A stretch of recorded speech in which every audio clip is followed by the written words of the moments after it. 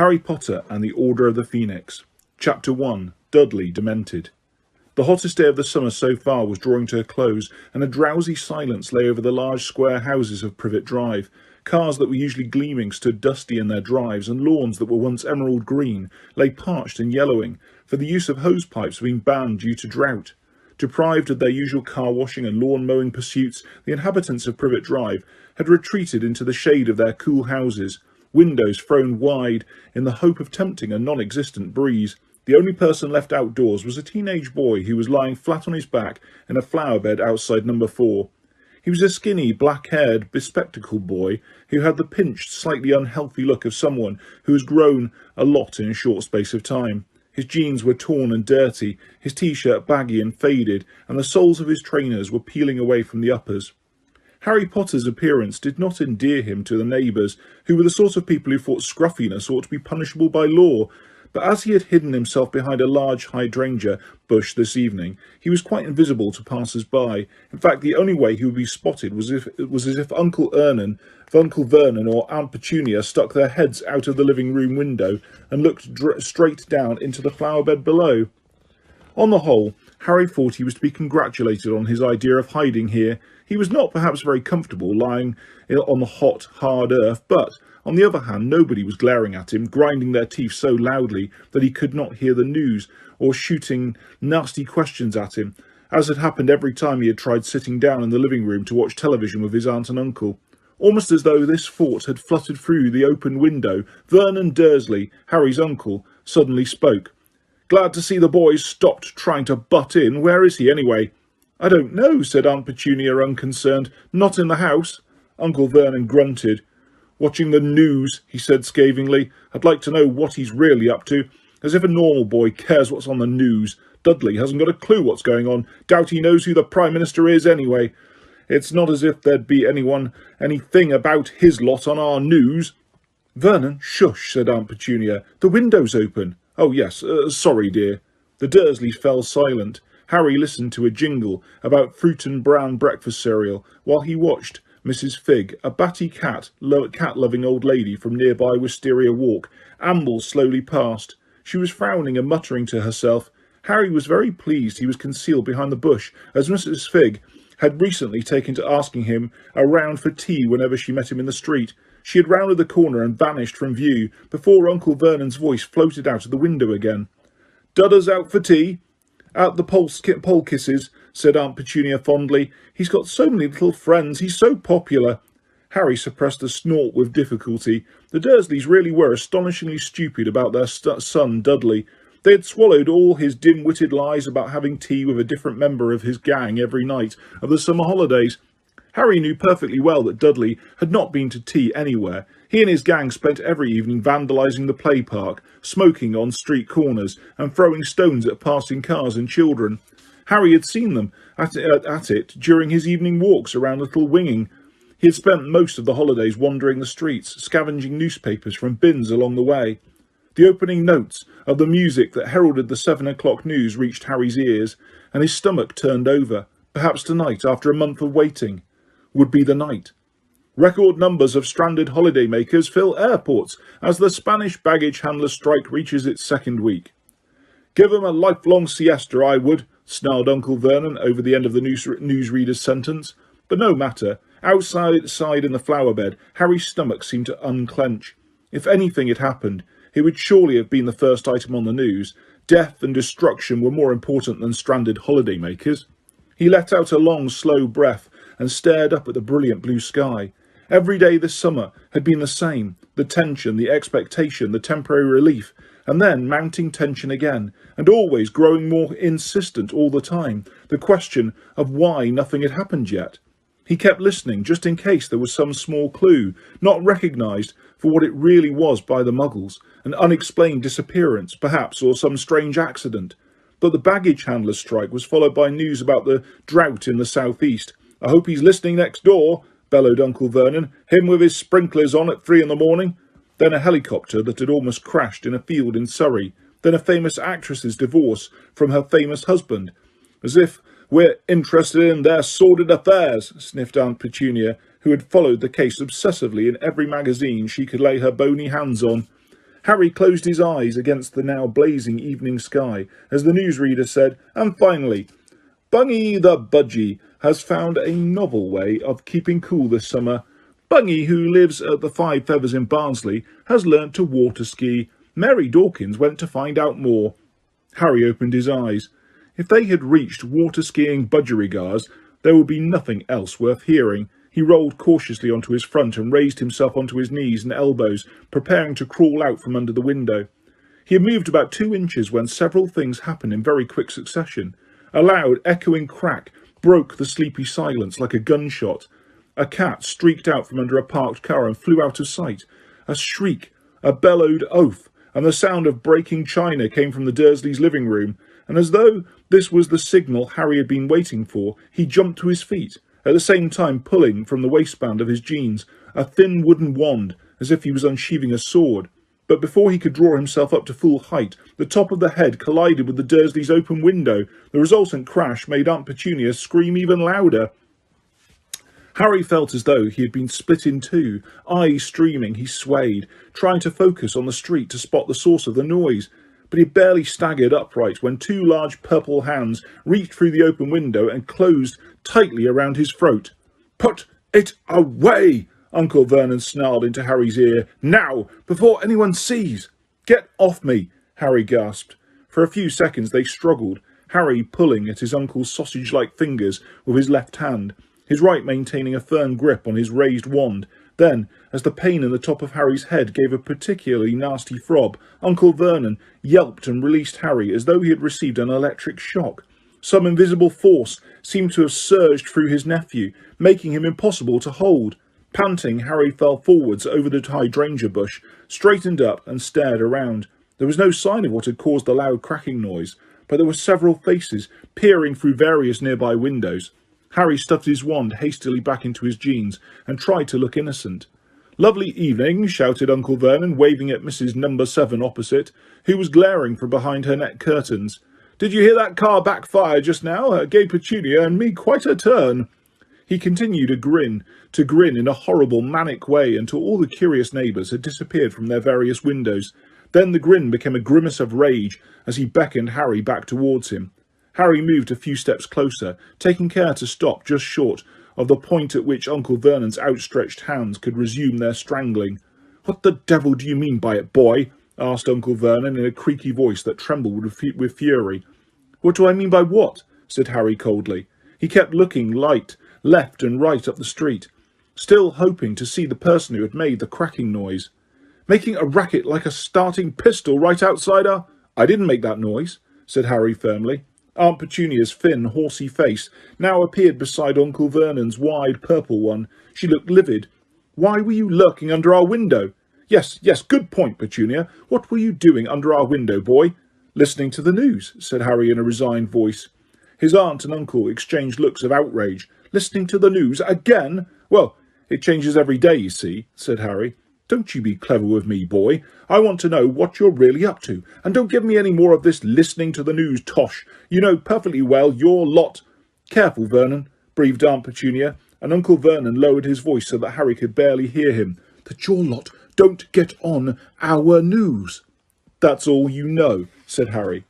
The Dursleys goggled at him for a few seconds. Then Aunt Petunia said, "You're a nasty little liar. What are all those—" She too lowered her voice so that Harry had to lip-read the next word. "Owls doing if they're not bringing you news?" "Aha," said Uncle Vernon in a triumphant whisper. "Get out of that one, boy, as if we didn't know you get all your news from those pestilential birds." Harry hesitated for a moment. It cost him something to tell the truth this time, even though his aunt and uncle could not possibly know how bad he felt at admitting it. "The owls aren't bringing me news," he said tonelessly. "I don't believe it," said Aunt Petunia at once.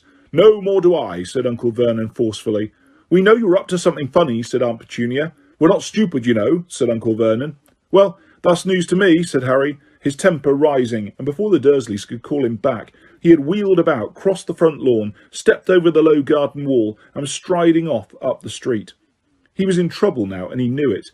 He would have to face his aunt and uncle later and pay the price for his rudeness, but he did not care very much, just at the moment. He had much more pressing matters on his mind. Harry was sure the cracking noise had been made by someone apparating or disapparating. It was exactly the sound Dobby the house elf made when he vanished into thin air. Was it possible that Dobby was here in Privet Drive? Could Dobby be following him right at this very moment? As this thought occurred, he wheeled around and stared back down Privet Drive.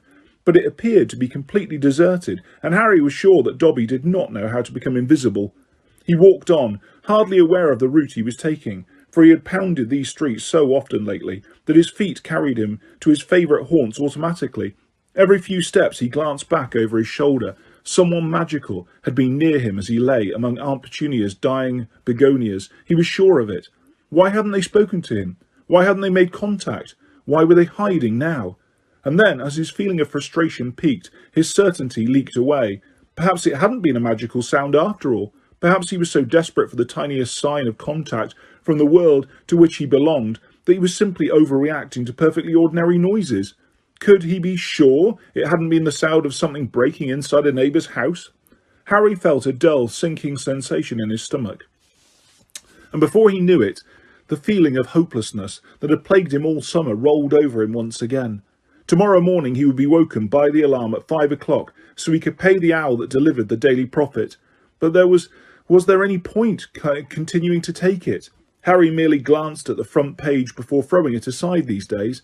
When the idiots who ran the paper finally realised that Voldemort was back, it would be headline news, and that was the only kind Harry cared about. If he was lucky, there would also be owls carrying letters from his best friends Ron and Hermione, though any expectation he'd had that their letters would bring him news had long since been dashed. We can't say much about you-know-what, obviously. We've been told not to say anything important in case our letters go astray. We're quite busy, but I can't give you details here. There's a fair amount going on. We'll tell you everything when we see you.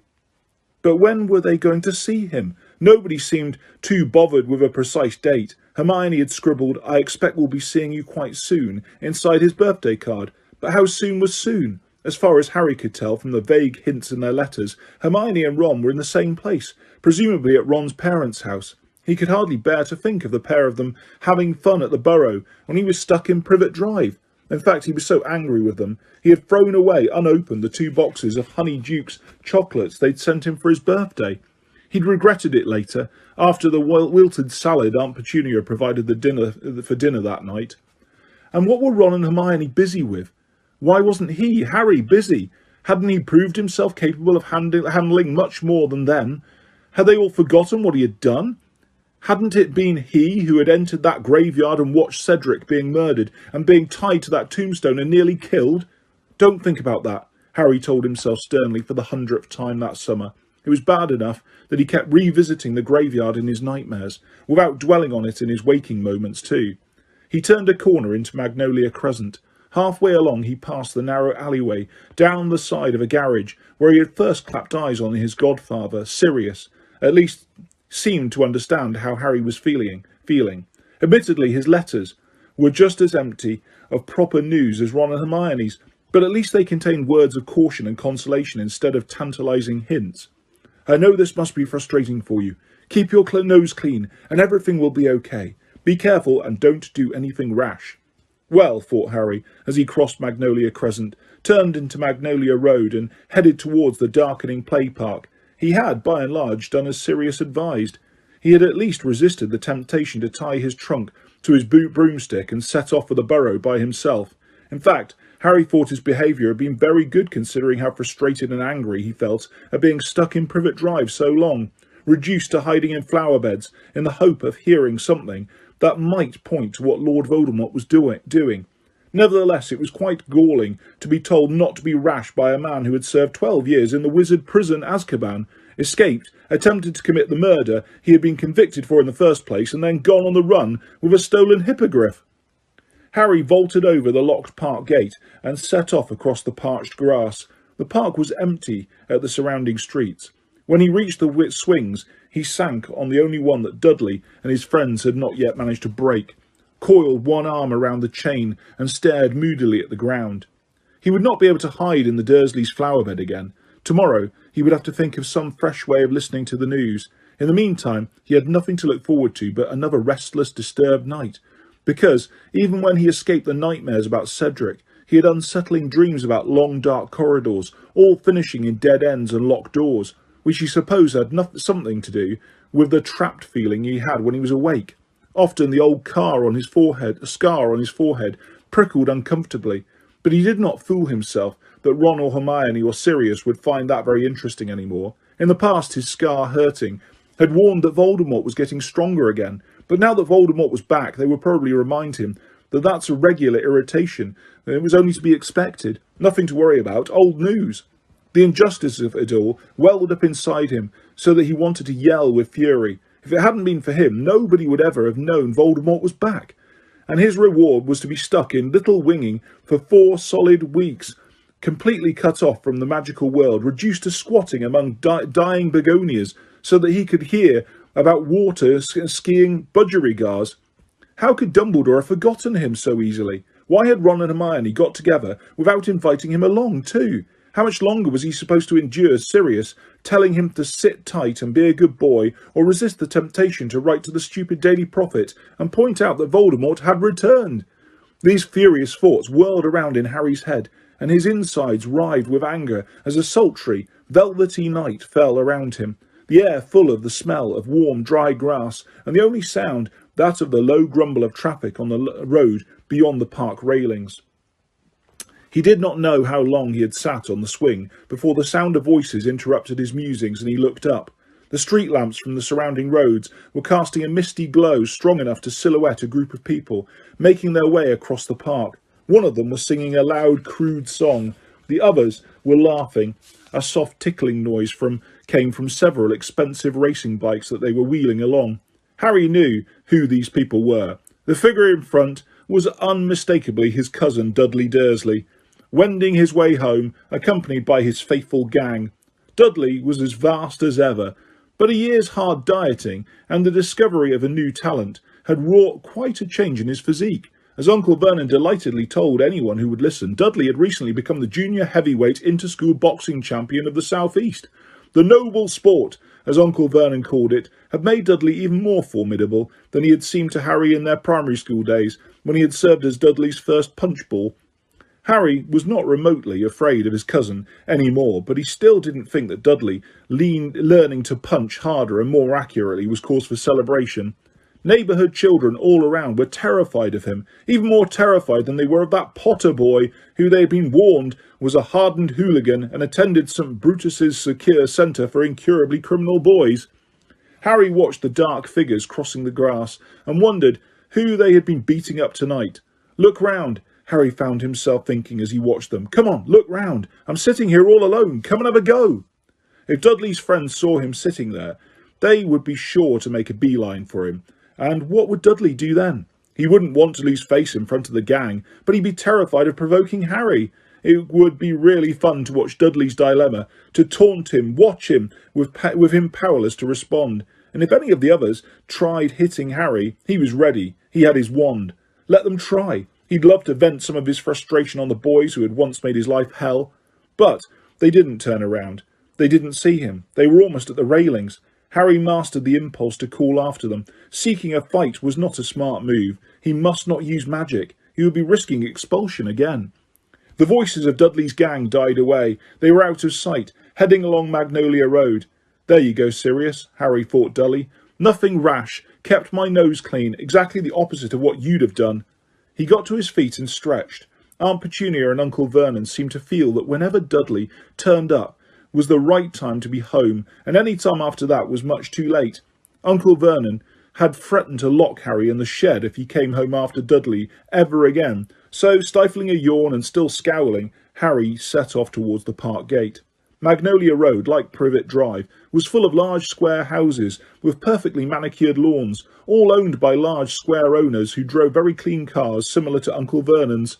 Harry preferred Little Winging by night, when the curtained windows made patches of jewel-bright colour in the darkness, and he ran no danger of hearing disapproving mutters about his delinquent appearance when he passed the householders.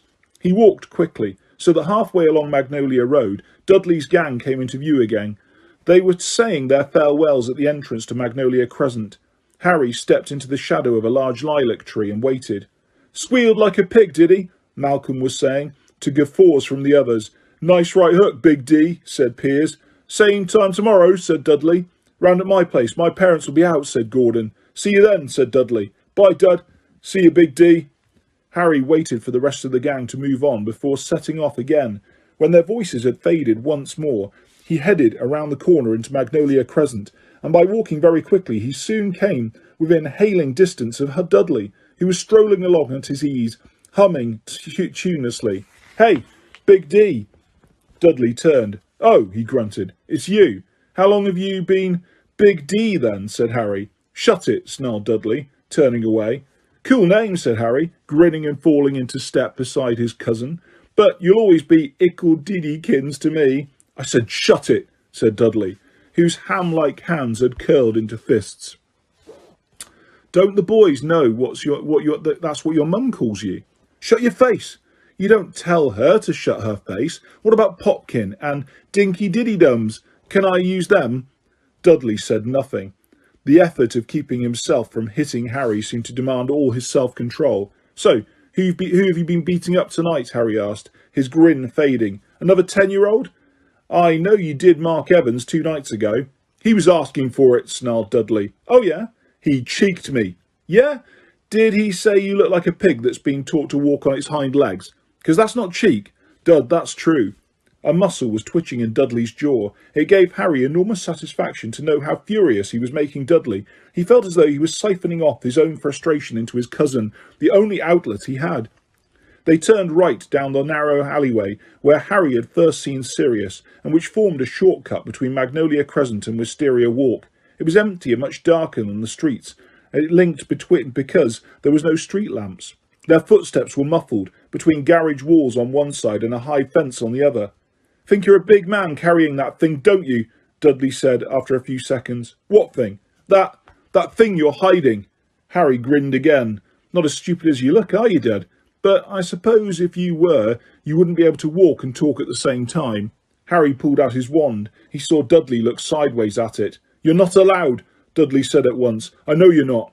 You get expelled from that freak school you go to. How do you know they haven't changed the rules, Big D? They haven't, said Dudley, though he didn't sound completely convinced. Harry laughed softly.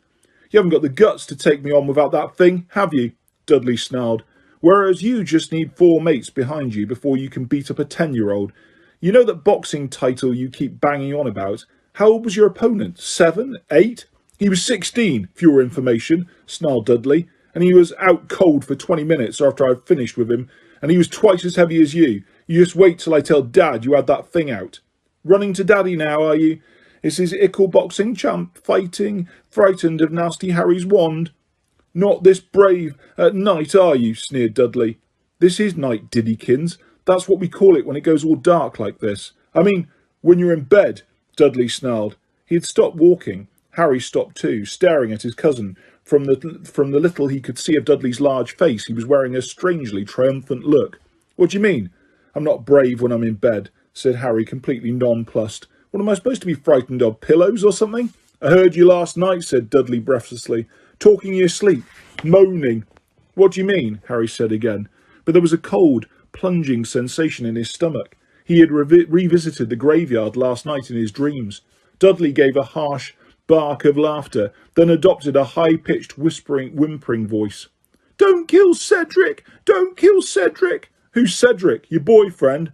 You're lying, said Harry automatically, but his mouth had gone dry. He knew Dudley wasn't lying. How else could he know about Cedric? Dad, help me, Dad! He's going to kill me, Dad! Boo-hoo! Shut up, said Harry quietly. Shut up. Dudley, I'm warning you. Come and help me, Dad. Mum, come and help me. He's killed Cedric. Dad, help me. He's going to... Don't you point that thing at me. Dudley backed into the alleyway. Harry was pointing the wand directly at Dudley's heart. Harry could feel 14 years' hatred of Dudley pounding in his veins. What wouldn't he give to strike now, to jinx Dudley so thoroughly he'd have to crawl home like an insect, struck dumb, sprouting feelers. Don't ever talk about that again, Harry snarled. Do you understand me? Point that thing somewhere else. I said, do you understand me? Point it somewhere else. Do you understand me? Get that thing away from... Dudley gave an odd, shuddering gasp, as though he'd been doused in icy water. Something had happened to the night. The star-strewn indigo sky was suddenly pitch black and lightless. The stars, the moon, the misty street lamps at either end of the alley had vanished. The distant rumble of cars and the whisper of trees had gone. The balmy evening was suddenly piercingly, bitingly cold. They were surrounded by total, impenetrable, silent darkness, as though some giant hand had dropped a thick, icy mantle over the entire alleyway, blinding them. For a split second, Harry thought he had done magic without meaning to, despite the fact that he'd been resisting as hard as he could. Then his reason caught up with his senses. He didn't have the power to turn off the stars. He turned his head this way and that, trying to see something, but the darkness pressed on his eyes like a weightless veil. Dudley's terrified voice broke in Harry's ear. What are you doing? Stop it! I'm not doing anything. Shut up and don't move. I can't see it. I've gone blind. I said, shut up. Harry stood stock still, turning his sightless eyes left and right. The cold was so intense, he was shivering all over. Goosebumps had erupted up his arms, and the hairs on the back of his neck were standing up. He opened his eyes to their fullest extent, staring blankly around, unseeing. It was impossible. They couldn't be here. Not in Little Wing. He strained his ears. He could hear them before he saw them. I'll tell Dad, Dudley whimpered. Where are you? What do you do? Will you shut up? Harry hissed. I'm trying to listen. But he fell silent. He had heard just the thing he had been dreading. There was something in the alleyway, apart from themselves, something that was drawing long, hoarse, rattling breaths. Harry felt a horrible jolt of dread as he stood trembling in the freezing air. Cut it out! Stop doing it! I'll hit you! I swear I will! Dudley, shut! Wham! A fist made contact with the side of Harry's head, lifting him off his feet. Small white lights popped in front of his eyes. For the second time in an hour, Harry felt as though his head had been cleaved in two. Next moment, he had landed hard on the ground and his wand had flown out of his hand. You moron, Dudley! Harry yelled, his eyes watering with pain as he scrambled to his hands and knees, feeling around frantically in the blackness. He heard Dudley blundering away, hitting the alley fence, stumbling. Dudley, come back! You're running right at it! There was a horrible squealing yell, and Dudley's footsteps stopped. At the same moment, Harry felt a creeping chill behind him that could mean only one thing. There was more than one. Dudley, keep your mouth shut! Whatever you do, keep your mouth shut! Wand! Harry muttered frantically, his hands flying over the ground like spiders. Where's Wand? Come on, Loomis! He said the spell automatically, despite desperate for light to help him in his search. And to his disbelieving relief, light flared inches from his right hand. The wand tip had ignited. Harry snatched it up, scrambling to his feet, and turned around. His stomach turned over. A towering, hooded figure was gliding smoothly towards him, hovering over the ground, no feet or face visible beneath its robes, sucking on the night as it came. Stumbling backwards, Harry raised his wand. Expecto Patronum! A silvery wisp of vapour shot from the tip of the wand and the Dementor slowed, but the spell hadn't worked properly. Tripping over his own feet, Harry retreated further as the Dementor bore down upon him, panic fogging his brain. Concentrate! A pair of grey, slimy, scabbed hands slid from inside the Dementor's robes, reached for him. A rushing noise filled Harry's ears. Expecto Patronum! His voice sounded dim and distant. Another wisp of silver smoke, feebler than the last, drifted from the wand. He couldn't do it any more. He couldn't work the spell. There was laughter inside his own head, shrill, high-pitched laughter. He could smell the Dementor's putrid, death-cold breath filling his own lungs, drowning him. Think, something happy. But there was no happiness in him. The Dementor's icy fingers were closing on his throat. The high-pitched laughter was growing, louder and louder, and a voice spoke into his head. Bow to death, Harry. It might even be painless. I would not know. I have never died. He was never going to see Ron and Hermione again, and their faces burst clearly into his mind as he fought for breath. Expecto Patronum! An enormous silver stag erupted from the tip of Harry's wand. Its antlers caught the Dementor in the place where the heart should have been. It was thrown backwards, weightless as darkness, and as the stag charged, the Dementor swooped away, bat-like and defeated. This way! Harry shouted at the stag. Wheeling around, he sprinted down the alleyway, holding the lit wand aloft. Dudley! Dudley!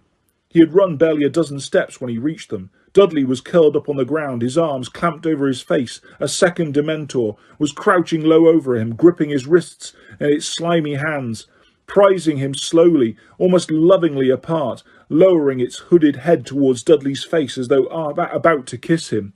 "Get it!" Harry bellowed, and with a rushing, roaring sound, the silver stag he had conjured came galloping past him. The Dementor's eyeless face was barely an inch from Dudley's when the silver antlers caught it. The thing was thrown up in the air, and, like its fellow, it soared away and was absorbed into the darkness. The stag cantered to the end of the alleyway and dissolved into silver mist. Moon, stars, and street lamps burst back into life. A warm breeze swept the alleyway. Trees rustled in neighbouring gardens, and the mundane rumble of cars in Magnolia Crescent filled the air again. Harry stood quite still, all his senses vibrating, taking in the abrupt return to normality. After a moment, he became aware that his t-shirt was sticking to him. It was drenched in sweat. He could not believe what had just happened. Dementors here in Little Winging.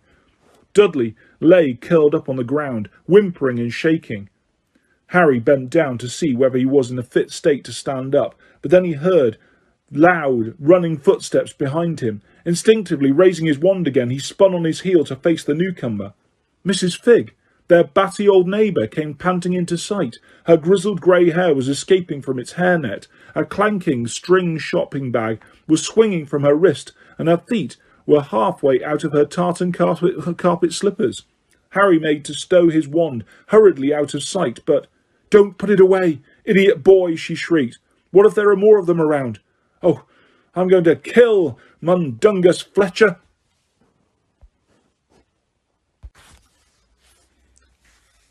Chapter 2. A Peck of Owls. "What?" said Harry blankly. "He left," said Mrs. Figg, wringing her hands. "Left to see someone about a batch of cauldrons that fell off the back of a broom. I told him I'd flay him alive if he went. And now look, Dementors. It's just lucky I put Mr. Tibbles on the case. But we haven't got time to stand around. Hurry now. We've got to get you back. Oh, the trouble this is going to cause. I will kill him." But the revelation that his batty old cat-obsessed neighbour knew what Dementors were was almost as big a shock to Harry as meeting two of them down the alleyway. You're a witch." "I'm a squib, as Mundungus knows full well, so how on earth was I supposed to help you fight off Dementors? He left you completely without cover when I'd warned him. This Mundungus has been following me. Hang on, it was him. He disapparated from the front of my house." Yes, but luckily I'd stationed Mr. Tibbles under a car, just in case, and Mr. Tibbles came and warned me. But by the time I got to your house you'd gone, and now, oh, what's Dumbledore going to say?" "You!" she shrieked at Dudley, still supine on the alley floor. "Get your fat bottom off the ground, quick!" "You know Dumbledore," said Harry, staring at her. "Of course I know Dumbledore. Who doesn't know Dumbledore? But come on, I'll be no help if they come back. I've never so much as transfigured a tea bag." She stooped down, seized one of Dudley's massive arms in her wizened hands, and tugged. "Get up, you useless lump, get up!" But Dudley either could not or would not move. He remained on the ground, trembling and ashen-faced, his mouth shut very tight. "I'll do it." Harry took hold of Dudley's arm and heaved. With an enormous effort, he managed to hoist him to his feet. Dudley seemed to be on the point of fainting. His small eyes were rolling in their sockets, and sweat was beading his face. The moment Harry let go of him, he swayed dangerously. "Hurry up," said Mrs. Figg hysterically. Harry pulled one of Dudley's massive arms around his own shoulders and dragged him towards the road, sagging slightly under the weight. Mrs. Figg tottered along in front of them, peering anxiously around the corner. "Keep your wand out," she told Harry as they entered Wisteria Walk. "Never mind the statute of secrecy now. There's going to be the hell to pay anyway. We might as well be hanged for a dragon as an egg. Talk about the reasonable restriction of underage sorcery. This was exactly what Dumbledore was afraid of. What's that at the end of the street? Oh, it's just Mr. Prentice. Don't put your wand away, boy. Don't I keep telling you I'm no use?" It was not easy to hold a wand steady and haul Dudley along at the same time. Harry gave his cousin an impatient dig in the ribs, but Dudley seemed to have lost all desire for independent movement. He was slumped on Harry's shoulder, his large feet dragging along the ground. "Why didn't you tell me you're a squib, Mrs. Figg?" asked Harry, panting with the effort to keep walking. "All those times I came around to your house, why didn't you say something?" "Dumbledore's orders. I was to keep an eye on you, but not say anything. You were too young. I'm sorry I gave you such a miserable time, Harry, but the Dursleys would never have let you come if they thought you had enjoyed it. It wasn't easy, you know, but oh my word, she said tragically, wringing her hands once more, when Dumbledore hears about this, how could Mundungus have left? He was supposed to be on duty until midnight. Where is he? How am I going to tell Dumbledore what's happened? I can't apparate. I've got an owl, you can borrow her, Harry groaned, wondering whether his spine was going to snap under Dudley's weight. Harry, you don't understand. Dumbledore will need to act as quickly as possible. The Ministry have their own ways of detecting underage magic. They'll know already. You mark my words. But I was getting rid of Dementors. I had to use magic. They're going to be more worried about what Dementors were doing floating around Wisteria Walk, surely. Oh, my dear, I wish it was so, but I'm afraid. Mundungus Fletcher, I'm going to kill you. There was a loud crack, and a strong smell of drink mingled with stale tobacco filled the air as a squat, unshaven man in a tattered overcoat materialised right in front of them. He had short bandy legs, long straggly ginger hair, and bloodshot baggy eyes that gave him the doleful look of a basset hound. He was also clutching a silvery bundle that Harry recognised at once as an invisibility cloak. "Sup, Figgy?" he said, staring from Mrs. Figg to Harry and Dudley. "What happened to staying under cover?" "I'll give you under cover," cried Mrs. Figg. "Dementors, you useless, skiving sneak thief!" "Dementors?" repeated Mundungus, aghast. "Dementors here?" "Yes, here, you worthless pile of bat-droppings, here!" shrieked Mrs. Figg. "Dementors attacking the boy on your watch." "Blimey," said Mundungus weakly, looking from Mrs. Figg to Harry, and back again. "Blimey, I... And you off buying stolen cauldrons. Didn't I tell you not to go, didn't I?" Mundungus looked deeply uncomfortable. It was a very good business opportunity, see?" Mrs. Figg raised the arm from which her string bag dangled and whacked Mundungus around the face and neck with it. Judging by the clanking noise it made, it was full of cat food. "Ouch, get off, you mad old bat! Someone's got to tell Dumbledore." "Yes, they have," yelled Mrs. Figg, swinging the bag of cat food at every bit of Mundungus she could reach. "And it had better be you, and you can tell him why you weren't there to help." "Keep your hairnet on," said Mundungus, his arms over his head, cowering. I'm going. And with another loud crack, he vanished. "I hope Dumbledore murders him," said Mrs. Figg furiously. "Now come on, Harry. What are you waiting for?" Harry decided not to waste his remaining breath on pointing out that he could barely walk under Dudley's bulk. He gave the semi-conscious Dudley a heave and staggered onwards. "I'll take you to the door," said Mrs. Figg, as they turned into Privet Drive, "just in case there are more of them around. Oh, my word, what a catastrophe! And you had to fight them off yourself. And Dumbledore said we were to keep you from doing magic at all costs. Well, it's no good crying over spilt potion, I suppose. But the cat's among the pixies now." "So," Harry panted, "Dumbledore's been having me followed?" "Of course he has," said Mrs. Figg impatiently. "Did you expect him to let you wander around on your own after what happened in June? Good Lord, boy, they told me you were intelligent." "Right, get inside and stay there," she said as they reached number 4. "I expect someone will be in touch with you soon enough." "What are you going to do?" asked Harry quickly. "I'm going straight home," said Mrs. Figg, staring around the dark street and shuddering. "I'll need to wait for more instructions. Just stay in the house. Good night." "Hang on, don't go yet. I want to know." But Mrs. Figg had already set off at a trot, carpet slippers flopping, string bag clanking. "Wait!" Harry shouted after her. He had a million questions to ask anyone who was in contact with Dumbledore, but within seconds Mrs. Figg was swallowed by the darkness, scowling. Harry readjusted Dudley on his shoulder and made his slow, painful way up number 4's garden path. The hall light was on. Harry stuck his wand back inside the waistband of his jeans, rang the bell, and watched Aunt Petunia's outline grow larger and larger, oddly distorted by the rippling glass in the front door. "Diddy! About time too. I was getting quite... Diddy, what's the matter?" Harry looked sideways at Dudley and ducked out from under his arm just in time. Dudley swayed on the spot for a moment, his face pale green. Then he opened his mouth and vomited all over the doormat. Diddy, what's the matter with you? Vernon! Harry's uncle came galumphing out of the living room, walrus moustache blowing hither and thither as it always did when he was agitated. He hurried forwards and helped Aunt Petunia negotiate a weak-kneed Dudley over the threshold while avoiding stepping in a pool of sick. "He's ill, Vernon." "What is it, son? What's happened? Did Mrs. Polkiss give you something foreign for tea?" "Why are you all covered in dirt, darling? Have you been lying on the ground?" "Hang on. You haven't been mugged, have you, son?" Aunt Petunia screamed. "Phone the police, Vernon. Phone the police. Diddy, darling, speak to Mummy. What did they do to you?" In all the kerfuffle, nobody seemed to have noticed Harry, which suited him perfectly. He managed to slip inside just before Uncle Vernon slammed the door, and while the Dursleys made their noisy progress down the hall towards the kitchen, Harry moved carefully and quietly towards the stairs. "Who did it, son? Give us names. We'll get them, don't worry." "Shh! He's trying to say something, Vernon. What is it, Diddy? Tell Mummy."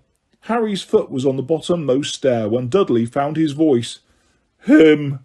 Harry froze, foot on the stair, face screwed up, braced for the explosion. "Boy! Come here!" With a feeling of mingled dread and anger, Harry removed his foot slowly from the stair and turned to follow the Dursleys. The scrupulously clean kitchen had an oddly unreal glitter after the darkness outside. Aunt Petunia was ushering Dudley into a chair and was still very green and clammy looking. Uncle Vernon was standing in front of the draining board, glaring at Harry through tiny, narrowed eyes. "What have you done to my son?" he said in a menacing growl. "Nothing," said Harry, knowing perfectly well that Uncle Vernon wouldn't believe him. "What did he do to you, Diddy?" Aunt Petunia said in a quavering voice, now sponging sick from the front of Dudley's leather jacket. Was it you know what, darling? Did he use his thing?" Slowly, tremulously, Dudley nodded. "I didn't," Harry said sharply, as Aunt Petunia let out a wail and Uncle Vernon raised his fists. "I didn't do anything to him. It wasn't me. It was—" But at that precise moment a screech owl swooped in through the kitchen window, narrowly missing the top of Uncle Vernon's head. It soared across the kitchen, dropped the large parchment envelope it was carrying in its beak at Harry's feet, turned gracefully, the tips of its wings just brushing the top of the fridge, and then zoomed outside again and off across the garden. "Owls!" bellowed Uncle Vernon, the well-worn vein in his temple pulsing angrily as he slammed the kitchen window shut. "Owls again! I will not have any more owls in my house!" But Harry was already ripping open the envelope and pulling out the letter inside, his heart pounding somewhere in the region of his Adam's apple. "Dear Mr. Potter, we have received intelligence that you performed the Patronus charm at 23 minutes past 9 this evening in a Muggle-inhabited area and in the presence of a Muggle. The severity of this breach of the decree for the reasonable restriction of underage sorcery has resulted in your expulsion from Hogwarts School of Witchcraft and Wizardry. Ministry representatives will be calling at your place of residence shortly to destroy your wand. As you have already received an official warning for a previous offence under Section 13 of the International Confederation of Warlocks Statute of Secrecy, we regret to inform you that your presence is required at a disciplinary hearing at the Ministry of Magic at 9 a.m. on the 12th of August.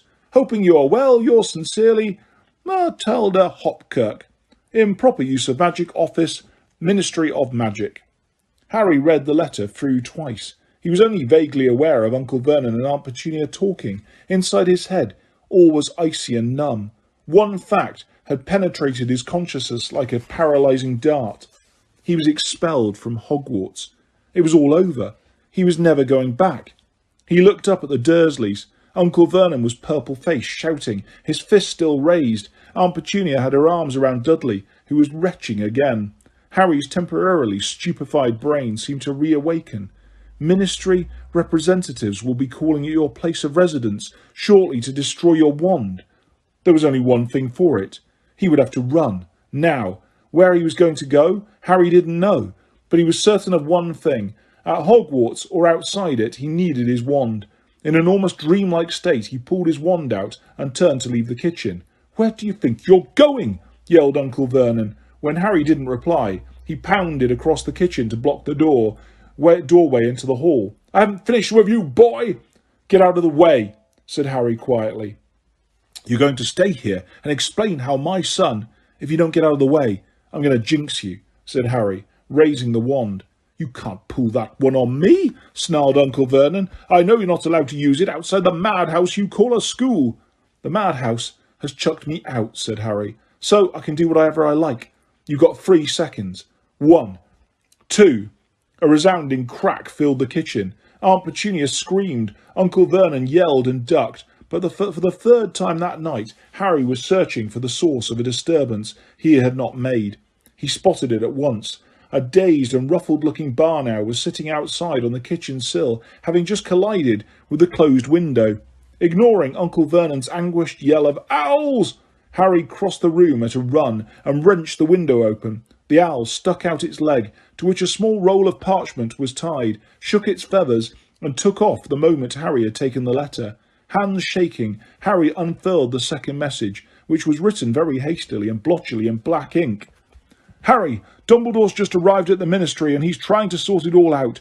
Do not leave your aunt and uncle's house. Do not do any more magic. Do not surrender your wand.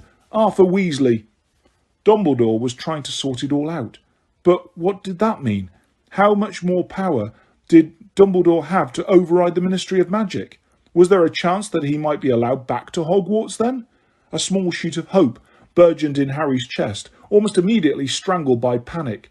How was he supposed to refuse to surrender his wand without doing magic?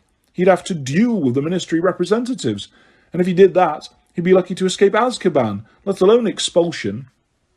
His mind was racing. He could run for it and risk being captured by the Ministry, or stay put and wait for them to find him here. He was much more tempted by the former course, but he knew Mr. Weasley and his best interests at heart, and after all, Dumbledore had sorted out much worse than this before. "Right," Harry said. "I've changed my mind. I'm staying." He flung himself down at the kitchen table and faced Dudley and Aunt Petunia. The Dursleys appeared, taken aback at his abrupt change of mind. Aunt Petunia glanced despairingly at Uncle Vernon. The vein in his purple temple was throbbing worse than ever. "Who are all these ruddy owls from?" he growled. "The first one was from the Ministry of Magic, expelling me," said Harry calmly. He was straining his ears to catch any noises outside, in case the Ministry representatives were approaching, and it was easier and quieter to answer Uncle Vernon's questions than to have him start raging and bellowing.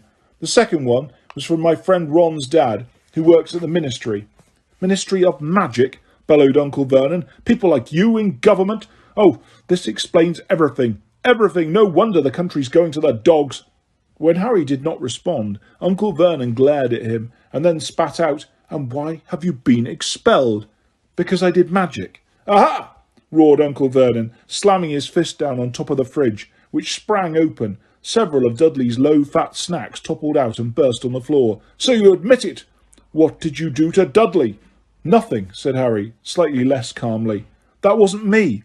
"Was," muttered Dudley unexpectedly, and Uncle Vernon and Aunt Petunia instantly made flapping gestures at Harry to quieten him while both bent low over Dudley.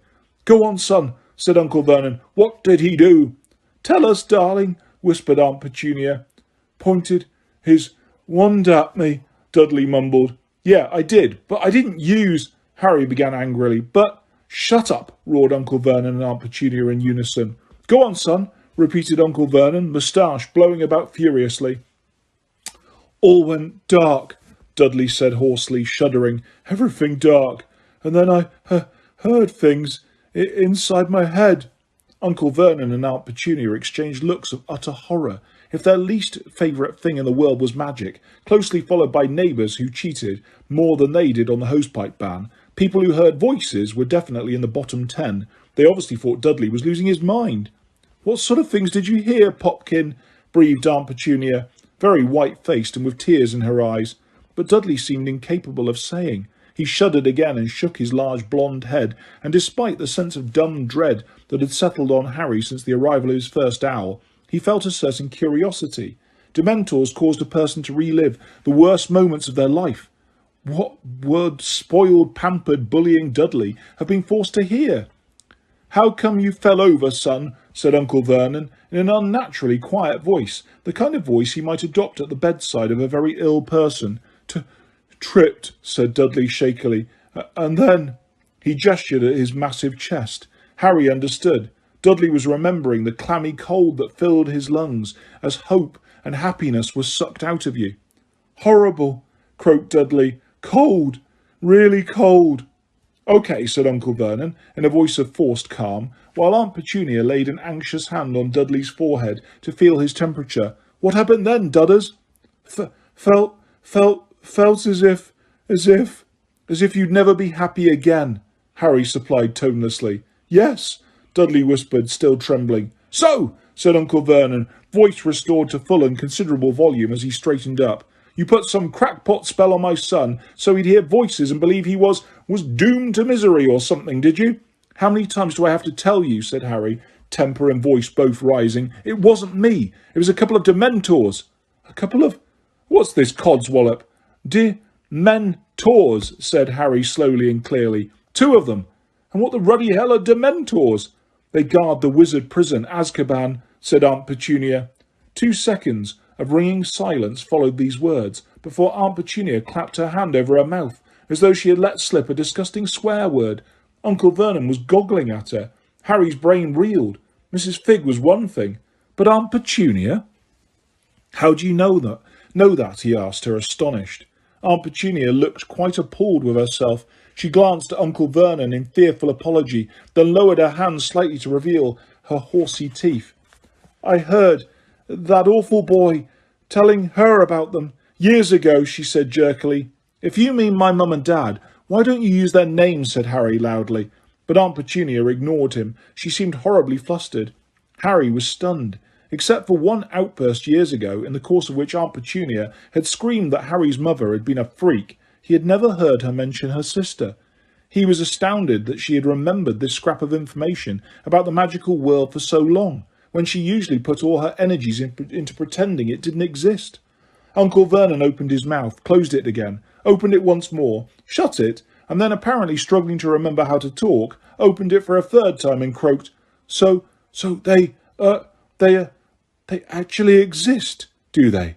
Dementi whatsits?" Aunt Petunia nodded. Uncle Vernon looked from Aunt Petunia to Dudley to Harry, as if hoping somebody was going to shout, "April Fool!" When nobody did, he opened his mouth yet again, but was spared the struggle to find more words by the arrival of the third owl of the evening. It zoomed through the still open window like a feathery cannonball and landed with a clatter on the kitchen table, causing all three of the Dursleys to jump with fright. Harry tore a second, official-looking envelope from the owl's beak and ripped it open as the owl swooped back out into the night. "Enough effing owls!" muttered Uncle Vernon distractedly, stopping over to the window and slamming it shut again. "Dear Mr. Potter, further to our letter of approximately 22 minutes ago, the Ministry of Magic has revised its decision to destroy your wand forthwith. You may retain your wand until your disciplinary hearing on the 12th of August, at which time an official decision will be taken. Following discussions with the headmaster of Hogwarts School of Witchcraft and Wizardry, the Ministry has agreed that the question of your expulsion will also be decided at that time. You should therefore consider yourself suspended from school pending further inquiries. With best wishes, yours sincerely, Mafalda Hopkirk. Improper use of Magic Office, Ministry of Magic." Harry read this letter through 3 times in quick succession. The miserable knot in his chest loosened slightly, with the relief of knowing he was not yet definitely expelled, though his fears were by no means banished. Everything seemed to hang on his hearing on the 12th of August. "Well," said Uncle Vernon, recalling Harry to his surroundings. "What now? Have they sentenced you to anything? Do you lot have the death penalty?" he added as a hopeful afterthought. "I've got to go to a hearing," said Harry. "And they'll sentence you there?" "I suppose so." "I won't give up hope then," said Uncle Vernon nastily. "Well, if that's all," said Harry, getting to his feet. He was desperate to be alone, to think, perhaps to send a letter to Ron, Hermione or Sirius. "No, it ruddy well is not all," bellowed Uncle Vernon. "Sit back down." "What now?" said Harry impatiently. "Dudley," roared Uncle Vernon, "I want to know exactly what happened to my son." "Fine," yelled Harry, and in his temper red and gold sparks shot out at the end of his wand, still clutched in his hand. All 3 Dursleys flinched, looking terrified. "Dudley and I were in the alleyway between Magnolia Crescent and Wisteria Walk," said Harry, speaking fast, fighting to control his temper. "Dudley thought he'd be smart with me. I pulled out my wand, but didn't use it. Then 2 Dementors turned up." "But what are Dementoids?" asked Uncle Vernon furiously. "What do they do?" "I told you. They suck all the happiness out of you, said Harry. And, if they get the chance, they kiss you. Kiss you, said Uncle Vernon, his eyes popping slightly. Kiss you? It's what they call it when they suck the soul out of your mouth. Aunt Petunia uttered a soft scream. His soul! They didn't take... He still got his... She seized Dudley by the shoulders and shook him, as though testing to see whether she could hear his soul rattling around inside him. Of course they didn't get his soul. You'd know if they had, said Harry, exasperated. Fought 'em off, did you, son? Said Uncle Vernon loudly, with the appearance of a man struggling to bring the conversation back onto a plans he understood. Gave them the old 1-2, did you? You can't give a Dementor the old 1-2, said Harry through clenched teeth. Well, why is he all right then? Blustered Uncle Vernon. Why isn't he all empty then? Because I used the Patronus. Whoosh! With a clattering, the whirring of things and wings and a soft fall of dust, a forefowl came shooting out of the kitchen fireplace. For God's sake, roared Uncle Vernon, pulling great clumps of hair out of his moustache, something he hadn't been driven to do in a long time. I will not have owls here. I will not tolerate this, I tell you. But Harry was already pulling a roll of parchment from the owl's leg. He was so convinced that this letter had to be from Dumbledore, explaining everything, the Dementors, Mrs. Figg, what the Ministry was up to, how he, Dumbledore, intended to sort everything out, that for the first time in his life he was disappointed to see Sirius's handwriting. Ignoring Uncle Vernon's ongoing rant about owls, and narrowing his eyes against a second cloud of dust as the most recent owl took off back up the chimney, Harry read Sirius's message. Arthur has just told us what's happened. Don't leave the house again, whatever you do. Harry found this such an inadequate response to everything that had happened tonight that he turned the piece of parchment over, looking for the rest of the letter, but there was nothing else. And now his temper was rising again. Wasn't anybody going to say well done for fighting off 2 Dementors single-handedly? Both Mr. Weasley and Sirius were acting as though he'd misbehaved, and were saving their tellings off until they could ascertain how much damage had been done. A pack of owls shooting in and out of my house. I won't have it, boy, I won't. I can't stop the owls coming, Harry snapped, crushing Sirius's letter in his fist. I want the truth about what happened tonight, barked Uncle Vernon. If it was Demanders or Demenders or who hurt Dudley, how come you've been expelled? You know what? You've admitted it. Harry took a deep, steadying breath. His head was beginning to ache again. He wanted more than anything to get out of the kitchen and away from the Dursleys. I did the Patronus charm to get rid of the Dementors, he said, forcing himself to remain calm. It's the only thing that works against them. But what were Dementoids doing in Little Winging? Said Uncle Vernon, in an outraged tone. Couldn't tell you, said Harry wearily. No idea. His head was pounding in the glare of the strip lighting now. His anger was ebbing away. He felt drained, exhausted. The Dursleys were all staring at him. It's you, said Uncle Vernon forcefully. It's got something to do with you, boy. I know it. Why else would they turn up here? Why else would they be down that alleyway? You've got to be the only... Evidently, he couldn't bring himself to say the word wizard. The only you-know-what for miles. I don't know why you were here. But at Uncle Vernon's words, Harry's exhausted brain had ground back into action. Why had the Dementors come into Little Winging? How could it be coincidence that they had arrived in the alleyway where Harry was? Had they been sent? Had the Ministry of Magic lost control of the Dementors? Had they deserted Azkaban and joined Voldemort, as Dumbledore had predicted they would? These Demembers guard some weirdo prison? Asked Uncle Vernon, lumbering along in the wake of Harry's train of thought. Yes, said Harry. If only his head would stop hurting. If only he could just leave the kitchen and get to his dark bedroom and think. Oh, they were coming to arrest you, said Uncle Vernon, with the triumphant air of a man reaching an unassailable conclusion. That's it, isn't it, boy? You're on the run from the law. Of course I'm not, said Harry, shaking his head as though to scare off a fly, his mind racing now. Then why? He must have sent them, said Harry quietly, more to himself than to Uncle Vernon. What's that? Who must have sent them? Lord Voldemort, said Harry. He registered dimly how strange it was that the Dursleys, who flinched, winced and squawked if they heard words like wizard, magic or wand, could hear the name of the most evil wizard of all time without the slightest tremor. Lord, hang on, said Uncle Vernon, his face screwed up, a look of dawning comprehension coming into his piggy eyes. "I've heard that name. That was the one who—" "Murdered my parents, yes," Harry said. "But he's gone," said Uncle Vernon impatiently, without the slightest sign that the murder of Harry's parents might be a painful topic. "That giant bloke said so. He's gone." "He's back," said Harry heavily. It felt very strange to be standing here in Aunt Petunia's surgically clean kitchen, beside the top of the range fridge and the widescreen television, talking calmly of Lord Voldemort to Uncle Vernon. The arrival of the Dementors and Little Winging seemed to have breached the great invisible wall that divided the relentlessly non-magical world of Privet Drive and the world beyond. Harry's two lives had somehow become fused, and everything had been turned upside down. The Dursleys were asking for details about the magical world, and Mrs. Figg knew Albus Dumbledore. Dementors were soaring around Little Winging, and he might never return to Hogwarts. Harry's head throbbed more painfully. "Back," whispered Aunt Petunia.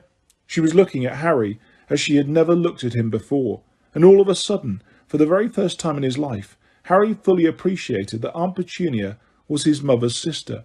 He could not have said why this hit him so very powerfully at this moment. All he knew was that he was not the only person in the room who had an inkling of what Lord Voldemort being back might mean. Aunt Petunia had never in her life looked at him like that before. Her large pale eyes, so unlike her sister's, were not narrowed in dislike or anger. They were wide and fearful, the furious pretence that Aunt Petunia had maintained all Harry's life, that there was no magic and no world other than the world she inhabited with Uncle Vernon, seemed to have fallen away. "Yes," Harry said, talking directly to Aunt Petunia now. "He came back a month ago. I saw him." Her hands found Dudley's massive leather-clad shoulders and clutched them. "Hang on," said Uncle Vernon, looking from his wife to Harry and back again, apparently dazed and confused by the unprecedented understanding that seemed to have sprung up between them. "Hang on, this Lord Volder thing's back, you say?" "Yes." "The one who murdered your parents?" "Yes. And now he's sending dismembers after you?" "Looks like it," said Harry. "I see," said Uncle Vernon, looking from his white-faced wife to Harry and hitching up his trousers. He seemed to be swelling, his great purple face stretching before Harry's eyes. "Well, that settles it," he said, his shirt front straining as he inflated himself. "You can get out of this house, boy." "What?" said Harry. "You heard me. Out!" Uncle Vernon bellowed, and even Aunt Petunia and Dudley jumped. "Out! Out! You've had it. Your history. You're not staying here. If some loony's after you, you're not endangering my wife and son. You're not bringing trouble down on us. If you're going the same way as your useless parents, I've had it. Out!" Harry stood rooted to the spot. The letters from the ministry, Mr. Weasley and Sirius, were all crushed in his left hand. "Don't leave the house again. Whatever you do, do not leave your aunt and uncle's house." "You heard me," said Uncle Vernon, bending forwards now, his massive purple face coming so close to Harry's, he actually felt flecks of spit hit his face. "Get going. You were all keen to leave half an hour ago. I'm right behind you. Get out and never darken our doorstep again. Why we ever kept you in the first place, I don't know. Marge was right. It should have been the orphanage. We were too damn soft for our own good. Thought we could squash it out of you. Thought we could turn you normal. But you've been rotten from the beginning, and I've had enough. Owls!" The fifth owl zoomed down the chimney so fast it actually hit the floor before zooming into the air again with a loud screech. Harry raised his hand to seize the letter, which was in a scarlet envelope, but it soared straight over his head, flying directly at Aunt Petunia, who let out a scream and ducked, her arms over her face. The owl dropped the red envelope on her head, turned, and flew straight back up the chimney. Harry darted forwards to pick up the letter, but Aunt Petunia beat him to it. "You can open it if you like," said Harry, "but I'll hear what it says anyway. That's a howler." "Let go of it, Petunia," roared Uncle Vernon. "Don't touch it. It could be dangerous." "It's addressed to me," said Aunt Petunia in a shaking voice. "It's addressed to me, Vernon. Look, Mrs. Petunia Dursley. The kitchen, number 4, Privet Drive." She caught her breath, horrified. The red envelope had begun to smoke. "Open it," Harry urged her. "Get it over with. It'll happen anyway." "No!" Aunt Petunia's hand was trembling. She looked wildly around the kitchen, as though looking for an escape route. But too late. The envelope burst into flames. Aunt Petunia screamed and dropped it. An awful voice filled the kitchen, echoing in the confined space, issuing from the burning letter on the table. "Remember my last, Petunia?" Aunt Petunia looked as though she might faint. She sank into the chair beside Dudley, her face in her hands, the remains of the envelope smouldering into ash in the silence. "What is this?" Uncle Vernon said hoarsely. "What? I don't... Petunia?" Aunt Petunia said nothing. Dudley was staring stupidly at his mother, his mouth hanging open. The silence spiralled horribly. Harry was watching his aunt, utterly bewildered, his head throbbing, fit to burst. "Petunia, dear," said Uncle Vernon timidly. "Petunia?" She raised her head. She was still trembling. She swallowed. The boy will have to stay, Vernon," she said weakly. What? "He stays," she said. She was not looking at Harry. She got to her feet again. But Petunia! "If we throw him out, the neighbours will talk," she said. She was rapidly regaining her usual brisk, snappish manner, though she was still very pale. "They'll all ask questions. They'll want to know where he's gone. When he's gone. We'll have to keep him."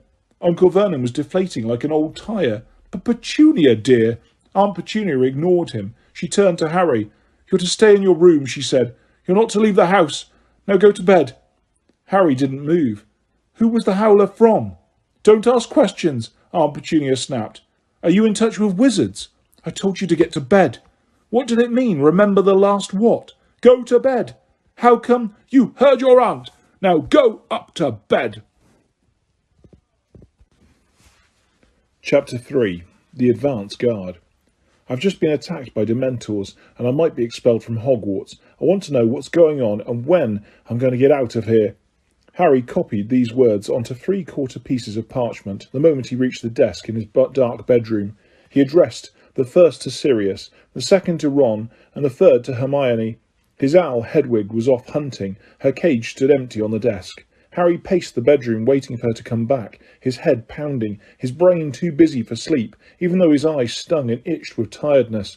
His back ached from hauling Dudley home, and the 2 lumps on his head, where the window and Dudley had hit him, were throbbing painfully. Up and down he paced, consumed with anger and frustration, grinding his teeth and clenching his fists, casting angry looks out at the empty, star-strewn sky every time he passed the window. Dementors, sent to get him. Mrs. Figg and Mundungus Fletcher, tailing him in secret, then suspension from Hogwarts and a hearing at the Ministry of Magic, and still no one was telling him what was going on. And what had that howler been about, whose voice had echoed so horribly, so menacingly through the kitchen? Why was he still trapped here, without information? Why was everyone treating him like some naughty kid? Don't do any more magic, stay in the house. He kicked his school trunk as he passed it, but far from relieving his anger, he felt worse, as he now had a sharp pain in his toe to deal with in addition to the pain in the rest of his body. Just as he limped past the window, Hedwig soared through it with a soft rustle of wings, like a small ghost. "About time," Harry snarled, as she landed lightly on top of her cage. "You can put that down. I've got work for you." Hedwig's large, round, amber eyes gazed at him reproachfully over the dead frog clamped in her beak. "Come here," said Harry, picking up the 3 small rolls of parchment and a leather thong and tying the scrolls to her scaly leg. "Take these straight to Sirius, Ron and Hermione, and don't come back here without a good long reply. Keep pecking them till they've written decent-length answers, if you've got to. Understand?" Hedwig gave a muffled hooting noise, her beak still full of frog. "Get going then," said Harry. She took off immediately. The moment she'd gone, Harry threw himself down on his bed without undressing and stared at the dark ceiling. In addition to every miserable feeling, he now felt guilty that he'd been irritable with Hedwig. She was the only friend he had at number 4 Privet Drive, but he'd make it up to her when she came back with the answers from Sirius, Ron and Hermione. They were bound to write back quickly. They couldn't possibly ignore a Dementor attack. He'd probably wake up tomorrow to 3 fat letters full of sympathy and plans for his immediate removal to the Burrow, and with that comforting idea sleep rolled over him, stifling all further thought. But Hedwig didn't return next morning. Harry spent the day in his bedroom, leaving it only to go to the bathroom. 3 times that day Aunt Petunia shoved food into his room through the cat flap Uncle Vernon had installed 3 summers ago. Every time Harry heard her approaching, he tried to question her about the howler, but he might as well have interrogated the doorknob for all the answers he got. Otherwise, the Dursleys kept well clear of his bedroom. Harry couldn't see the point of forcing his company on them. Another row would achieve nothing except perhaps make him so angry he'd perform more illegal magic. So it went on for 3 whole days. Harry was alternately filled with restless energy that made him unable to settle to anything, during which time he paced his bedroom, furious at the whole lot of them for leaving him to stew in this mess, and with a lethargy so complete that he could lie on his bed for an hour at a time, staring dazedly into space, aching with dread at the thought of the Ministry hearing. What if they ruled against him? What if he was expelled and his wand was snapped in half? What would he do? Where would he go? He could not return to living full-time with the Dursleys, not now he knew the other world, the one to which he really belonged. Might he be able to move into Sirius's house, as Sirius had suggested a year ago, before he'd been forced to flee from the Ministry? Would Harry be allowed to live there alone, given that he was still underage? Or would the matter of where he went next be decided for him? Had his breach of the International Statute of Secrecy been severe enough to land him in a cell in Azkaban? Whenever this thought occurred, Harry invariably slid off his bed and began pacing again.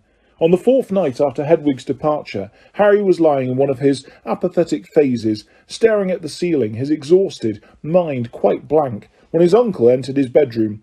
Harry looked slowly around at him. Uncle Vernon was wearing his best suit and an expression of enormous smugness.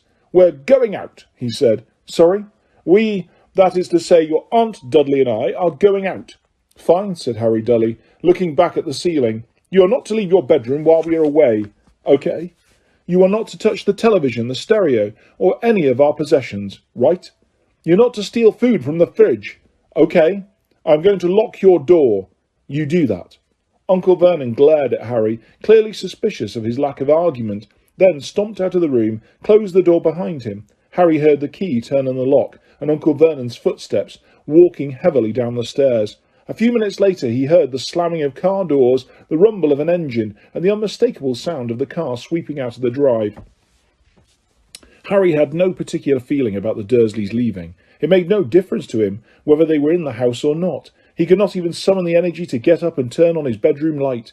The room grew steadily darker around him as he lay listening to the night sounds through the window he kept open all the time, waiting for the blessed moment when Hedwig returned. The empty house creaked around him. The pipes gurgled. Harry lay there in a kind of stupor, thinking of nothing, suspended in misery. And then, quite distinctly, he heard a crash in the kitchen below. He sat bolt upright, listening intently. The Dursleys couldn't be back. It was much too soon, and in any case he hadn't heard their car. There was silence for a few seconds, then voices. Burglars, he thought, sliding off the bed on his feet. But a split second later it occurred to him that burglars would keep their voices down, and whoever was moving around in the kitchen was certainly not troubling to do so. He snatched up his wand from the bedside table and stood facing his bedroom door, listening with all his might. Next moment he jumped as the lock gave a loud click and his door swung open. Harry stood motionless, staring through the open doorway at the dark upstairs landing, straining his ears for further sounds, but none came. He hesitated for a moment, and then moved swiftly and silently out of his room to the head of the stairs. His heart shot upwards into his throat. There were people standing in the shadowy hall below, silhouetted against the streetlight, glowing through the glass door, 8 or 9 of them, all, as far as he could see, looking up at him. "Lower your wand, boy, before you take someone's eye out," said a low, growling voice. Harry's heart was thumping uncontrollably. He knew that voice, but he did not lower his wand. "Professor Moody," he said uncertainly. "I don't know so much about Professor," growled the voice. "Never got round to much teaching, did I? Get down here. We want to see you properly."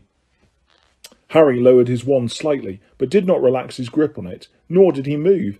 He had a very good reason to be suspicious. He had recently spent 9 months in what he had thought was Mad-Eye Mooney's company, only to find that it wasn't Moody at all, but an impostor moreover, who had tried to kill Harry before being unmasked. But before he could make a decision about what to do next, a second, slightly hoarse voice floated upstairs. "It's all right, Harry. We've come to take you away." Harry's heart leapt. He knew that voice too, though he hadn't heard it for over a year. Professor Lupin," he said disbelievingly. "Is that you?" "Why are we all standing in the dark?" said a third voice, this one completely unfamiliar. A woman's. Loomis. A wand tip flared, illuminating the hall with magical light. Harry blinked. The people below were crowded around the front of the stairs, gazing up at him intently, some craning their heads for a better look. Remus Lupin stood nearest to him. Though still quite young, Lupin looked tired and rather ill. He had more grey hairs than when Harry had last said goodbye to him, and his robes were more patched and shabbier than ever. Nevertheless, he was smiling broadly at Harry, who tried to smile back despite his state of shock. "Ooh, he looks just like I thought he would," said the witch who was holding her lit wand aloft. She looked the youngest there. She had a pale-hearted shaped face, dark twinkling eyes, and short spiky hair that was a violent shade of violet. "Watcher, Harry?" "Yeah, I see what you mean, Remus," said a bold black wizard standing furthest back. He had a deep, slow voice and wore a single gold hoop in his ear. "He looks exactly like James." "Except the eyes," said a wheezy-voiced, silver-haired wizard at the back. "Lily's eyes." Mad-Eye Moody, who had long grizzled grey hair and a large chunk missing from his nose, was squinting suspiciously at Harry through his mismatched eyes. One eye was small, dark and beady, the other large, round and electric blue, the magical eye that could see through walls, doors and the back of Moody's own head. "Are you quite sure it's him, Lupin?" he growled. "It'll be a nice lookout if we bring back some Death Eater impersonating him. We ought to ask him something only the real Potter would know, unless anyone brought any Veritaserum." "Harry, what form does your Patronus take?" Lupin asked. "A stag," said Harry nervously. "That's him, Mad-Eye," said Lupin. Very conscious of everybody still staring at him, Harry descended the stairs, stowing his wand in the back pocket of his jeans as he came. "Don't put your wand away there, boy," said Moody. "What if it's ignited? Better wizards than you have lost buttocks, you know." Who do you know who's lost a buttock?" the violet-haired woman asked Mad-Eye interestedly. "Never you mind. You just keep your wand out of your back pocket," growled Mad-Eye. "Elementary wand safety. Nobody bothers about it any more." He stumped off towards the kitchen. "And I saw that," he added irritably, as the woman rolled her eyes towards the ceiling. Lupin held out his hand and shook Harry's. "How are you?" he asked, looking closely at Harry. Fine." Harry could hardly believe this was real. 4 weeks with nothing, not the tiniest hint of a plan to remove him from Privet Drive, and suddenly a whole bunch of wizards were standing matter-of-factly in the house, as though there was a long-standing arrangement. He glanced at the people surrounding Lupin. They were all still gazing avidly at him. He felt very conscious of the fact that he had not combed his hair for 4 days.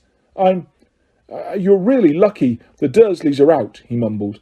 "Lucky, huh?" said the violet-haired woman. "It was me who lured them out of the way, sent a letter by Muggle post telling them they'd been shortlisted for the All-England Best-Kept Suburban Lawn Competition. They're heading off to the prize-giving right now, or they think they are." Harry had a fleeting vision of Uncle Vernon's face when he realised there was no All-England Best-Kept Suburban Lawn Competition. "We are leaving, aren't we?" he asked. "Soon." "Almost at once," said Lupin. "We're just waiting for the all-clear." "Where are we going? The Burrow?" Harry asked hopefully. "Not the Burrow, no," said Lupin, motioning Harry towards the kitchen. The little knot of wizards followed, all still eyeing Harry curiously. "Too risky. We've set up headquarters somewhere undetectable. It's taken a while." Mad-Eye Moody was now sitting at the kitchen table, swinging from a hip flask, his magical eye spinning in all directions, taking in the Dursleys' many labour-saving appliances. "This is Alistair Moody, Harry," Lupin continued, pointing towards Moody. "Yeah, I know," said Harry uncomfortably. It felt odd to be introduced to somebody he thought he'd known for a year. "And this is Nymphadora." "Don't call me Nymphadora, Remus," said the young witch with a shudder. "It's Tonks." "Nymphadora Tonks, who prefers to be known by her surname only," finished Lupin. So would you if your fool of a mummer had called you Nymphadora," muttered Tonks. "And this is Kingsley Shacklebolt." He indicated the tall black wizard, who bowed. "Elpheus Doge." The wheezy-voiced wizard nodded. "Daedalus Diggle." "We've met before," squeaked the excitable Diggle, dropping his violet-coloured top hat. "Emmeline Vance." A stately-looking witch in an emerald-green shawl inclined her head. "Sturgis Podmore." A square-jawed wizard with thick, straw-coloured hair winked. And Hestia Jones, a pink-cheeked, black-haired witch, waved from next to the toaster. Harry inclined his head awkwardly at each of them as they were introduced. He wished they would look at something other than him. It was as though he had suddenly been ushered on stage. He also wondered why so many of them were there. A surprising number of people volunteered to come and get you, said Lupin, as though he had read Harry's mind. The corners of his mouth twitched slightly. Yeah, well, the more the better, said Moody darkly. We're your guard, Potter. We're just waiting for the signal to tell us it's safe to get off, said Lupin, glancing out of the kitchen window. We've got about 15 minutes. Very clean, aren't they, these muggles? Said the witch called Tonks, who was looking around the kitchen with great interest. My dad's muggle-born, and he's a right old slob. I suppose it varies, just as it does with wizards. Yeah, said Harry. Look. He turned back to Lupin. What's going on? I haven't heard anything from anyone. What's Several of the witches and wizards made odd hissing noises. Daedalus Diggle dropped his hat again, and Moody growled. Shut up! What? Said Harry. We're not discussing anything here. It's too risky, said Moody, turning his normal eye on Harry. His magical eye remained focused on the ceiling. Damn it, he added angrily, putting a hand up to the magical eye. It keeps getting stuck, ever since that scum wore it. And with a nasty squelching sound, much like a plunger being pulled from a sink, he popped out his eye. Mad-Eye, you do know that's disgusting, don't you? Said Tonks conversationally. Get me a glass of water, would you, Harry? Requested Moody. Harry crossed to the dishwasher, took out a clean glass and filled it with water at the sink, still watched eagerly by the band of wizards. Their relentless staring was starting to annoy him. Cheers, said Moody, when Harry handed him the glass. He dropped the magical eyeball into the water and prodded it up and down. The eye whizzed around, staring at them all in turn. I want 360 degrees visibility on the return journey. How are we getting wherever we're going? Harry asked. Brooms, said Lupin. Only way. You're too young to apparate. They'll be watching the Flu network, and it's more than our life's worth to set up an unauthorised portkey. Remus says you're a good flyer, said Kingsley Shacklebolt in his deep voice. He's excellent, said Lupin, who was checking his watch. Anyway, you'd better go and get packed, Harry. We want to be ready to go when the signal comes. I'll come and help you, said Tonks brightly. She followed Harry back into the hall and up the stairs, looking around with much curiosity and interest. Funny place, she said. It's a bit too clean. Do you know what I mean? Bit unnatural. Oh, this is better, she added as they entered Harry's bedroom and he turned on the light. His room was certainly much messier than the rest of the house. Confined to it for 4 days in a very bad mood, Harry had not bothered tidying up after himself. Most of the books he owned were strewn over the floor where he tried to distract himself, with each in turn and thrown it aside. Hedwig's cage needed cleaning out and was starting to smell, and his trunk lay open, revealing a jumbled mixture of muggle clothes and wizard's robes that had spilled onto the floor around it. Harry started picking up books and throwing them hastily into his trunk. Tonks paused at his open wardrobe to look critically at her reflection in the mirror on the inside of the door. You know, I don't think violet's really my colour, she said pensively, tugging at a lock of spiky hair. Do you think it makes me look a bit peaky? Said Harry, looking up at her over the top of Quidditch teams of Britain and Ireland. Yeah, it does, said Tonks decisively. She screwed up her eyes in a strained expression as though she was struggling to remember something. A second later, her hair had turned bubblegum pink. How did you do that? Said Harry, gaping at her as she opened her eyes again. It's a metamorphagus, she said, looking back at her reflection and turning her head so that she could see her hair from all directions. It means I can change my appearance at will, she added, spotting Harry's puzzled expression in the mirror behind her. I was born one. I got top marks in concealment and disguise during aura training without any study at all. It was great. You're an aura, said Harry, impressed. Being a dark wizard catcher was the only career he'd ever considered after Hogwarts. Yeah, said Tonks, looking around. Kingsley is as well. He's a bit higher up than me, though. I only qualified a year ago. Nearly failed on stealth and tracking. I'm dead clumsy. Did you hear me break that plate when we arrived downstairs? Can you learn how to be a metamorphagus? Harry asked her, straightening up, completely forgetting about packing. Tonks chuckled. Bet you wouldn't mind hiding that scar sometimes, eh? Her eyes found the lightning-shaped scar on Harry's forehead. No, I wouldn't mind, Harry mumbled, turning away. He did not like people staring at his scar.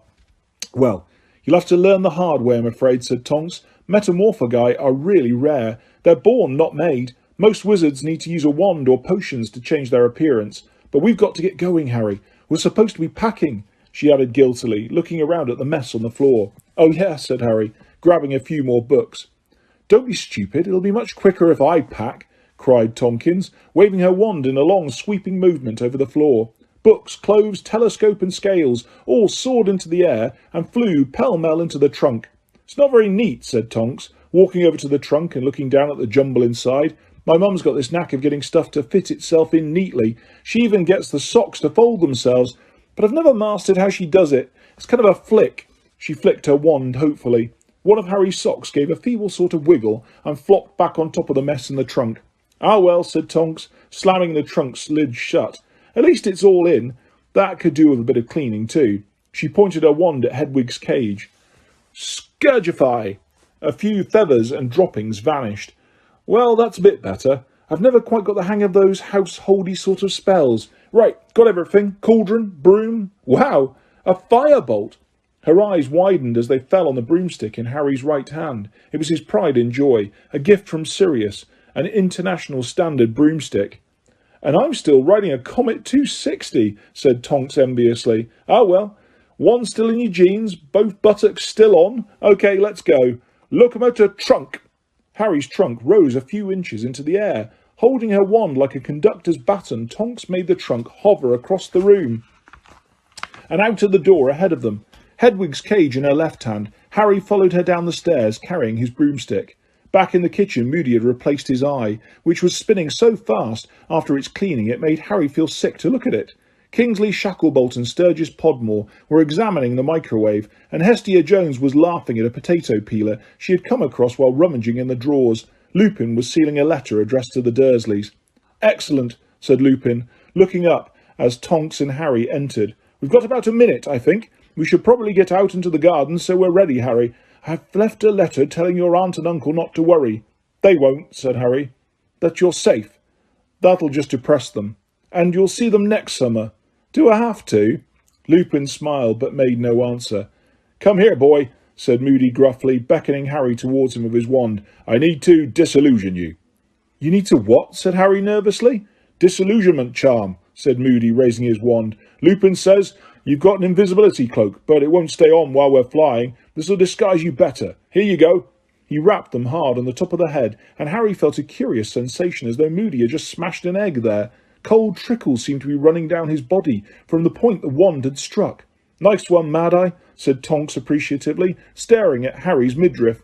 Harry looked down at his body, or rather what had been his body, for it didn't look anything like his anymore. It was not invisible. It had simply taken on the exact colour and texture of the kitchen unit behind him. He seemed to have become a human chameleon.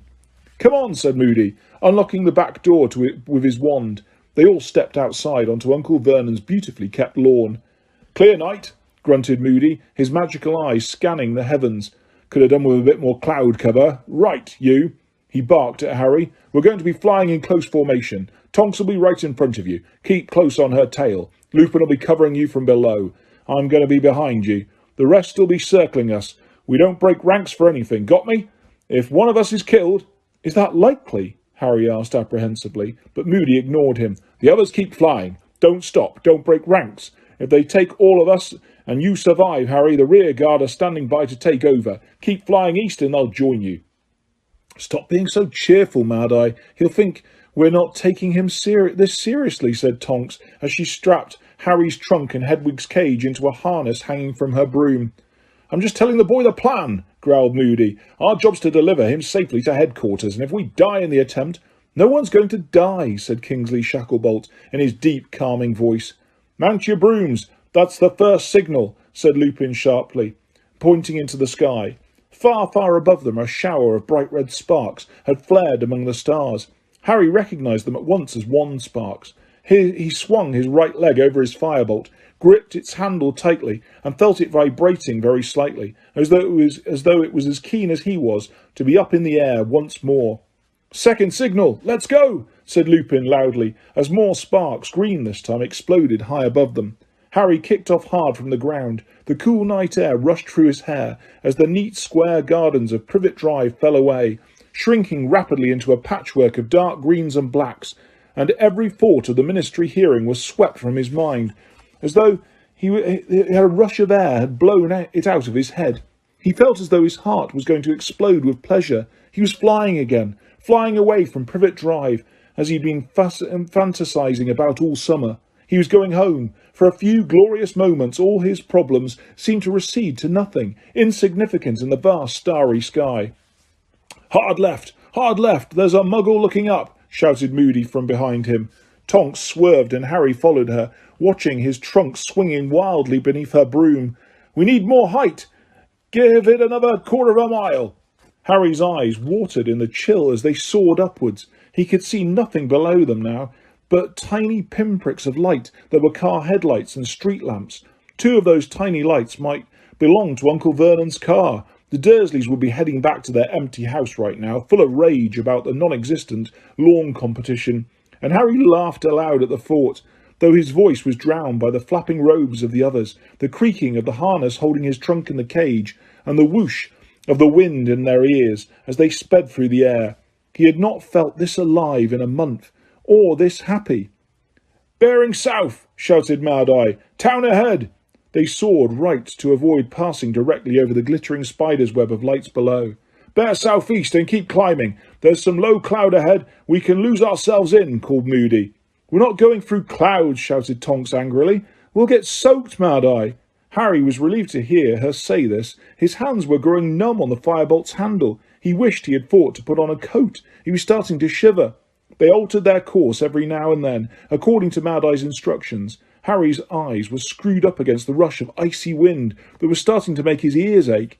He could remember being this cold on a broom only once before, during the Quidditch match against Hufflepuff in his 3rd year, which had taken place in a storm. The guard around him was circling continuously, like giant birds of prey. Harry lost track of time. He wondered how long they'd been flying. It felt like an hour at least. Turning southwest, yelled Moody. We want to avoid the motorway. Harry was now so chilled, he thought longingly of the snug, dry interiors of the cars streaming along below, then even more longingly of travelling by flue powder. It might be uncomfortable to spin around in fireplaces, but it was at least warm in the flames. Kingsley Shacklebolt swooped around him, bold pate and earring gleaming slightly in the moonlight. Now Emmeline Vance was on his right, her wand out, her head turning left and right. Then she too swooped over him to be replaced by Sturgis Podmore. We ought to double back for a bit, just to make sure we're not being followed, Moody shouted. Are you mad, Mad-Eye? Tonks screamed from the front. We're all frozen to our brooms. If we keep going off course, we're not going to get there until next week. Besides, we're nearly there now. Time to start the descent, came Lupin's voice. Follow Tonks, Harry. Harry followed Tonks into a dive. They were heading into the largest collection of lights he had yet seen, a huge, sprawling, criss-crossing mass, glittering in lines of grids, interspersed with patches of deepest black. Lower and lower they flew, until Harry could see individual headlights and street lamps, chimneys and television aerials. He wanted to reach the ground very much, though he felt sure someone would have to unfreeze him from his broom. Here we go, called Tonks, and a few seconds later she had landed. Harry touched down right behind her and dismounted on a patch of unkempt grass in the middle of a small square. Tonks was already unbuckling Harry's trunk. Shivering, Harry looked around. The grimy fronts of the surrounding houses were not welcoming. Some of them had broken windows, glimmering dully in the light from the street lamps. Paint was peeling from many of the doors, and heaps of rubbish lay outside several sets of front steps. Where are we? Harry asked, but Lupin said quietly, In a minute. Moody was rummaging in his cloak, his gnarled hands clumsy with cold. Got it, he muttered, raising what looked like a silver cigarette lighter into the air and clicking it.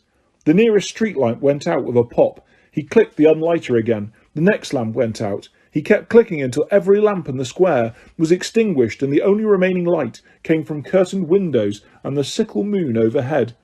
Borrowed it from Dumbledore, growled Moody, pocketing the put-outer. They'll take care of any muggles looking out of the window, see? Now, come on quick. He took Harry by the arm and led him from the patch of grass across the road and onto the pavement. Lupin and Tonks followed, carrying Harry's trunk between them, the rest of the guard, all with their wands out, flanking them. The muffled pounding of a stereo was coming from an upper window in the nearest house. A pungent smell of rotting rubbish came from the pile of bulging bin bags just inside the broken gate. "Here," Moody muttered, thrusting a piece of parchment towards Harry's disillusioned hand and holding his lit wand close to it so as to illuminate the writing. "Read quickly and memorise." Harry looked down at the piece of paper. The narrow handwriting was vaguely familiar. It said, "The headquarters of the Order of the Phoenix may be found at number 12, Grimmauld Place, London." Chapter 4. Number 12, Grimmauld Place. "What's the order of the, Harry began. "Not here, boy," snarled Moody. "Wait till we're inside." He pulled the piece of parchment out of Harry's hand and set fire to it with his wand tip. As the message curled into flames and floated to the ground, Harry looked around at the houses again. They were standing outside number 11. He looked to the left and saw number 10. To the right, however, was number 13. But where's... "Think about what you've just memorised," said Lupin quietly. Harry thought, and no sooner had he reached the part about number 12 Grimmauld Place than a battered door emerged out of nowhere between numbers 11 and 13, followed swiftly by dirty walls and grimy windows. It was as though an extra house had inflated, pushing those on either side of it out of its way. Harry gaped at it. The stereo in number 11 thudded on. Apparently the muggles inside hadn't felt anything. "Come on, Harry." "Hurry," growled Moody, prodding Harry in the back. Harry walked up in the worn stone steps, staring at the newly materialised door. Its black paint was shabby and scratched. The silver door knocker was in the form of a twisted serpent. There was no keyhole or letterbox. Lupin pulled out his wand and tapped the door once. Harry heard many loud metallic clicks and what sounded like the clatter of a chain. The door creaked open. "Get in quick, Harry," Lupin whispered, "but don't go far inside and don't touch anything." Harry stepped over the threshold into the almost total darkness of the hall. He could smell damp, dust and a sweetish, rotting smell. The place had the feeling of a derelict building. He looked over his shoulder and saw the others filing on in behind him, Lupin and Tonks carrying his trunk in Hedwig's cage. Moody was standing on the top step, releasing the balls of light the put-outer had stolen from the street lamps. They flew back to their bulbs, and the square glowed momentarily with orange light before Moody limped inside and closed the front door, so that the darkness in the hall became complete. "Here!" He'd rapped Harry hard over the head with his wand. Harry felt as though something hot was trickling down his back this time, and knew that the disillusionment charm must have lifted. "Now, stay still, everyone, while I give us a bit of light in here," Moody whispered. The others' hushed voices were giving Harry an odd feeling of foreboding. It was as though they had just entered the house of a dying person. He heard a soft hissing noise, and then old-fashioned gas lamps spluttered into life all along the walls, casting a flickering, insubstantial light over the peeling wallpaper and threadbare carpet of a long gloomy hallway, where a cobwebby chandelier glimmered overhead and age-blackened portraits hung crooked on the walls. Harry heard something scuttling behind the skirting board. Both the chandelier and the candelabra on a rickety table nearby were shaped like serpents.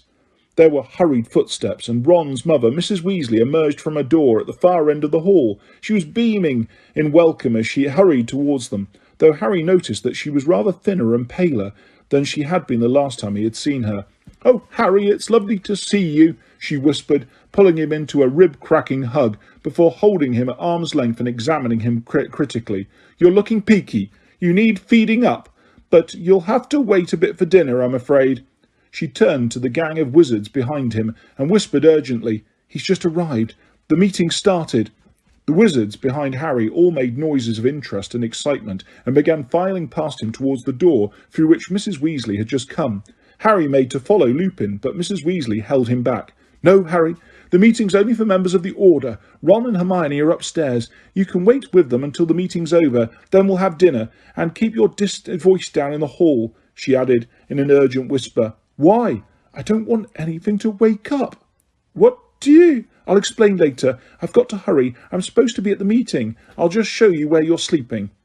Pressing her finger to her lips, she led him on tiptoe past a pair of long, moth-eaten curtains, behind which Harry supposed there must be another door, and after skirting a large umbrella, stand that looked as though it had been made from a severed troll's leg, they started up the dark staircase, passing a row of shrunken heads mounted on plaques on the wall. A closer look showed Harry that the heads belonged to house elves. All of them had some rather snout-like nose.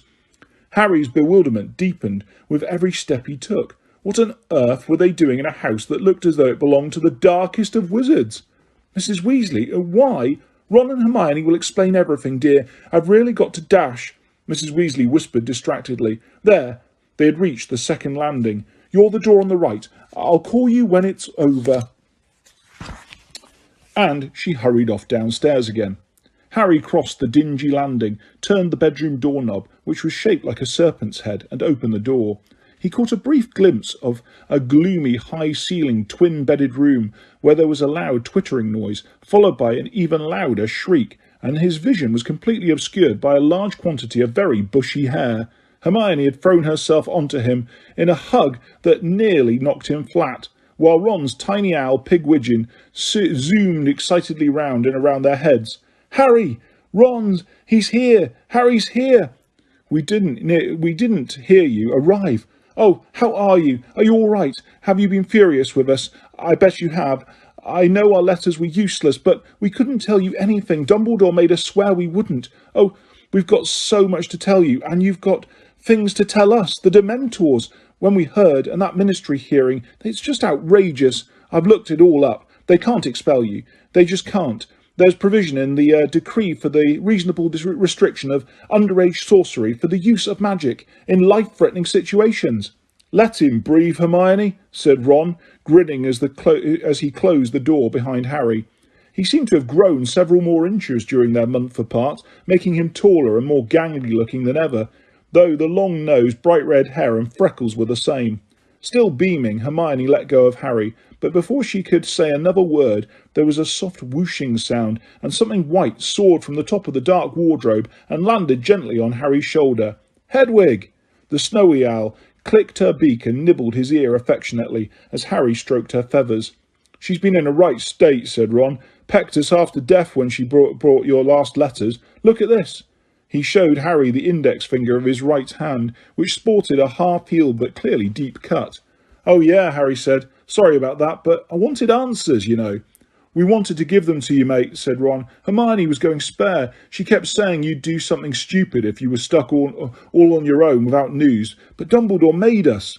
Swear not to tell me, said Harry. Yeah, Hermione's already said. The warm glow that had flared inside him at the sight of his two best friends was extinguished as something icy flooded the pit of his stomach. All of a sudden, after yearning to see them for a solid month, he felt he would rather Ron and Hermione left him alone. There was a strained silence in which Harry stroked Hedwig automatically, not looking at either of the others. He seemed to think it was best, said Hermione rather breathlessly. Dumbledore, I mean. Right, said Harry. He noticed that her hands, too, bore the marks of Hedwig's beak, and found that he was not at all sorry. I think he thought you were safest, with the Muggles, Ron began. Yeah, said Harry, raising his eyebrows. Have either of you been attacked by Dementors this summer? Well, no, but that's why he's had people from the Order of the Phoenix tailing you all the time. Harry felt a great jolt in his guts as though he had just missed a step going downstairs. So everyone had known he was being followed except him. Didn't work that well, though, did it? Said Harry, doing his utmost to keep his voice even. Had to look after myself after all, didn't I? He was so angry, said Hermione, in an almost awestruck voice. Dumbledore, we saw him. When he found out Mundungus had left before his shift had ended, he was scary. Well, I'm glad he left, Harry said coldly. If he hadn't, I wouldn't have done magic, and Dumbledore would probably have left me at Privet Drive all summer. Aren't you worried about the Ministry of Magic hearing? Said Hermione quietly. No, Harry said defiantly. He walked away from them, looking around, with Hedwig nestled contentedly on his shoulder. But this room was not likely to raise his spirits. It was dank and dark. A blank stretch of canvas in an ornate picture frame was all that relieved the bareness of the peeling walls, and as Harry passed it, he thought he heard someone, who was lurking out of sight, snigger. So why's Dumbledore been so keen to keep me in the dark? Harry asked, still trying hard to keep his voice casual. Did you, bother to ask him at all? He glanced up just in time to see them exchanging a look that told him he was behaving just as they had feared he would. It did nothing to improve his temper. "We told Dumbledore we wanted to tell you what was going on," said Ron. "We did, mate, but he's really busy now. We've only seen him twice since we came here, and he didn't have much time. He just made us swear not to tell you important stuff when we wrote. He said the owls might be intercepted." "He could still have kept me informed if he'd wanted to," Harry said shortly. "You're not telling me he doesn't know ways to send messages without owls?" Hermione glanced at Ron and then said, "I thought that too, but he didn't want you to know anything." "Maybe he thinks I can't be trusted," said Harry, watching their expressions. "Don't be thick," said Ron, looking highly disconcerted. "Or that I can't take care of myself." "Of course he doesn't think that," said Hermione anxiously. "So how come I have to stay at the Dursleys while you two get to join in everything that's going on here?" said Harry, the words tumbling over one another in a rush, his voice growing louder with every word. "How come you two are allowed to know everything that's going on?" "We're not," Ron interrupted. "Mum won't let us hear the meetings. She says we're too young." But before he knew it, Harry was shouting, "So you haven't been in the meetings? Big deal. You've still been here, haven't you? You've still been together. Me, I've been stuck at the Dursleys for a month, and I've handled more than you two ever managed, and Dumbledore knows it. Who saved the Philosopher's Stone? Who got rid of Riddle? Who saved both your skins from the Dementors?" Every bitter and resentful thought Harry had had in the past month was pouring out of him. His frustration at the lack of news, the hurt that they had all been together without him, his fury at being followed, not told about it. All the feelings. He was half ashamed to finally burst out their boundaries. Hedwig took fright at the noise and soared off into the top of the wardrobe again. Pigwidgeon twittered in alarm and zoomed even faster around their heads. Who had to get past dragons and sphinxes and every other foul thing last year? Who saw him come back? Who had to escape from him? Me. Ron was standing there with his mouth half open, clearly stunned, at a loss for anything to say, whilst Hermione looked on the verge of tears. "But why should I know what's going on? Why should anyone bother to tell me what's been happening?" "Harry, we wanted to tell you, we really did," Hermione began. "Can't have wanted to do that much, can you? Or you'd have sent me an owl, but Dumbledore made you swear." "Well, he did. 4 weeks I've been stuck in Privet Drive, nicking papers out of bins to try and find out what's been going on." "We wanted to. I suppose you've been having a real laugh, haven't you, all holed up here together?" "No, honest." Harry, we're really sorry," said Hermione desperately, her eyes now sparkling with tears. "You're absolutely right, Harry. I'd be furious if it was me."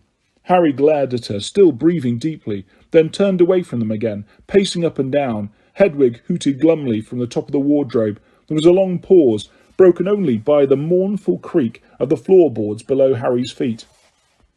"What is this place, anyway?" he shot at Ron and Hermione. "Headquarters of the Order of the Phoenix," said Ron at once. "Is anyone going to bother to tell me what the Order of the Phoenix—" "It's a secret society," said Hermione quickly. "Dumbledore's in charge. He founded it. It's the people who fought against you-know-who last time." "Who's in it?" said Harry, coming to a halt with his hands in his pockets. "Quite a few people. We've met about 20 of them," said Ron, "but we think there are more." Harry glared at them. "Well?" he demanded, looking from one to the other. Said Ron. "Well, what?" "Voldemort," said Harry furiously, and both Ron and Hermione winced. "What's happening? What's he up to? Where is he? What are we doing to stop him?" "We've told you. The Order don't let us in on their meetings," said Hermione nervously, "so we don't know the details, but we've got a general idea," she added hastily, seeing the look on Harry's face. "Fred and George have invented extendable ears. See?" said Ron. "They're really useful." "Extendable?" "Ears, yeah. Only we've had to stop using them lately because Mum found out and went berserk. Fred and George had to hide them all to stop Mum binning them, but we had a good bit of use out of them before Mum realised what was going on. We know some of the Order are following known Death Eaters, keeping tabs on them, you know. Some of them are working on recruiting more people to the Order," said Hermione. "And some of them are standing guard over something," said Ron. "They're always talking about guard duty." "Couldn't have been me, could it?" said Harry sarcastically. "Oh, yeah," said Ron, with a look of dawning comprehension. Harry snorted. He walked around the room again, looking anywhere but at Ron and Hermione. "So, what have you two been doing, if you're not allowed in meetings?" he demanded. "You said you've been busy." "We have," said Hermione quickly. "We've been decontaminating this house. It's been empty for ages and stuff's been breeding in here. We've managed to clean out the kitchen, most of the bedrooms, and I think we're doing the drawing room tomorrow." "Ah!" With two loud cracks, Fred and George, Ron's elder twin brothers, had materialised out of thin air in the middle of the room. Pigwidgeon twittered more wildly than ever and zoomed off to join Hedwig on top of the wardrobe. "Stop doing that!" Hermione said weakly to the twins, who were as vividly red-haired as Ron, though stockier and slightly shorter. "Hello, Harry," said George, beaming at him. "We thought we heard your dulcet tones." "You don't want to bottle up your anger like that, Harry. Let it all out," said Fred, also beaming. "There must be a couple of people 50 miles away who didn't hear you." "You two passed your apparition tests, then?" said Harry grumpily. "With distinction," said Fred, who was holding what looked like a piece of very long, flesh-coloured string. "It would have taken you about 30 seconds longer to walk down the stairs," said Ron. "Time is Galleon's, little brother," said Fred. "Anyway, Harry, you're interfering with reception. Extendable ears," he added in response to Harry's raised eyebrows, and held up the string which Harry was now trailing out onto the landing. "We're trying to hear what's going on downstairs." "You want to be careful," said Ron, staring at the ear. "If Mum sees one of them again, it's worth the risk. There's a major meeting they're having," said Fred. The door opened, and a long mane of red hair appeared. "Oh, hello, Harry," said Ron's younger sister Ginny, brightly. "I thought I heard your voice." Turning to Fred and George, she said, "It's no go with the extendable ears. She's gone and put an imperturbable charm on the kitchen door." "How do you know?" said George, looking crestfallen. "Tonks told me how to find out," said Ginny. "You just chuck stuff at the door, and if it can't make contact, the door's been imperturbed. I've been flicking dung bombs at it from the top of the stairs, and they just soar away from it, so there's no way the extendable ears will be able to get under the gap." Fred heaved a deep sigh. "Shame. Really fancied finding out what old Snape's been up to." "Snape," said Harry quickly. "Is he here?" "Yeah," said George, carefully closing the door and sitting down on one of the beds. Fred and Ginny followed. "Giving a report. Top secret." "Git," said Fred idly. "He's on our side now," said Hermione reprovingly. Ron snorted. "Doesn't stop him being a git. The way he looks at us when he sees us." "Bill doesn't like him either," said Ginny, as though that settled the matter. Harry was not sure his anger had abated yet, but his thirst for information was now overcoming his urge to keep shouting. He sank onto the bed opposite the others. "Is Bill here?" he asked. "I thought he was working in Egypt." "He applied for a desk job so he could come home and work for the Order," said Fred. He says he misses the tombs, but," he smirked, "there are compensations." "What do you mean?" "Remember old Fleur Delacour?" said George. "She's got a job at Gringotts to improve her English." "And Bill's been giving her a lot of private lessons," sniggered Fred. "Charlie's in the Order too," said George, "but he's still in Romania. Dumbledore wants us as many foreign wizards brought in as possible, so Charlie's trying to make contacts on his days off." "Couldn't Percy do that?" Harry asked. The last he had heard, the third Weasley brother was working in the Department of International Magical Cooperation in the Ministry of Magic. At Harry's words, all the Weasleys and Hermione exchanged darkly significant looks. "Whatever you do, don't mention Percy in front of Mum and Dad," Ron told Harry in a tense voice. "Why not?" "Because every time Percy's name's mentioned, Dad breaks whatever he's holding, and Mum starts crying," Fred said. "It's been awful," said Ginny sadly. I think we're well shot of him," said George, with an uncharacteristically ugly look on his face. "What's happened?" Harry said. "Percy and Dad had a row," said Fred. "I've never seen Dad row with anyone like that. It's normally Mum who shouts." "It was the first week back after term ended," said Ron. "We were about to come and join the Order. Percy came home and told us he'd been promoted." "You're kidding," said Harry, though he knew perfectly well that Percy was highly ambitious. Harry's impression was that Percy had not made a great success of his first job at the Ministry of Magic. Percy had committed the fairly large oversight of failing to notice that his boss was being controlled by Lord Voldemort. Not that the Ministry had believed it. They all thought Mr. Crouch had gone mad. "Yeah, we were all surprised," said George, "because Percy got into a load of trouble about Crouch. There was an inquiry and everything. They said Percy ought to have realised Crouch was off his rocker and informed a superior. But you know Percy, Crouch left him in charge. He wasn't going to complain. So how can they promoted him?" "That's exactly what we wondered," said Ron, who seemed very keen to keep normal conversation going now that Harry had stopped yelling. "He came home really pleased with himself, even more pleased than usual, if you can imagine that, and told Dad he'd been offered a position in Fudge's own office, a really good one for someone only a year out of Hogwarts, junior assistant to the Minister. He expected Dad to be all impressed, I think." "Only Dad wasn't," said Fred grimly. "Why not?" said Harry. Well, apparently Fudge has been storming around the Ministry checking that nobody's having any contact with Dumbledore, said George. Dumbledore's name is mud with the Ministry these days, see, said Fred. They all think he's just making trouble, saying you-know-who's back. Dad says Fudge has made it clear that anyone who's in league with Dumbledore can clear out their desks, said George. Trouble is, Fudge suspects Dad. He knows he's friendly with Dumbledore, and he's always thought Dad's a bit of a weirdo because of his muggle obsession. But what's that got to do with Percy? Asked Harry, confused. I'm coming to that. Dad reckons Fudge only wants Percy in his office because he wants to use him as a spy on the family, said Dumbledore. Harry let out a low whistle. But Percy loved that. Ron laughed in a hollow sort of way. He went completely berserk, he said. Well, he said loads of terrible stuff. He said he's been having to struggle against Dad's lousy reputation ever since he joined the Ministry, and that Dad's got no ambition, and that's why we've always been, not had a lot of money. I mean, what? Said Harry in disbelief, as Ginny made a noise like an angry cat. I know, said Ron in a low voice, and it got worse. He said Dad was an idiot to run around with Dumbledore, that Dumbledore was heading for big trouble, and Dad was going to go down with him, and that he, Percy, knew where his loyalty lay, and it was with the Ministry.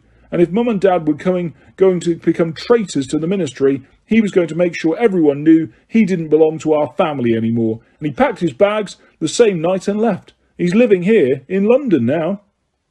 Harry swore under his breath. He had always liked Percy least of Ron's brothers, but he never imagined he would say such things to Mr. Weasley. Mum's been in a right state, said Ron. Crying and stuff. She came up to London to try and talk to Percy, but he slammed the door in her face. I don't know what he does. I don't know what he does if he meets Dad at work. Ignores him, I suppose. But Percy must know Voldemort's back, said Harry slowly. He's not stupid. He must know your mum and Dad wouldn't risk everything without proof. Yeah, well, your name got dragged into the row, said Ron, shooting Harry a furtive look. Percy said the only evidence was your word, and I don't know, he didn't think it was good enough. Percy takes the Daily Prophet seriously, said Hermione tartly, and the others all nodded. What are you talking about? Harry asked, looking around at them all.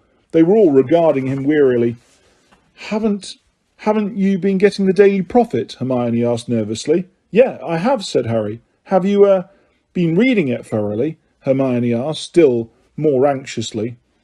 Not cover to cover, said Harry defensively. If they were going to report anything about Voldemort, it would be headline news, wouldn't it? The others flinched at the sound of the name. Hermione hurried on. Well, you'd need to read it cover to cover to pick it up, but they mention you a couple of times a week. But I'd have seen. Not if you've only been reading the front page, you wouldn't, said Hermione, shaking her head. I'm not talking about big articles. They just slip you in, like you're a standing joke. What do you... It's quite nasty, actually, said Hermione in a voice of forced calm. They're just building on Rita's stuff. But she's not writing for them anymore, is she? Oh, no, she's kept her promise. Not that she's got any choice, Hermione added with satisfaction. But she laid the foundation for what they're trying to do now. Which is what? Said Harry impatiently. OK, she wrote that you were collapsing all over the place and saying your scar was hurting and all that. Yeah, said Harry, who was not likely to forget Rita Skeeter's stories about him in a hurry. Well, they're writing about you as though you're this deluded attention-seeking person who thinks he's a great tragic hero or something, said Hermione very fast, as though it would be less unpleasant for Harry to hear these facts quickly. They keep slipping in snide comments about you. If some far-fetched story appears, they say something like, a tale worthy of Harry Potter, and if anyone has a funny accident or anything, it's, let's hope he hasn't got a scar on his forehead, or we'll be asked to worship him next. I don't want anyone to worship, Harry began hotly. I know you don't, said Hermione quickly, looking frightened. I know, Harry, but you see what they're doing. They want to turn you into someone nobody will believe. Fudge is behind it. I'll bet anything. They want wizards on the street to think you're just some stupid boy who's a bit of a joke, who tells ridiculous tall stories because he loves being famous and wants to keep it going. I didn't ask. I didn't want. Voldemort killed my parents, Harry spluttered. I got famous because he murdered my family, but couldn't kill me. Who wants to be famous for that? Don't they think I'd rather it'd never... We know, Harry, said Ginny earnestly. And of course, they didn't report a word about the Dementors attacking you, said Hermione. Someone's told them to keep that quiet. That should have been a really big story. Out of control Dementors. They haven't been even reported that you broke the International Statute of Secrecy. We thought they would. It would tie in well with this image of you as some stupid show-off. We think they're biding their time until you're expelled. Then they're really going to go to town. I mean, if you're expelled, obviously, she went on hastily. You really shouldn't be, not if they abide by their own laws. There's no case against you. They were back on the hearing, and Harry did not want to think about that. He cast around for another change of subject, but was saved in the necessity of finding one by the sound of footsteps coming up the stairs. Uh-oh! Fred gave the extendable ear a hearty tug. There was another loud crack, and he and George vanished. Seconds later, Mrs. Weasley appeared in the bedroom doorway. The meeting's over. You can come down and have dinner now. Everyone's dying to see you, Harry. And who's left all these dung bombs outside the kitchen door? Crookshanks, said Ginny unblushingly. He loves playing with them. Oh, says Mrs. Weasley. I thought it might have been Creature. He keeps doing odd things like that. Now, don't forget to keep your voices down on the hall. Ginny, your hands are filthy. What have you been doing? Go and wash them before dinner, please. Ginny grimaced at the others and followed her mother out of the room, leaving Harry alone with Ron and Hermione. Both of them were watching him apprehensively, as though they feared he would start shouting again, now that everyone else had gone. The sight of them looking so nervous made him feel slightly ashamed. Look, he muttered, but Ron shook his head and Hermione said quietly, We knew you'd be angry, Harry. We really didn't blame you, but you've got to understand, we did try to persuade Dumbledore. Yeah, I know, said Harry shortly. He cast around for a topic that didn't involve his headmaster, because the very thought of Dumbledore made Harry's insides hurt with anger again. Who's Creature? He asked. The house elf who lives here, said Ron. Nutter. Never met one like him. Hermione frowned at Ron. He's not a nutter, Ron. His life's ambition is to have his head cut off and stuck up on a plaque just like his mother, said Ron irritably. Is that normal, Hermione? Well, if he is a bit strange, it's not his fault. Ron rolled his eyes at Harry. Hermione still hasn't given up on the SPEW, spew. It's not spew, said Hermione heatedly. It's the Society for the Promotion of Elfish Welfare. And it's not just me. Dumbledore says we should be kind to Creature too. Yeah, said Ron. Come on, I'm starving. He led the way out of the door and onto the landing, but before they could descend the stairs... Hold it, Ron breathed, flinging out his arm to stop Harry and Hermione walking any further. They're still in the hall. We might be able to hear something. The three of them looked cautiously over the banisters. The gloomy hallway below was packed with witches and wizards, including all of Harry's guard. They were whispering excitedly together. In the very centre of the group, Harry saw the dark, greasy-haired head and prominent nose of his least favourite teacher at Hogwarts, Professor Snape. Harry leant further over the banisters. He was very interested in what Snape was doing for the Order of the Phoenix. A thin piece of flesh-coloured string descended in front of Harry's eyes. Looking up, he saw Fred and George on the landing above, cautiously lowering the extendable ear towards the dark knot of people below. A moment later, however, they all began to move towards the front door and out of sight. Damn it, Harry heard Fred whisper as he hoisted the extendable ear back up again. They heard the front door open and then close. Snape never eats here, Ron told Harry quietly. Thank God. Come on. And don't forget to keep your voice down in the hall, Harry, Hermione whispered. As they passed the row of house elf heads on the wall, they saw Lupin, Mrs. Weasley and Tonks at the front door, magically sealing its many locks and bolts behind those who had just left.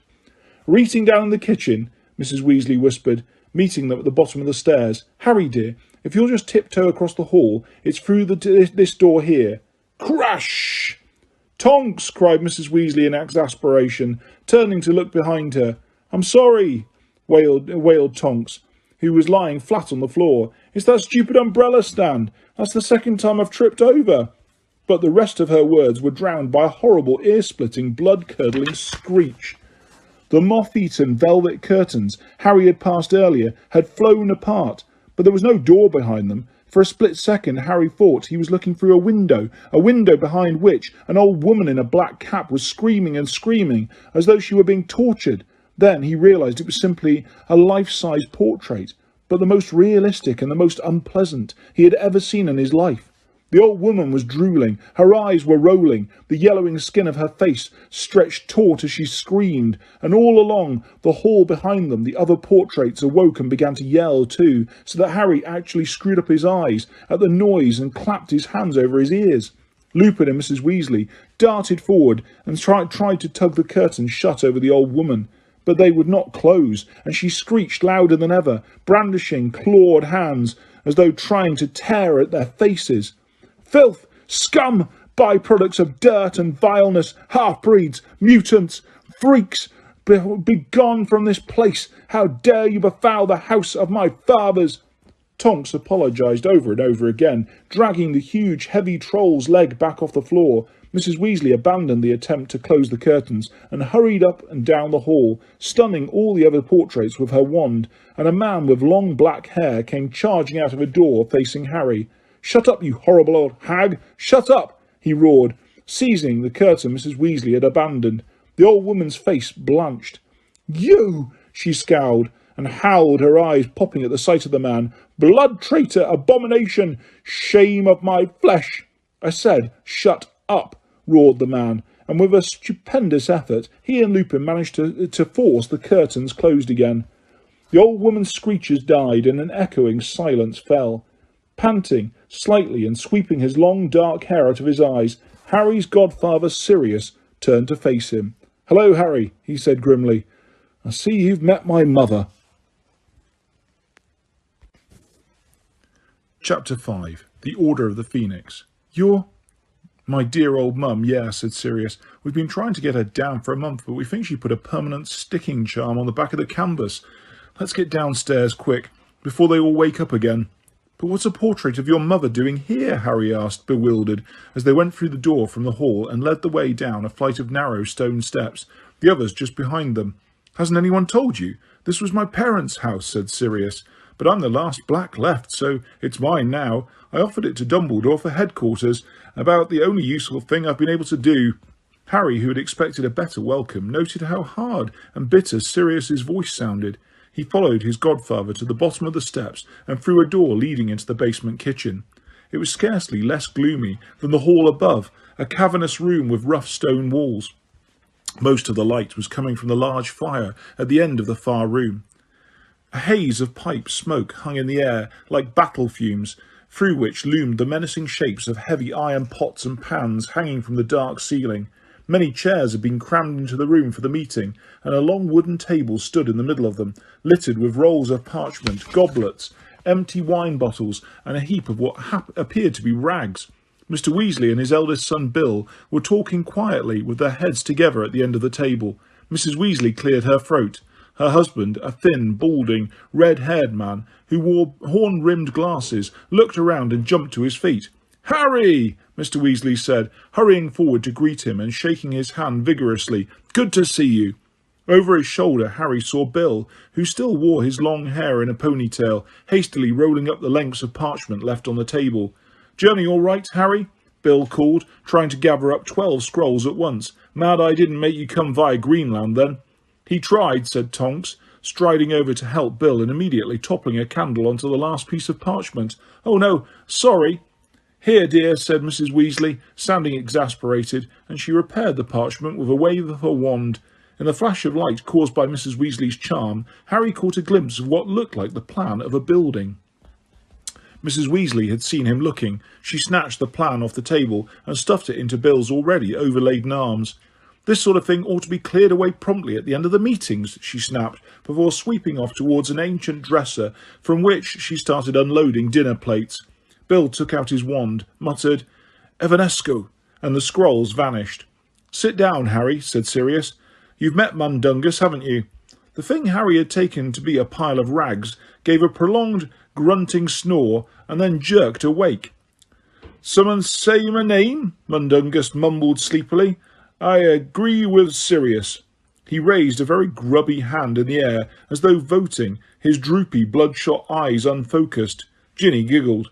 "The meeting's over, Dung," said Sirius, as they all sat down around him at the table. "Harry's arrived."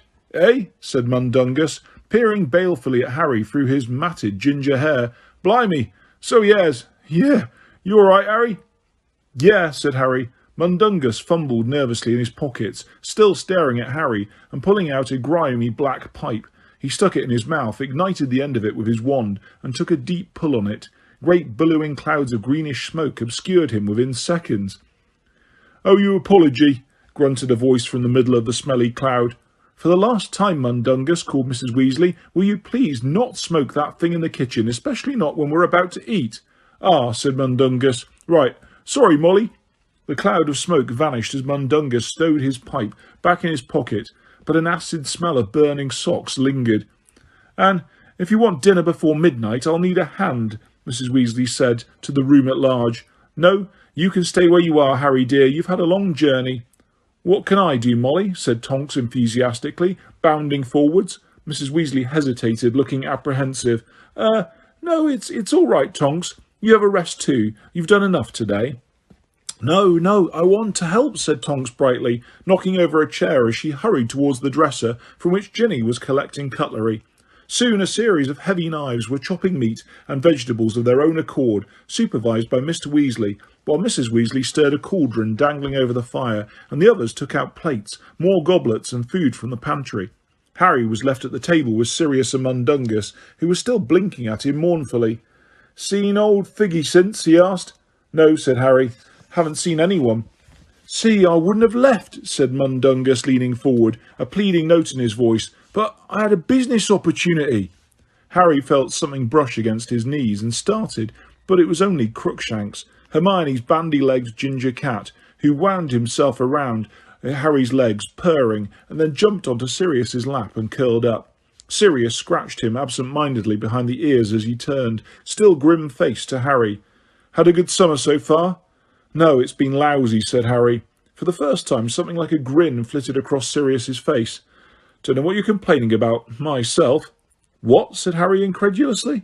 "Personally, I'd have welcomed a Dementor attack. A deadly struggle for my soul would have broken a monotony nicely. You think you've had it bad. At least you've been able to get out and about, stretch your legs, get into a few fights. I've been stuck inside for a month." "How come?" asked Harry, frowning. "Because the Ministry of Magic's still after me, and Voldemort will know all about me being an animagus by now. Wormtail will have told him, so my big disguise is useless. There's not much I can do for the Order of the Phoenix, or so Dumbledore feels." There was something about the slightly flattened tone of his voice in which Sirius uttered Dumbledore's name that told Harry that Sirius, too, was not very happy with the headmaster. Harry felt a sudden upsurge of affection for his godfather. "At least you've known what's been going on," he said bracingly. "Oh, yeah," said Sirius sarcastically, "listening to Snape's reports, having to take all his sun-eyed hints that he's out there risking his life while I'm sat on my backside here having a nice comfortable time, asking me how the cleaning's going." "What cleaning?" asked Harry. "Trying to make this place fit for human habitation," said Sirius, waving a hand around the dismal kitchen. "No one's lived here for 10 years, not since my dear mother died, unless you count her old house elf, and he's gone around the twist, hasn't cleaned anything in ages." "Sirius," said Mundungus, who did not appear to have paid any attention to the conversation, but had been minutely examining an empty goblet, "is this solid silver, mate?" "Yes," said Sirius, surveying it with distaste. "Finest 15th century goblin wrought silver embossed with the black family crest." "That'd come off, though," muttered Mundungus, polishing it with his cuff. "Fred, George, no, just carry them," Mrs. Weasley shrieked. Harry, Sirius and Mundungus looked around, and within a split second they had dived away from the table. Fred and George had bewitched a large cauldron of stew, an iron flagon of butterbeer, and a heavy wooden breadboard, complete with knife, to hurtle through the air towards them. The stew skidded the length of the table and came to a halt just before the end, leaving a long black burn on the wooden surface. The flagon of butterbeer fell with a crash, spilling its contents everywhere. The bread knife slipped off the board and landed point down and quivering ominously exactly where Sirius's right hand had been seconds before. "For heaven's sake," screamed Mrs. Weasley, "there was no need. I've had enough of this. Just because you're allowed to use magic now, you don't have to whip your wands out for every tiny little thing." "We were just trying to save a bit of time," said Fred, hurrying forward to wrench the bread knife out of the table. "Sorry, Sirius, mate. Didn't mean to." Harry and Sirius were both laughing. Mundungus, who had toppled backwards off his chair, was swearing as he got to his feet. Crookshanks had given an angry hiss and shot up under the dresser, from where his large yellow eyes glowed in the darkness. "Boys," Mr. Weasley said, lifting his stew back into the middle of the table, "your mother's right. You're supposed to show a sense of responsibility now you've come of age." "None of your brothers caused this sort of trouble," Mrs. Weasley raged at the twins as she slammed a fresh flagon of butterbeer on the table, and spilling almost as much again. "Bill didn't feel the need to apparate every few feet. Charlie didn't charm everything he met. Percy—" She stopped dead, catching her breath with a frightened look at her husband, whose expression was suddenly wooden. "Let's eat," said Bill quickly. "He looks wonderful, Molly," said Lupin, ladling stew onto a plate for her and handing it across the table. For a few minutes there was a silence, but for the chink of plates and cutlery and the scraping of chairs as everyone settled down to their food. Then Mrs. Weasley turned to Sirius. "I've been meaning to tell you, Sirius. There's something trapped in that writing desk in the drawing room. It keeps rattling and shaking. Of course, it could just be a boggart, but I think we ought to ask Alistair to have a look at it before we let it out." "Whatever you like," said Sirius indifferently. "The curtains in there are full of doxies too," Mrs. Weasley went on. "I thought we might try and tackle them tomorrow." "I look forward to it," said Sirius. Harry heard the sarcasm in his voice, but he was not sure that anyone else did. Opposite Harry, Tonks was entertaining Hermione and Ginny by transforming her nose between mouthfuls, screwing up her eyes each time with the same pained expression she had worn back in Harry's bedroom. Her nose swelled to a beak-like protuberance and resembled Snape's, shrank to the size of a button mushroom, and then sprouted a great deal of hair from each nostril. Apparently, this was a regular mealtime entertainment, because Hermione and Ginny were soon requesting their favourite noses. "Do that one like a pig's snout, Tonks." Tonks obliged, and Harry, looking up, had the fleeting impression that a female Dudley was grinning at him from across the table. Mr. Weasley, Bill and Lupin were having an intense discussion about goblins. "They're not giving anything away yet," said Bill. "I still can't work out whether or not they believe he's back. Of course, they might prefer not to take sides at all, keep out of it." "I'm sure they'd never go over to you-know-who," said Mr. Weasley, shaking his head. "They've suffered losses too. Remember that goblin family he murdered last time, somewhere near Nottingham?" "I think it depends what they're offered," said Lupin, "and I'm not talking about gold. If they're offered the freedoms we've been denying them for centuries, they're going to be tempted. Have you still not had any luck with Ragnarok, Bill?" "He's feeling pretty anti-wizard at the moment," said Bill. "He hasn't stopped raging about the Bagman business. He reckons the Ministry did a cover-up. Those goblins never got their gold from him, you know." A gale of laughter from the middle of the table drowned the rest of Bill's words. Fred, George, Ron and Mundungus were rolling around in their seats. "And then," choked Mundungus, tears running down his face, "and then, if you'll believe it, he says to me, he says, 'Here, Dung, where'd you get all those toads from? 'Cause some son of a bludger's gone and nicked all mine.' And I says, 'Nicked all your toads? Well, what next? So you'll be wanting some more then.' And if you believe me, lads, the gormless gargoyle boys buys all his own toads back off me for a lot more than what he paid in the first place." "I don't think we need to hear any more of your business dealings, thank you very much, Mundungus," said Mrs. Weasley sharply, as Ron slumped forwards onto the table, howling with laughter. "Beg pardon, Molly," said Mundungus at once, wiping his eyes and winking at Harry. "But you know, Will nicked him off Warty Harris in the first place, so I wasn't really doing nothing wrong." "I don't know where you learned about right and wrong, Mundungus, but you seem to have missed a few crucial lessons," said Mrs. Weasley coldly. Fred and George buried their faces in their goblets of butterbeer. George was hiccuping. For some reason, Mrs. Weasley threw a very nasty look at Sirius before getting to her feet and going to fetch a large rhubarb crumble for pudding. Harry looked around at his godfather. "Molly doesn't approve of Mundungus," said Sirius in an undertone. "How come he's in the Order?" Harry said very quietly. "He's useful," Sirius muttered. "Knows all the crooks. Well, he would, seeing as he's one himself. But he's also very loyal to Dumbledore, who helped him out of a tight spot once. It pays to have someone like Dung around. He hears things we don't. But Molly thinks inviting him to stay for dinner is going too far. She hasn't forgiven him for slipping off duty when he was supposed to be tailing you." 3 helpings of rhubarb crumble and custard later, and the waistband of Harry's jeans was feeling uncomfortably tight, which was saying something as the jeans had once been Dudley's. As he laid down his spoon, there was a lull in the general conversation.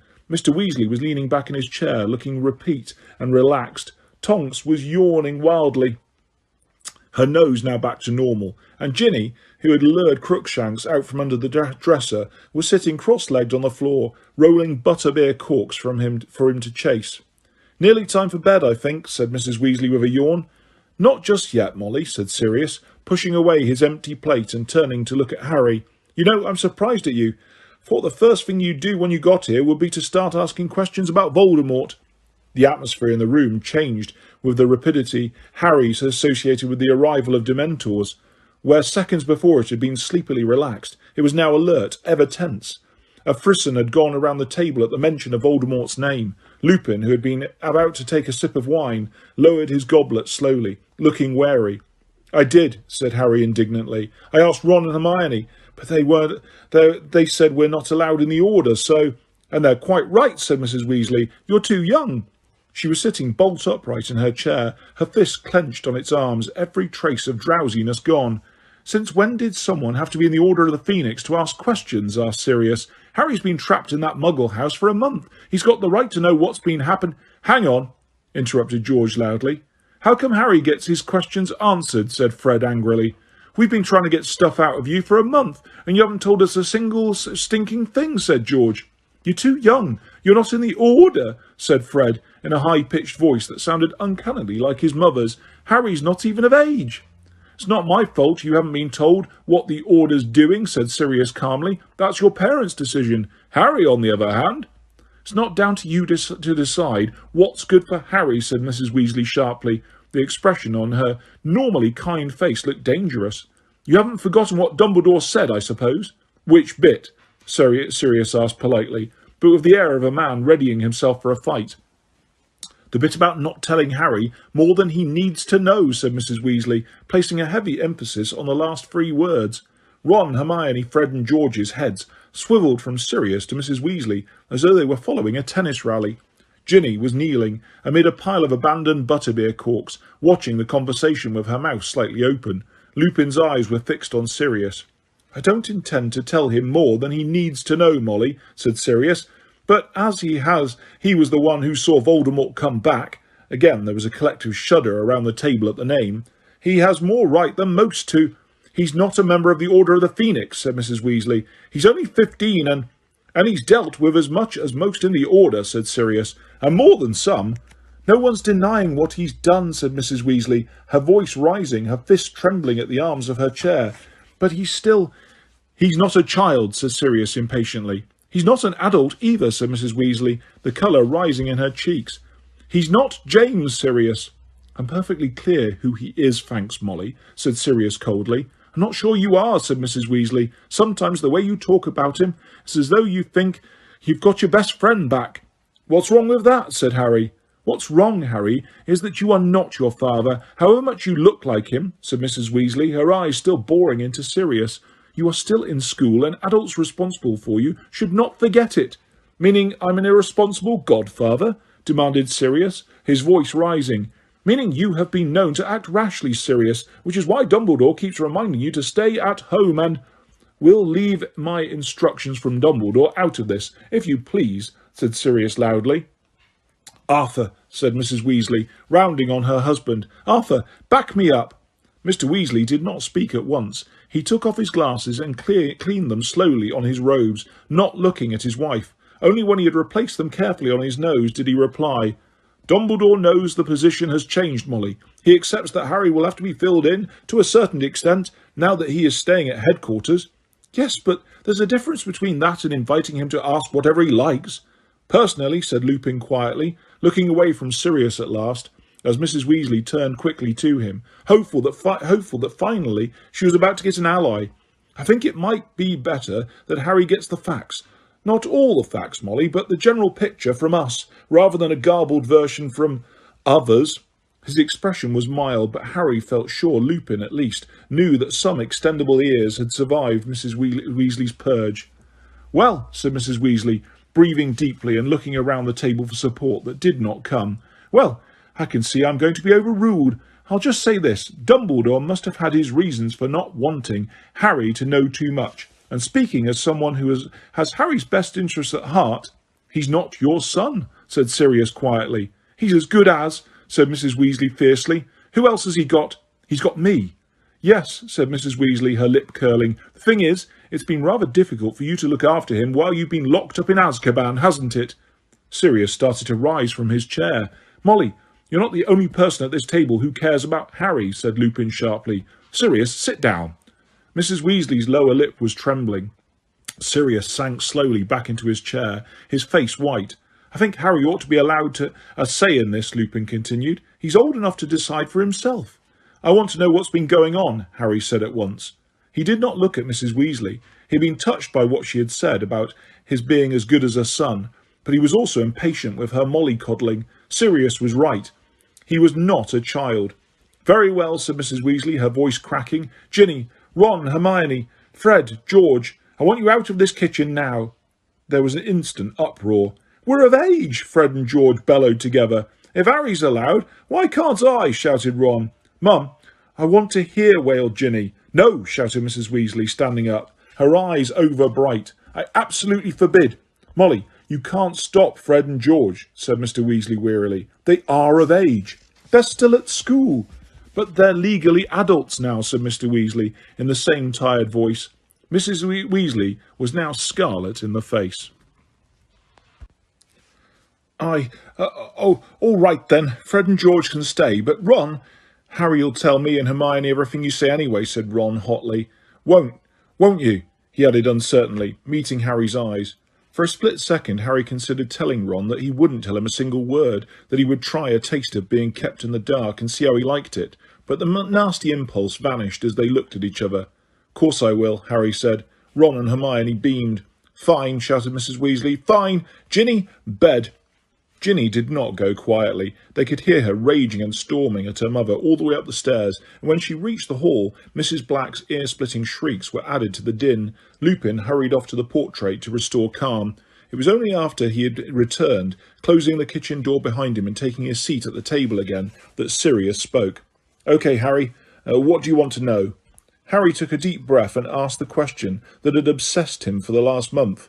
Where's Voldemort? He said, ignoring the renewed shudders and winces at the name. What's he doing? I've been trying to watch the Muggle news, and there hasn't been anything that looks like him yet. No funny deaths or anything. That's because there haven't been any funny deaths yet, said Sirius. Not as far as we know, anyway, and we know quite a lot. More than he thinks we do, anyway, said Lupin. How come he stopped killing people? Harry asked. He knew Voldemort had murdered more than once in the last year alone.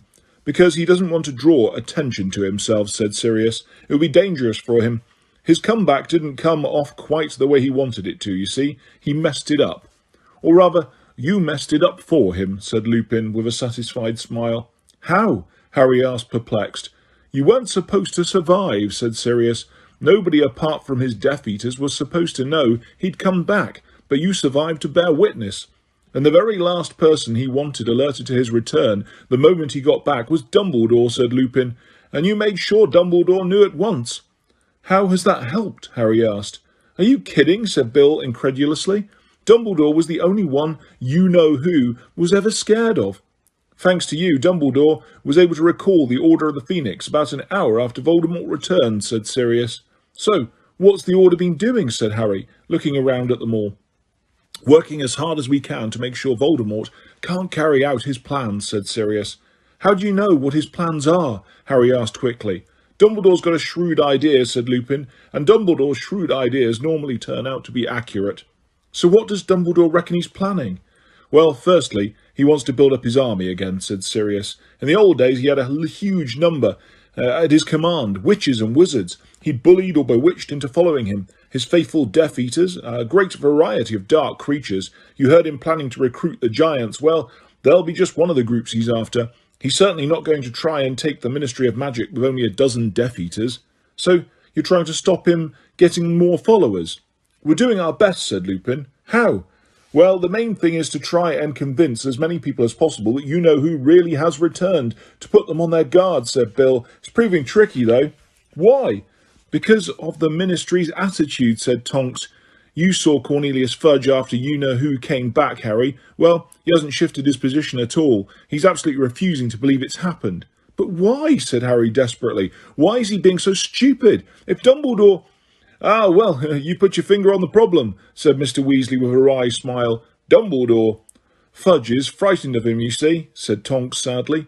Frightened of Dumbledore, said Harry incredulously. Frightened at what he's up to, said Mr. Weasley. Fudge thinks Dumbledore's plotting to overthrow him. He thinks Dumbledore wants to be Minister for Magic. But Dumbledore doesn't want... Of course he doesn't, said Mr. Weasley. He's never wanted the minister's job, even though a lot of people wanted him to take it. When Millicent Bagnold retired, Fudge came to power instead, but he's never quite forgotten how much popular support Dumbledore had, even though Dumbledore never applied for the job. Deep down, Fudge knows Dumbledore's much cleverer than he is, a much more powerful wizard, and in the early days of his ministry, he was forever asking Dumbledore for help and advice, said Lupin. But it seems he's become fond of power and much more confident. He loves being Minister for Magic, and he's managed to convince himself that he's the clever one, and Dumbledore's simply stirring up trouble for the sake of it. How can he think that? Said Harry angrily. How can he think Dumbledore would just make it all up? That I'd make it all up?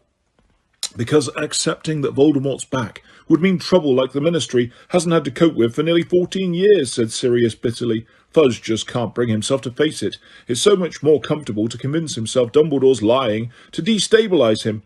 You see the problem, said Lupin. While the Ministry insists there is nothing to fear from Voldemort, it's hard to convince people he's back, especially as they really don't want to believe it in the first place. What's more, the Ministry's leaning heavily on the Daily Prophet, not to report any of what they're calling Dumbledore's rumour-mongering. So most of the wizarding community are completely unaware anything's happened, and that makes them easy targets for the Death Eaters if they're using the Imperius Curse. But you're telling people, aren't you? Said Harry, looking around at Mr. Weasley, Sirius, Bill, Mundungus, Lupin and Tonks. You're letting people know he's back. They all smiled humorously. Well, as everyone thinks I'm a mad mass murderer and the Ministry's put a 10,000 galleon price on my head, I can hardly stroll up to the street and start handing out leaflets, can I? Said Sirius restlessly. And I'm not a very popular dinner guest with most of the community, said Lupin. It's an occupational hazard of being a werewolf. Tonks and Arthur would lose their jobs at the Ministry if they started shooting their mouths off, said Sirius. And it's very important for us to have spies inside the Ministry, because you can bet Voldemort will have them.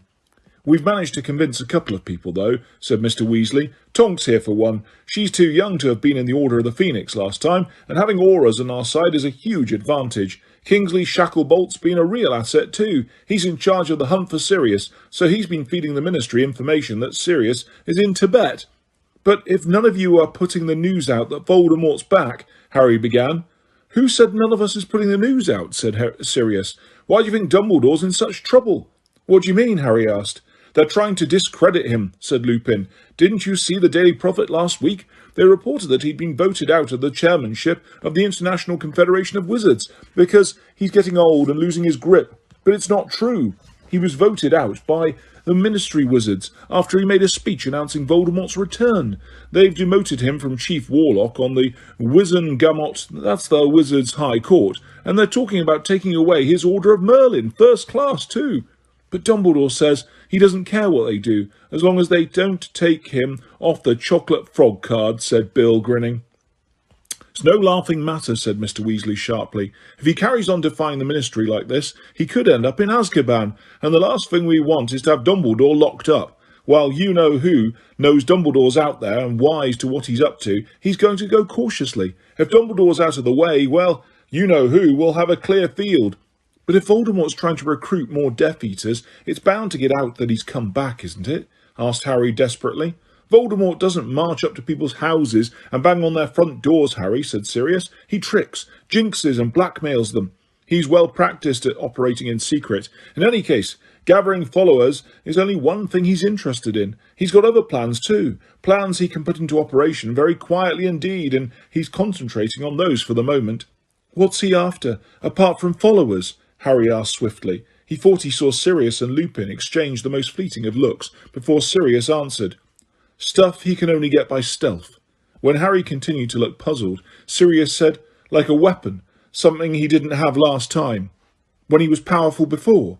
Yes, Like what kind of weapon, said Harry. Something worse than the Avada Kedavra. That's enough.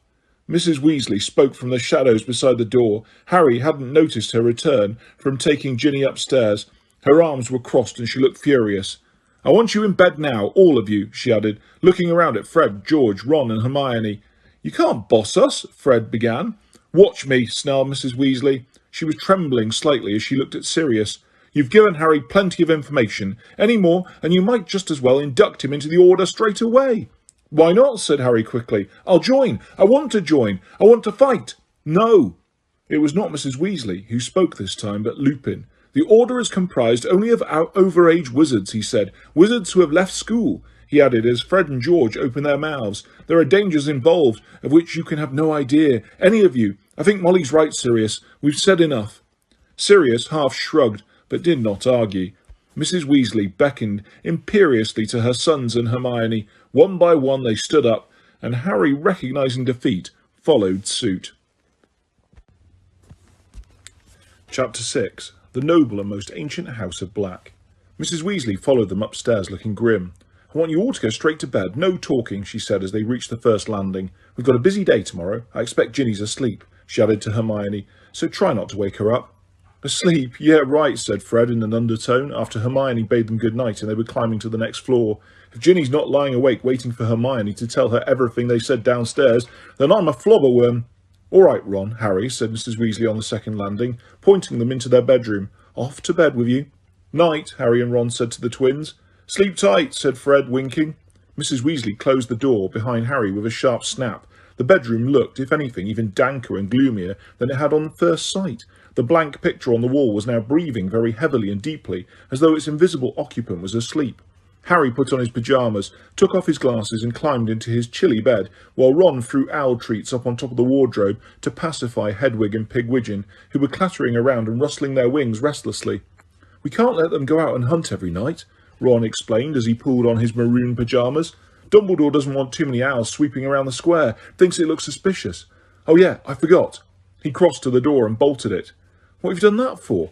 Creature, said Ron as he turned off the light. First night I was here, he came wandering in at 3 a.m. Trust me, you don't want to wake up and find him prowling around your room. Anyway, he got into his bed, settled down under the covers, and then turned to look at Harry in the darkness. Harry could see his outline by the moonlight flittering and filtering in through the grimy window. What do you reckon? Harry didn't need to ask what Ron meant. Well, they didn't tell us much we couldn't have guessed, did they? He said, thinking of all that had been said downstairs. I mean, all they've really said is that the Order's trying to stop people joining There was a sharp intake of breath from Ron. De Mort, said Harry firmly. When are you going to start using his names? Sirius and Lupin do. Ron ignored this last comment. Yeah, you're right, he said. We already knew nearly everything they told us from using the extendable ears. The only new bit was, crack! Ouch! Keep your voice down, Ron, or Mum will be back up here. You two just apparated on my knees. Yeah, well, it's harder in the dark. Harry saw the blurred outlines of Fred and George leaping down from Ron's bed. There was a groan of bed springs, and Harry's mattress descended a few inches as George sat down near his feet. So, got there yet? Said George eagerly. The weapon Sirius mentioned, said Harry. Let slip, more like, said Fred, with relish, now sitting next to Ron. We didn't hear about that on the old extendables, did we? What do you reckon it is? Said Harry. Could be anything, said Fred. But there can't be anything worse than the Avada Kedavra curse, can there? Said Ron. What's worse than death? Maybe it's something that can kill loads of people at once, suggested George. Maybe it's some particularly painful way of killing people, said Ron fearfully. He's got the Cruciatus curse for causing pain, said Harry. He doesn't need anything more efficient than that. There was a pause, and Harry knew that the others, like him, were wondering what horrors this weapon could perpetrate. So, who do you think's got it now? Said George. Hope it's our side, said Ron, sounding slightly nervous. If it is, Dumbledore's probably keeping it, said Fred. Where? Said Ron quickly. Hogwarts. Bet it is, said George. That's where he hid the Philosopher's Stone. A weapon's going to be a lot bigger than the stone, though, said Ron. Not necessarily, said Fred. Yeah, size is no guarantee of power, said George. Look at Ginny. What do you mean, said Harry. You've never been on the receiving end of one of her bat-bogey hexes, have you? Shh, said Fred, half rising from the bed. Listen. They fell silent. Footsteps were coming up the stairs. Mum, said George, and without further ado, there was a loud crack, and Harry felt the weight vanish from the end of his bed. A few seconds later, they heard the floorboard creak outside their door. Mrs. Weasley was plainly listening to check whether or not they were talking. Hedwig and Pigwidgeon hooted dolefully. The floorboard creaked again, and they heard her heading upstairs to check on Fred and George. "She doesn't trust us at all, you know," said Ron regretfully. Harry was sure he would not be able to fall asleep. The evening had been so packed with things to think about that he fully expected to be awake for hours mulling it all over. He wanted to continue talking to Ron, but Mrs. Weasley was now creaking back downstairs again, and once she had gone he distinctly heard others making their way upstairs. In fact, many legged creatures were cantering softly up and down outside the bedroom door, and Hagrid, the Care of Magical Creatures teacher, was saying, "Beauties, aren't they, Harry? We'll be studying weapons this term." And Harry saw that the creatures had cannons for heads and were wheeling to face him. He ducked. The next thing he knew, he was curled into a warm ball under his bedclothes, and George's loud voice was filling the room. "Mum says get up. Your breakfast is in the kitchen. And then she needs you in the drawing room. There are loads more doxies than she thought, and she's found a nest of dead puffskins under the sofa." Half an hour later, Harry and Ron, who had dressed and breakfasted quickly, entered the drawing room, a long, high-ceilinged room on the first floor with olive-green walls covered in dirty tapestries. The carpet exhaled little clouds of dust every time someone put their foot on it, and the long moss-green velvet curtains were buzzing as though swarming with invisible bees. It was around these that Mrs. Weasley, Hermione, Ginny, Fred and George were grouped, all looking rather peculiar as they had each tied a cloth over their nose and mouth. Each of them were also holding a large bottle of black liquid with a nozzle at the end. "Cover your faces and take a spray," Mrs. Weasley said to Harry and Ron the moment she saw them, pointing to 2 more bottles of black liquid standing on a spindle-led table. "It's Doxicide. I've never seen an infestation this bad. What that house elf's been doing for the last 10 years. Hermione's face was half concealed by a tea towel, but Harry distinctly saw her throw a reproachful look at Mrs. Weasley. "Creature's really old. He probably couldn't manage." "You'd be surprised what Creature can manage when he wants to, Hermione," said Sirius, who had just entered the room, carrying a blood-stained bag of what appeared to be dead rats. "I've just been feeding Buckbeak," he added, in reply to Harry's inquiring look. "I keep him upstairs in the mother's bedroom. Anyway, this writing desk." He dropped the bag of rats into an armchair and then bent over to examine the locked cabinet, which, Harry now noticed for the first time, was shaking slightly.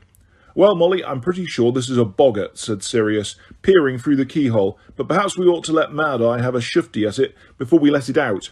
Knowing my mother, it could be something much worse." "Right you are, Sirius," said Mrs. Weasley. They were both speaking in carefully light, polite voices that told Harry quite plainly that neither had forgotten their disagreement of the night before. A loud clanging bell sounded from downstairs, followed at once by the cacophony of screams and wails that had been triggered by previous night, by Tonks knocking over the umbrella stand. "I keep telling them not to ring the doorbell," said Sirius exasperatedly.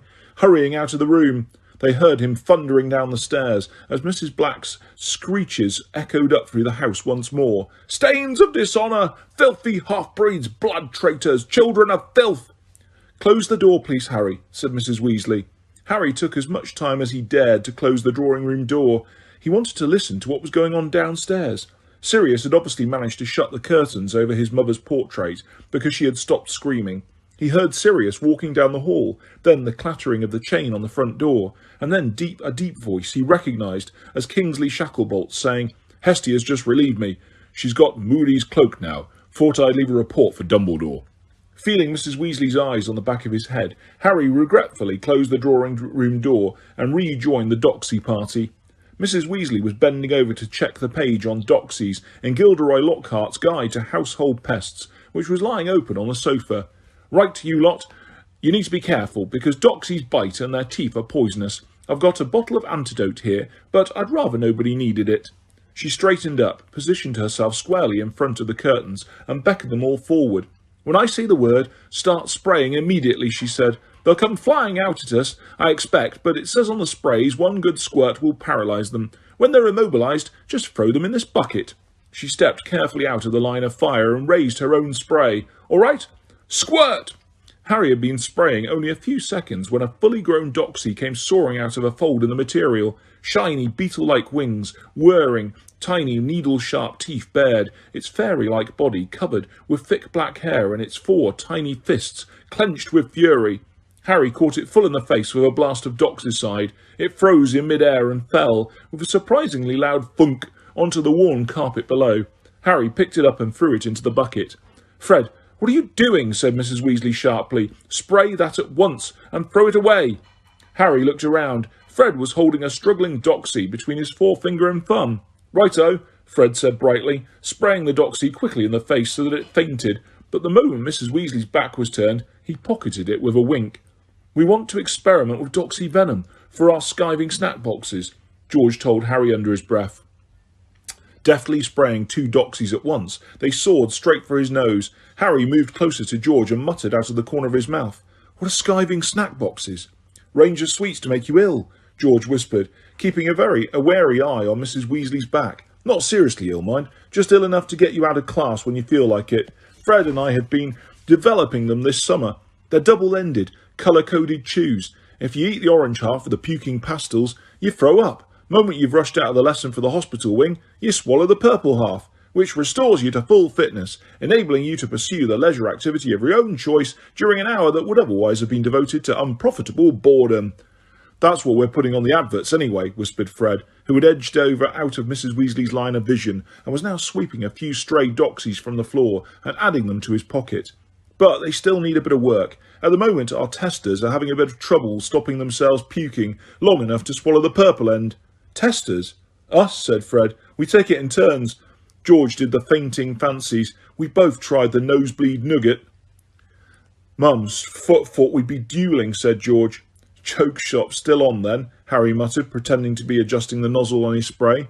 "Well, we haven't had a chance to get premises yet," said Fred, dropping his voice even lower as Mrs. Weasley mopped her brow with her scarf before returning to the attack. "So we're running in a mail order service at the moment. We put advertisements in the Daily Prophet last week." "All thanks to you, mate," said George. "But don't worry, Mum hasn't got a clue. She won't read the Daily Prophet anymore because of it telling lies about you and Dumbledore." Harry grinned. He had forced the Weasley twins to take the 1,000 galleons prize money he had won the Triwizard tournament to help them realise their ambition to open a joke shop. But he was so glad. He was still glad to know that his part in furthering their plans was unknown to Mrs. Weasley. She did not think running a joke shop was a suitable career for 2 of her sons. The de-doxying of the curtains took most of the morning. It was past midday when Mrs. Weasley finally removed her protective scarf, sank into a sagging armchair, and sprang up again with a cry of disgust, having sat on the bag of dead rats. The curtains were no longer buzzing. They hung limp and damp from the intensive spraying.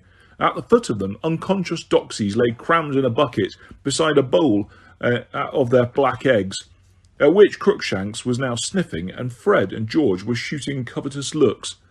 "I think we'll tackle those after lunch." Mrs. Weasley pointed at the dusty, glass-fronted cabinets standing on either side of the mantelpiece.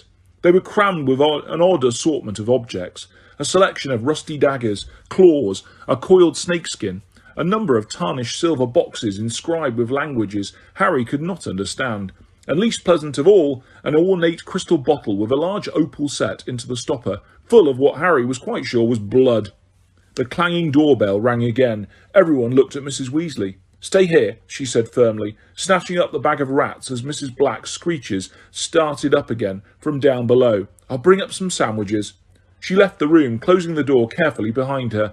At once everyone dashed over to the window to look down to the doorstep. They could see the top of an unkempt, gingery head and a stack of precariously balanced cauldrons. "Mundungus," said Hermione. "What's he brought all those cauldrons for?" "Probably looking for a safe place to keep them," said Harry. "Isn't that what he was doing the night he was supposed to be tailing me, picking up dodgy cauldrons?" "Yeah, you're right," said Fred. As the front door opened, Mundungus heaved his cauldrons through it and disappeared from view. "Blimey, Mum won't like that."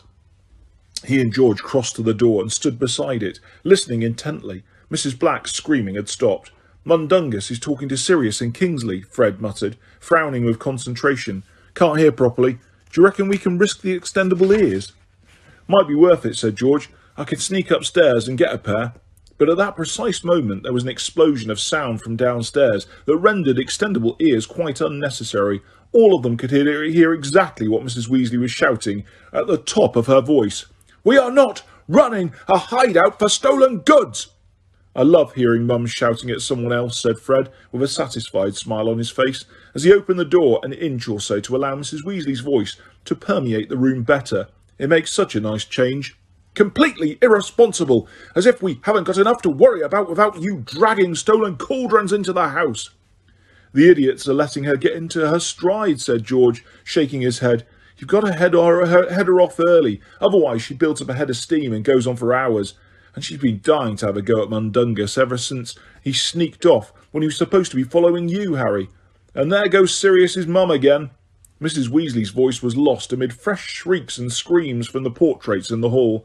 George made to shut the door to drown the noise, but before he could do so, a house elf edged into the room. Except for the filthy rag tied like a loincloth around its middle, it was completely naked. It looked very old. Its skin seemed to be several times too big for it, and though it was bald like all house elves, there was a quantity of white hair growing out of its large bat-like ears. Its eyes were bloodshot and watery grey, and its fleshy nose was large and rather snout-like.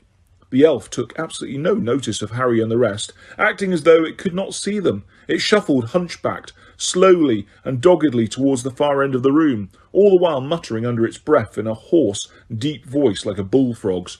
Smells like a drain and a criminal to boot. But she's no better. Nasty old blood traitor, and her brats messing up my mistress's house. Oh, my poor mistress. If she knew the scum they've let into her house, what she would say to old Creature. Oh, the shame of it! Mudbloods and werewolves and traitors and thieves. Poor old Creature. What can he do? Hello, Creature, said Fred very loudly, closing the door with a snap. The house elf froze in his tracks, stopped muttering, and gave a very pronounced and very unconvincing start of surprise. Creature did not see, young master, he said, turning around and bowing to Fred. Still facing the carpet, he added perfectly audibly, Nasty little brat of a blood traitor it is. Sorry, said George. Didn't catch that last bit. Creature said nothing, said the elf, with a second bow to George, adding in a clear undertone, and there's its twin, unnatural little beasts they are. Harry didn't know whether to laugh or not. The elf straightened up, eyeing them all malevolently, and apparently convinced that they could not hear him as he continued to mutter. And there's the mudblood standing there, bold as brass. Oh, if my mistress knew, oh, how she'd cry. And there's a new boy. Creature doesn't know his name. What is he doing here? Creature doesn't know.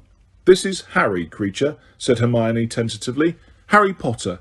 Creature's pale eyes widened, and he muttered faster and more furiously than ever. The mudblood is talking to Creature as though she is my friend. If Creature's mistress saw him in such company, oh, what would she say?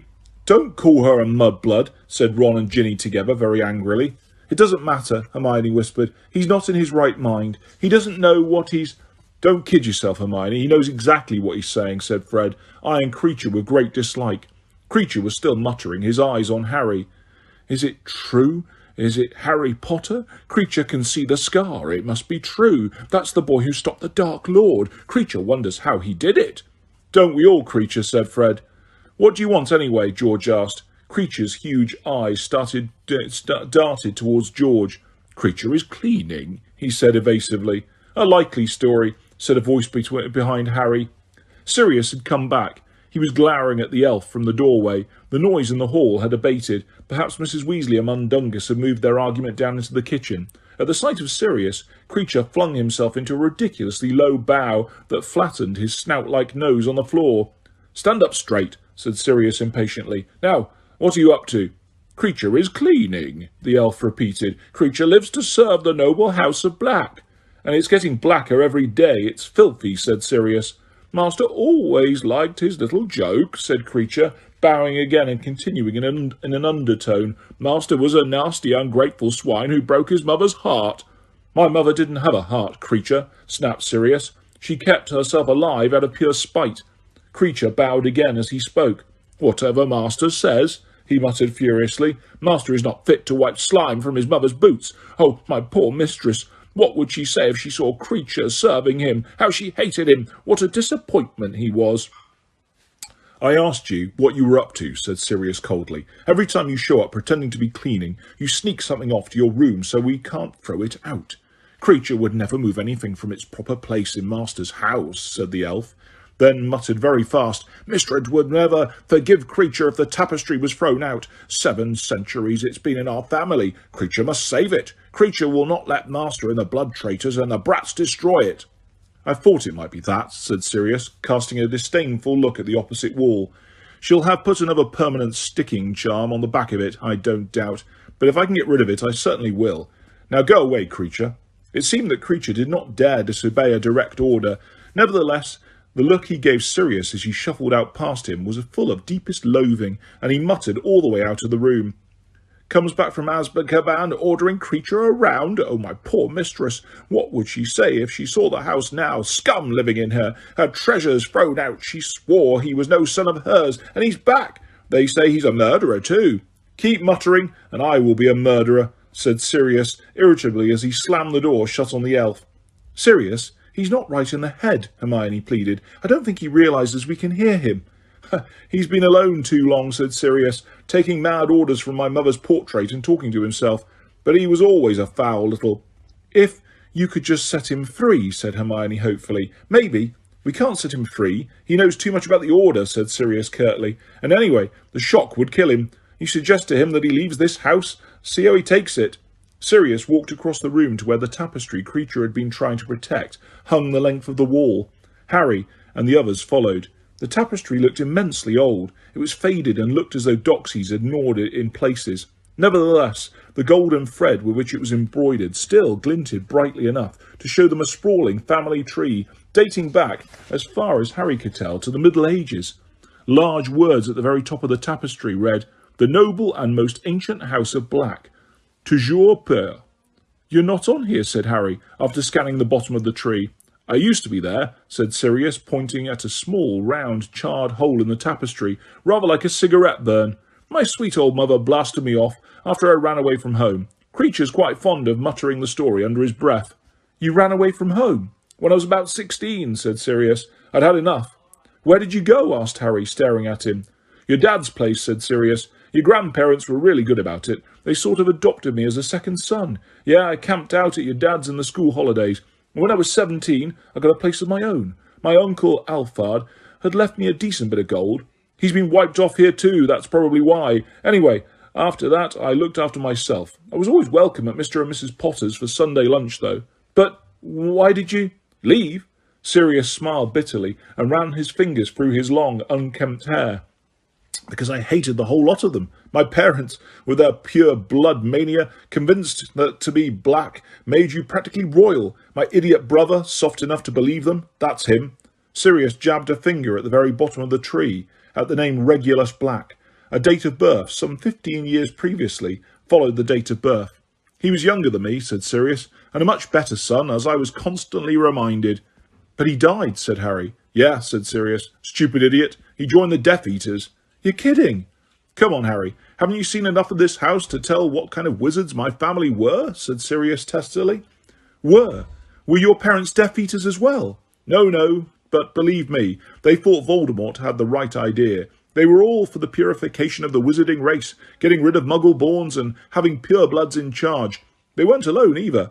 There were quite a few people, before Voldemort showed his true colours, who thought he had the right idea about things. They got cold feet when they saw what he was prepared to do to get power, though. But I bet my parents thought Regulus was a right little hero for joining up at first. "Was he killed by an aura?" Harry asked tentatively. "Oh no," said Sirius. "No, he was murdered by Voldemort. Or on Voldemort's orders, more likely. I doubt Regulus was ever important enough to be killed by Voldemort in person. From what I found out after he died, he got in so far, then panicked about what he was being asked to do and tried to back out. Well, you don't just hand in your resignation to Voldemort. It's a lifetime of service or death." "Lunch," said Mrs. Weasley's voice. She was holding her wand high in front of her, balancing a huge tray loaded with sandwiches and cake on its tip. She was very red in the face and still looked angry. The others moved over to her, eager for some food, but Harry remained with Sirius, who had bent closer to the tapestry. "I haven't looked at this for years. There's Phineas Nicholas, my great-great-grandfather, see? Least popular headmaster Hogwarts ever had. And Araminta Mellifleur, cousin of my mother's, tried to force through a ministry bill to make muggle hunting legal. And dear Aunt Elladora, She started the family tradition of beheading house elves when they got too old to carry tea trays. Of course, any time the family produced someone halfway decent, they were disowned. I see Tonks isn't on here. Maybe that's why Creature won't take orders from her. He's supposed to do whatever anyone in the family asks him. You and Tonks are related? Harry asked, surprised. Oh, yeah. Her mother's, Andromeda.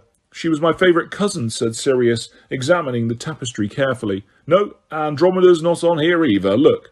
He pointed to another small round burn mark between two names, Bellatrix and Narcissa.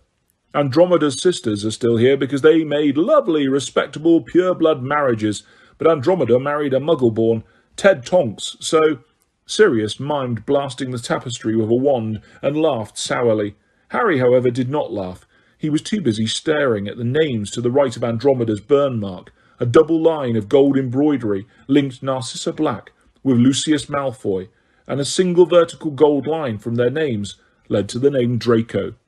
You're related to the Malfoys. The pure-blood families are all interrelated, said Sirius. If you're only going to let your sons and daughters marry purebloods, your choice is very limited.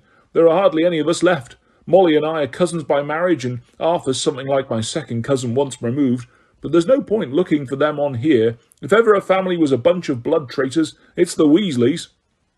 But Harry was now looking at the name to the left of Andromeda's burn, Bellatrix Black, which was connected by a double line to Rodolphus Lestrange.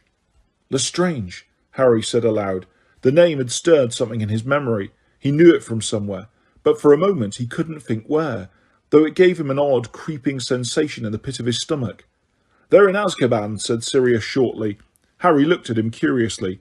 Bellatrix and her husband Rodolphus came in with Barty Crouch Jr., said Sirius, in the same brusque voice. Rodolphus's brother, Rabastan, was with them too. Then Harry remembered. He had seen Bellatrix Lestrange inside Dumbledore's pensieve, the strange device in which thoughts and memories could be stored. A tall, dark woman with heavy-lidded eyes who had stood at her trial and proclaimed her continuing allegiance to Lord Voldemort, her pride that she had tried to find him after his downfall, and her conviction that she would one day be rewarded for her loyalty. You never said she was your... Does it matter if she's my cousin? Snapped Sirius. As far as I'm concerned, they're not my family. She's certainly not my family. I haven't seen her since I was your age, unless you want to count a glimpse of her coming into Azkaban. Do you think I'm proud of having a relative like her? Sorry, said Harry quickly. I didn't mean... I was just surprised, that's all. It doesn't matter. Don't apologise, Sirius mumbled. He turned away from the tapestry, his hands deep in his pockets. I don't like being back here, he said, staring across the drawing room. I never thought I'd be stuck in this house again. Harry understood completely. He knew how he would feel when he was grown up and thought he was free of the place forever to return and live at number 4 Privet Drive. It's ideal for headquarters, of course, Sirius said. My father put every security measure known to wizard kind on it when he lived here. It's unplottable, so muggles could never come and call, as if they'd ever have wanted to, and now Dumbledore's added his protection. It'd be hard to find a safer house anywhere. Dumbledore is secret keeper for the Order, you know. Nobody can find headquarters unless he tells them personally where it is. That note Moody showed you last night, that was from Dumbledore. Sirius gave a short, bark-like laugh. My parents could see the use of their house was being put to now. Well, my mother's portrait should give you some idea. He scowled for a moment and then sighed. I wouldn't mind if I could just get out occasionally and do something useful. I've asked Dumbledore whether I can escort you to your hearing as Snuffles. Obviously, so I can give you a bit of a moral support. What do you think? Harry felt as though his stomach had sunk through the dusty carpet. He had not thought about the hearing once since dinner the previous evening. In the excitement of being back with the people he liked best and hearing everything that was going on, it had completely flown his mind. At Sirius's words, however, the crushing sense of dread returned to him. He stared at Hermione and the Weasleys, all tucking into their sandwiches, and thought how he would feel if they went back to Hogwarts without him. Don't worry, Sirius said. Harry looked up and realised that Sirius had been watching him. I'm sure they'll clear you. There's definitely something in the International Statute of Secrecy about being allowed to use magic to save your own life. But if they do expel me, said Harry quietly, can I come back here and live with you? Sirius smiled sadly. We'll see. I'll feel a lot better about the hearing if I knew I didn't have to go back to the Dursleys. Harry pressed him. They must be bad if you prefer this place, said Sirius gloomily. Hurry up, you two, or there won't be any food left, Mrs. Weasley called. Sirius heaved another great sigh, cast a dark look at the tapestry, and then he and Harry went to join the others. Harry tried his best not to think about the hearing while they emptied the glass-fronted cabinets that afternoon. Fortunately for him, it was a job that required a lot of concentration, as many of the objects in there seemed very reluctant to leave their dusty shelves. Sirius sustained a bad bite from a silver snuff-box. Within seconds, his bitten hand had developed an unpleasant, crusty covering like a tough brown glove. It's okay, he said, examining the hand with interest before tapping it lightly with his wand and restoring its skin to normal. Must be wart-cap powder in there. He threw the box aside into the sack where they were depositing the debris from the cabinets. Harry saw George wrap his own hand carefully in a cloth moments later and sneak the box into his already doxy-filled pocket. They found an unpleasant-looking silver instrument, something like a many-legged pair of tweezers, which scuttled up Harry's arm like a spider when he picked it up and attempted to puncture his skin. Sirius seized it and smashed it with a heavy book entitled Nature's Nobility, a Wizarding Genealogy. There was a musical box that emitted a faintly sinister, tinkling tune when wound, and they all found themselves becoming curiously weak and sleepy until Ginny had the sense to slam the lid shut. A heavy locket that none of them could open, a number of ancient seals, and in a dusty box, an Order of Merlin, first class, that had been awarded to Sirius's grandfather for services to the ministry. It means he gave them a load of gold, said Sirius contemptuously, throwing the medal into the rubbish sack. Several times Kreacher sidled into the room and attempted to smuggle things away under his loincloth, muttering horrible curses every time they caught him at it. When Sirius wrested a large golden ring bearing the black crest from his grip, Kreacher actually burst into furious tears and left the room sobbing under his breath and calling Sirius names Harry had never heard before. It was my father's, said Sirius, throwing the ring into the sack. Kreacher wasn't quite as devoted to him as my mother, but I still caught him snogging a pair of my father's old trousers last week. Mrs. Weasley kept them all working very hard over the next few days. The drawing room took 3 days to decontaminate.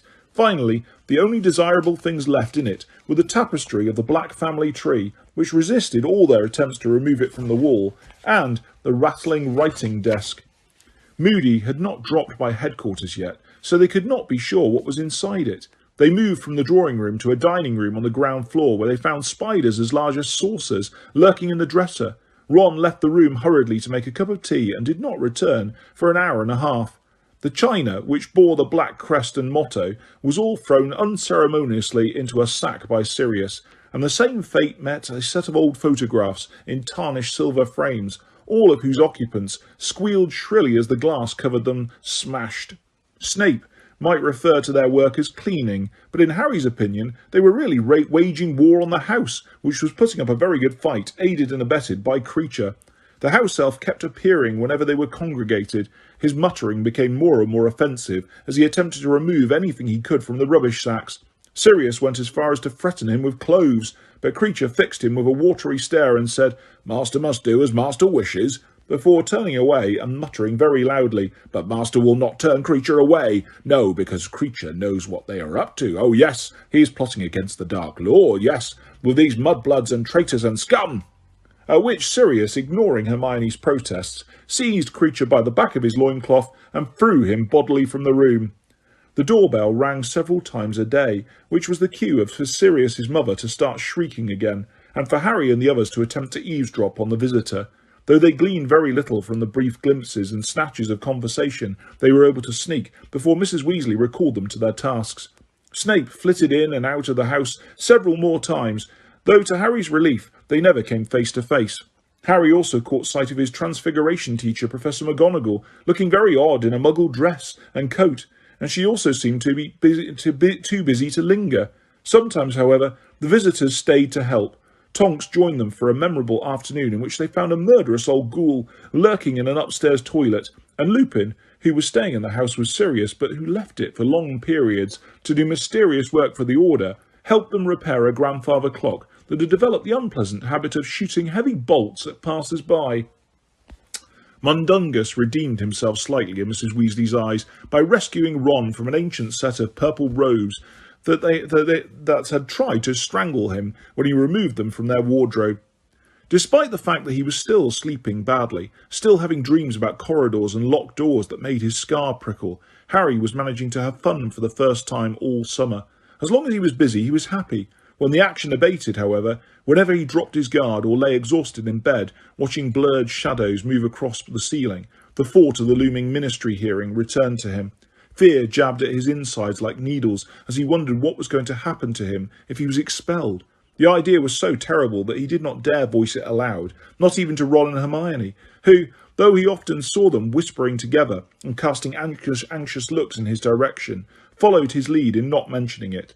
Sometimes he could not prevent his imagination showing him a faceless ministry official who was snapping his wand in two and ordering him back to the Dursleys. But he would not go. He was determined on that. He would come back here to Grimmauld Place and live with Sirius.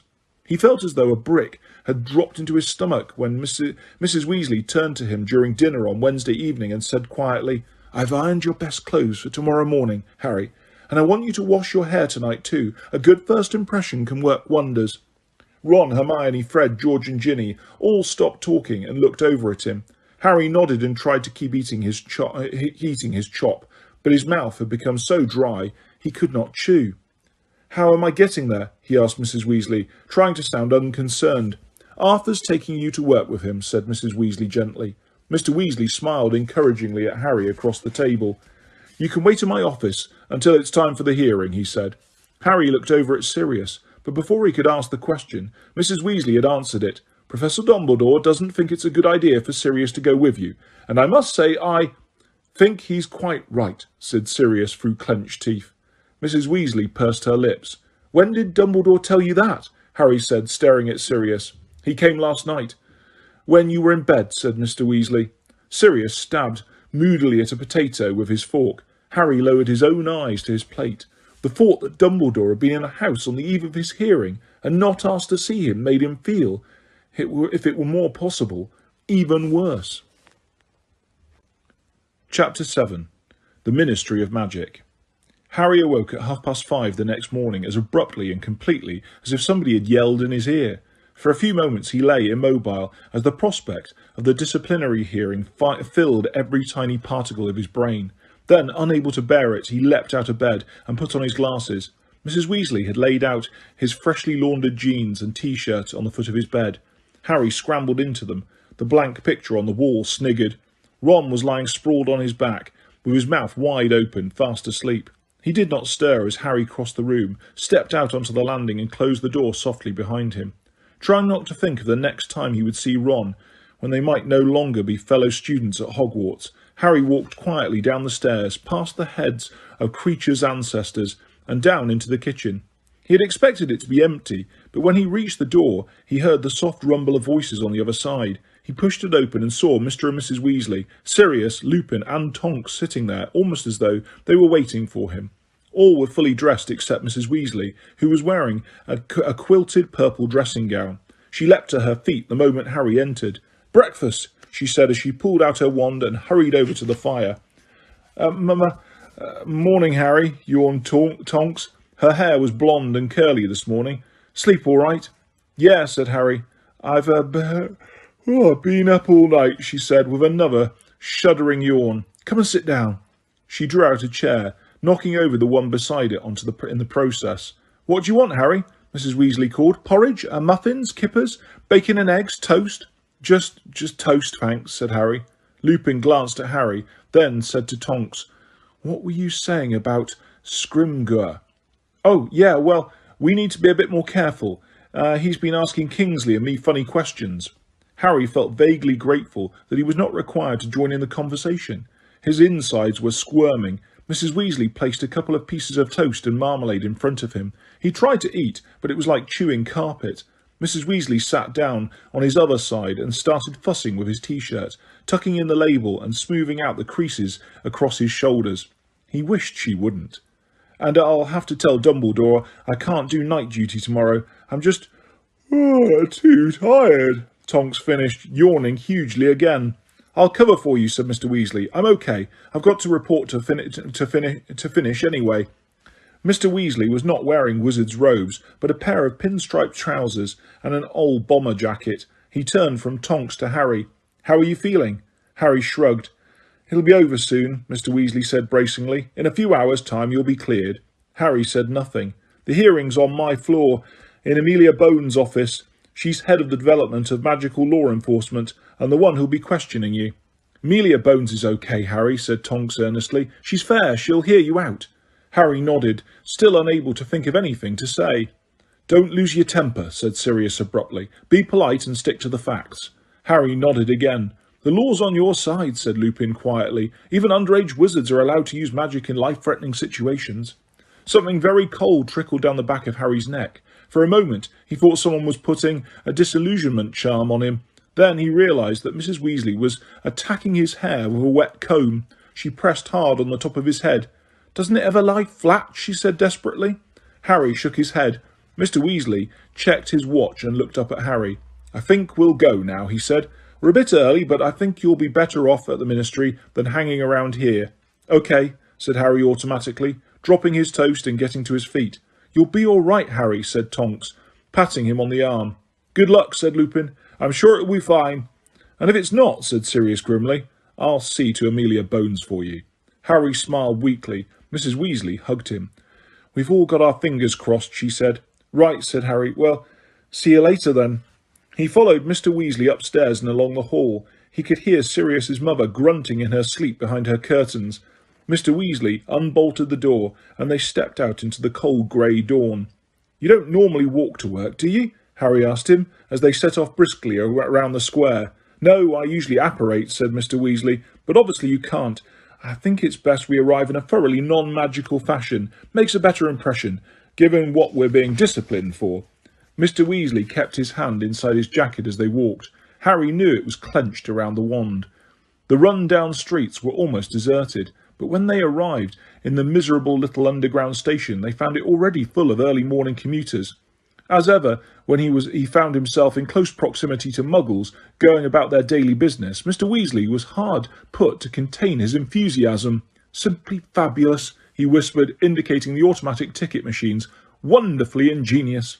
"They're out of order," said Harry, pointing at the sign. "Yes, but even so," said Mr. Weasley, beaming at them fondly.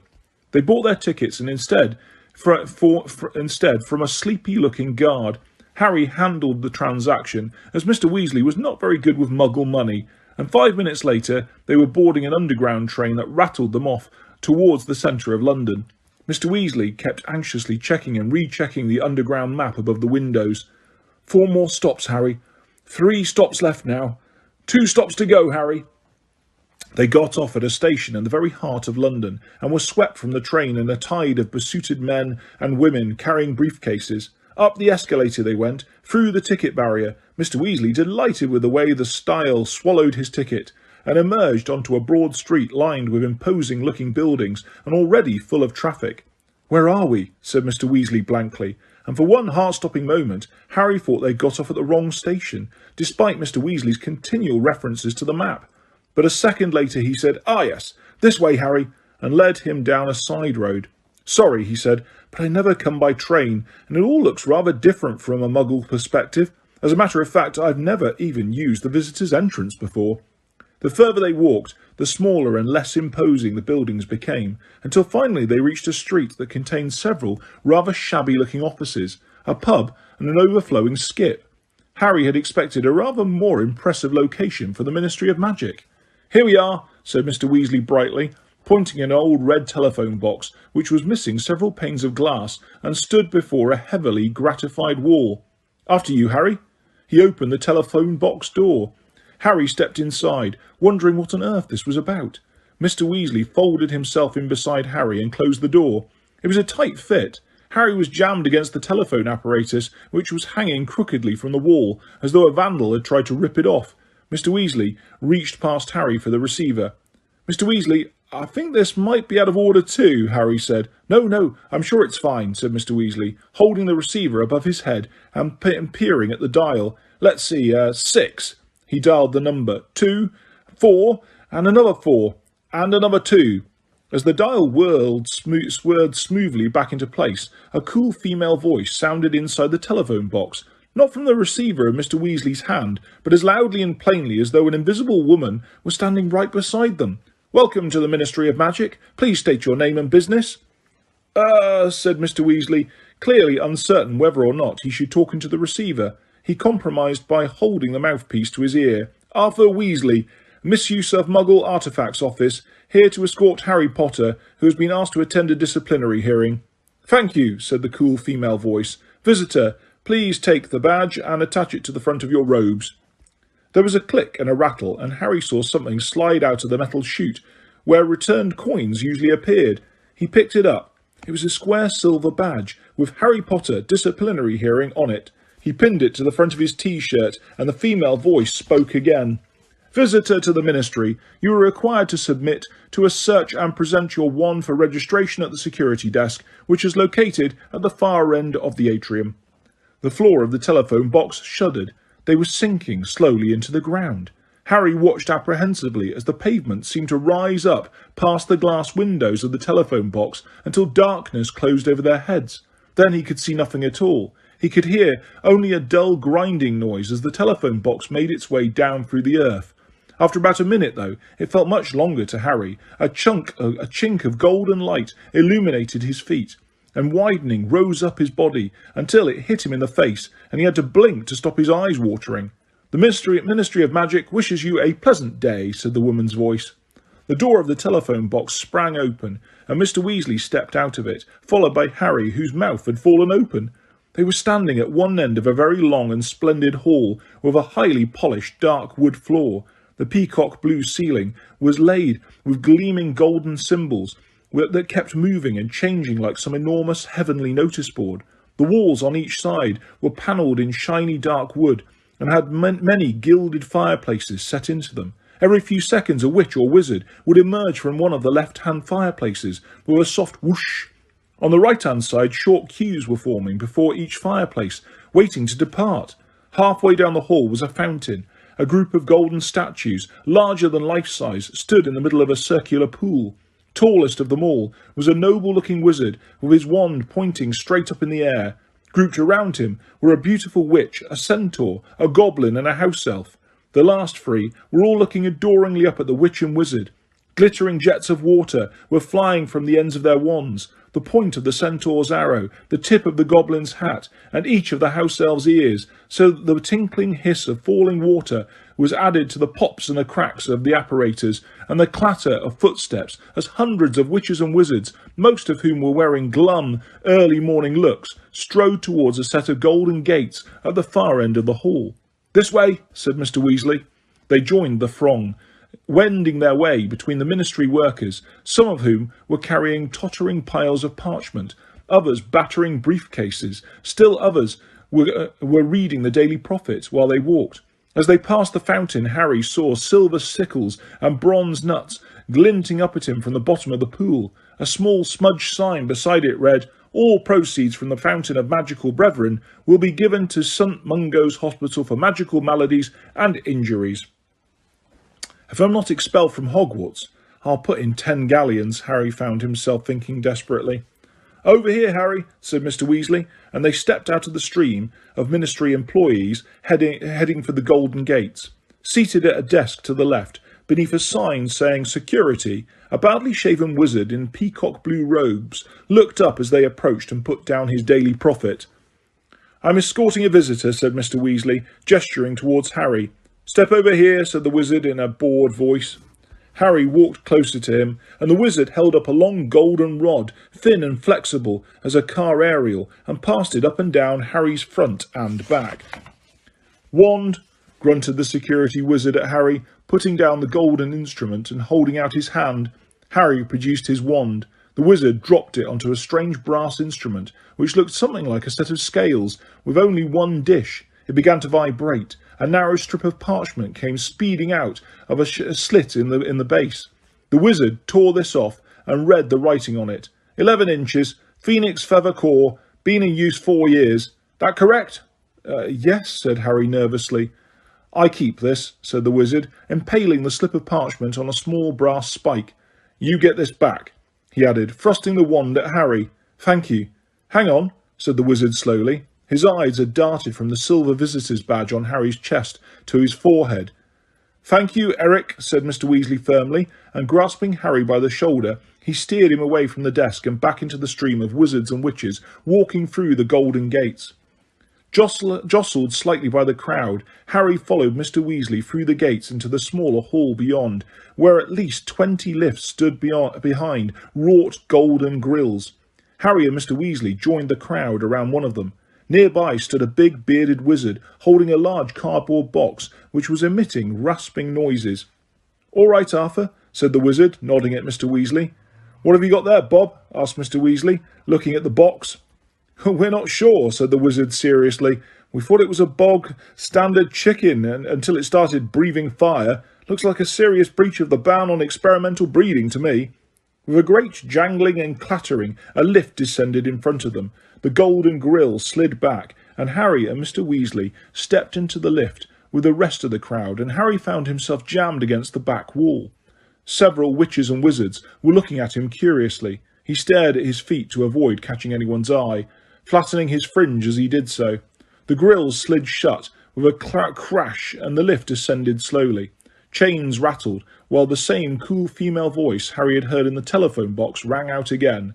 "Level 7, Department of Magical Games and Sports, incorporating the British and Irish Quidditch League headquarters, official Gobstones Club and ludicrous patents office." The lift doors opened. Harry glimpsed an untidy-looking corridor with various posters of Quidditch teams tacked lopsidedly on the walls. One of the wizards in the lift, who was carrying an armful of broomsticks, extricated himself with difficulty and disappeared down the corridor. The doors closed. The lift jutted upwards again, and the woman's voice announced, "Level 6, Department of Magical Transportation, incorporating the Flu Network Authority, Broom Regulatory Control, Portkey Office, and Apparition Test Centre." Once again the lift doors opened, and 4 or 5 witches and wizards got out. At the same time, several paper aeroplanes swooped into the lift. Harry stared up at them as they flapped idly around above his head. They were a pale violet colour, and he could see Ministry of Magic stamped along the edge of their wings. "Just interdevelopmental memos," Mr. Weasley muttered to him. We used to use owls, but the mess was unbelievable. Droppings all over the desks." As they clattered upwards, again the memos flapped around the lamp swaying from the lift's ceiling. "Level 5, Department of International Magic Cooperation, incorporating the International Magical Trading Standards Body, the International Magical Office of Law, and the International Confederation of Wizards, British seats." When the doors opened, 2 of the memos zoomed out with a few more of the witches and wizards, but several more memos zoomed in, so that the light from the lamp flickered and flashed overhead as they darted around it. "Level 4, Department of the Regulation and Control of Magical Creatures, incorporating Beast, Being and Spirit Divisions, Goblin Liaison Office, and Pest Advisory Bureau." "Excuse," said the wizard carrying the fire-breathing chicken, and he left the lift pursued by a little flock of memos. The doors clanged shut yet again.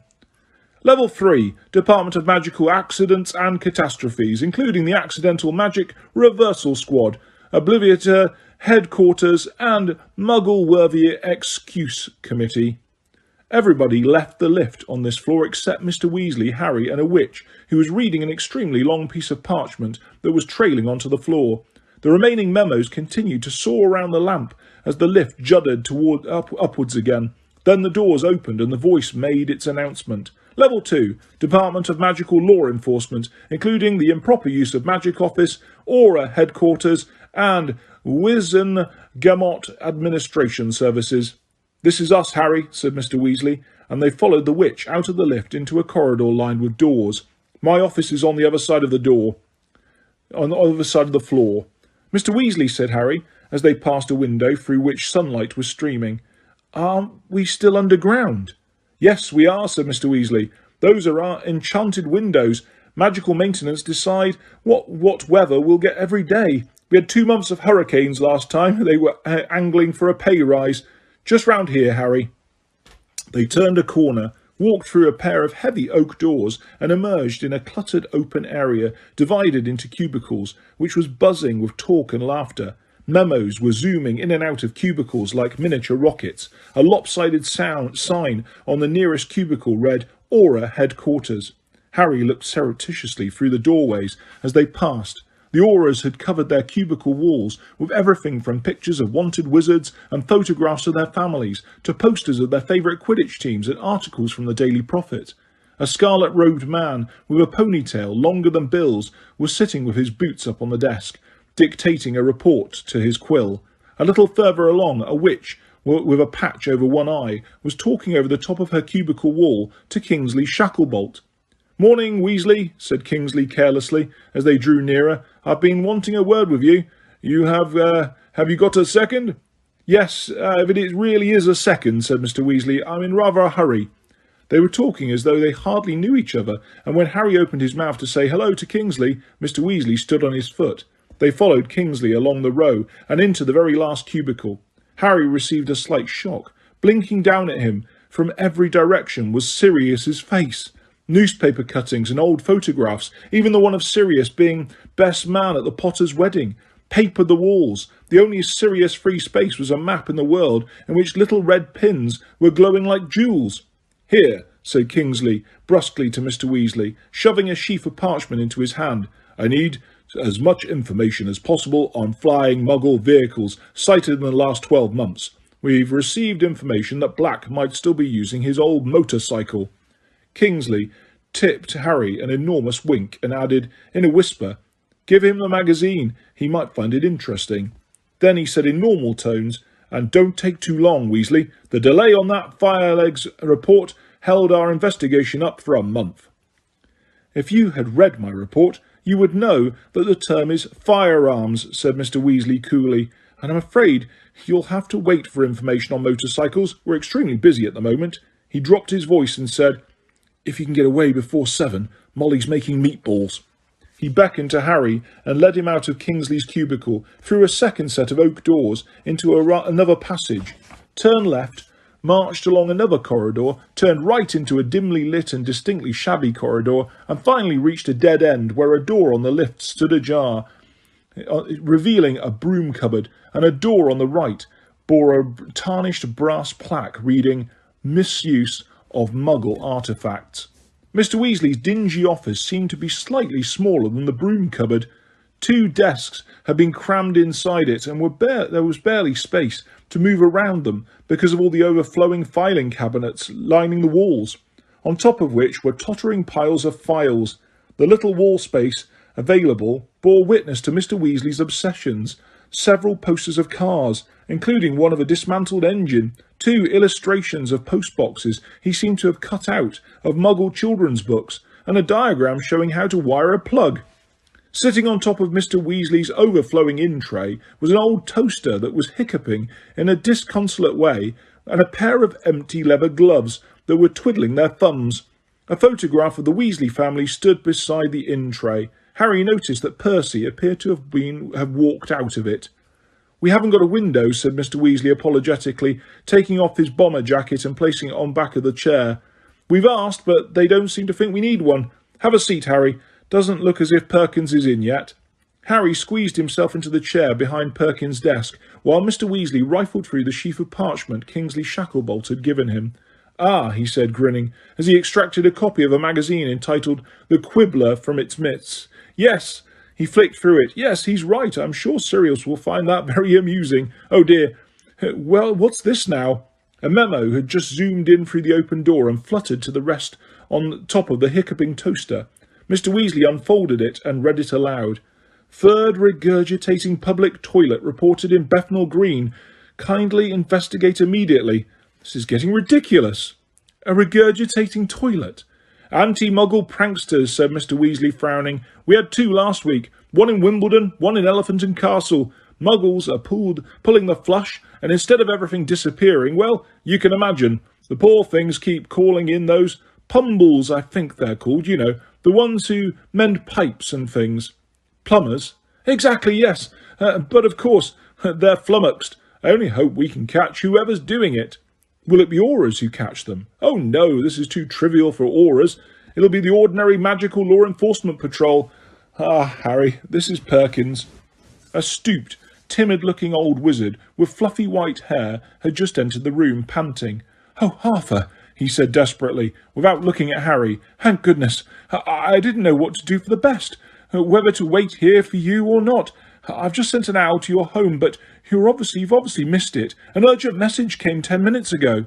"I know about the regurgitating toilet," said Mr. Weasley. No, it's not the toilet. It's the Potter boys' hearing. They've changed the time and venue. It starts at 8 o'clock now, and it's down in old courtroom 10. Down in old? But they told me. Merlin's beard. Mr. Weasley looked at his watch, let out a yelp and leapt from his chair. "Quick, Harry! We should have been there 5 minutes ago." Perkins flattened himself against the filing cabinets as Mr. Weasley left the office at a run, Harry close on his heels. "Why have they changed the time?" Harry said breathlessly, as they hurtled past the aura cubicles. People poked out their heads and stared as they streaked past. Harry felt as though he'd left all his insides back at Perkins' desk. "I've no idea, but thank goodness we got here so early. If you'd missed it, it would have been catastrophic." Mr. Weasley skidded to a halt beside the lifts and jabbed impatiently at the down button. "Come on!" The lift clattered into view and they hurried inside. Every time it stopped, Mr. Weasley cursed furiously and pummeled the number 9 button. "Those courtrooms haven't been used in years," said Mr. Weasley angrily. "I can't think why they're doing it down there unless—" But no. A plump witch carrying a smoking goblet entered the lift at that moment, and Mr. Weasley did not elaborate. "The atrium," said the cool female voice, and the golden grills slid open, showing Harry a distant glimpse of the golden statues in the fountain. The plump witch got out, and a sallow-skinned wizard with a very mournful face got in. "Morning, Arthur," he said in a sepulchral voice as the lift began to descend. "Don't often see you down here." "Urgent business, Bode," said Mr. Weasley, who was bouncing on the balls of his feet and throwing anxious looks over at Harry. "Ah, yes," said Bode, surveying Harry unblinkingly. "Of course." Harry barely had emotion to spare for Bode, but his unfaltering gaze did not make him feel any more comfortable. "Department of Mysteries," said the cool female voice, and left it at that. "Quick, Harry," said Mr. Weasley, as the lift doors rattled open, and they sped up a corridor that was quite different from those above. The walls were bare. There were no windows and no doors, apart from a plain black one set at the very end of the corridor. Harry expected them to go through it, but instead Mr. Weasley seized him by the arm and dragged him to the lift, where there was an opening leading to a flight of steps. Down here, panted Mr. Weasley, taking 2 steps at a time. "The lift doesn't even come down this far. Why, they're doing it down here." They reached the bottom of the steps and ran along yet another corridor, which bore a great resemblance to the one that led to Snape's dungeon at Hogwarts, with rough stone walls and torches in brackets. The doors they passed here were heavy wooden ones, with iron bolts and keyholes. "Courtroom 10, I think. We're nearly there, yes." Mr. Weasley stumbled into a halt outside a grimy dark door with an immense iron lock and slumped against the wall, clutching at a stitch in his chest. "Go on," he panted, pointing his thumb to the door. "Get in there." Aren't you coming with?" No, I'm not allowed. Good luck." Harry's heart was beating a violent tattoo against his Adam's apple. He swallowed hard, turned the heavy iron door handle and stepped inside the courtroom. Chapter 8. The Hearing. Harry gasped. He could not help himself. The large dungeon he had entered was horribly familiar. He had not only seen it before, he had been here before. This was the place he had visited inside Dumbledore's Pensieve, the place where he had watched the Lestrangers sentenced to life imprisonment in Azkaban. The walls were made of dark stone, dimly lit by torches. Empty benches rose on either side of him, but ahead, in the highest benches of all, were many shadowy figures. They had been talking in low voices, but as the heavy door swung closed behind Harry, an ominous silence fell. A cold male voice rang across the courtroom. "You're late." "Sorry," said Harry nervously. I didn't know the time had changed." "That is not the Wizengamot's fault," said the voice.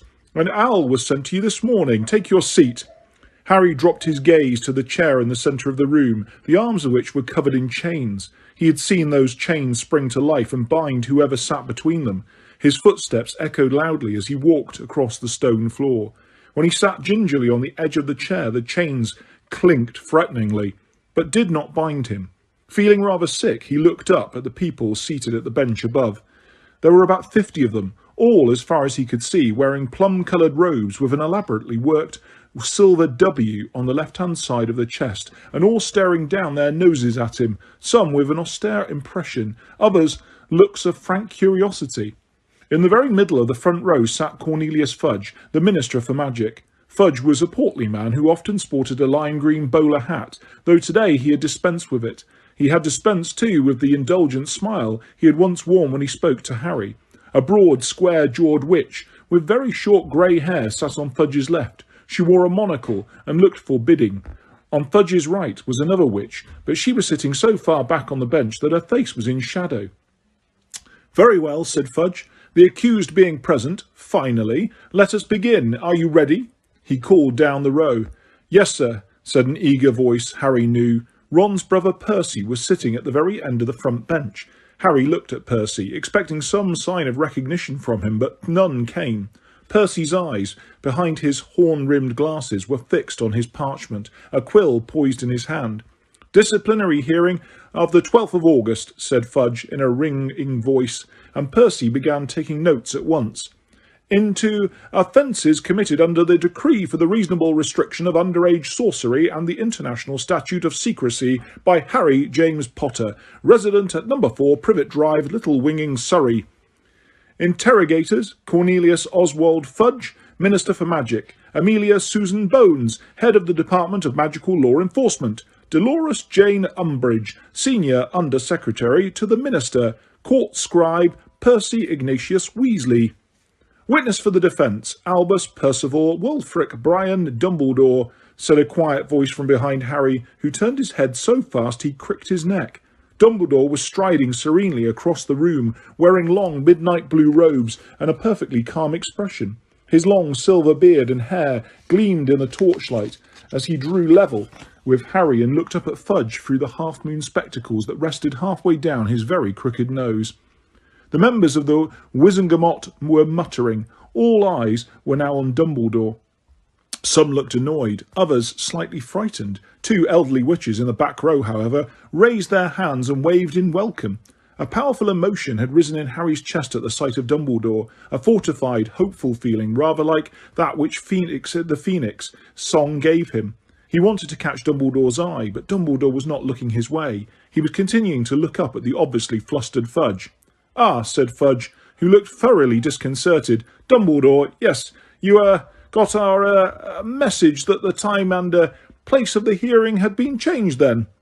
"I must have missed it," said Dumbledore cheerfully. "However, due to a lucky mistake, I arrived at the Ministry 3 hours early, so no harm done." "Yes, well, I suppose we'll need another chair. Weasley, could you—" Not to worry, said Dumbledore pleasantly. He took out his wand, gave it a little flick, and a swashy chintz armchair appeared out of nowhere next to Harry. Dumbledore sat down, put the tips of his long fingers together, and looked at Fudge over them with an expression of polite interest. The Wizengamot was still muttering and fidgeting restlessly. Only when Fudge spoke again did they settle down. "Yes," said Fudge again, shuffling his notes. "Well then, the charge is, yes." He extricated a piece of parchment from the pile before him, took a deep breath and read out, "The charges against the accused are as follows. That he did knowingly, deliberately, and in full awareness of the illegality of his actions, having received a previous written warning from the Ministry of Magic on a similar charge, produce a Patronus charm in a Muggle-inhabited area, in the presence of a Muggle, on the 2nd of August, at 23 minutes past 9, which constitutes an offence under paragraph C of the Decree for the Reasonable Restriction of Underage Sorcery, 1875, and also under section 13 of the International Confederation of Warlocks, Statute of Secrecy.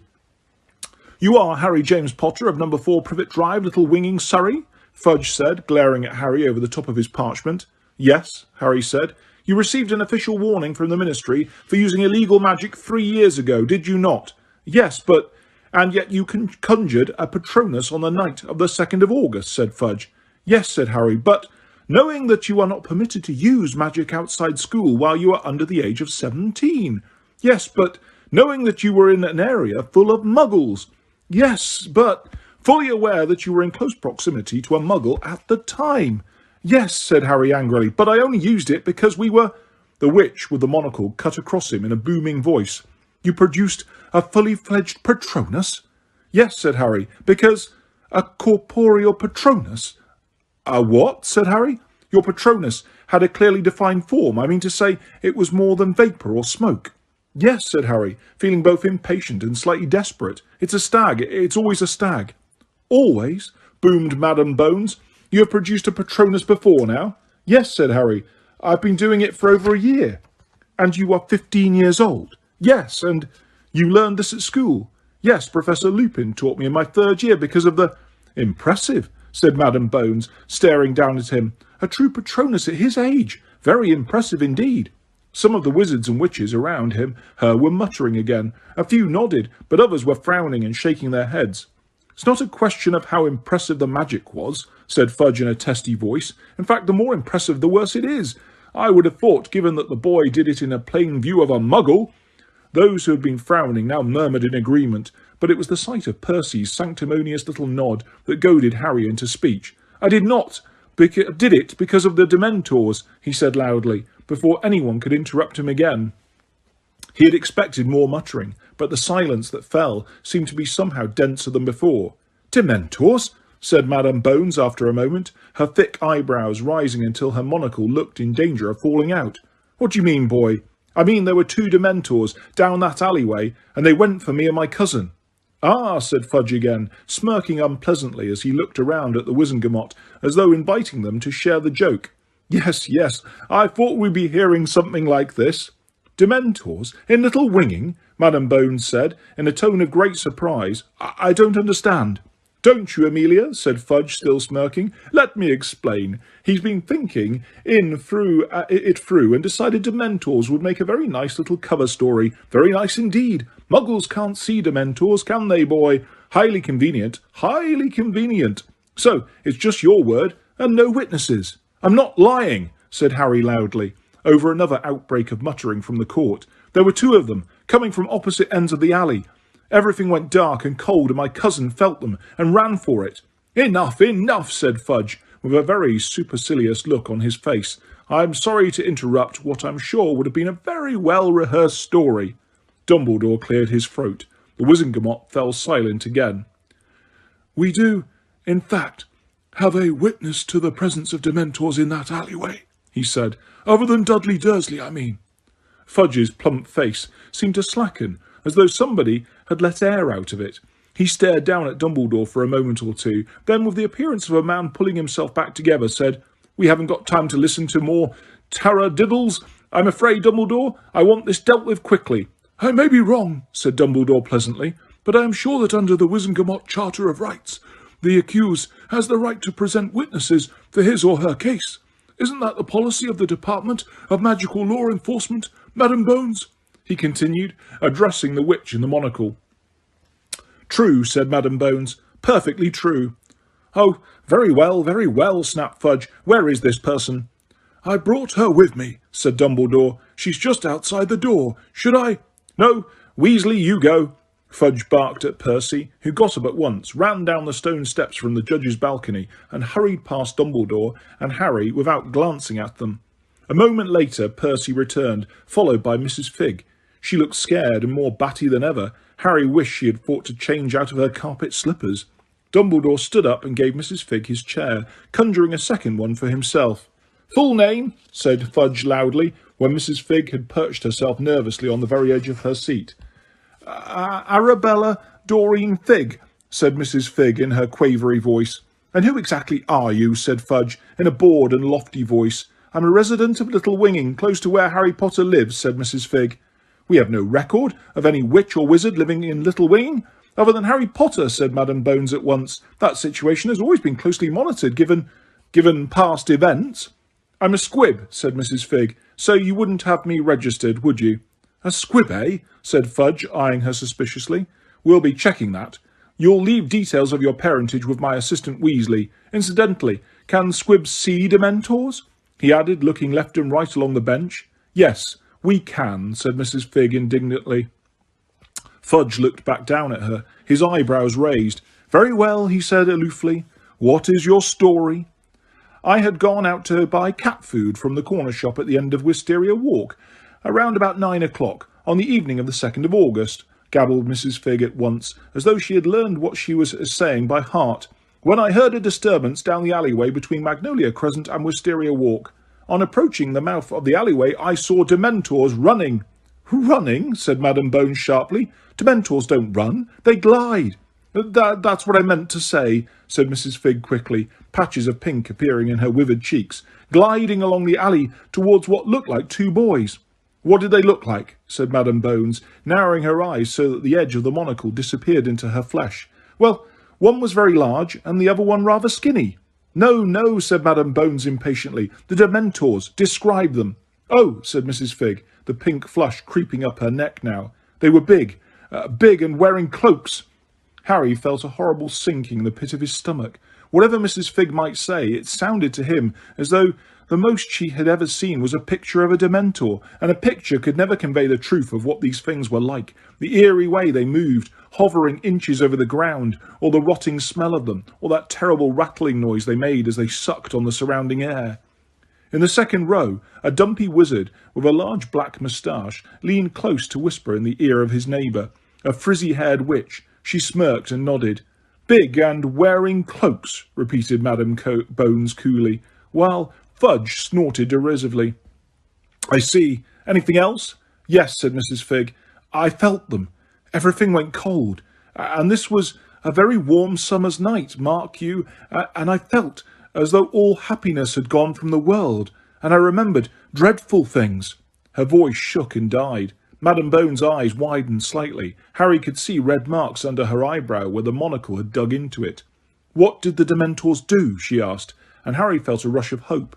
They went for the boys, said Mrs. Figg, her voice stronger and more confident now, the pink flush ebbing away from her face. One of them had fallen. The other was backing away, trying to repel the Dementor. That was Harry.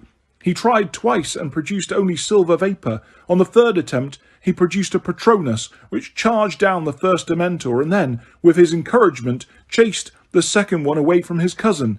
And that is what happened, Mrs. Figg finished somewhat lamely. Madame Bones looked down at Mrs. Figg in silence. Fudge was not looking at her at all, but fidgeting with his papers. Finally, he raised his eyes and said, rather aggressively, That's what you saw, is it? That is what happened, Mrs. Figg repeated. Very well, said Fudge. You may go. Mrs. Figg cast a frightened look from Fudge to Dumbledore, then got up and shuffled off towards the door. Harry heard it Fudge shut behind her. Not a very convincing witness, said Fudge loftily. Oh, I don't know, said Madame Bones in her booming voice. She certainly described the effects of a Dementor attack very accurately, and I can't imagine why she would say they were there if they weren't. But Dementors wandering into a Muggle suburb and just happening to come across a wizard, snorted Fudge. The odds of that must be very, very long. Even Bagman wouldn't have bet. Oh, I don't think any of us believe the Dementors were there by coincidence, said Dumbledore lightly. The witch, sitting on the right of Fudge with her face in shadow, moved slightly, but everyone else was quite still and silent. And what is that supposed to mean? Fudge asked icily. It means that I think they were ordered there, said Dumbledore. I think we might have a record of it if someone had ordered a pair of Dementors to go strolling through Little Winging, barked Fudge. Not as the Dementors are taking orders from someone other than the Ministry of Magic these days, said Dumbledore calmly. I have already given you my views on this matter, Cornelius. Yes, you have, said Fudge forcefully, and I have no reason to believe that your views are anything other than bilge, Dumbledore. The Dementors remain in place in Azkaban and are doing everything we ask them to. Then, said Dumbledore quietly but clearly, we must ask ourselves why somebody within the Ministry ordered a pair of Dementors into that alleyway on the 2nd of August. In the complete silence that greeted these words, the witch to the right of Fudge leaned forward so that Harry saw her for the first time. He thought she looked just like a large pale toad. She was rather squat, with a broad flabby face, as little neck as Uncle Vernon, and a very wide slack mouth. Her eyes were large, round, and slightly bulging. Even the little black velvet bow perched on top of her short curly hair put him in mind of a large fly she was about to catch on a long sticky tongue. The chair recognises Dolores Jane Umbridge, Senior Under-Secretary to the Minister, said Fudge. The witch spoke in a fluttery, girlish, high-pitched voice that took Harry aback. He had been expecting a croak. "I'm sure I must have misunderstood you, Professor Dumbledore," she said, with a simper that left her big round eyes as cold as ever. "So silly of me. But it sounded for a teensy moment as though you were suggesting that the Ministry of Magic had ordered an attack on this boy." She gave a silvery laugh that made the hairs on the back of Harry's neck stand up. A few other members of the Wizengamot laughed with her. It could not have been plainer that not one of them was really amused. If it is true that the Dementors are taking orders away only from the Ministry of Magic, and it is also true that 2 Dementors attacked Harry and his cousin a week ago, then it follows logically that somebody at the Ministry might have ordered the attacks, said Dumbledore politely. Of course, these particular Dementors may have been outside Ministry control. There are no Dementors outside Ministry control, snapped Fudge, who had turned brick red. Dumbledore inclined his head in a little bow. Then, undoubtedly the Ministry will be making a full inquiry into why 2 Dementors were so very far from Azkaban and why they attacked without authorization. It is not for you to decide what the Ministry of Magic does or does not do, Dumbledore, snapped Fudge, now a shade of magenta of which Uncle Vernon would have been proud. Of course it isn't, said Dumbledore mildly. I was merely expressing my confidence that this matter will not go uninvestigated. He glanced at Madame Bones, who readjusted her monocle and stared back at him, frowning slightly. I would remind everybody that the behaviour of these Dementors, if indeed they are not figments of this boy's imagination, is not the subject of this hearing, said Fudge. We are here to examine Harry Potter's offences under the decree for the reasonable restriction of underage sorcery. Of course we are, said Dumbledore, but the presence of Dementors in that alleyway is highly relevant. Clause 7 of the decree states that magic may be used before Muggles in exceptional circumstances, and as these exceptional circumstances included situations which threaten the life of the wizard, or which, him or herself or any witches, wizards or Muggles present at the time of the... We are familiar with Clause 7, thank you very much, snarled Fudge. Of course you are, said Dumbledore courteously. Then we are in agreement that Harry's use of the Patronus charm in these circumstances falls precisely into that category of exceptional circumstances the clause describes. If there were Dementors, which I doubt... You have heard it from an eyewitness, Dumbledore interrupted. If you still doubt her truthfulness, call her back. Question her again. I am sure she will not object. Not, blustered Fudge, fiddling with the papers before him. I want this over with today, Dumbledore. But naturally, you would not care how many times you heard from a witness if the alternative was a serious miscarriage of justice, said Dumbledore. Serious miscarriage, my hat, said Fudge at the top of his voice. Have you ever bothered to tot up the number of cock and bull stories this boy has come out with, Dumbledore, while trying to cover up his flagrant misuse of magic out of school? I suppose you've forgotten the hover charm he used 3 years ago?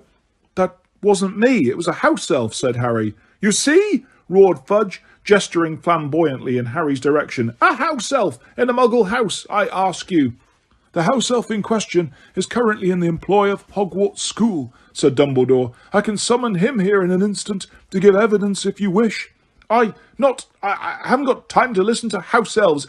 Anyway, that's not the only... He blew up his aunt, for God's sake, Fudge shouted, banging his fist on the judge's bench and upsetting a bottle of ink. And you very kindly did not press charges on that occasion, accepting, I presume, that even the best wizards cannot always control their emotions, said Dumbledore calmly, as Fudge attempted to scrub the ink off his notes. And I haven't even started on what he gets up to at school.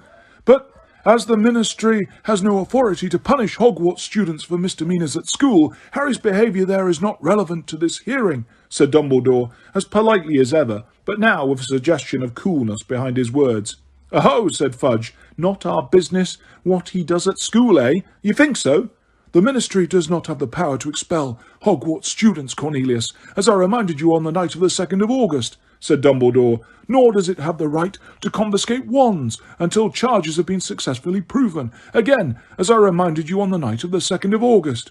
In your admirable haste to ensure that the law is upheld, you appear inadvertently, I am sure, to have overlooked a few laws yourself." "Laws can be changed," said Fudge savagely.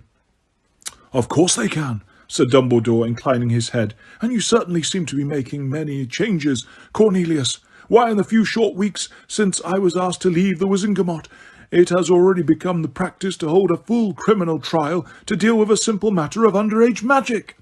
A few of the wizards above them shifted uncomfortably in their seats. Fudge turned a slightly deeper shade of puce.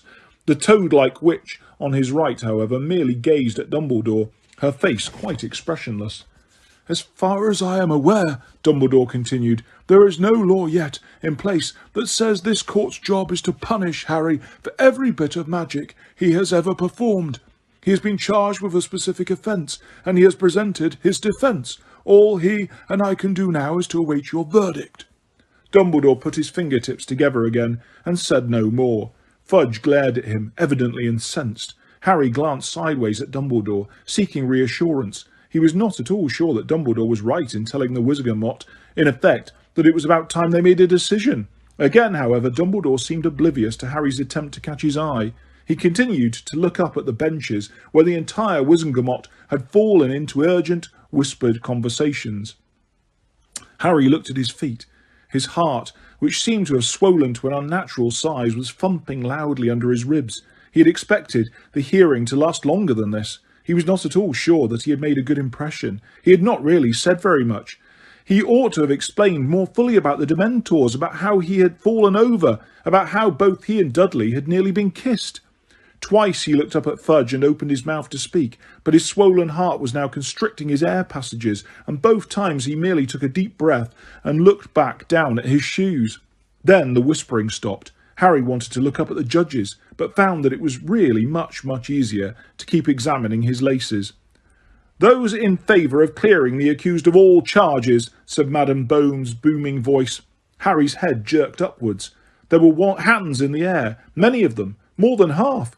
Breathing very fast, he tried to count, but before he could finish, Madame Bones had said, "And those in favour of conviction."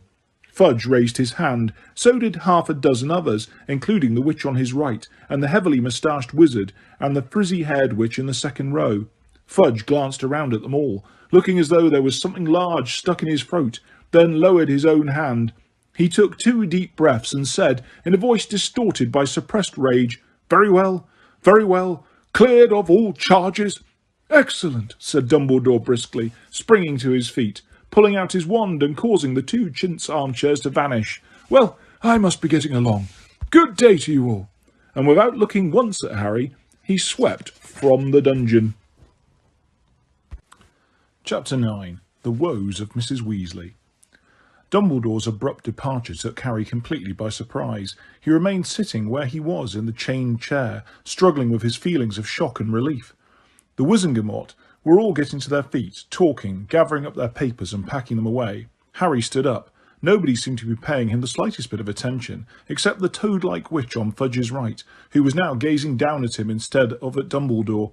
Ignoring her, he tried to catch Fudge's eye, or Madame Bones, wanting to ask whether he was free to go. But Fudge seemed quite determined not to notice Harry, and Madame Bones was busy with her briefcase, so he took a few tentative steps towards the exit, and then nobody called him back, broke into a very fast walk. He took the last few steps at a run, wrenched open the door, and almost collided with Mr. Weasley, who was standing right outside, looking pale and apprehensive. "Dumbledore didn't say." "Cleared," Harry said, pulling the door closed behind him, "of all charges." Beaming, Mr. Weasley seized Harry by the shoulders. "Harry, that's wonderful. Well, of course, they couldn't have found you guilty, not on the evidence. But even so, I can't pretend I wasn't—" But Mr. Weasley broke off because the courtroom door had just opened again. The Wizengamot were filing out. "Merlin's beard!" exclaimed Mr. Weasley wonderingly, pulling Harry aside to let them all pass. "You were tried by the full court?" "I think so," said Harry quietly. 1 or 2 of the wizards nodded to Harry as they passed, and a few, including Madame Bones, said, "Morning, Arthur," to Mr. Weasley, but most averted their eyes. Cornelius, Fudge, and the toad-like witch were almost the last to leave the dungeon. Fudge acted as though Mr. Weasley and Harry were part of the wall, but again the witch looked almost appraisingly at Harry as she passed. Last of all to pass was Percy.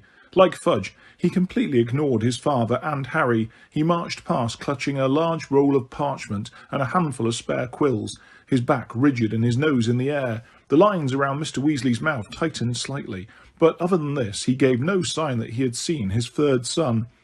"I'm going to take you straight back so you can tell the others the good news," he said, beckoning Harry forwards as Percy's heels disappeared up the steps to level 9. "I'll drop you off on the way to that toilet in Bethnal Green. Come on." "So, what will you have to do about the toilet?" Harry asked, grinning. Everything suddenly seemed 5 times funnier than usual. It was starting to sink in. He was cleared. He was going back to Hogwarts. "Oh, it's a simple enough anti-jinx," said Mr. Weasley as they mounted the stairs.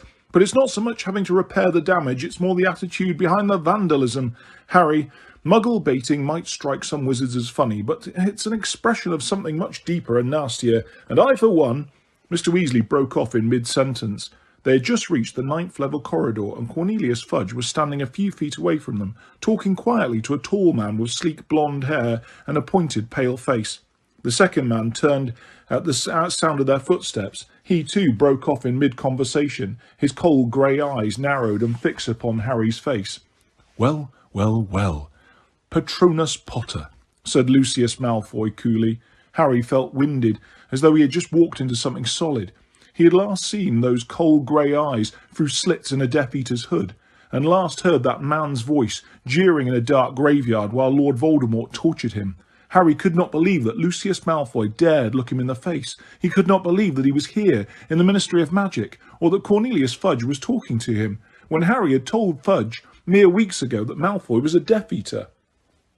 "The Minister was just telling me about your lucky escape, Potter," drawled Mr. Malfoy. "Quite astonishing, the way you continue to wriggle out of very tight holes.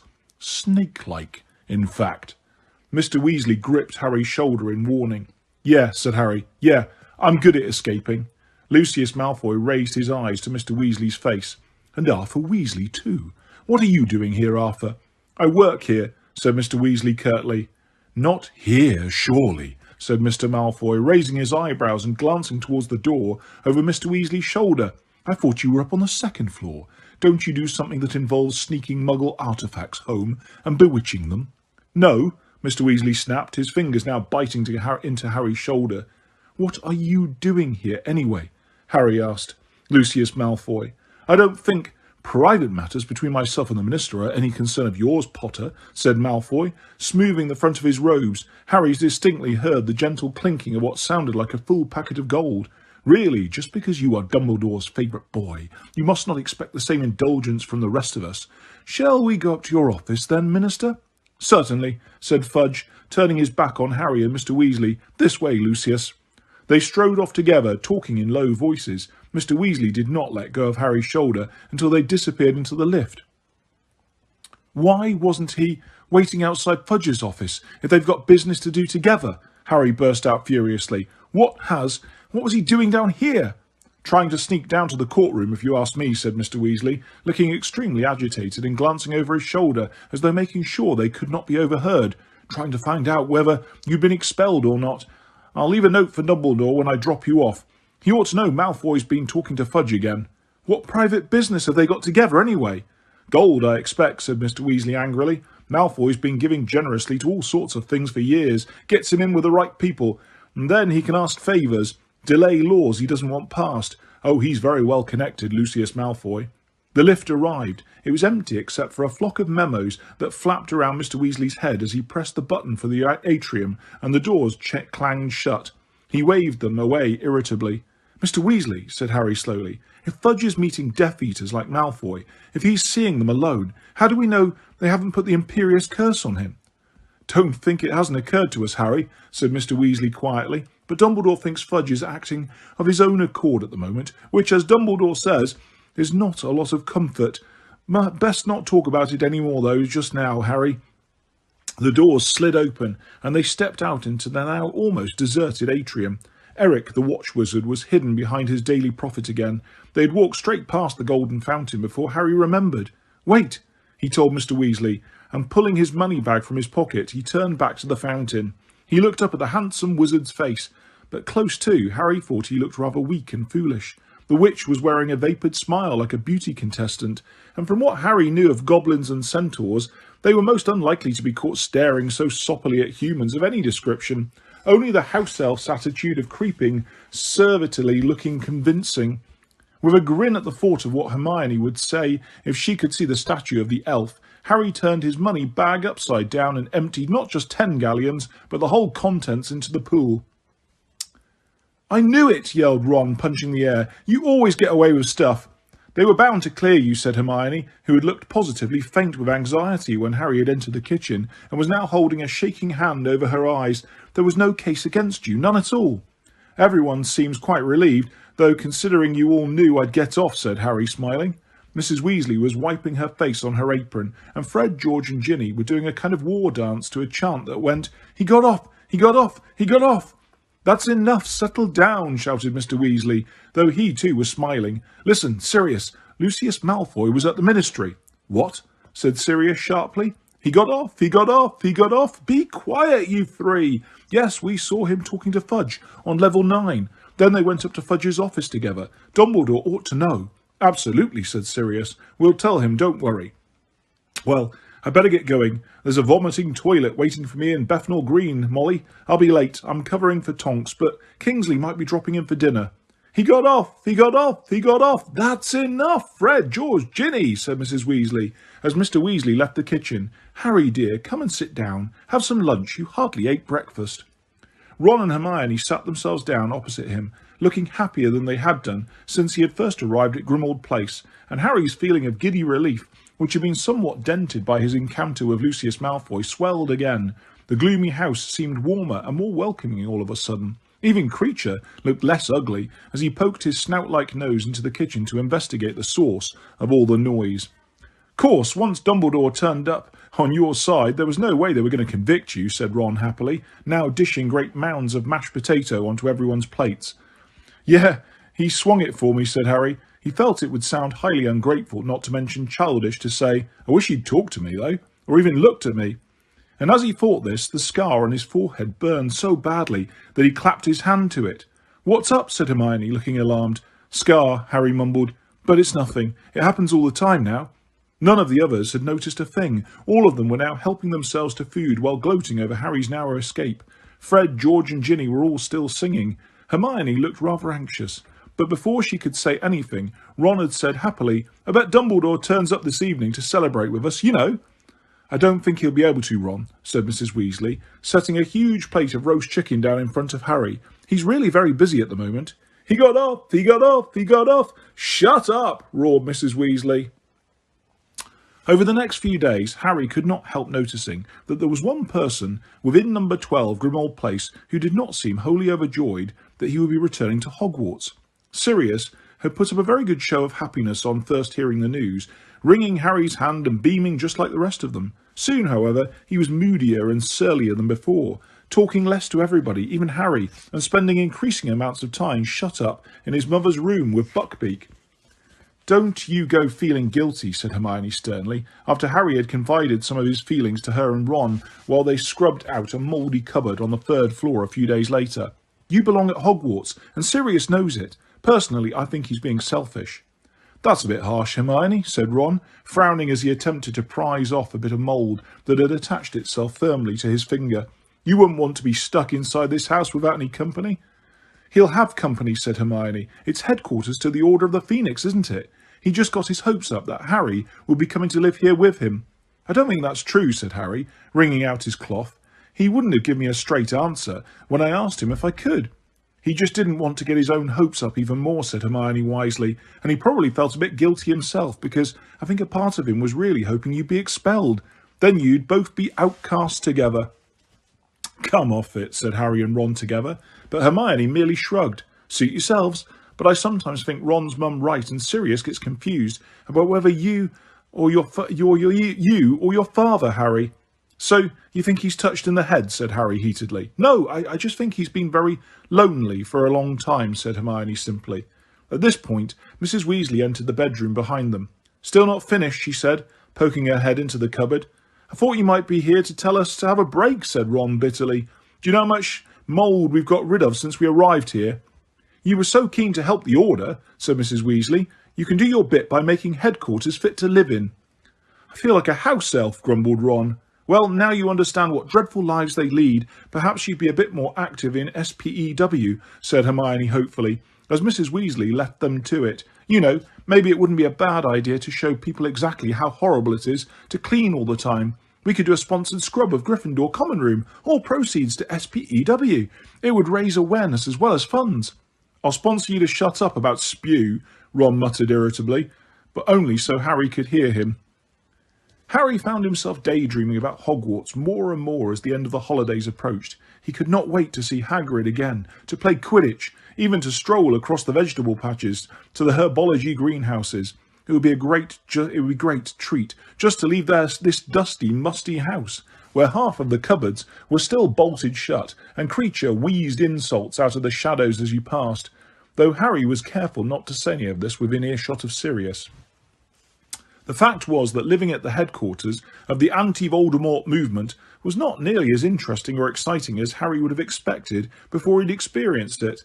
Though members of the Order of the Phoenix came and went regularly, sometimes staying for meals, sometimes only for a few minutes of whispered conversation, Mrs. Weasley made sure that Harry and the others were kept well out of earshot, whether extendable or normal, and nobody, not even Sirius, seemed to feel that Harry needed to know anything more than he had heard on the night of his arrival.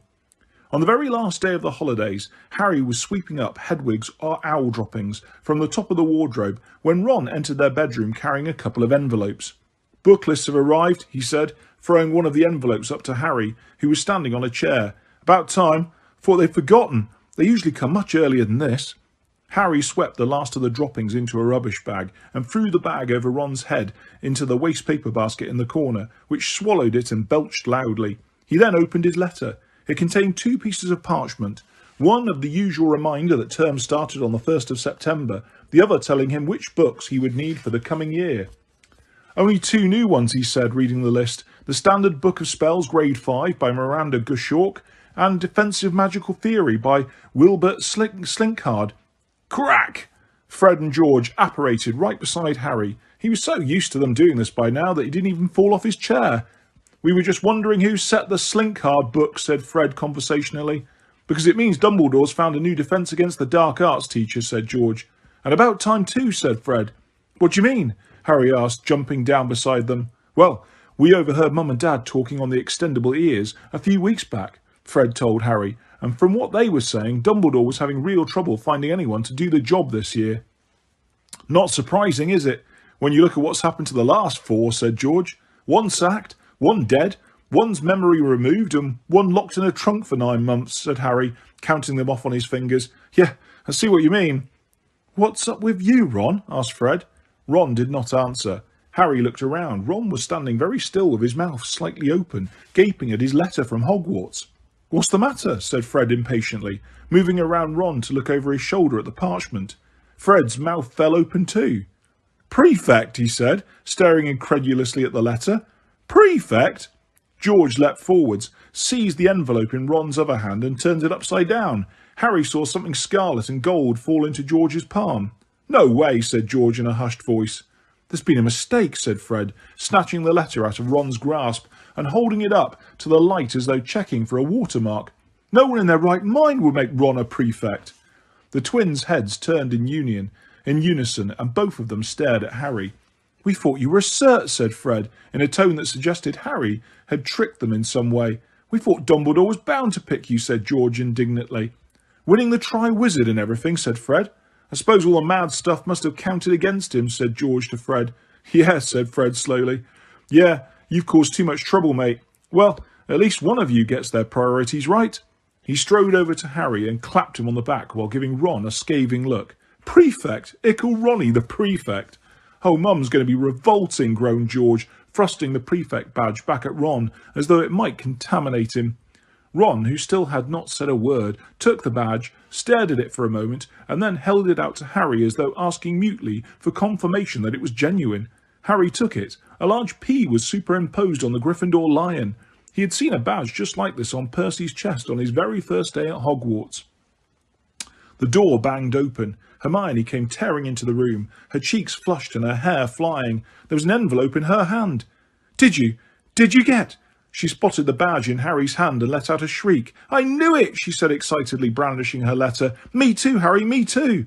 No, said Harry quickly, pushing the badge back into Ron's hand. It's Ron, not me.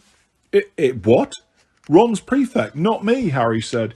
Ron, said Hermione, her jaw dropping. But are you sure? I mean, she turned red as Ron looked around at her with a defiant expression on his face.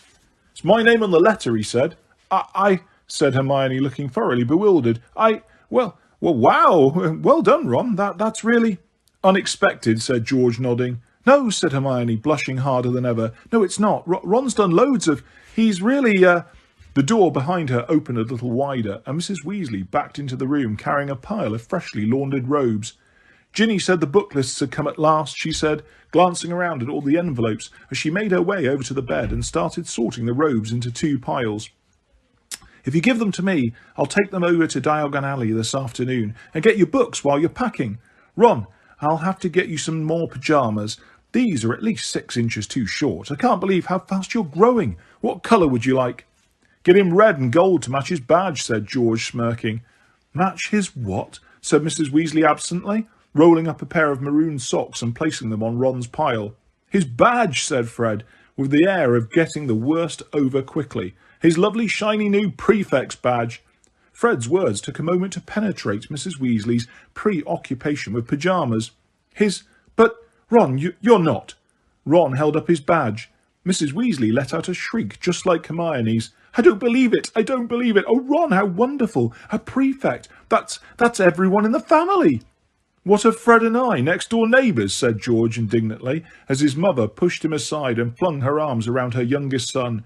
Wait until your father hears, Ron. I'm so proud of you. What wonderful news. You could end up head boy just like Bill and Percy. It's the first step. Oh, what a thing to happen in the middle of this worry. I'm just thrilled. Oh, Ronnie. Fred and George were both making loud retching noises behind her back, but Mrs. Weasley did not notice. Arms tight around Ron's neck, she was kissing him all over his face, which had turned a brighter scarlet than his badge. Mum, don't. Mum, get a grip, he muttered, trying to push her away. She let go of him and said breathlessly, Well, what will it be? We gave Percy an owl, but you've already got one, of course. What do you mean? Said Ron, looking as though he did not dare believe his ears. You've got to have a reward for this, said Mrs. Weasley fondly. How about a nice new set of dress robes? We've already bought him some, said Fred sourly, who looked as though he sincerely regretted this generosity. Or a new cauldron. Charlie's old one's rusting, though. Or a new rat. You always liked scabbers. Mum, said Ron hopefully, can I have a new broom? Mrs. Weasley's face fell slightly. Broomsticks were expensive. Not a really good one, Ron hastened to add, just a new one for a change. Mrs. Weasley hesitated and then smiled. Of course you can. Well, I'd better get going if I've got a broom to buy too. I'll see you all later. Little Ronnie, a prefect. And don't forget to pack your trunks. A prefect. Oh, I'm all of a diver. She gave Ron yet another kiss on the cheek, sniffed loudly and bustled from the room. Fred and George exchanged looks. You don't mind if we don't kiss you, do you, Ron? Said Fred in a falsely anxious voice. We could curtsy if you like, said George. Oh, shut up, said Ron, scowling at them. Or what? Said Fred, an evil grin spreading across his face. Going to put us in detention? I'd love to see him try, sniggered George. He could if you don't watch out, said Hermione angrily. Fred and George burst out laughing and Ron muttered, Drop it, Hermione. We're going to have to watch our step, George, said Fred, pretending to tremble. With these two in our case? Yeah, it looks like our law-breaking days are finally over, said George, shaking his head. And with another loud crack, the twins disapparated. Those two, said Hermione furiously, staring up at the ceiling, though through which they could now hear Fred and George roaring with laughter in the room upstairs. Don't pay any attention to them, Ron. They're only jealous. I don't think they are, said Ron doubtfully, also looking up at the ceiling. They've always said only prats become prefects. Still, he added on a happier note, they've never had new brooms. I wish I could go with Mum and choose. She'll never be able to afford a Nimbus. But there's the new clean sweep out. That'd be great, yeah. I think I'll go and tell her I like the clean sweep, just so she knows. He dashed from the room, leaving Harry and Hermione alone. For some reason, Harry found he did not want to look at Hermione. He turned to his bed, picked up the pile of clean robes Mrs. Weasley had laid on it, and crossed the room to his trunk. "Harry," said Hermione tentatively. "Well done, Hermione," said Harry, so heartily it did not sound like his voice at all, and still not looking at her. "Brilliant! Prefect, great!" "Thanks," said Hermione. Harry, could I borrow a Hedwig so I can tell Mum and Dad? They'll be really pleased. I mean, prefect is something they can understand." "Yeah, no problem," said Harry, still in the horrible hearty voice that did not belong to him. "Take her." He leaned over his trunk, laid the robes on the bottom of it, and pretended to be rummaging for something, while Hermione crossed to the wardrobe and called Hedwig down. A few moments passed.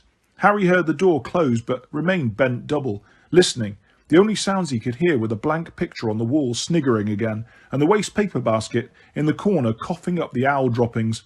He straightened up and looked behind him. Hermione had left and Hedwig had gone. Harry returned slowly to his bed and sank onto it, gazing unseeingly at the foot of the wardrobe. He had forgotten completely about prefects being chosen in the 5th year. He had been too anxious about the possibility of being expelled to spare a thought for the fact that badges must be winging their way towards certain people. But if he had remembered, if he had thought about it, what would he have expected? "Not this," said a small and truthful voice inside his head. Harry screwed up his face and buried it in his hands. He could not lie to himself. If he had known the prefect badge was on its way, he would have expected it to come to him, not Ron.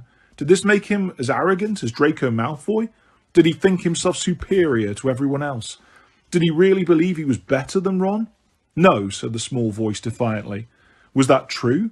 Harry wondered, anxiously probing his own feelings.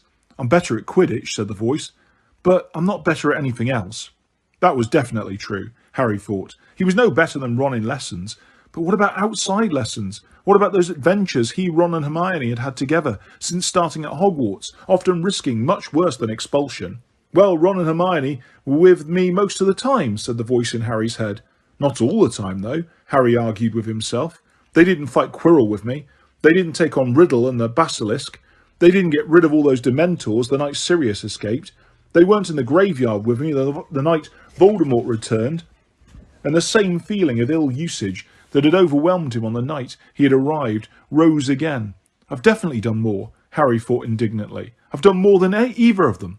"But maybe," said the small voice fairly, maybe Dumbledore doesn't choose prefects because they've got themselves into a load of dangerous situations.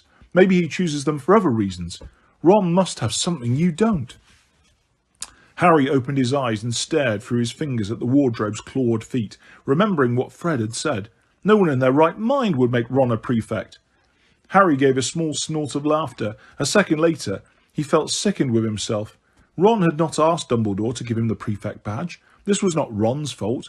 Was he, Harry, Ron's best friend in the world, going to sulk because he didn't have a badge, laugh with the twins behind Ron's back, ruin this for Ron when for the first time he had beaten Harry at something? At this point, Harry heard Ron's footsteps on the stairs again. He stood up, straightened his glasses, and hitched a grin on his face as Ron bounded back through the door. "Just caught her," he said happily. "She says she'll get the clean sweep if she can." "Cool," Harry said, and he was relieved to hear that his voice had stopped sounding hearty. "Listen, Ron, well done, mate." The smile faded off Ron's face. "I never thought it would be me," he said, shaking his head. "I thought it'd be you." "Nah, I've caused too much trouble," Harry said, echoing Fred. "Yeah," said Ron. "Yeah, I suppose. Well, we'd better get our trunks packed, hadn't we?" It was odd how widely their possessions seemed to have scattered themselves since they had arrived. It took them most of the afternoon to retrieve their books and belongings from all over the house and stow them back inside their school trunks. Harry noticed that Ron kept moving his prefect's badge around, first placing it on his bedside table, then putting it into his jeans pocket, and then taking it out and laying it on his folded robes, as though to see the effect of the red on the black. Only when Fred and George dropped in and offered to attach it to his forehead with a permanent sticking charm did he wrap it tenderly in his maroon socks and lock it in his trunk. Mrs. Weasley returned from Diagon Alley around 6 o'clock, laden with books and carrying a long package wrapped in thick brown paper that Ron took from her with a moan of longing. "Never mind unwrapping it now, people are arriving for dinner. I want you all downstairs," she said. But the moment she was out of sight, Ron ripped off the paper in a frenzy and examined every inch of his new broom, an ecstatic expression on his face. Down in the basement, Mrs. Weasley had hung in a scarlet banner over the heavily laden dinner table which read, "Congratulations, Ron and Hermione, new prefects." She looked in a better mood than Harry had seen her all holiday.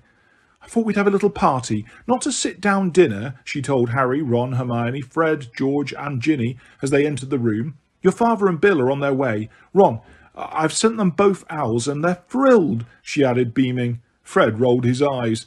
Sirius, Lupin, Tonks and Kingsley Shacklebolt were already there, and Mad-Eye Moody stumped in shortly after Harry had got himself a butterbeer.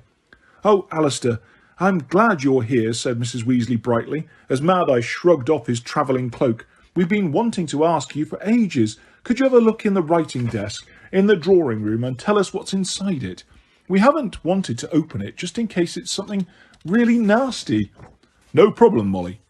Moody's electric blue eyes swivelled upwards and stared fixedly through the ceiling of the kitchen. "Drawing room," he growled, as the pupil contracted. "Desk in the corner. Yeah, I see it. Yeah, it's a boggart. Want me to go up and get rid of it, Molly?" No, I'll do it myself later," beamed Mrs. Weasley. "You have your drink. We're having a little bit of a celebration, actually." She gestured to a scarlet banner. "Fourth prefect in the family," she said fondly, ruffling Ron's hair. "Prefect, eh?" growled Moody, his normal eye on Ron and his magical eyes swivelling around to gaze into the side of his head. Harry had the very uncomfortable feeling it was looking at him and moving away towards Sirius and Lupin. "Well, congratulations," said Moody, still glaring at Ron with his normal eye. "Authority figures always attract trouble, but I suppose Dumbledore thinks you can withstand most major jinxes, or he wouldn't have appointed you." Ron looked rather startled at this view of the matter, but was saved the trouble of responding by the arrival of his father and eldest brother. Mrs. Weasley was in such a good mood, she did not even complain that they had brought Mundungus with them. He was wearing a long overcoat that seemed oddly lumpy in unlikely places, and declined the offer to remove it and put it with Moody's travelling cloak. "Well, I think a toast is in order," said Mr. Weasley when everyone had a drink. He raised his goblet. "To Ron and Hermione, the new Gryffindor prefects." Ron and Hermione beamed as everyone drank to them, and then applauded. "I was never a prefect myself," said Tonks brightly from behind Harry, as everybody moved towards the table to help themselves to food. Her hair was tomato red and waist-length today. She looked like Ginny's older sister. "My head of house said I lacked certain necessary qualities." "Like what?" said Ginny, who was choosing a baked potato. "Like the ability to behave myself," said Tonks. Ginny laughed.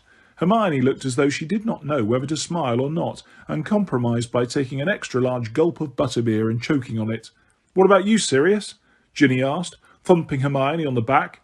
Sirius, who was right beside Harry, let out his usual bark-like laugh. "No one would have made me a prefect. I spent too much time in detention with James. Lupin was the good boy. He got the badge. I think Dumbledore might have hoped I would be able to exercise some control over my best friends," said Lupin. "I need scarcely say that I failed dismally." Harry's mood suddenly lifted. His father had not been a prefect either. All at once the party seemed much more enjoyable. He loaded up his plate, feeling doubly fond of everyone in the room. Ron was rhapsodising about his new broom to anybody who would listen. 0 to 70 in 10 seconds, not bad, is it? When you think the Comet 290 is only 0 to 60, and that's with a decent tailwind, according to which broomstick? Hermione was talking very earnestly to Lupin about her view of elf rights. I mean, it's the same kind of nonsense as werewolf segregation, isn't it? It all stems from this horrible thing wizards have of thinking they're superior to other creatures. Mrs. Weasley and Bill were having their usual argument about Bill's hair. "Getting really out of hand, and you're so good-looking. It would look much better shorter, wouldn't it, Harry?" I don't know," said Harry, slightly alarmed at being asked his opinion. He slid away from them in the direction of Fred and George, who were huddled in a corner with Mundungus. Mundungus stopped talking when he saw Harry, but Fred winked and beckoned Harry closer. "It's okay," he told Mundungus. "We can trust Harry. He's our financial backer." "Look what Dung's got us," said George, holding out his hand to Harry. It was full of what looked like shrivelled black pods. A faint rattling noise was coming from them, even though they were completely stationary. "Venomous tentacular seeds," said George. "We need them for the skiving snack boxes, but they're a Class C non-tradable substance, so we've been having a bit of trouble getting hold of them." 10 galleons the lots, then, Dung," said Fred. "With all the trouble I went to get them," said Mundungus, his saggy bloodshot eyes stretching even wider. "I'm sorry, lads, but I'm not taking a nut under 20. "Dung likes his little joke," Fred said to Harry. Yeah, his best one so far has been 6 sickles for a bag of gnarled quills, said George. Be careful, Harry warned them quietly. What? Said Fred. Mum's busy cooing over Prefect Ron. We're okay. But Moody could have his eye on you, Harry pointed out. Mundungus looked nervously over his shoulder. Good point that, he grunted. All right, lads, 10 it is. If you'll take 'em quick. Cheers, Harry, said Fred delightedly, when Mundungus had emptied his pockets into the twins' outstretched hands and scuttled off towards the food. We'd better get these upstairs. Harry watched them go, feeling slightly uneasy. It had just occurred to him that Mr. and Mrs. Weasley would want to know how Fred and George were financing their joke shop business when, as was inevitable, they finally found out about it. Giving the twins his Triwizard winnings had seemed a simple thing to do at the time, but what if it led to another family row and a Percy-like estrangement? Would Mrs. Weasley still feel that Harry was as good as her son if she found out he had made it possible for Fred and George to start a career she thought quite unsuitable? Standing where the twins had left him, with nothing but a guilty weight in the pit of his stomach for company, Harry caught the sound of his own name. Kingsley Shacklebolt's deep voice was audible even over the surrounding chatter. Why Dumbledore didn't make Potter a prefect, said Kingsley. He'll have had his reasons, replied Lupin, but it would have shown confidence in him. It's what I'd have done, persisted Kingsley, especially with the Daily Prophet having a go at him every few days. Harry did not look around. He did not want Lupin or Kingsley to know he had heard. Though not remotely hungry, he followed Mundungus back towards the table. His pleasure in the party had evaporated as quickly as it had come. He wished he were upstairs in bed. Mad-Eye Moody was sniffing at a chicken leg with what remained of his nose. Evidently he could not detect any trace of poison, because he then tore off a strip with his teeth. The handle's made of Spanish oak with anti-jinx varnish and inbuilt vibration control, Ron was saying to Tonks. Mrs. Weasley yawned widely. Well, I think I'll sort out that boggart before I turn in. Arthur, I don't want this lot up too late, all right? Night, Harry dear. She left the kitchen. Harry set down his plate and wondered whether he could follow her without attracting attention. You all right, Potter? Grunted Moody. Yeah, fine, lied Harry. Moody took a swig from his hip flask, his electric blue eyes staring sideways at Harry. Come here. I've got something that might interest you, he said. From an inner pocket of his robes, Moody pulled a very tattered old wizarding photograph. Original Order of the Phoenix, growled Moody. Found it last night when I was looking for my spare invisibility cloak. Seeing as Podmore hasn't had the manners to return my best one, thought people might like to see it. Harry took the photograph. A small crowd of people, some waving at him, others lifting their glasses, looked back at him. There's me, said Moody, unnecessarily pointing at himself. The Moody in the picture was unmistakable, though his hair was slightly less grey and his nose was intact. And there's Dumbledore beside me. Daedalus Diggle on the other side. That's Marlene McKinnon. She was killed 2 weeks after this was taken. They got her whole family. That's Frank and Alice Longbottom. Harry's stomach, already uncomfortable, clenched as he looked at Alice Longbottom. He knew her round, friendly face very well, even though he'd never met her, because she was the image of her son Neville. Poor devils, growled Moody. Better dead than what happened to them. And that's Emmeline Vance. You've met her. And that's Lupin, obviously. Benji Fenwick, he copped it too. We only ever found bits of him. Shift aside there, he added, poking the picture, and the little photographic people edged sideways, so that those who were partially obscured could move to the front. That's Edgar Bones, brother of Amelia Bones. They got him and his family too. He was a great wizard. Sturgis Podmore, blimey, he looks young. Caradoc Dearborn, vanished 6 months after this. We never found his body. Hagrid, of course, looks exactly the same as ever. Elphius Doge, you've met him. I'd forgotten he used to wear that stupid hat. Gideon Pruitt, it took 5 Death Eaters to kill him and his brother Fabian. They fought like heroes. Budge along, budge along. The little people in the photograph jostled among themselves, and those hidden right at the back appeared at the forefront of the picture. That's Dumbledore's brother Aberforth. Only time I ever met him. Strange bloke. That's Dorcas Meadows. Voldemort killed her personally. Sirius, when he still had short hair. And there you go. Thought that would interest you. Harry's heart turned over. His mother and father were beaming up at him, sitting on either side of a small, watery-eyed man whom Harry recognised at once as Wormtail, the one who had betrayed his parents' whereabouts to Voldemort and so helped to bring about their deaths. Eh? Said Moody. Harry looked up into Moody's heavily scarred and pitted face. Evidently Moody was under the impression he had just given Harry a bit of a treat. Yeah, said Harry, once again attempting to grin. Listen, I've just remembered. I haven't packed my... He was spared the trouble of inventing an object he had not packed. Sirius had just said, What's that you've got there, Mad-Eye? And Moody had turned towards him. Harry crossed the kitchen, slipped through the door and up the stairs before anyone could call him back. He did not know why it had been such a shock. He had seen pictures of his parents before, after all, and he had met Wormtail, but to have them sprung on him like that, when he was at least expecting it, no one would like that, he thought angrily. And then to see them surrounded by all those other happy faces, Benji Fenwick, who had been found in bits, and Gideon Pruitt, who had died like a hero, and the Longbottoms, who'd been tortured into madness, all waving happily out of the photograph, forevermore, not knowing that they were doomed. Well, Moody might find that interesting. He, Harry, found it disturbing. Harry tiptoed up the stairs in the hall past the stuffed elf heads, glad to be on his own again. But as he approached the first landing, he heard noises. Someone was sobbing in the drawing room. Hello, Harry said. There was no answer, but the sobbing continued. He climbed the remaining stairs 2 at a time, walked across the landing and opened the drawing room door.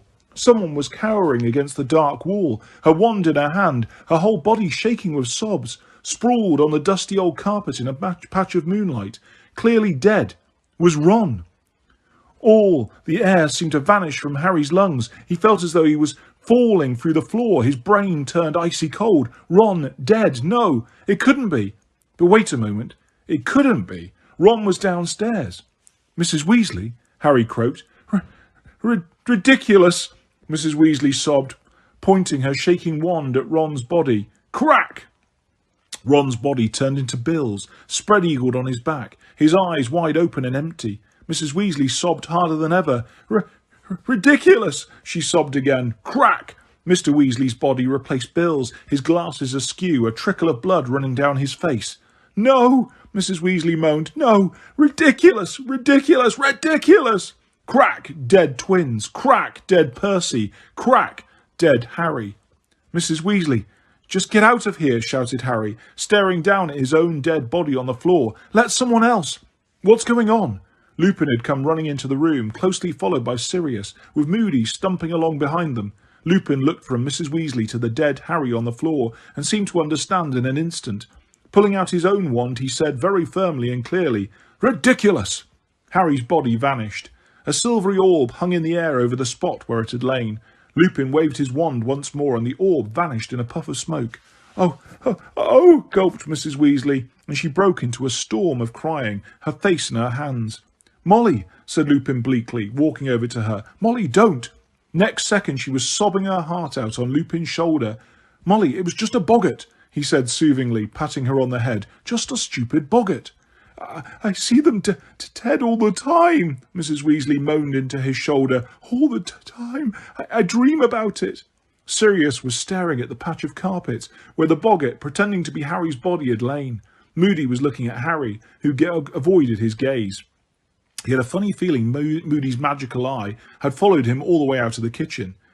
Don't tell Arthur. Mrs. Weasley was gulping now, mopping her eyes frantically with her cuffs. I don't want him to know. Being silly.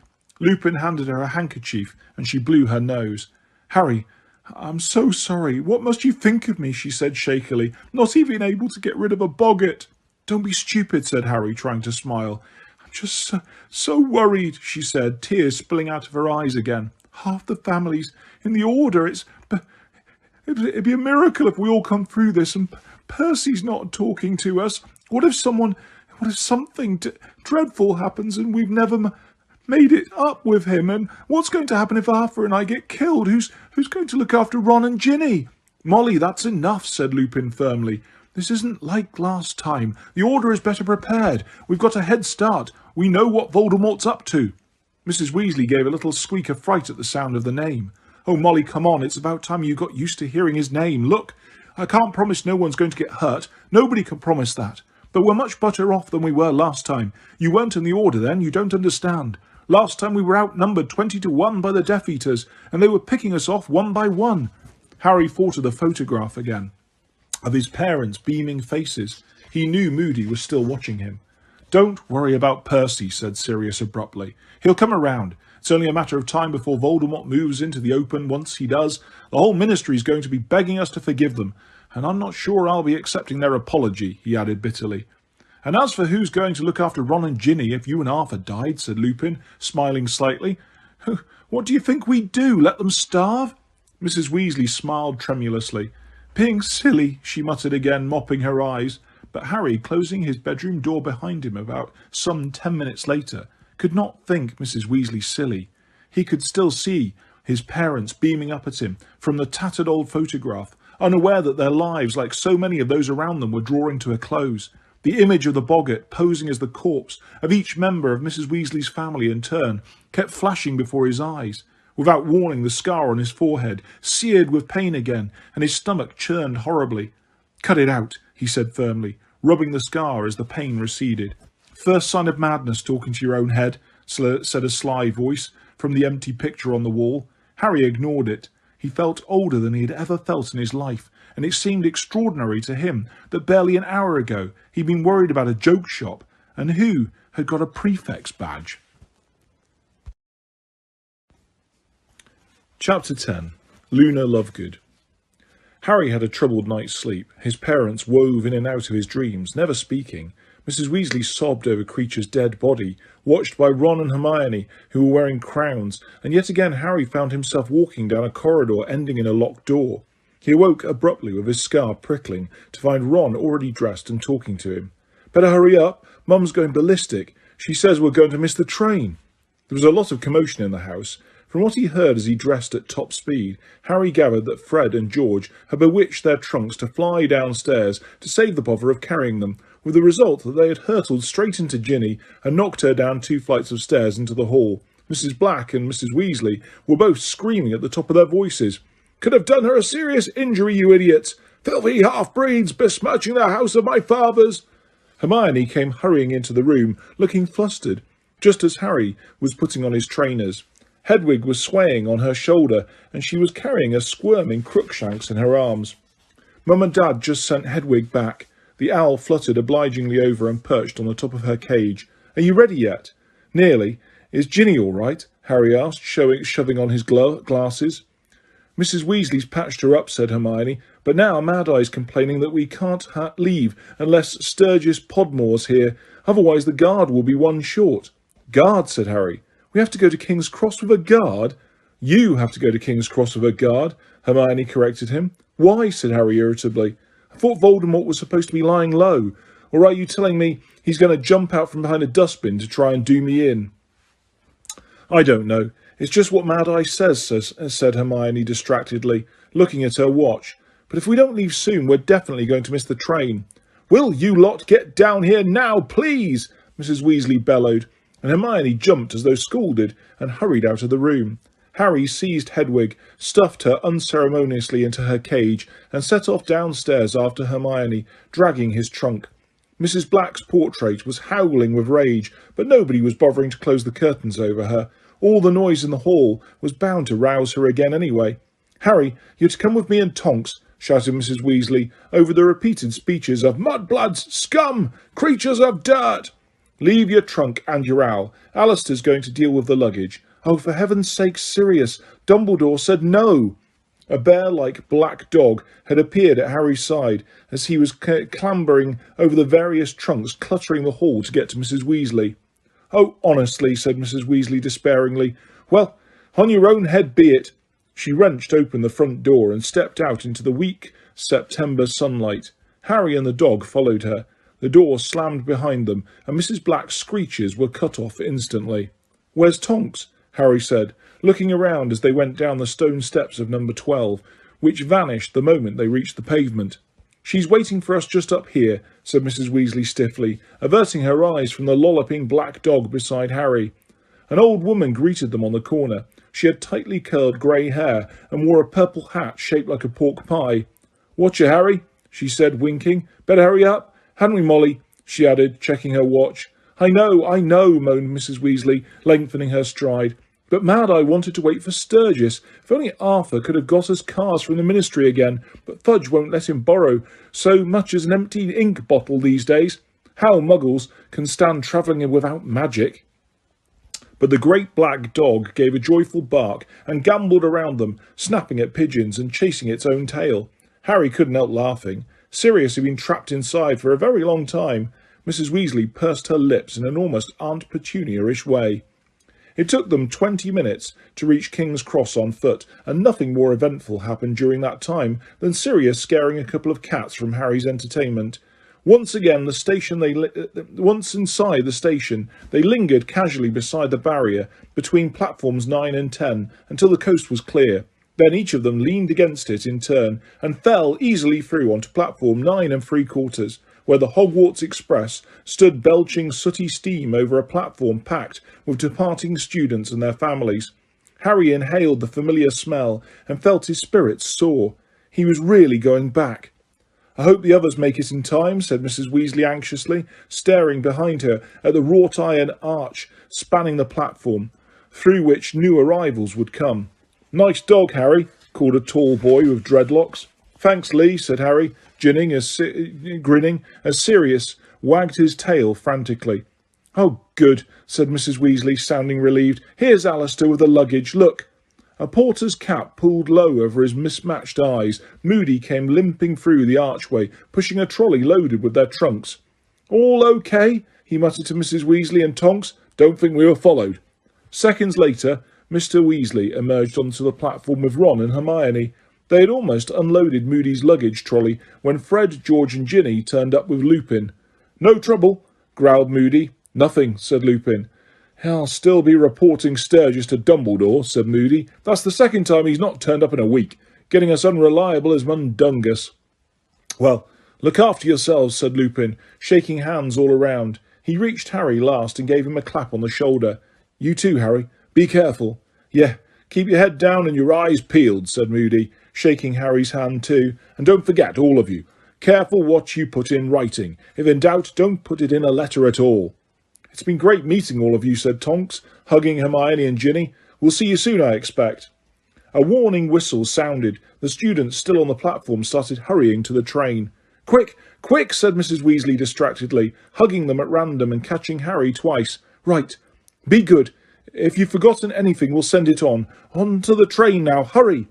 For one brief moment, the great black dog reared onto its hind legs and placed its front paws on Harry's shoulders.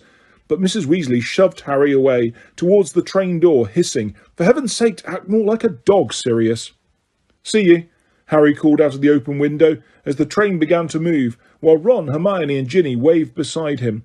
The figures of Tonks, Lupin, Moody and Mr. and Mrs. Weasley shrank rapidly, but the black dog was bounding alongside the window, wagging its tail. Blurred people on the platform were laughing to see it chasing the train. Then they rounded a bend and Sirius was gone. "He shouldn't have come with us," said Hermione in a worried voice. "Oh, lighten up," said Ron. "He hasn't seen daylight for months, poor bloke." "Well," said Fred, clapping his hands together, "can't stand around chatting all day. We've got business to discuss with Lee. See you later." And he and George disappeared down the corridor to the right. The train was gathering still more speed, so that the houses outside the window flashed past, and they swayed where they stood. "Shall we go and find a compartment then?" Harry asked. Ron and Hermione exchanged looks. Said Ron. Ron and I are supposed to go into the prefect carriage," Hermione said awkwardly. Ron wasn't looking at Harry. He seemed to have become intensely interested in the fingernails on his left hand. "Oh," said Harry. "Right, fine." "I don't think we'll have to stay there all journey," said Hermione quickly. "Our letters said we just get instructions from the head boy and girl, and then patrol the corridors from time to time." "Fine," said Harry again. "Well, I might see you later then." Yeah, definitely," said Ron, casting a shifty, anxious look at Harry. It's a pain having to go down there. I'd rather, but we have to. I mean, I'm not enjoying it. I'm not Percy," he finished defiantly. "I know you're not," said Harry, and he grinned. But as Hermione and Ron dragged their trunks, Crookshanks and a caged Pigwidgeon off towards the engine end of the train, Harry felt an odd sense of loss. He had never travelled on the Hogwarts Express without Ron. "Come on," Ginny told him. "If we get a move on, we'll be able to save them places." "Right," said Harry, picking up Hedwig's cage in one hand and the handle of his trunk in the other. They struggled off down the corridor, peering through the glass-panelled doors into the compartments they passed, which were already full. Harry could not help noticing that a lot of people stared back at him with great interest, and that several of them nudged their neighbours and pointed him out. After he had met this behaviour in the 5 consecutive carriages, he remembered that the Daily Prophet had been telling its readers all summer what a lying show-off he was. He wondered bleakly whether the people now staring and whispering believed the stories. In the very last carriage they met Neville Longbottom, Harry's fellow fifth-year Gryffindor, his round face shining with the effort of pulling his trunk along and maintaining a one-handed grip on his struggling toad, Trevor. "Hi, Harry," he panted. "Hi, Ginny. Everywhere's full. I can't find a seat." "What are you talking about?" said Ginny, who had squeezed past Neville to peer into the compartment behind him. "There's room in this one. There's only loony Lovegood in here." Neville mumbled something about not wanting to disturb anyone. "Don't be silly," said Ginny, laughing. "She's all right."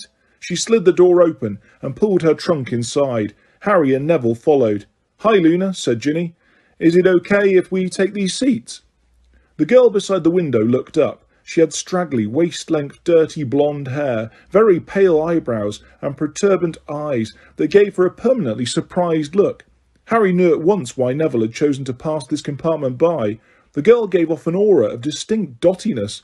Perhaps it was the fact that she had stuck her wand behind her left ear for safekeeping, or that she had chosen to wear a necklace of butterbeer corks, or that she was reading a magazine upside down. Her eyes ranged over Neville and came to rest on Harry. She nodded. "Thanks," said Ginny, smiling at her. Harry and Neville stowed the 3 trunks and Hedwig's cage in the luggage rack and sat down. Luna watched them over her upside-down magazine, which was called The Quibbler. She did not seem to need to blink as much as normal humans. She stared and stared at Harry, who had taken the seat opposite her and now wished he hadn't. "Had a good summer, Luna?" Ginny asked. "Yes," said Luna dreamily, without taking her eyes off Harry. "Yes, it was quite enjoyable. You know, you're Harry Potter," she added. I know I am," said Harry. Neville chuckled. Luna turned her pale eyes on him instead. "And I don't know who you are." "I'm nobody," said Neville hurriedly. No, you're not," said Ginny sharply. "Neville Longbottom, Luna Lovegood. Luna's in my year, but in Ravenclaw." "Wit beyond measure is man's greatest treasure," said Luna in a sing-song voice. She raised her upside-down magazine high enough to hide her face and fell silent. Harry and Neville looked at each other with their eyebrows raised. Ginny suppressed a giggle. The train rattled onwards and speeding them on out into the open country. It was an odd, unsettled sort of day. One moment the carriage was full of sunlight, and the next they were passing beneath ominously grey clouds. "Guess what I got for my birthday," said Neville. "Another remembrall," said Harry, remembering the marble-like device Neville's grandmother had sent him in an effort to improve his abysmal memory. "No," said Neville. "I could do with one, though. I lost the old one ages ago. No, look at this." He dug the hand that was not keeping a firm grip on Trevor into his school bag, and after a little bit of rummaging pulled out what appeared to be a small grey cactus in a pot, except that it was covered with what looked like boils rather than spines. "Mimbulus Mimbletonia," he said proudly. Harry stared at the thing. It was pulsating slightly, giving it the rather sinister look of some diseased internal organ.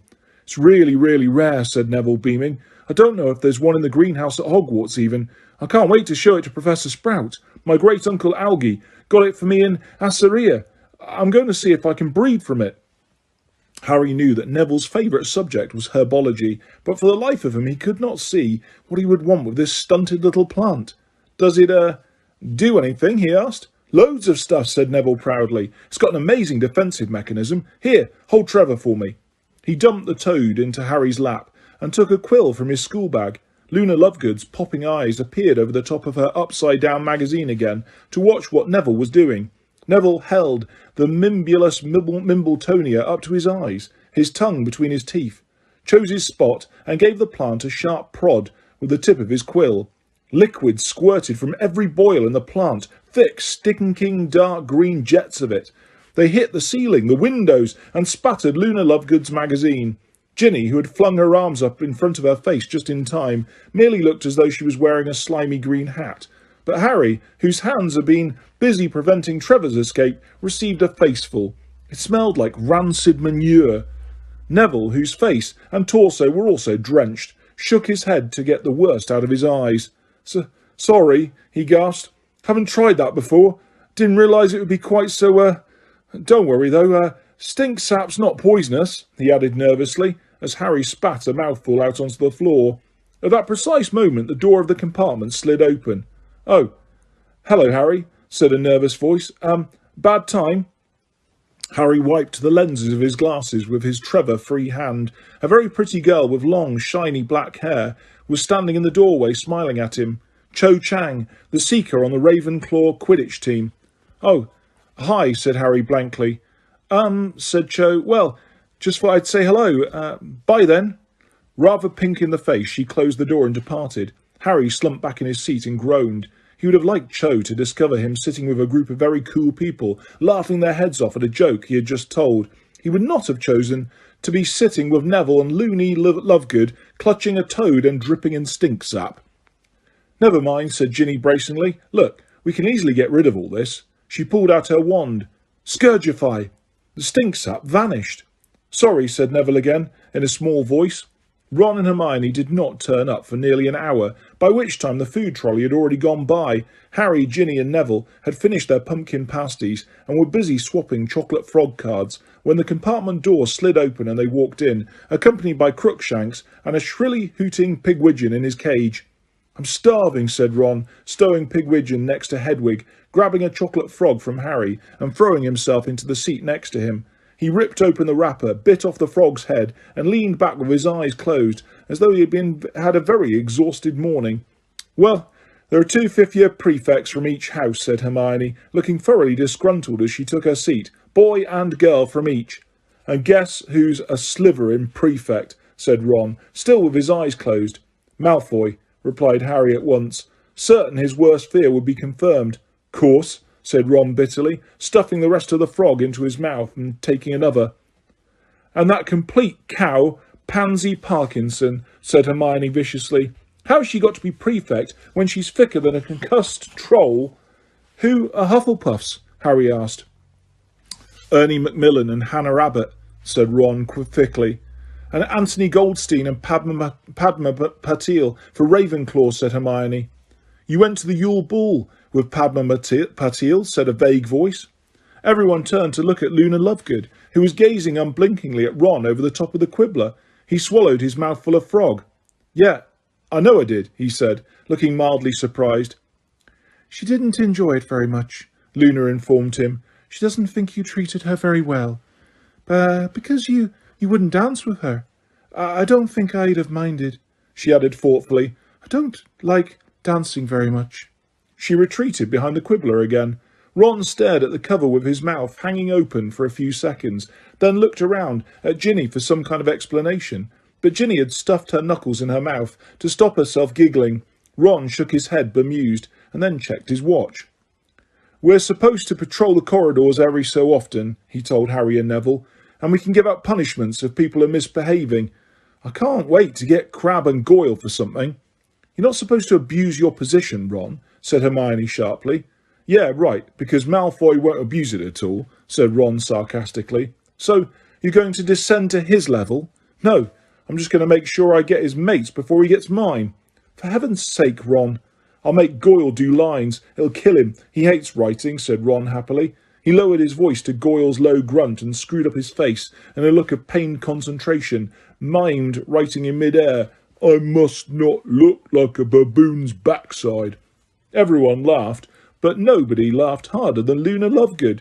She let out a scream of mirth that caused Hedwig to wake up and flap her wings indignantly, and Crookshanks to leap up into the luggage rack, hissing. Luna laughed so hard that her magazine slipped out of her grasp, slid down her legs and onto the floor. That was funny. Her prominent eyes swam with tears as she gasped for breath, staring at Ron, utterly nonplussed. He looked around at the others, who were now laughing at the expression on Ron's face, and at the ludicrously prolonged laughter of Luna Lovegood, who was rocking backwards and forwards, clutching her sides. Are you, taking the mickey? Said Ron, frowning at her. Baboons! Backside! She choked, holding her ribs. Everyone else was watching Luna laughing, but Harry, glancing at the magazine on the floor, noticed something that made him dive for it. Upside down, it had been hard to tell what the picture on the front was, but Harry now realised it was a fairly bad cartoon of Cornelius Fudge. Harry only recognised him because of the lime green bowler hat. One of Fudge's hands was clenched around a bag of gold. The other hand was throttling a goblin. The cartoon was captioned, "How far will Fudge go to gain Gringotts?"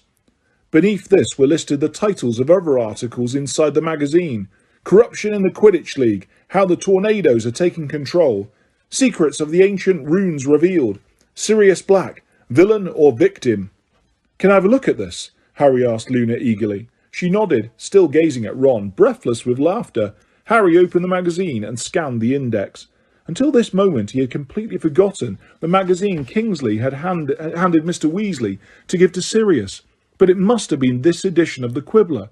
He found the page and turned excitedly to the article. This, too, was illustrated by a rather bad cartoon. In fact, Harry would not have known it was supposed to be Sirius if it hadn't been captioned, "Sirius was standing on a pile of human bones with his wand out." The headline on the article said, "Sirius, black as he's painted? Notorious mass murderer or innocent singing sensation?" Harry had to read this first sentence several times before he was convinced that he had not misunderstood it. Since when had Sirius been a singing sensation? For 14 years, Sirius Black has been believed guilty of the mass murder of 12 innocent muggles and 1 wizard. Black's audacious escape from Azkaban 2 years ago has led to the widest manhunt ever conducted by the Ministry of Magic. None of us has ever questioned that he deserves to be recaptured and handed back to the Dementors. But does he? Startling new evidence has recently come to light that Sirius Black may not have committed the crimes for which he was sent to Azkaban.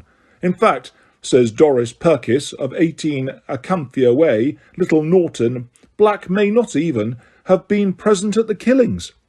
What people don't realise is that Sirius Black is a false name, says Mrs. Perkis. The man people believe to be Sirius Black is actually Stubby Boardman, lead singer of popular singing group the Hobgoblins, who retired from public life after being struck on the ear by a turnip at a concert in Little Norton Church Hall nearly 15 years ago. I recognised him the moment I saw his picture in the paper.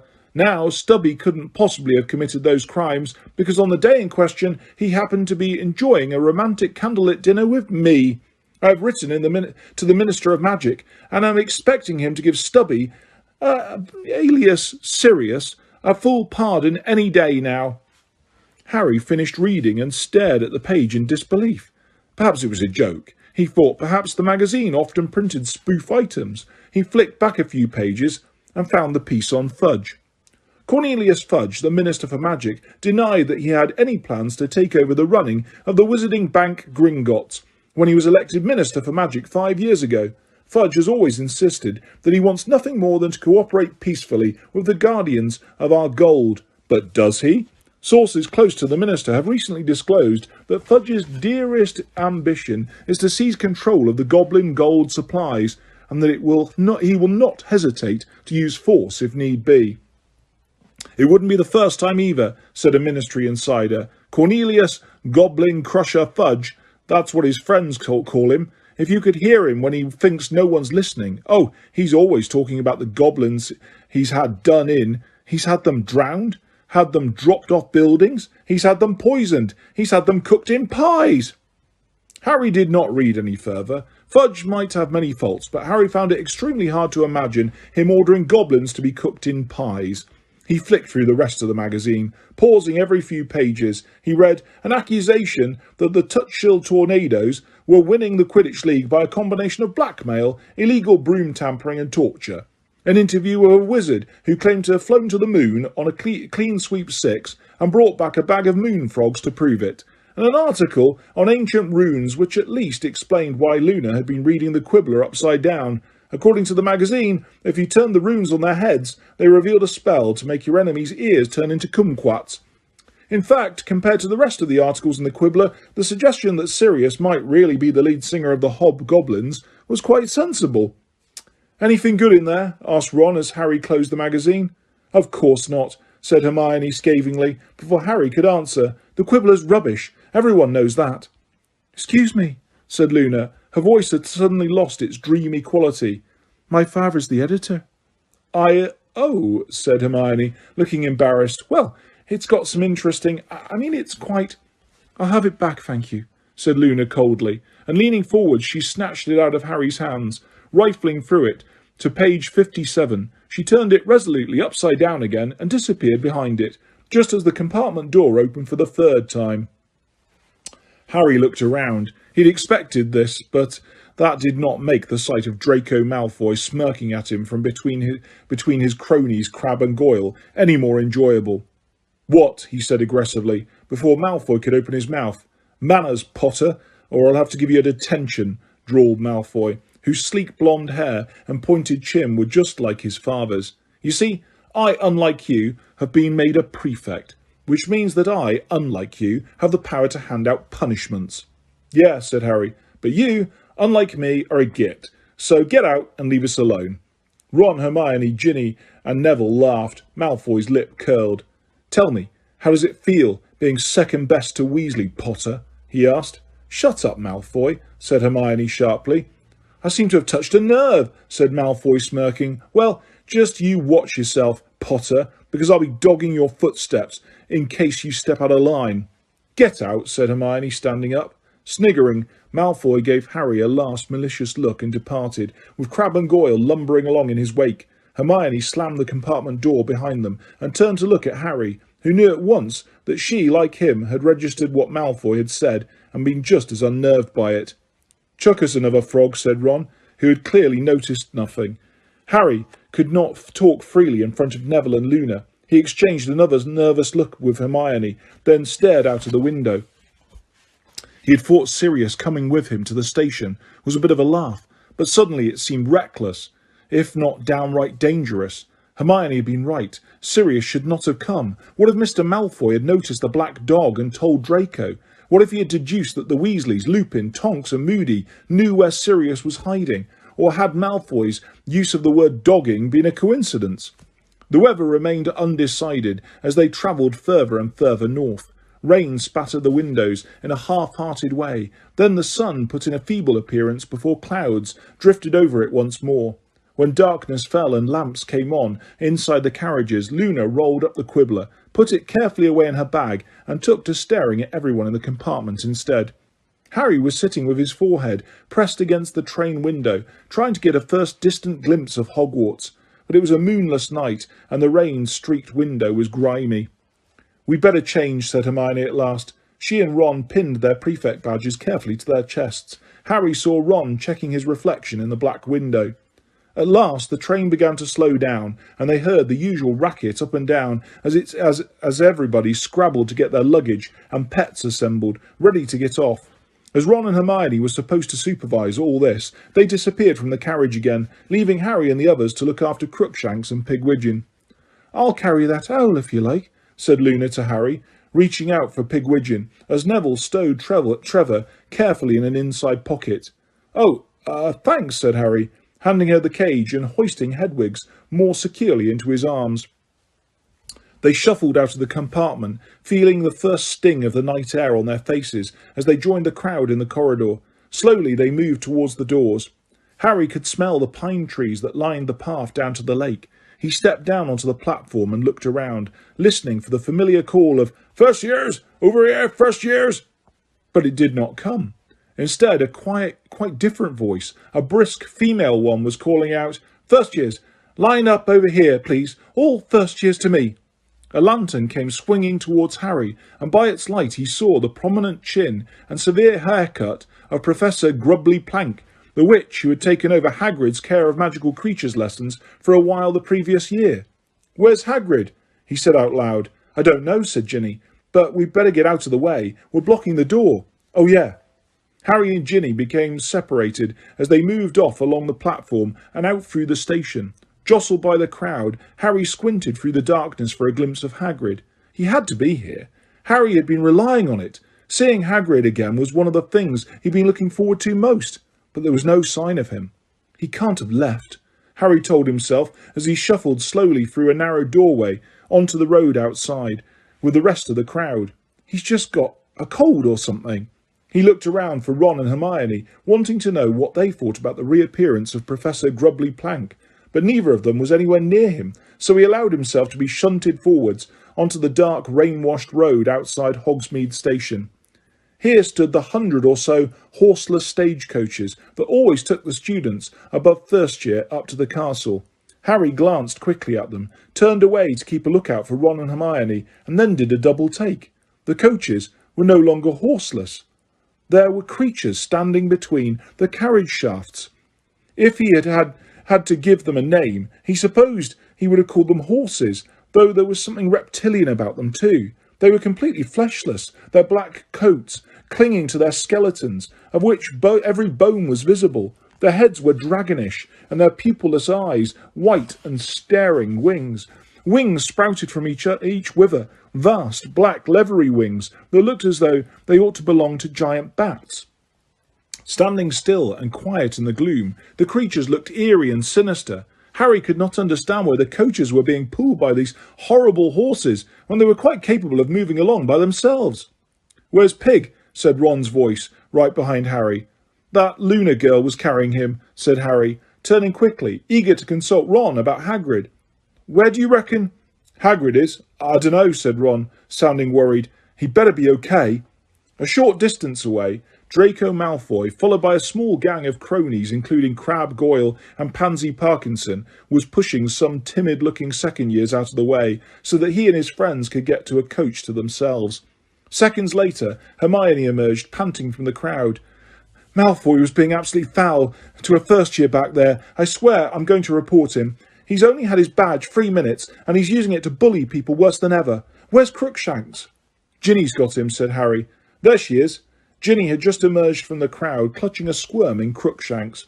"Thanks," said Hermione, relieving Ginny of the cat. "Come on, let's get a carriage together before they fill up." "Haven't got Pig yet," Ron said, but Hermione was already heading off towards the nearest unoccupied coach. Harry remained behind with Ron. "What are those things, do you reckon?" he asked Ron, nodding at the horrible horses as the other students surged past him. "What things?" "Those horse." Luna appeared holding Pigwidgeon's cage in her arms. The tiny owl was twittering excitedly as usual. "Here you are," she said. "He's a sweet little owl, isn't he?" Yeah, he's all right," said Ron gruffly. "Well, come on then, let's get in. What you saying, Harry?" "I was saying, what are these horse things?" Harry said, as he, Ron and Luna made for the carriage in which Hermione and Ginny were already sitting. "What horse things?" "The horse things pulling the carriages," said Harry impatiently. They were, after all, about 3 feet from the nearest one. It was watching them with empty white eyes. Ron, however, gave Harry a perplexed look. "What are you talking about?" What am I talking about? Look!" Harry grabbed Ron's arm and wheeled him about so that he was face to face with the winged horse. Ron stared straight at it for a second and then looked back at Harry. "What am I supposed to be looking at?" "At there, between the shafts, harnessed to the coach. It's right there in front." But as Ron continued to look bemused, a strange thought occurred to Harry. Can't you see them?" "See what?" "Can't you see what's pulling the carriages?" Ron looked seriously alarmed now. "Are you feeling all right, Harry?" Yeah." Harry felt utterly bewildered. The horse was there in front of him, gleaming solidly in the dim light issuing from the station windows behind them. Vapour rising from its nostrils in the chilly night air. Yet unless Ron was faking, and it was a very feeble joke if he was, Ron could not see it at all. "Should we get in then?" said Ron uncertainly, looking at Harry as though worried about him. "Yeah," said Harry. "Yeah, go on." "It's all right," said a dreamy voice from beside Harry as Ron vanished into the coach's dark interior. "You're not going mad or anything. I can see them too." "Can you?" said Harry desperately, turning to Luna. He could see the bat-winged horses reflected in her wide silvery eyes. "Oh yes," said Luna. "I've been able to see them ever since my first day here. They've always pulled the carriages. Don't worry, you're just as sane as I am." Smiling faintly, she climbed into the musty interior of the carriage after Ron. Not altogether reassured, Harry followed her. Chapter 11. The Sorting Hat's New Song. Harry did not want to tell the others that he and Luna were having the same hallucination, if that was what it was, so he said nothing more about the horses as he sat down inside the carriage and slammed the door behind him. Nevertheless, he could not help watching the silhouettes of the horses moving beyond the window. "Did everyone see that grubbly plank woman?" asked Ginny. "What's she doing back here? Hagrid can't have left, can he?" I'll be quite glad if he has, said Luna. He isn't a very good teacher, is he? Yes, he is, said Harry, Ron and Ginny angrily. Harry glared at Hermione. She cleared her throat and quickly said, yes, he's very good. Well, we in Ravenclaw think he's a bit of a joke, said Luna unfazed. You've got a rubbish sense of humour then, Ron snapped as the wheels below them creaked into motion. Luna did not seem perturbed by Ron's rudeness. On the contrary, she simply watched him for a while as though he were a mildly interesting television programme. Rattling and swaying, the carriages moved in convoy up the road. When they passed between the tall stone pillars topped with winged boars on either side of the gates to the school grounds, Harry leaned forwards to try and see whether there were any lights on in Hagrid's cabin by the Forbidden Forest, but the grounds were in complete darkness. Hogwarts Castle, however, loomed ever closer, a towering mass of turrets, jet black against the dark sky, here and there a window blazing, fiery bright above them. The carriages jingled to a halt near the stone steps leading up to the oak front doors, and Harry got out of the carriage first. He turned again to look for lit windows down by the forest, but there was definitely no sign of life within Hagrid's cabin. Unwillingly, because he had half hoped they would have vanished, he turned his eyes instead upon the strange, skeletal creatures standing quietly in the chill night air, their blank white eyes gleaming. Harry had once before had the experience of seeing something that Ron could not, but that had been a reflection in a mirror, something much more insubstantial than 100 very solid-looking beasts, strong enough to pull a fleet of carriages. If Luna was to be believed, the beasts had always been there, but invisible. Why then could Harry suddenly see them, and why could Ron not? "Are you coming or what?" said Ron beside him. Oh, yeah, said Harry quickly, and they joined the crowd, hurrying up the stone steps into the castle. The entrance hall was ablaze with torches and echoing with footsteps as the students crossed the flagstone floor for the double doors to the right, leading to the Great Hall and the start of term feast. The 4 long house tables in the Great Hall were filling up under the starless black ceiling, which was just like the sky they could glimpse through the high windows. Candles floated in mid-air all along the tables, illuminating the silvery ghosts who were dotted about the hall, and the faces of the students talking eagerly, exchanging summer news, shouting greetings at friends from other houses, eyeing one another's new haircuts and robes. Again, Harry noticed people putting their heads together to whisper as he passed. He gritted his teeth and tried to act as though he neither noticed nor cared. Luna drifted away from them at the Ravenclaw table. The moment they reached Gryffindor's, Ginny was hailed by some fellow fourth years and left to sit with them. Harry, Ron, Hermione and Neville found seats together about halfway down the table between nearly headless Nick, the Gryffindor house ghost, and Parvati Patil and Lavender Brown, the last two of whom gave Harry airy, overly friendly greetings that made him quite sure they had stopped talking about him a split second before. He had more important things to worry about, however. He was looking over at the students' heads, to the staff table that ran along the top wall of the hall. He's not there.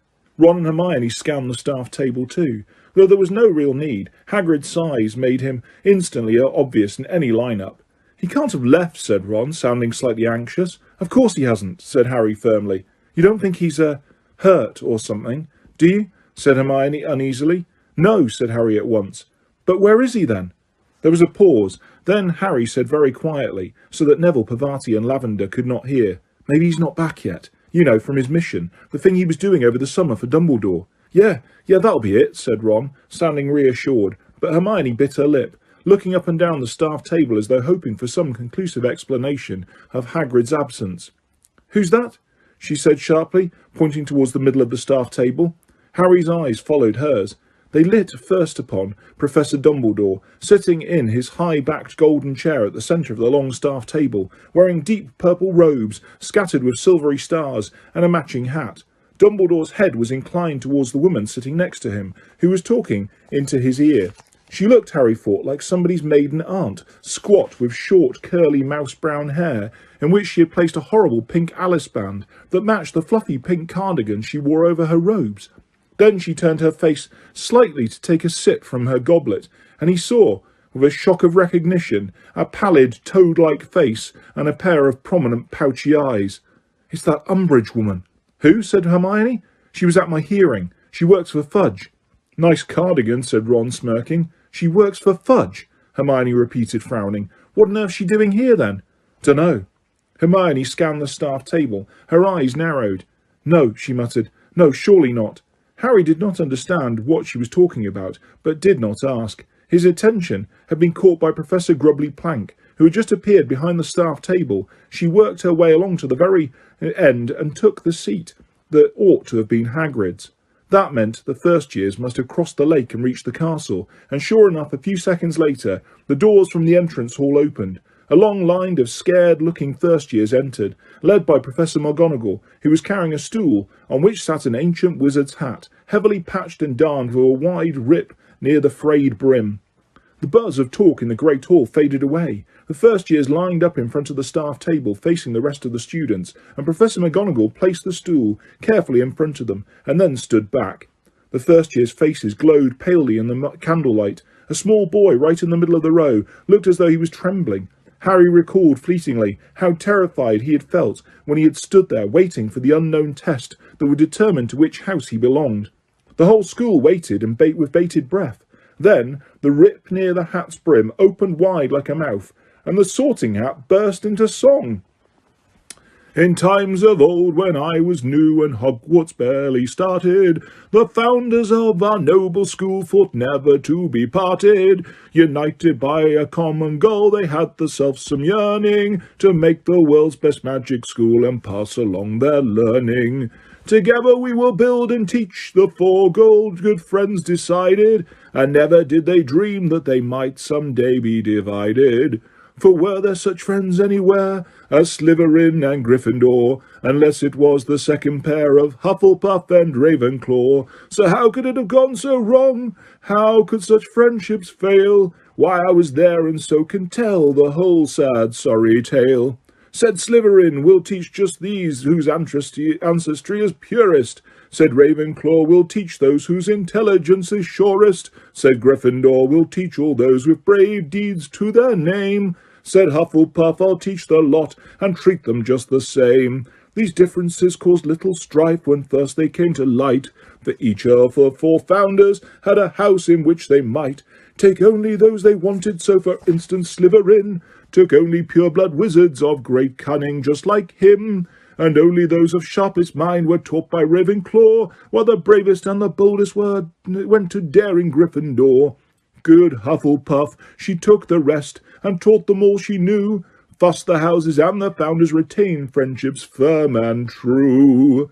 So Hogwarts worked in harmony for several happy years, but then discord crept among us, feeding on our thoughts and fears. The houses that, like pillars four, had once held up our school, now turned upon each other and divided sought to rule. And for a while it seemed the school must meet an early end, what with duelling and with fighting and the clash of friend on friend. And at last there came a morning when old Slytherin departed, and though the fighting then died out, he left us quite downhearted. And never since the founders four were whittled down to three have the houses been united as they once were meant to be. And now the sorting hat is here, and you all know the score. I sort you into houses because that is what I'm for. But this year I'll go further, listen closely to my song. Though condemned I am to split you, still I worry that it's wrong. Though I must fulfil my duty and must quarter every year, still I wonder whether sorting may not bring the end I fear. Oh, how the perils read the signs, the warning history shows, for our Hogwarts is a danger from external deadly foes. And we must unite inside her, or we'll crumble from within. I have told you, I have warned you, let the sorting now begin. The hat became motionless once more. Applause broke out, though it was punctured for the first time in Harry's memory with muttering and whispers. All across the great hall students were exchanging remarks with their neighbours, and Harry, clapping along with everyone else, knew exactly what they were talking about. Branched out a bit this year, hasn't he? Said Ron, his eyebrows raised. Too right it has, said Harry. The sorting hat usually confined itself to describing the different qualities looked for by each of the four Hogwarts houses, and its own role in sorting them. Harry could not remember it ever trying to give the school advice before. I wonder if it's ever given warnings before, said Hermione, sounding slightly anxious. Yes, indeed, said nearly headless Nick, knowledgeably. Leaning across Neville towards her, Neville winced. It was very uncomfortable to have a ghost lean through you. The hat feels itself honour bound to give the school due warning whenever it feels. But Professor McGonagall, who was waiting to read out the list of first year's names, was giving the whispering students the sort of look that scorches. Nearly Headless Nick placed a see-through finger to his lips and sat primly upright again as the muttering came to an abrupt end. With a last frowning look that swept the 4 house tables, Professor McGonagall lowered her eyes to her long piece of parchment and called out the first name. Abercrombie Ewan. The terrified-looking boy Harry had noticed earlier stumbled forwards and put the hat on his head. It was only prevented from falling right down to his shoulders by his very prominent ears. The hat considered for a moment. Then the rip near the brim opened again and shouted, Gryffindor! Harry clapped loudly with the rest of Gryffindor House as Ewan Abercrombie staggered to their table and sat down, looking as though he would like very much to sink through the floor and never be looked at again. Slowly the long line of first years thinned. In the pauses between the names and the sorting hat's decisions, Harry could hear Ron's stomach rumbling loudly. Finally, Zella, Rose, was sorted into Hufflepuff, and Professor McGonagall picked up the hat and stool and marched them away as Professor Dumbledore rose to his feet. Whatever his recent bitter feelings had been towards his headmaster, Harry was somehow soothed to see Dumbledore standing before them all. Between the absence of Hagrid and the presence of those dragonish horses, he had felt that his return to Hogwarts, so long anticipated, was full of unexpected surprises, like jarring notes on a familiar song. But this, at least, was how it was supposed to be, their headmaster rising to greet them all before the start of term feast. "To our newcomers," said Dumbledore in a ringing voice, his arms stretched wide and a beaming smile on his lips. "Welcome. To our old hands, welcome back. There is a time for speech-making, but this is not it. Tuck in." There was an appreciative laugh and an outbreak of applause as Dumbledore sat down neatly and threw his long beard over his shoulder so as to keep it out of his way of his plate. For food had appeared out of nowhere, so that the 5 long tables were groaning under joints and pies and dishes of vegetables, bread and sauces and flagons of pumpkin juice. "Excellent," said Ron, with a kind of groan of longing, and he seized the nearest plate of chops and began piling them onto his plate, watched wistfully by nearly Headless Nick. "What were you saying before the sorting?" Hermione asked the ghost, "about the hat giving warnings?" "Oh, yes," said Nick, who seemed glad of a reason to turn away from Ron, who was now eating roast potatoes with almost indecent enthusiasm. "Yes, I have heard the hat give several warnings before, always at times when it detects periods of great danger for the school, and always, of course, its advice is the same. Stand together. Be strong from within." How can it not the school's in danger as that?" said Ron. His mouth was so full, Harry thought it was quite an achievement for him to make any noise at all. "I beg your pardon?" said nearly Headless Nick politely, while Hermione looked revolted. Ron gave an enormous swallow and said, "How can it know if the school's in danger if it's a hat?" "I have no idea," said nearly Headless Nick. "Of course, it lives in Dumbledore's office, so I dare say it picks things up there." "And it wants all the houses to be friends," said Harry, looking over at the Slytherin table where Draco Malfoy was holding court. "Fat chance." "Well, now, you shouldn't take that attitude," said Nick reprovingly. "Peaceful cooperation, that's the key. We ghosts, though we belong to separate houses, maintain links of friendship in spite of the competitiveness between Gryffindor and Slytherin. I would never dream of seeking an argument with the bloody Baron." "Only because you're terrified of him," said Ron. Nearly Headless Nick looked highly affronted. "Terrified? I hope Sir Nicholas de Mimsy Poppington, have never been guilty of cowardice in my life. The noble blood that runs in my veins." "What blood?" asked Ron. "Sure you haven't still got—" "It's a figure of speech," said nearly Headless Nick, now so annoyed his head was trembling ominously on his partially severed neck. "I assume I am still allowed to enjoy the use of whichever words I like, even if the pleasures of eating and drinking are denied me. But I am quite used to students poking fun at my death, I assure you."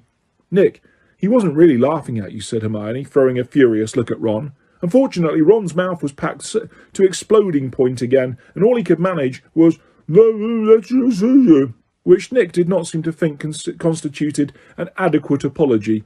Rising into the air, he straightened his feathered hat and swept away from them to the other end of the table, coming to rest between the Creevy brothers, Colin and Dennis.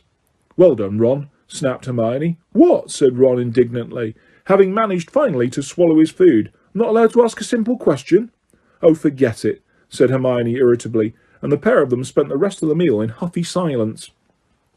Harry was used to their bickering, to bother trying to reconcile them. He felt it was a better use of his time to eat his way steadily through his steak and kidney pie, then a large plateful of his favourite treacle tart. When all the students had finished eating, and the noise level in the hall was starting to creep upwards again, Dumbledore got to his feet once more. Talking ceased immediately. As all turned to face the headmaster, Harry was feeling pleasantly drowsy now. His four-poster bed was waiting somewhere above, wonderfully warm and soft. "Well now that we are all digesting another magnificent feast, I beg a few moments of your attention for the usual start-of-term notices," said Dumbledore. "First years ought to know that the forest in the grounds is out of bounds to students, and a few of our older students ought to know by now too." Harry, Ron and Hermione exchanged smirks. "Mr. Filch, the caretaker, has asked me, for what he tells me is the 462nd time, to remind you that all magic is not permitted in corridors between classes, nor are a number of other things, all of which can be checked on the extensive list now fastened to Mr. Filch's office door. We have had 2 changes in staffing this year. We are very pleased to welcome back Professor Grubbly Plank, who will be taking care of magical creatures lessons.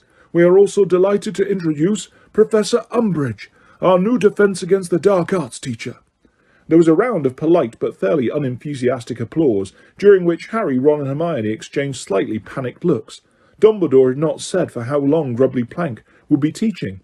Dumbledore continued, "Tryouts for the house Quidditch teams will take place on the—" He broke off, looking inquiringly at Professor Umbridge.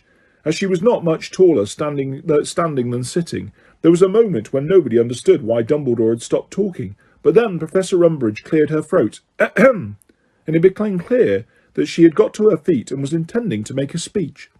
Dumbledore only looked taken aback for a moment. Then he sat down smartly and looked alertly at Professor Umbridge, as though he desired nothing better than to listen to her talk. Other members of staff were not adept at hiding their surprise. Professor Sprout's eyebrows had disappeared into her flyaway hair, and Professor McGonagall's mouth was as thin as Harry had ever seen it. No new teacher had ever interrupted Dumbledore before. Many of the students were smirking. This woman obviously did not know how things were done at Hogwarts.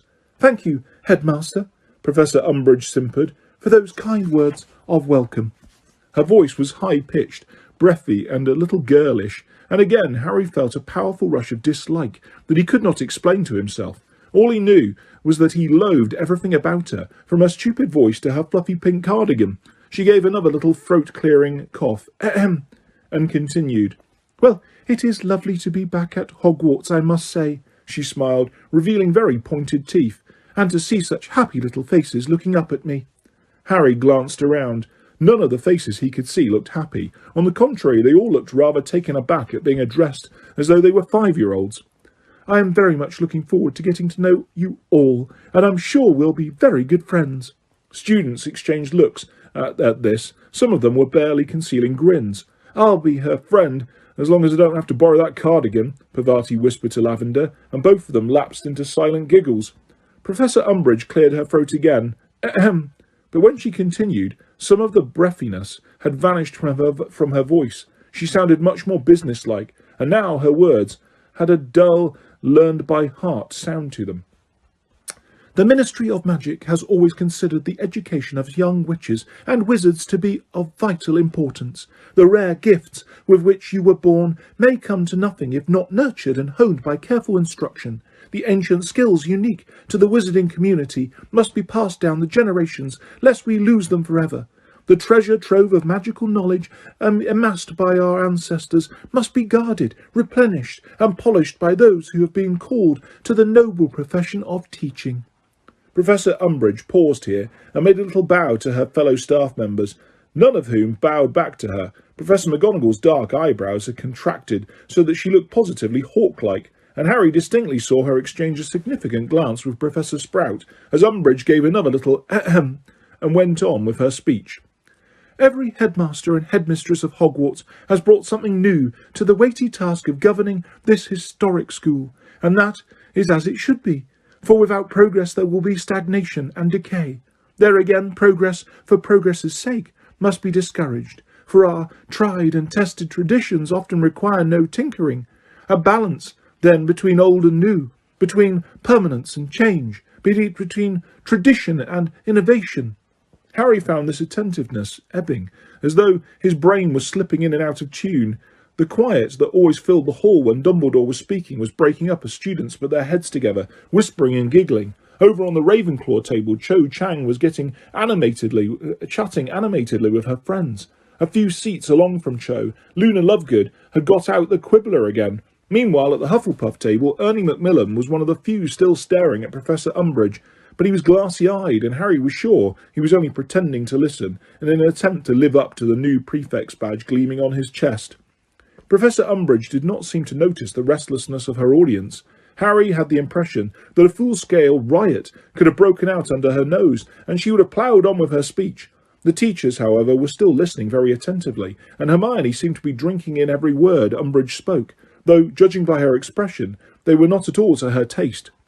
Because some changes will be for the better, while others will come, in the fullness of time, to be recognised as errors of judgment. Meanwhile, some old habits will be retained, and rightly so, whereas others, outmoded and outworn, must be abandoned. Let us move forward, then, into a new era of openness, effectiveness, and accountability, intent on preserving what ought to be preserved, perfecting what needs to be perfected, and pruning wherever we find practices that ought to be prohibited. She sat down. Dumbledore clapped. The staff followed his lead, though Harry noticed that several of them brought their hands together only once or twice before stopping. A few students joined in, but most had been taken unawares by the end of the speech, not having listened to more than a few words of it, and before they could start applauding properly, Dumbledore had stood up again. "Thank you, very much, Professor Umbridge. That was most illuminating," he said, bowing to her. "Now, as I was saying, Quidditch tryouts will be held." "Yes, it certainly was illuminating," said Hermione in a low voice.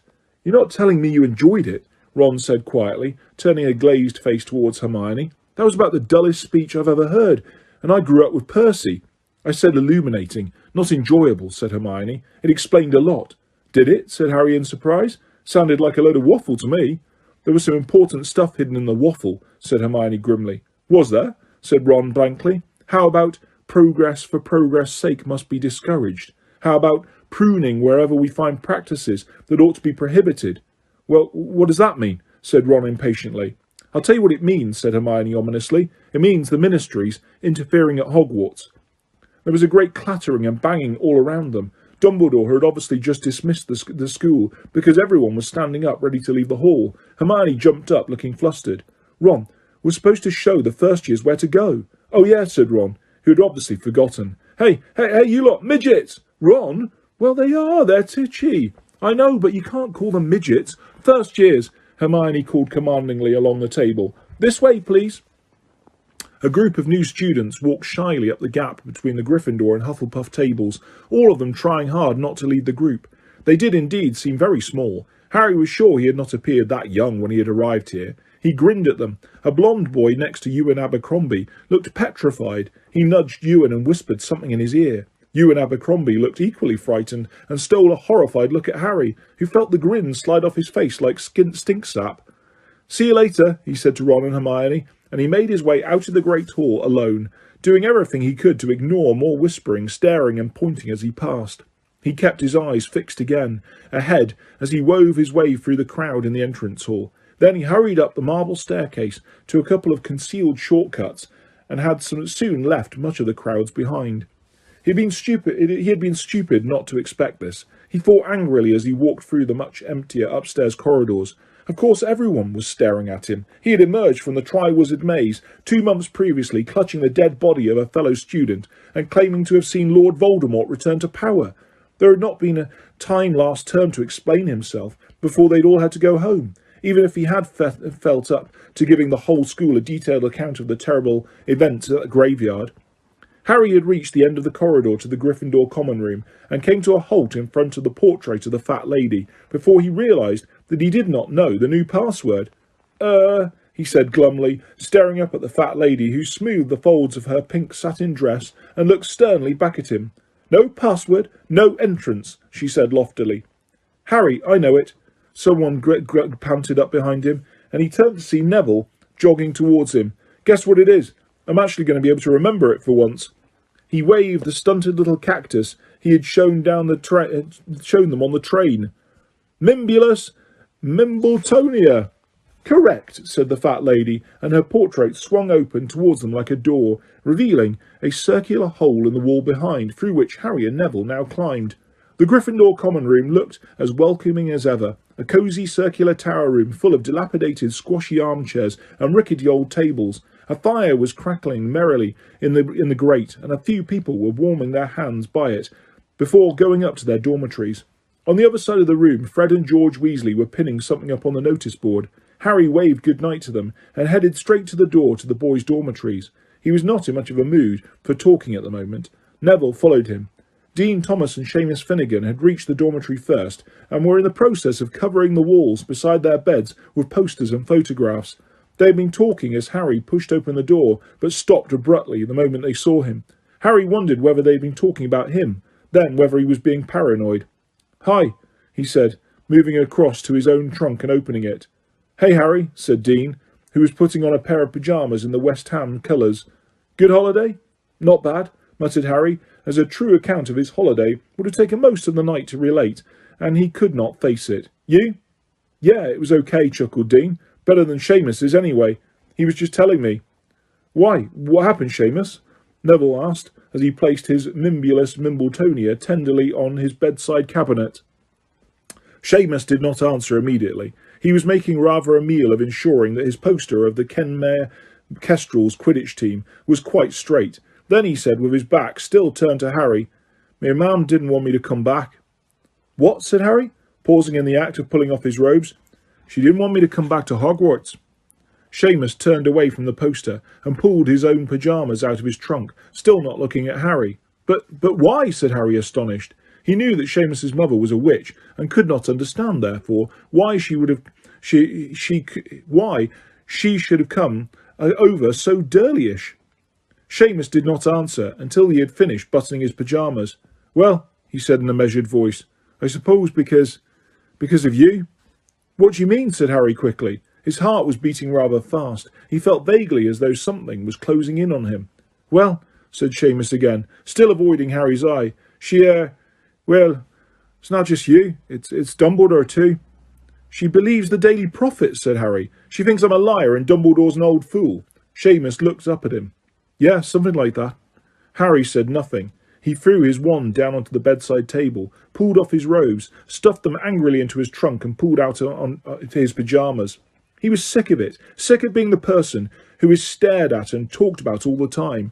If any of them knew, if any of them had the faintest idea what it felt like to be the one all these things happened to. Mrs. Finnegan had no idea, the stupid woman, he thought savagely. He got into bed and made to pull the hangings close around him, but before he could do so, Seamus said, "Look, what did happen that night when, with Cedric Diggory and all that?" Seamus sounded nervous and eager at the same time. Dean, who had been bending over his trunk trying to retrieve a slipper, went oddly still, and Harry knew he was listening hard. "What are you asking me for?" Harry retorted. "Just read the Daily Prophet like your mother. Why don't you? That'll tell you all you need to know." Don't you have a go at my mother?" Seamus snapped. "I'll have a go at anyone who calls me a liar," said Harry. "Don't talk to me like that." "I'll talk to you how I want," said Harry, his temper rising so fast he snatched his wand back from his bedside table. "If you've got a problem sharing a dormitory with me, go and ask McGonagall if you can be moved. Stop your mummy worrying. Leave my mother out of this, Potter." "What's going on?"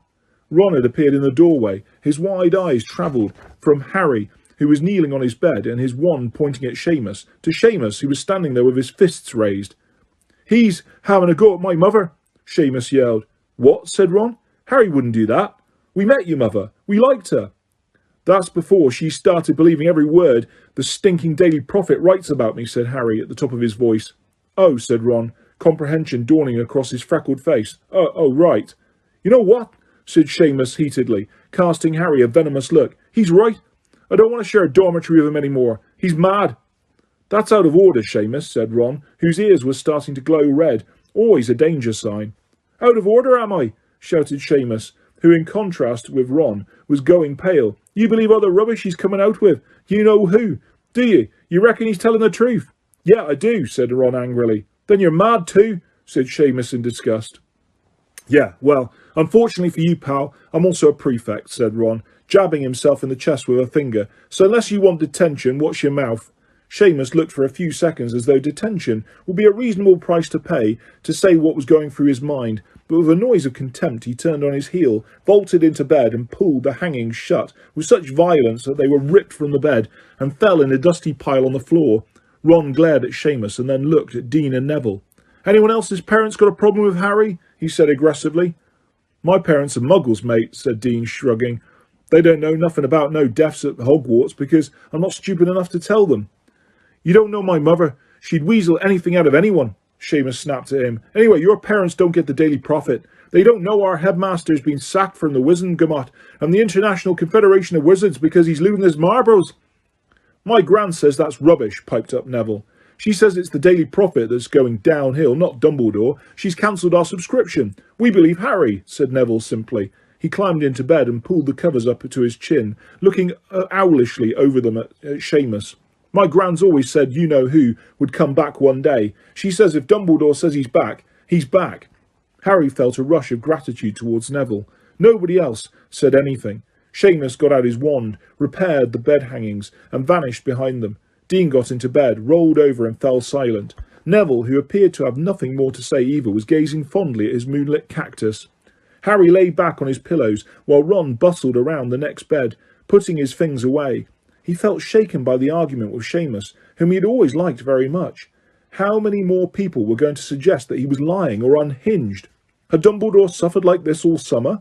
As first the Wizengamot, then the International Confederation of Wizards had thrown him from the ranks? Was it anger at Harry, perhaps, that had stopped Dumbledore getting in touch with him for months? The two of them were in this together, after all. Dumbledore had believed Harry, announced his version of events to the whole school and then to the wider wizarding community. Anyone who thought Harry was a liar had to think Dumbledore was too, or else that Dumbledore had been hoodwinked. They'll know we're right in the end, thought Harry miserably, as Ron got into bed and extinguished the last candle in the dormitory. But he wondered how many more attacks like Seamus's he would have to endure before that time came. Chapter 12. Professor Umbridge. Seamus dressed at top speed next morning and left the dormitory before Harry had even put on his socks. "Does he think I'll turn into a nutter if he stays in a room with me too long?" asked Harry loudly, as the hem of Seamus's robes whipped out of sight. "Don't worry about it, Harry," Dean muttered, hoisting his school bag onto his shoulder. "He's just—" But apparently he was unable to say exactly what Seamus was, and after a slightly awkward pause, followed him out of the room. Neville and Ron both gave Harry an "it's his problem, not yours" look, but Harry was not much consoled. How much more of this would he have to take? "What's the matter?" asked Hermione 5 minutes later, catching up with Harry and Ron halfway across the common room as they all headed towards breakfast. "You look absolutely— Oh, for heaven's sake!" She was staring at the common room notice board where a large new sign had been put up. "Gallons of galleons. Pocket money failing to keep pace with your outgoings? Like to earn a little extra gold? Contact Fred and George Weasley, Gryffindor Common Room, for simple, part-time, virtually painless jobs. We regret that all work is undertaken at applicant's own risk." "They are the limit," said Hermione grimly, taking down the sign which Fred and George had pinned up over a poster giving the date of the first Hogsmeade weekend, which was to be in October. "We'll have to talk to them, Ron." Ron looked positively alarmed. "Why?" "Because we're prefects," said Hermione, as they climbed out through the portrait hole. "It's up to us to stop this kind of thing." Ron said nothing. Harry could tell from his glum expression that the prospect of stopping Fred and George doing exactly what they liked was not one he found inviting. "Anyway, what's up, Harry?" Hermione continued, as they walked down a flight of stairs lined with portraits of old witches and wizards, all of whom ignored them, being engrossed in their own conversation. "You look really angry about something." "Seamus reckons Harry's lying about you-know-who," said Ron succinctly, when Harry did not respond. Hermione, who Harry had expected to react angrily on his behalf, sighed. "Yes, Lavender thinks so too," she said gloomily. "Been having a nice little chat with her about whether or not I'm a lying, attention-seeking prat, have you?" Harry said loudly. "No," said Hermione calmly. "I told her to keep her big fat mouth shut about you, actually. And it would be quite nice if you stopped jumping down our throats, Harry, because in case you haven't noticed, Ron and I are on your side." There was a short pause. "Sorry," said Harry in a low voice. "That's quite all right," said Hermione with dignity. Then she shook her head. "Don't you remember what Dumbledore said at the last end-of-term feast?" Harry and Ron both looked at her blankly, and Hermione sighed again. "About you-know-who. He said his gift for spreading discord and enmity is very great. You can fight it only by showing an equally strong bond of friendship and trust." "How do you remember stuff like that?" asked Ron, looking at her in admiration. "I listen, Ron," said Hermione, with a touch of asperity. "So do I, but I still couldn't tell you exactly what—" "The point," Hermione pressed on loudly, "is that this sort of thing is exactly what Dumbledore was talking about. You know who's only been back 2 months, and we've already started fighting among ourselves. And the Sorting Hat's warning was the same. Stand together. Be united." "And Harry got it right last night," retorted Ron. "If that means we're supposed to get matey with the Slytherins, fat chance." "Well, I think it's a pity we're not trying for a bit of inter-house unity," said Hermione crossly.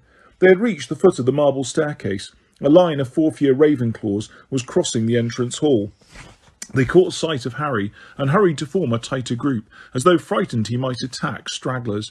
"Yeah, we really ought to be trying to make friends with people like that," said Harry sarcastically.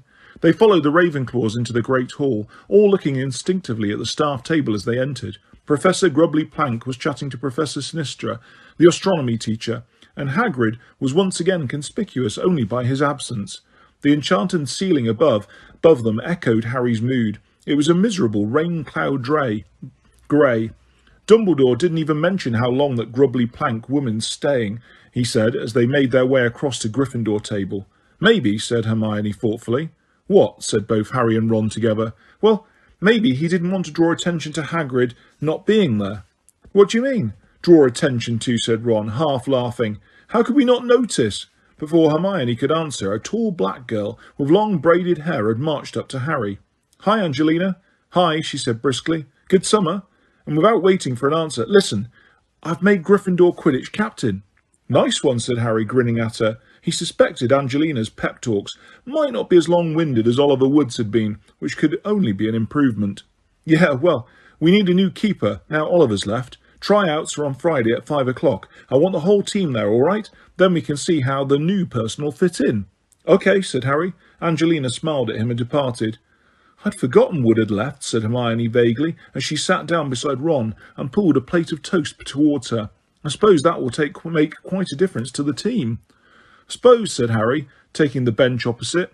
"He was a good keeper. Still, it won't hurt to have some new blood, will it?" said Ron. With a whoosh and a clatter, hundreds of owls came soaring in through the upper windows. They descended all over the hall, bringing letters and packages to their owners and showering the breakfasters with droplets of water. It was clearly raining hard outside. Hedwig was nowhere to be seen, but Harry was hardly surprised. His only correspondent was Sirius, and he doubted Sirius would have anything new to tell him after only 24 hours apart. Hermione, however, had to move her orange juice aside quickly to make way for a large damp barn owl bearing a sodden Daily Prophet in its beak. "What are you still getting that for?" said Harry irritably, thinking of Seamus, as Hermione placed a nut in the leather pouch on the owl's leg, and it took off again. "I'm not bothering. Load of rubbish." "It's best to know what the enemy is saying," said Hermione darkly, and she unfurled the newspaper and disappeared behind it, not emerging until Harry and Ron had finished eating. "Nothing," she said simply, rolling up the newspaper and laying it down by her plate. "Nothing about you or Dumbledore or anything." Professor McGonagall was now moving along the table, handing out timetables. "Look at today," groaned Ron. "History of magic, double potions, divination and double defence against the dark arts. Binns, Snape, Trelawney and that Umbridge woman all in one day. I wish Fred and George would hurry up and get these skiving snack boxes sorted." "Do mine ears deceive me?" said Fred, arriving with George and squeezing onto the bench beside Harry. "Hogwarts prefects surely don't wish to skive off lessons." "Look what we've got today," said Ron grumpily, shoving his timetable under Fred's nose. "That's the worst Monday I've ever seen." "Fair point, little bro," said Fred, scanning the column. "You can have a bit of a nosebleed nougat cheap if you like." "Why is it cheap?" said Ron suspiciously. "Because you'll keep bleeding till you shrivel up. We haven't got an antidote yet," said George, helping himself to a kipper. "Cheers," said Ron moodily, pocketing his timetable. "But I think I'll take the lessons." "And speaking of your skiving snack boxes," said Hermione, eyeing Fred and George beadily, "you can't advertise for testers on the Gryffindor notice board." "Says who?" said George, looking astonished. "Says me," said Hermione, "and Ron." "Leave me out of it," said Ron hastily. Hermione glared at him. Fred and George sniggered. You'll be singing a different tune soon enough, Hermione, said Fred, thickly buttering a crumpet. You're starting your 5th year. You'll be begging us for a snack box before long. And why would starting 5th year mean I want a skiving snack box? Asked Hermione. 5th year's owl year, said George. So, you've got your exams coming up, haven't you? They'll be keeping your noses so hard to that grindstone, they'll be rubbed raw, said Fred with satisfaction. Half our year had minor breakdowns coming up to the owls, said George happily. Tears and tantrums. Patricia Stimpson kept coming over all faint. Kenneth Towler came out in boils, do you remember, said Fred reminiscently. That's because you put Bulba box powder in his pyjamas, said George. Oh yeah, said Fred, grinning. I'd forgotten. Hard to keep track sometimes, isn't it? Anyway, it's a nightmare of a year, the 5th, said George. If you care about exam results, anyway. Fred and I managed to keep our peckers up somehow. Yeah. You got, 3 owls each, said Ron. Yep, said Fred, unconcernedly. But we feel our futures lie outside the world of academic achievement. We seriously debated whether we were going to bother coming back for our 7th year, said George brightly. Now that we've got... He broke off at a warning look from Harry, who knew George had been about to mention the Triwizard winnings he had given them. Now that we've got our owls, George said hastily. I mean, do we really need newts? But we didn't think Mum could take us leaving school early, not on top of Percy running out and turning out to be the world's biggest prat. We're not going to waste our last year here, though, said Fred, looking affectionately around at the Great Hall. We're going to use it to do a bit of market research, find out exactly what the average Hogwarts student requires from a joke shop, carefully evaluate the results of our research, and then produce products to fit the demand. But where are you going to get the gold to start a joke shop? Hermione asked sceptically. You're going to need all the ingredients and materials and premises too, I suppose. Harry did not look at the twins. His face felt hot. He deliberately dropped his fork and dived down to retrieve it. He heard Fred say overhead, Ask us no questions and we'll tell you no lies, Hermione. Come on, George. If we get there early, we might be able to sell a few extendable ears before herbology. Harry emerged from under the table to see Fred and George walking away, each carrying a stack of toast. What did that mean? Said Hermione, looking from Harry to Ron. Ask us no questions. Does that mean they've already got some gold to start a joke shop? You know, I've been wondering about that, said Ron, his brow furrowed. They bought me a new set of dress robes this summer, and I couldn't understand where they got the galleons. Harry decided it was time to steer the conversation out of these dangerous waters. Do you reckon it's true this year's going to be really tough, because of the exams? Oh yeah, said Ron. Bound to be, isn't it? Owls are really important, affect the jobs you can apply for and everything. We get career advice too, later this year, Bill told me, so you can choose what newts you want to do next year. Do you know what you want to do after Hogwarts? Harry asked the other two, as they left the Great Hall shortly afterwards and set off towards the history of magic lesson. Not really, said Ron slowly, except, well, he looked slightly sheepish. What? Harry urged him. Well, be cool to be an aura, said Ron in an offhand voice. Yeah, it would, said Harry fervently. But they're like the elite, said Ron. You've got to be really good. What about you, Hermione? I don't know, she said. I think I'd like to do something really worthwhile. An aura is worthwhile, said Harry. Yes, it is, but it's not the only worthwhile thing, said Hermione thoughtfully. I mean, if I could take spew further... Harry and Ron carefully avoided looking at each other. History of magic was by common consent the most boring subject ever devised by wizard kind. Professor Binns, their ghost teacher, had a wheezy, droning voice that was almost guaranteed to cause severe drowsiness within 10 minutes, 5 in warm weather. He never varied the form of their lessons, but lectured them without pausing while they took notes, or rather gazed sleepily into space. Harry and Ron had so far managed to scrape passes in this subject only by copying Hermione's notes before exams. She alone seemed able to resist the soporific power of Binns' voice. Today, they suffered 3/4 of an hour's droning on the subject of giant wars. Harry heard just enough within the first 10 minutes to appreciate dimly that in another teacher's hands this subject might have been mildly interesting. But then his brain disengaged, and he spent the remaining 35 minutes playing hangman on a corner of his parchment with Ron, while Hermione shot them filthy looks out of the corner of her eye. How would it be, she asked them coldly, as they left the classroom for break, Binns drifting away through the blackboard, if I refused to lend you my notes this year? We'd fail our owls, said Ron. If you want that on your conscience, Hermione. Well, you deserve it, she snapped. You don't even try to listen to him, do you?" "We do try," said Ron. "We just haven't got your brains or your memory or your concentration. You're just cleverer than we are. Is it nice to rub it in?" "Oh, don't give me that rubbish," said Hermione, but she looked slightly mollified as she led the way out into the damp courtyard. A fine misty drizzle was falling, so that the people standing in huddles around the yard looked blurred at the edges. Harry, Ron and Hermione chose a secluded corner under a heavily dripping balcony, turning up the collars of their robes against the chilly September air and talking about what Snape was likely to set them in the first lesson of the year. They had got as far as agreeing that it was likely to be something extremely difficult, just to catch them off guard after a 2-month holiday, when someone walked around the corner towards them. "Hello, Harry." It was Cho Chang, and what was more, she was on her own again.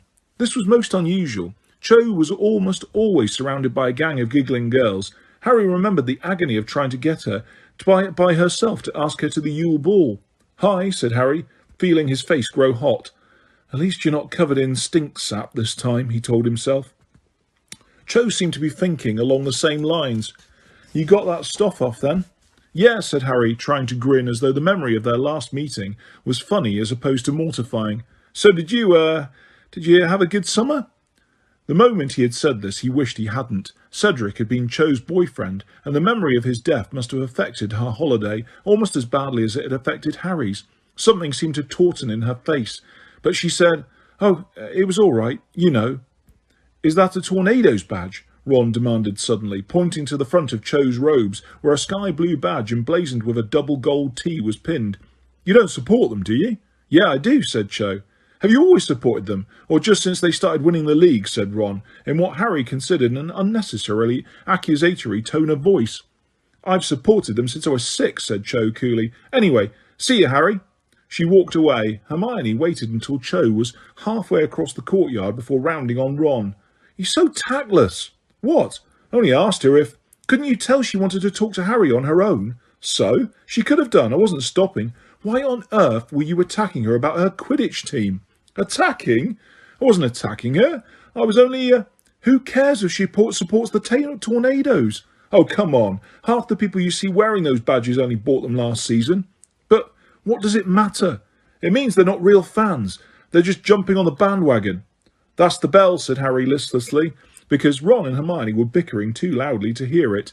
They did not stop arguing all the way down to Snape's dungeon, which gave Harry plenty of time to reflect that between Neville and Ron, he would be lucky ever to have 2 minutes of conversation with Cho that he could look back on without wanting to leave the country.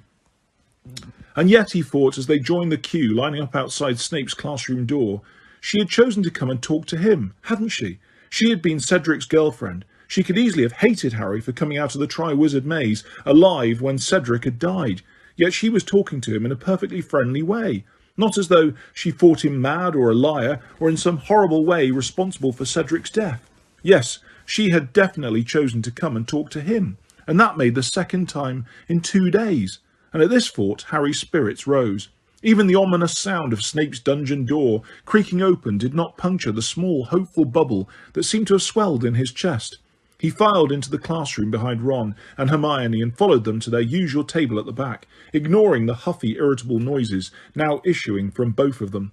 "Settle down," said Snape coldly, shutting the door behind them. There was no real need for the call to order. The moment the class had heard the door close, quiet had fallen, and all fidgeting stopped. Snape's mere presence was usually enough to ensure a class's silence. "Before we begin today's lesson," said Snape, sweeping over to his desk and staring around at them all, "I think it's appropriate to remind you that next June you will be sitting an important examination, during which you will prove how much you have learned about the composition and use of magical potions.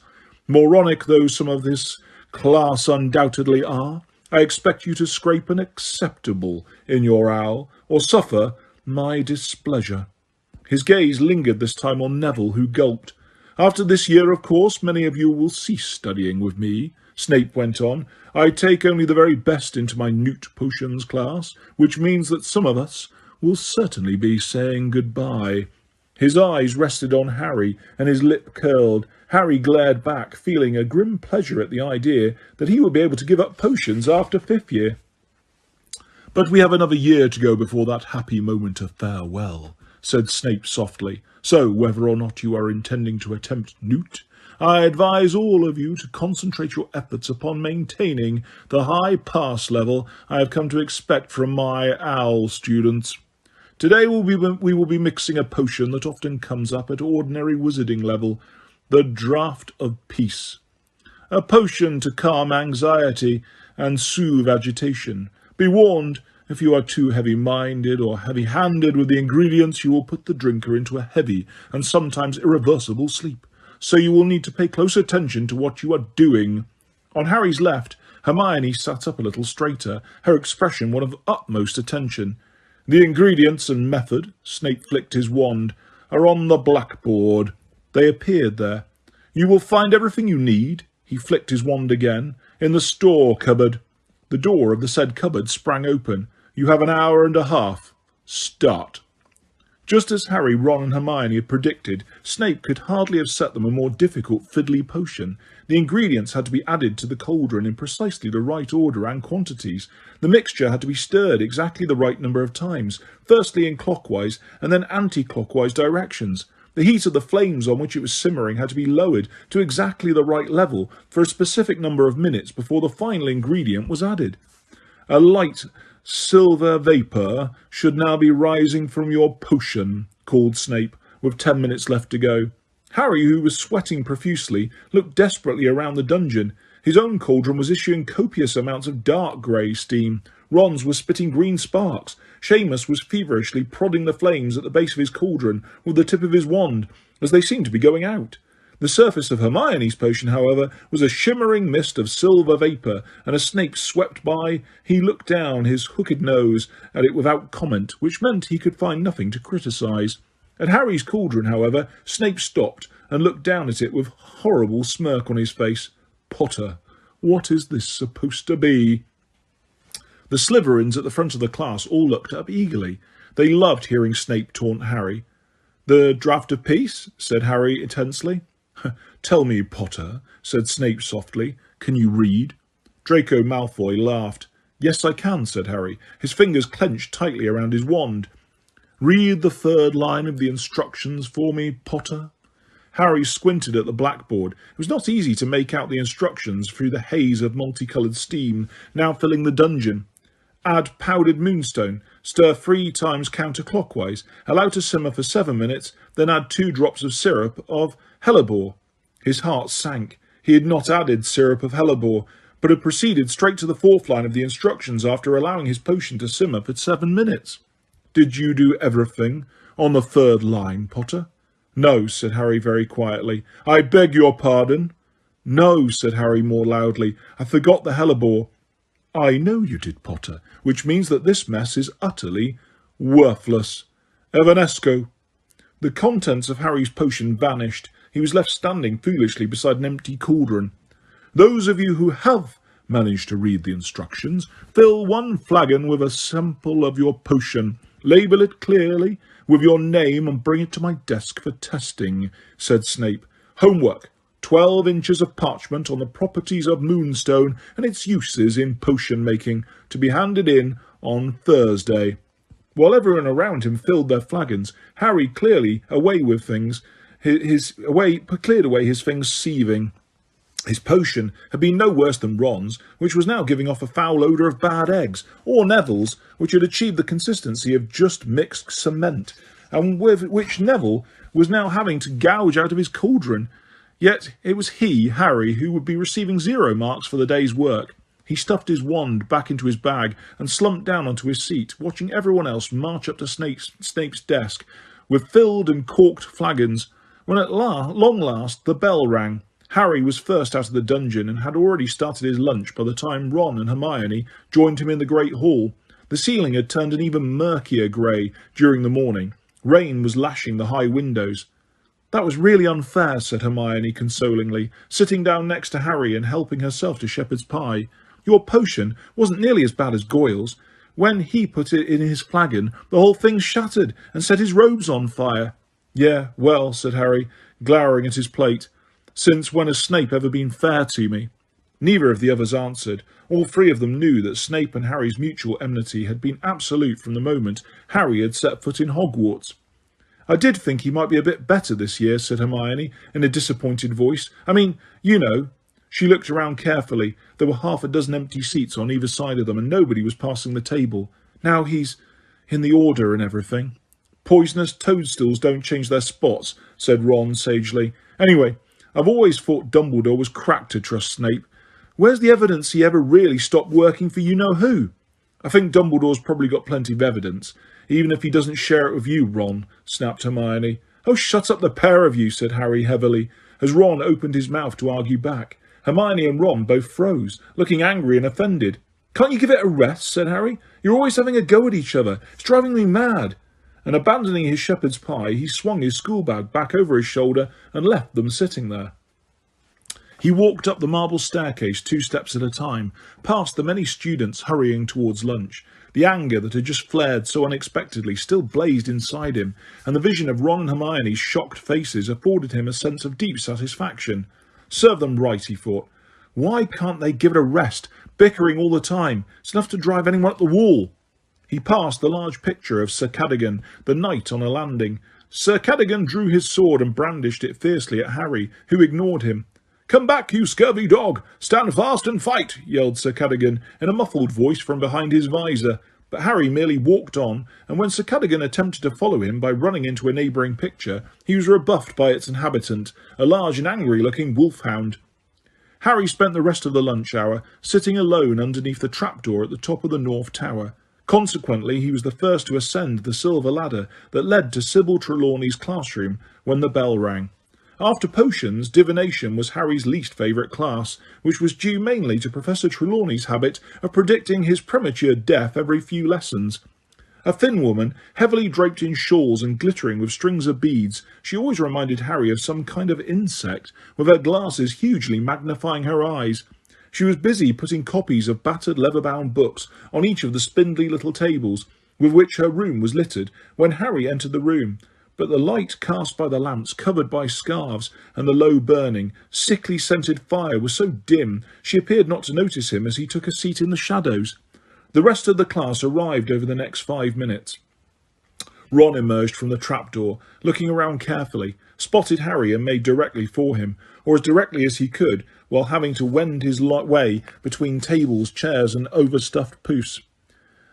Hermione and me have stopped arguing, he said, sitting down beside Harry. Good, grunted Harry. But Hermione says she thinks it would be nice if you stopped taking out your temper on us, said Ron. I'm not.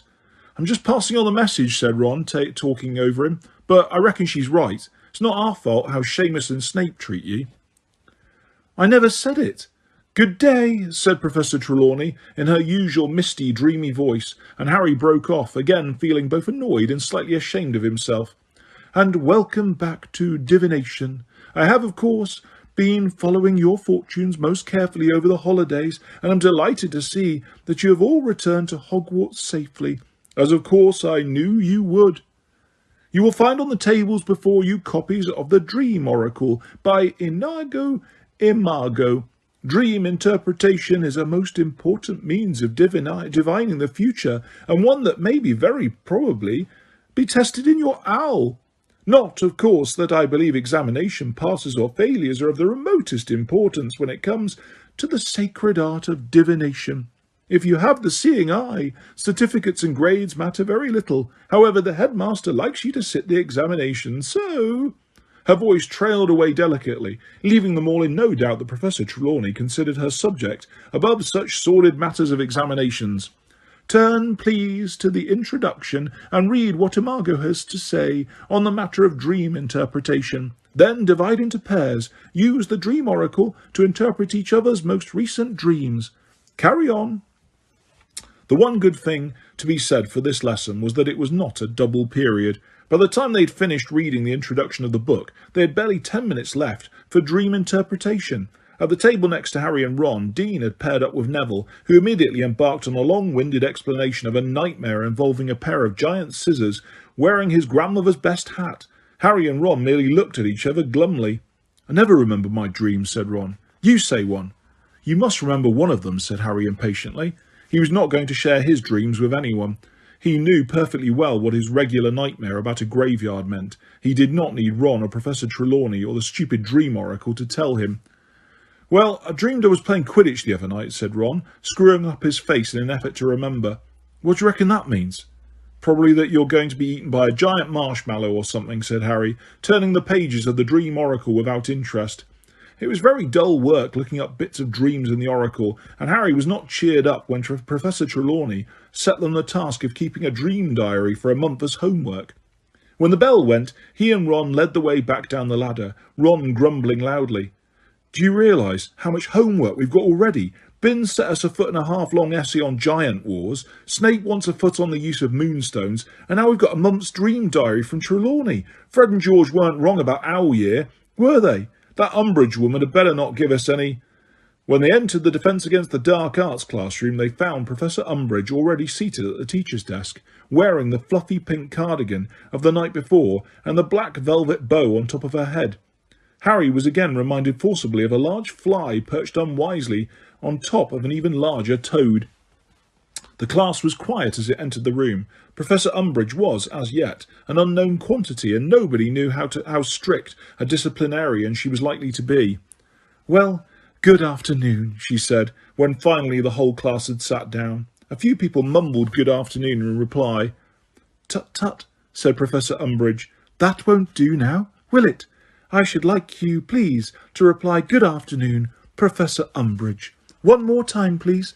Good afternoon, class.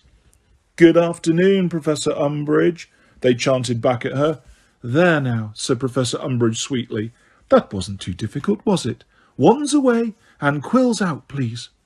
Many of the class exchanged gloomy looks. The order, wands away, had never yet been followed by a lesson they had found interesting. Harry shoved the wand back inside his bag and pulled out a quill, ink and parchment. Professor Umbridge opened her handbag, extracted her own wand, which was an unusually short one, and tapped the blackboard sharply with it. Words appeared on the board at once. Defence Against the Dark Arts, a return to basic principles. Well now, your teaching in this subject has been rather disrupted and fragmented, hasn't it? Stated Professor Umbridge, turning to face the class with her hands clasped neatly in front of her. The constant changing of teachers, many of whom do not seem to have followed any ministry-approved curriculum, has unfortunately resulted in your being far below the standard we would expect to see in your Owl Year. You will be pleased to know, however, that these problems are now to be rectified. We will be following a carefully structured, theory-centred, ministry-approved course of defensive magic this year. Copy down the following, please. She rapped the blackboard again. The first message vanished and was replaced by the course aims. 1. Understanding the principles underlying defensive magic. 2. Learning to recognise situations in which defensive magic can legally be used. And 3. Placing the use of defensive magic in a context for practical use. For a couple of minutes the room was full of a sound of scratching quills on parchment. When everyone had copied down Professor Umbridge's free course aims, she asked, Has everybody got a copy of Defensive Magical Theory by Wilbert Slinkard? There was a dull murmur of assent throughout the class. I think we'll try that again, said Professor Umbridge. When I ask you a question, I should like you to reply, Yes, Professor Umbridge, or No, Professor Umbridge. So, has everyone got a copy of Defensive Magical Theory by Wilbert Slinkard? Yes, Professor Umbridge, rang through the room. Good, said Professor Umbridge. I should like you to turn to page 5 and read Chapter 1, Basics for Beginners. There will be no need to talk. Professor Umbridge left the blackboard and settled herself in the chair behind the teacher's desk, observing them all with those pouchy toad's eyes. Harry turned to page 5 of his copy of Defensive Magical Theory and started to read. It was desperately dull, quite as bad as listening to Professor Binns. He felt his concentration sliding away with him. He had soon read the same line 6 times without taking in more than the first few words. Several silent minutes passed. Next to him, Ron was absent-mindedly turning his quill over and over in his fingers, staring at the same spot on the page. Harry looked right and received a surprise to shake him out of his torpor. Hermione had not even opened her copy of Defensive Magical Theory. She was staring fixedly at Professor Umbridge with her hand in the air. Harry could not remember Hermione ever neglecting to read when instructed to, or indeed resisting the temptation to open any book that came under her nose. He looked at her inquiringly, but she merely shook her head slightly to indicate that she was not about to answer questions, and continued to stare at Professor Umbridge. who was looking just as resolutely in another direction. After several more minutes had passed, however, Harry was not the only one watching Hermione. The chapter they had been instructed to read was so tedious that more and more people were choosing to watch Hermione's mute attempt to catch Professor Umbridge's eye, rather than struggle on with basics for beginners. When more than half the class were staring at Hermione rather than at their books, Professor Umbridge seemed to decide that she could ignore the situation no longer. "Did you want to ask something about the chapter, dear?" she asked. She asked Hermione as though she had only just noticed her. "Not about the chapter, no," said Hermione. "Well, we're reading just now," said Professor Umbridge, showing her small pointed teeth. "If you have other queries, we can deal with them at the end of the class." "I've got a query about your course aims," said Hermione. Professor Umbridge raised her eyebrows. "And your name is?" "Hermione Granger," said Hermione. "Well, Miss Granger, I think the course aims are perfectly clear if you read them through carefully," said Professor Umbridge in a voice of determined sweetness. "Well, I don't," said Hermione bluntly. "There's nothing written up there about using defensive spells." There was a short silence in which many members of the class turned their heads to frown at the 3 course aims still written on the blackboard.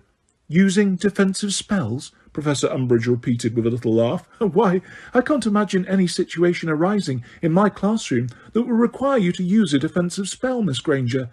You surely aren't expecting to be attacked during class?" "We're not going to use magic?" Ron exclaimed loudly. "Students raise their hands when they wish to speak in my class, Mr. Weasley," said Ron, thrusting his hand into the air. Professor Umbridge, smiling still more widely, turned her back on him. Harry and Hermione immediately raised their hands too. Professor Umbridge's pouchy eyes lingered on Harry for a moment before she addressed Hermione. "Yes, Miss Granger, you wanted to ask something." "Yes," said Hermione. "Surely the whole point of Defence Against the Dark Arts is to practice defensive spells." "Are you a ministry-trained educational expert, Miss Granger?" asked Professor Umbridge in her falsely sweet voice. "No, but—" "Well then, I'm afraid you are not qualified to decide what the whole point of any class is. Wizards much older and cleverer than you have devised our new programme of study. You will be learning about defensive spells in a secure, risk-free way." "What use is that?" said Harry loudly. "If we're going to be attacked, it won't be in a—" "Hand, Mr. Potter," sang Professor Umbridge. Harry thrust his fist into the air. Again, Professor Umbridge promptly turned away from him, but now several other people had their hands up too. "And your name is?" Professor Umbridge said to Dean. "Dean Thomas." "Well, Mr. Thomas?" "Well, it's like Harry said, isn't it?" said Dean. "If we're going to be attacked, it won't be risk-free." "I repeat," said Professor Umbridge, smiling in a very irritating fashion at Dean. "Do you expect to be attacked during my classes?" "No, but—" Professor Umbridge talked over him. "I do not wish to criticise the way things have been run in this school," she said, an unconvincing smile stretching her wide mouth. "But you have been exposed to some very irresponsible wizards in this class. Very irresponsible indeed. Not to mention," she gave a nasty little laugh, "extremely dangerous half-breeds." "If you mean Professor Lupin," piped up Dean angrily, "he was the best we ever—" "Hand, Mr. Thomas. As I was saying, you have been introduced to spells that have been complex, inappropriate to your age group, and potentially lethal. You have been frightened into believing that you are likely to meet dark attacks every other day." "No, we haven't," Hermione said. "We just—" "Your hand is not up, Miss Granger." Hermione put up her hand. Professor Umbridge turned away from her. "It is my understanding that my predecessor not only performed illegal curses in front of you, he actually performed them on you." "Well, he turned out to be a maniac, didn't he?" said Dean hotly. "Mind you, we still learned loads." "Your hand is not up, Mr. Thomas," trilled Professor Umbridge. "Now, it is the view of the Ministry that a theatrical knowledge will be more than sufficient to get you through the examination, which after all is what school is all about. And your name is—" she added, staring at Parvati, whose hand had just shot up. "Parvati Patil. And isn't there a practical bit in our Defence Against the Dark Arts, Owl? Aren't we supposed to show that we can actually do the counter-curses and things?" "As long as you have studied the theory hard enough, there is no reason why you should not be able to perform the spells under carefully controlled examination conditions," said Professor Umbridge dismissively. "Without ever practising them beforehand?" said Parvati incredulously. "Are you telling us that the first time we'll get to do the spells will be during our exam? I repeat, as long as you have studied the theory hard enough." "And what good's theory going to be in the real world?" said Harry loudly, his fist in the air again. Professor Umbridge looked up. "This is school, Mr. Potter, not the real world," she said softly. "So we're not supposed to be prepared for what's waiting for us out there." "There's nothing waiting for out there, Mr. Potter."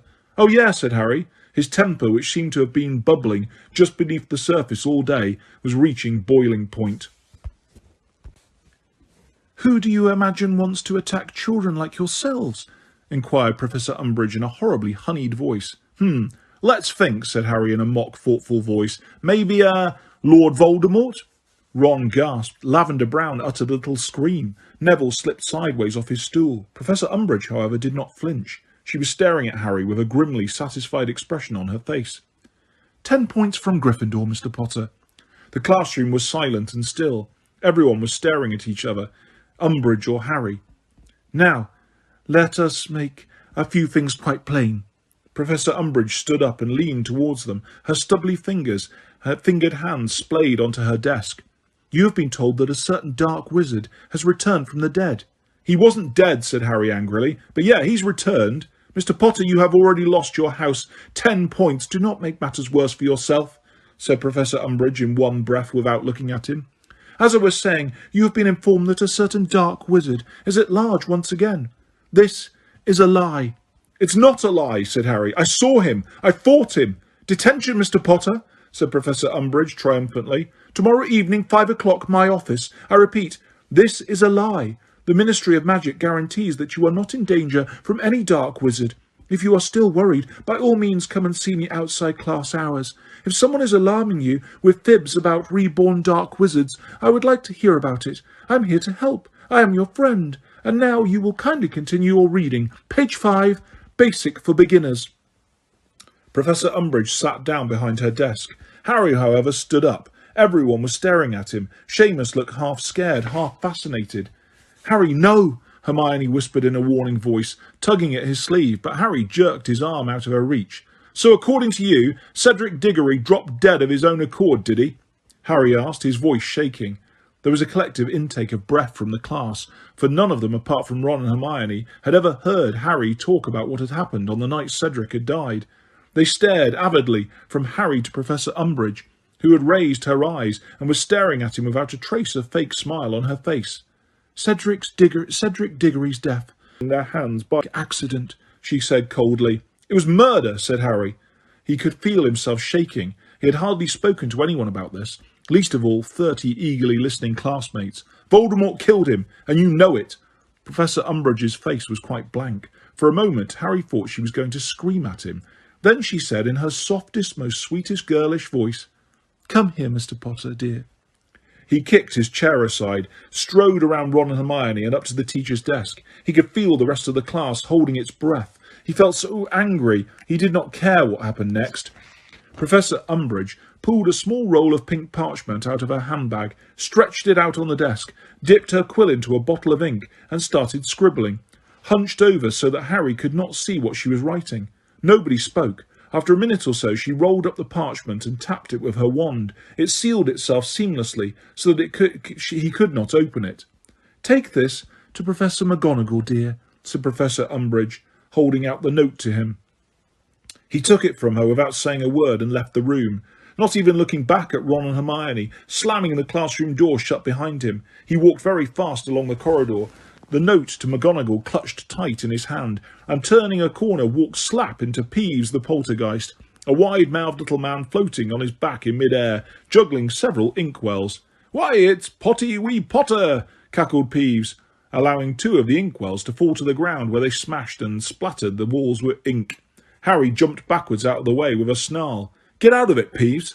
"Ooh, crackpot's feeling cranky," said Peeves, pursuing Harry along the corridor, leering as he zoomed along above him. "What is it this time, my fine potty friend? Hearing voices, seeing visions, speaking in Peeves blew a gigantic raspberry tongues."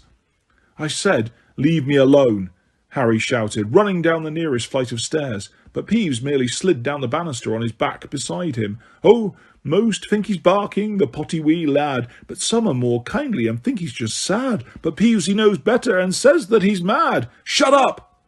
A door to his left flew open, and Professor McGonagall emerged from her office, looking grim and slightly harassed. "What on earth are you shouting about, Potter?" she snapped. as Peeves cackled gleefully and zoomed out of sight. "Why aren't you in class?" "I've been sent to you," said Harry stiffly. "Sent? What do you mean, sent?" He held out the note from Professor Umbridge. Professor McGonagall took it from him, frowning, slit it open with a tap of her wand, stretched it out and began to read. Her eyes zoomed from side to side behind their square spectacles as she read what Umbridge had written, and with each line they became narrower. "Come in here, Potter."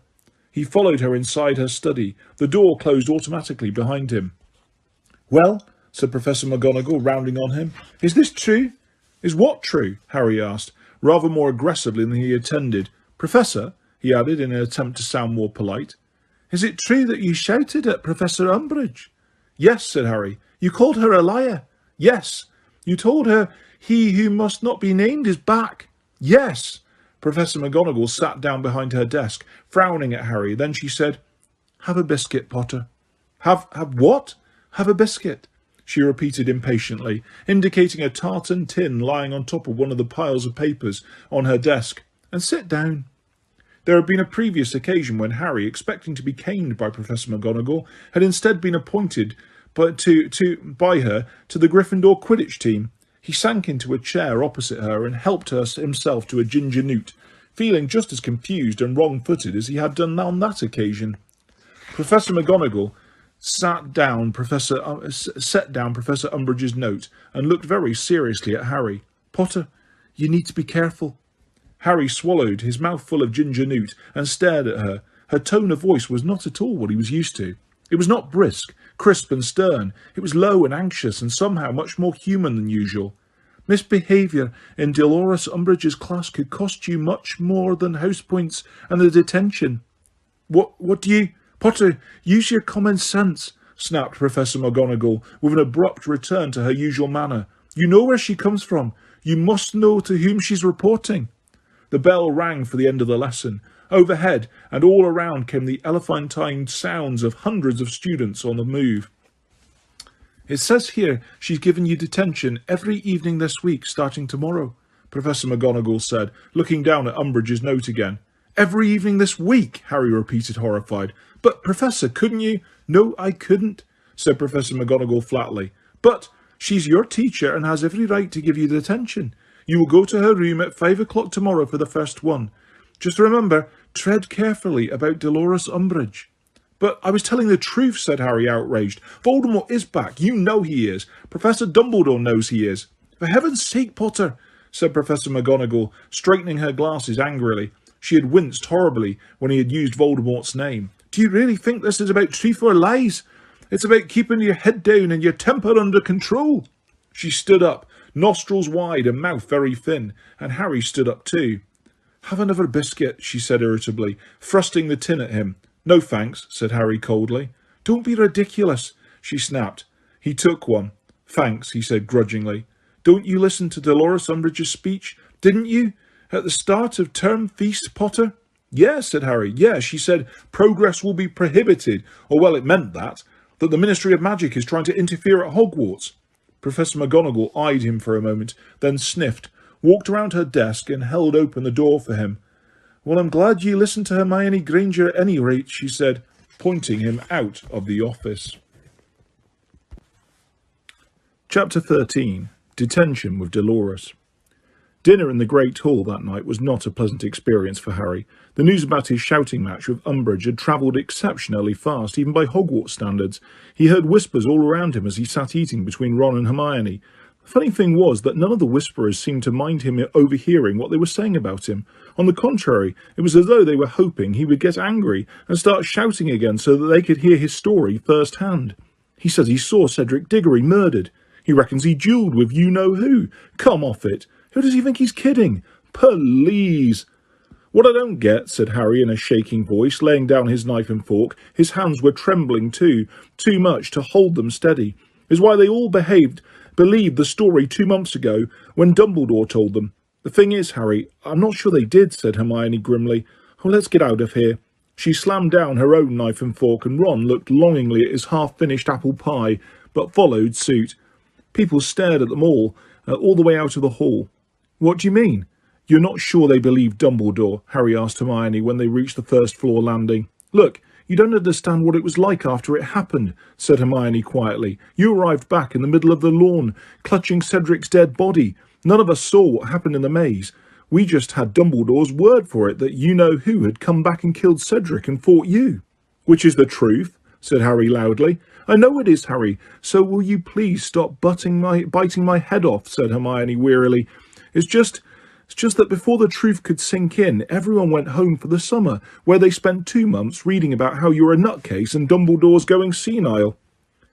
Rain pounded on the window panes as they strode along the empty corridors back to Gryffindor Tower. Harry felt as though his first day had lasted a week, but he still had a mountain of homework to do before bed. A dull, pounding pain was developing over his right eye. He glanced out at the rain-washed window at the dark grounds as they turned into the fat lady's corridor. There was still no light in Hagrid's cabin. Minimbulus Mimbletonia, said Hermione, before the fat lady could ask. The portrait swung open to reveal the hole behind it, and the three of them scrambled through it. The common room was almost empty. Nearly everyone was still down at dinner. Crookshanks uncoiled himself from an armchair and trotted to meet them, purring loudly. And when Harry, Ron and Hermione took their 3 favourite chairs at the fireside, he leapt lightly onto Hermione's lap and curled up there like a furry ginger cushion. Harry gazed into the flames, feeling drained and exhausted. How can Dumbledore have let this happen? Hermione cried suddenly, making Harry and Ron jump. Crookshanks leapt off her, looking affronted. She pounded the arms of her chair in fury so that bits of stuffing leaked out of the holes. How can he let that terrible woman teach us? And in our owl year, too. Well, we've never had great defence against the dark arts teachers, have we? Said Harry. You know what it's like. Hagrid told us nobody wants the job. They say it's jinxed. Yes, but to employ someone who's actually refusing to let us do magic. What's Dumbledore playing at? And she's trying to get people to spy for her, said Ron darkly. Remember when she said she wanted us to come and tell her if we hear anything about, anyone saying you know who's back? Of course she's here to spy on us all, that's obvious. Why else would Fudge have wanted her to come, snapped Hermione. Don't start arguing again, said Harry wearily, as Ron opened his mouth to retaliate. Can't we let's just do that homework, get it out of the way. They collected their school bags from a corner and returned to the chairs by the fire. People were coming back from dinner now. Harry kept his face averted from the portrait hole, but could still sense the stares he was attracting. Shall we do Snape's stuff first, said Ron, dipping his quill into his ink. The properties of Moonstone and its uses in potion-making, he muttered, writing the words across the top of the parchment as he spoke them. There, he underlined the title and then looked up expectantly at Hermione. So, what are the properties of Moonstone and its uses in potion-making? But Hermione was not listening. She was squinting over into the far corner of the room, where Fred, George and Lee Jordan were now sitting at the centre of a knot of innocent-looking first-years, all of whom were chewing something that seemed to have come out of a large paper bag that Fred was holding. No, I'm sorry. They've gone too far, she said, standing up and looking positively furious. Come on, Ron. What? Said Ron, plainly playing for time. No, come on. Hermione, we can't tell them off for giving out sweets. You know perfectly well that there are bits of nosebleed nougat or puking pastels or fainting fancies, Harry suggested quietly. One by one, as though hit over the head with an invisible mallet, the first-years were slumping unconscious in their seats. Some slid right onto the floor, others merely hung over the arms of their chairs, their tongues lolling out. Most of the people watching were laughing. Hermione, however, squared her shoulders and marched directly over to where Fred and George now stood with clipboards, closely observing the unconscious first-years. Ron rose halfway out of his chair, hovered uncertainly for a moment or two, and then muttered to Harry, "She's got it under control," before sinking as low in his chair as his lanky frame permitted.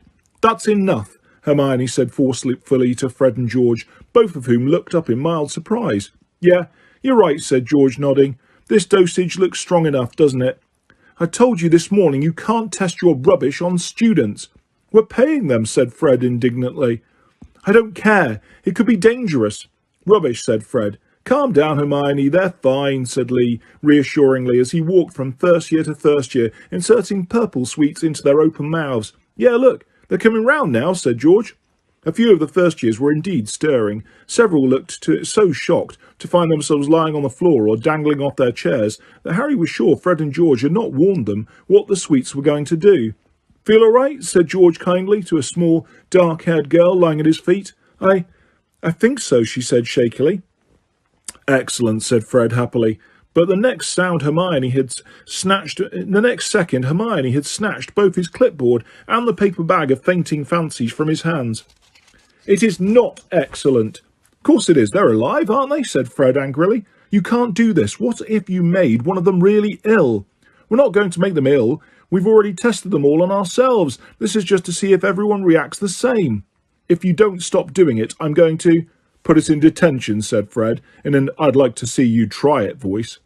Make us write lines, said George, smirking. Onlookers all over the room were laughing. Hermione drew herself up to her full height. Her eyes were narrowed, and her bushy hair seemed to cackle with electricity.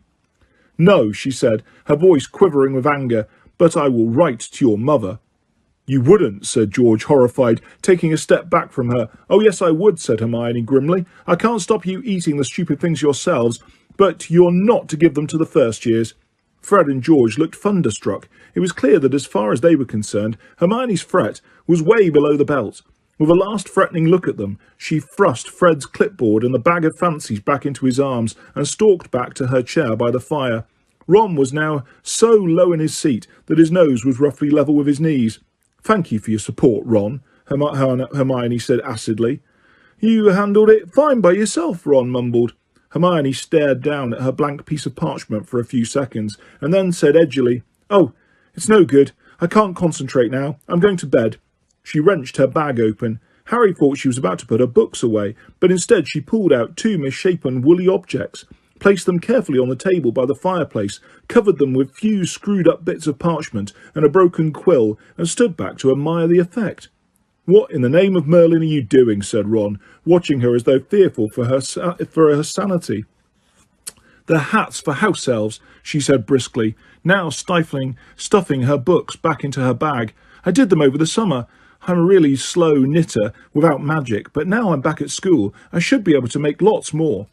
You leaving out hats for the house elves, said Ron slowly, and you're covering them up with rubbish first. Yes, said Hermione defiantly, swinging her bag onto her back. That's not on, said Ron angrily. You're trying to trick them into picking up the hats. You're setting them free when they might not want to be free. Of course they want to be free, said Hermione at once, though her face was turning pink. Don't you dare touch those hats, Ron. She left. Ron waited until she had disappeared through the door to the girls' dormitories and then cleared the rubbish off the woolly hats. They should at least see what they're picking up, he said firmly. Anyway, he rolled up the parchment on which he had written the title of Snape's essay. There's no point trying to finish this now. I can't do it without Hermione. Haven't got a clue what you're supposed to do with moonstones, have you? Harry shook his head, noticing as he did so that the ache in his right temple was getting worse. He thought of the long essay on giant wars, and the pain stabbed him even sharply. Knowing perfectly well that when the morning came, he would regret not finishing his homework that night, he piled his books back into his bag. I'm going to bed too. He passed Seamus on the way to the door leading to the dormitories, but did not look at him. Harry had a fleeting impression that Seamus had opened his mouth to speak, but he sped up and reached the soothing peace of the stone spiral staircase without having to endure any more provocation. The following day dawned just as leaden and rainy as the previous one. Hagrid was still absent from the staff table at breakfast. But on the plus side, no Snape today, said Ron bracingly. Hermione yawned widely and poured herself some coffee. She looked mildly pleased about something, and when Ron asked her about what she had to be so happy about, she simply said, The hats have gone. Seems the house elves do want freedom after all. I wouldn't bet on it, Ron told her cuttingly. They might not count as clothes. They didn't look anything like hats to me, more like woolly bladders. Hermione did not speak to him all morning. Double Charms was succeeded by Double Transfiguration. Professor Flitwick and Professor McGonagall both spent the first 15 minutes of their lessons lecturing the class on the importance of owls. What you must remember, said little Professor Flitwick squeakily, perched as ever on a pile of books so that he could see over the top of his desk, is that these examinations may influence your futures for many years to come. If you have not already given serious thought to your careers, now is the time to do so, and in the meantime, I'm afraid, we shall be working harder than ever to ensure that you all do yourselves justice. They then spent over an hour revising summoning charms, which according to Professor Flitwick were bound to come up in their owl. as he rounded off the lesson by setting them the largest ever amount of charms homework. It was the same, if not worse, in Transfiguration. "You cannot pass OWL," said Professor McGonagall grimly, "without serious application, practice and study. I see no reason why everybody in this class should not achieve an OWL in Transfiguration as long as they put in the work." Neville made a sad little disbelieving noise. "Yes, you too, Longbottom," said Professor McGonagall. "There's nothing wrong with your work except lack of confidence. So, today we are starting vanishing spells. These are easier than conjuring spells, which you would not usually attempt until Newt level, but they are still among the most difficult magic you will be tested on in your OWL." She was quite right. Harry found the vanishing spells horribly difficult. By the end of a double period, neither he or Ron had managed to vanish the snails on which they were practicing, though Ron said hopefully he thought he looked a bit paler. Hermione, on the other hand, successfully vanished her snail on the third attempt, earning her 10 bonus points for Gryffindor from Professor McGonagall. She was the only person not given homework. Everybody else was told to practice the spell overnight, ready for a fresh attempt on their snails the following afternoon. Now panicking slightly about the amount of homework they had to do, Harry and Ron spent their lunch hour in the library, looking up the uses of moonstones in potion making. Still angry about Ron's slur on her woolly hats, Hermione did not join them. By the time they reached Care of Magical Creatures in the afternoon, Harry's head was aching again. The day had become cool and breezy, and as they walked down the sloping lawn towards Hagrid's cabin, on the edge of the Forbidden Forest, they felt the occasional drop of rain on their faces. Professor Grubbly Plank stood waiting for the class some 10 yards from Hagrid's front door, a long trestle table in front of her laden with twigs. As Harry and Ron reached her, a loud shout of laughter sounded behind them. Turning, they saw Draco Malfoy striding towards them, surrounded by his usual gang of Slytherin cronies. He had clearly just said something highly amusing, because Crabbe, Goyle, Pansy Parkinson and the rest continued to snigger heartily as they gathered around the trestle table, and judging by the way they all kept looking over at Harry, he was able to guess the subject of the joke without too much difficulty. "Everyone here," barked Professor Grubbly Plank, once all the Slytherins and Gryffindors had arrived. "Let's crack on then. Who can tell me what these things are called?" She indicated the heap of twigs in front of her. Hermione's hand shot into the air behind her back. Malfoy did a buck-toothed imitation of her, jumping up and down in eagerness to answer a question. Pansy Parkinson gave a shriek of laughter that turned almost at once into a scream as the twigs on the table leapt into the air and revealed themselves to be what looked like tiny pixie-ish creatures made of wood, each with knobbly brown arms and legs, 2 twig-like fingers at the end of each hand, and a funny, flat, bark-like face in which a pair of beetle-brown eyes glittered. "Ooh," said Parvati and Lavender, thoroughly irritating Harry. Anyone would have thought Hagrid had never shown them impressive creatures. Admittedly, the flobberworms had been a bit dull, but the salamanders and hippogriffs had been interesting enough, and the blast-ended scroots perhaps too much so. "Kindly keep your voices down, girls," said Professor Grubbly Plank sharply, scattering a handful of what looked like brown rice among the sick creatures, who immediately fell upon the food. "So, anyone know the names of these creatures? Miss Granger?" "Bow-truckles," said Hermione. "They're tree guardians, usually live in wand trees." 5 points for Gryffindor," said Professor Grubbly Plank. "Yes, these are bow-truckles, and as Miss Granger rightly says, they generally live in trees, whose food is of wand quality. Anybody know what they eat?" "Woodlice," said Hermione promptly, which explained why what Harry had seen had taken to the grains of brown rice were moving. "But fairy eggs, if they can get them." "Good girl. Take another 5 points. So whenever you need leaves or wood from a tree in which a bow-truckle lodges, it is wise to have a gift of woodlice ready to distract or placate them. They may not look dangerous, but if angered they will try to gouge out at a human eyes with their fingers, which as you can see are very sharp and not at all desirable near the eyeballs. So if you'd like to gather closer, take a few woodlice and a bow-truckle. I have enough here for 1 between 3. You can study them more closely. I want a sketch from each of you with body parts labelled by the end of the lesson." The class surged forwards towards the trestle table. Harry deliberately circled around the back so that he ended up right next to Professor Grubbly Plank. "Where's Hagrid?" he asked her, while everyone else was choosing bow-truckles. "Never you mind," said Professor Grubbly Plank repressively. which had been her attitude last time Hagrid had failed to turn up for a class too. Smirking all over his pointed face, Draco Malfoy leaned across Harry and seized the largest bowtruckle. "Maybe," said Malfoy in an undertone, so that only Harry could hear him, the stupid great oafs got himself badly injured. "Maybe you will, if you don't shut up," said Harry, out of the side of his mouth. "Maybe he's been messing with stuff that's too big for him, if you get my drift." Malfoy walked away, smirking over his shoulder at Harry, who felt suddenly sick. Did Malfoy know something? His father was a Death Eater after all. What if he had information about Hagrid's fate that had not yet reached the ears of the Order?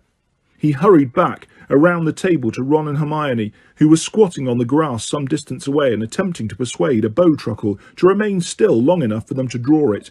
Harry pulled out parchment and quill, crouched down beside the others and related in a whisper what Malfoy had just said. "Dumbledore would know if something had happened to Hagrid," said Hermione at once. "It's just playing into Malfoy's hands to look worried. It tells him we don't know exactly what's going on. We've got to ignore him, Harry. Here, hold the bowtruckle for a moment, just so I can draw its face." "Yes," came Malfoy's clear drawl from the group nearest them. "Father was talking to the minister just a couple of days ago, you know, and it sounds as though the ministry's really determined to crack down on substandard teaching in this place. So even if that overgrown moron does show up again, he'll probably get sent packing straight away." "Ouch!" Harry had gripped the bowtruckle so hard that it had almost snapped, and it had just taken a great retaliatory swipe at his hand with its sharp fingers, leaving 2 long, deep cuts there. Harry dropped it. Crabbe and Goyle, who had already been guffawing at the idea of Hagrid being sacked, laughed still harder as the bowtruckle set off at full tilt towards the forest. A little moving stick man soon swallowed up among the tree roots. When the bell echoed distantly over the grounds, Harry rolled up his blood-stained bowtruckle picture and marched off to herbology, with his hand wrapped in Hermione's handkerchief, and Malfoy's derisive laughter still ringing in his ears.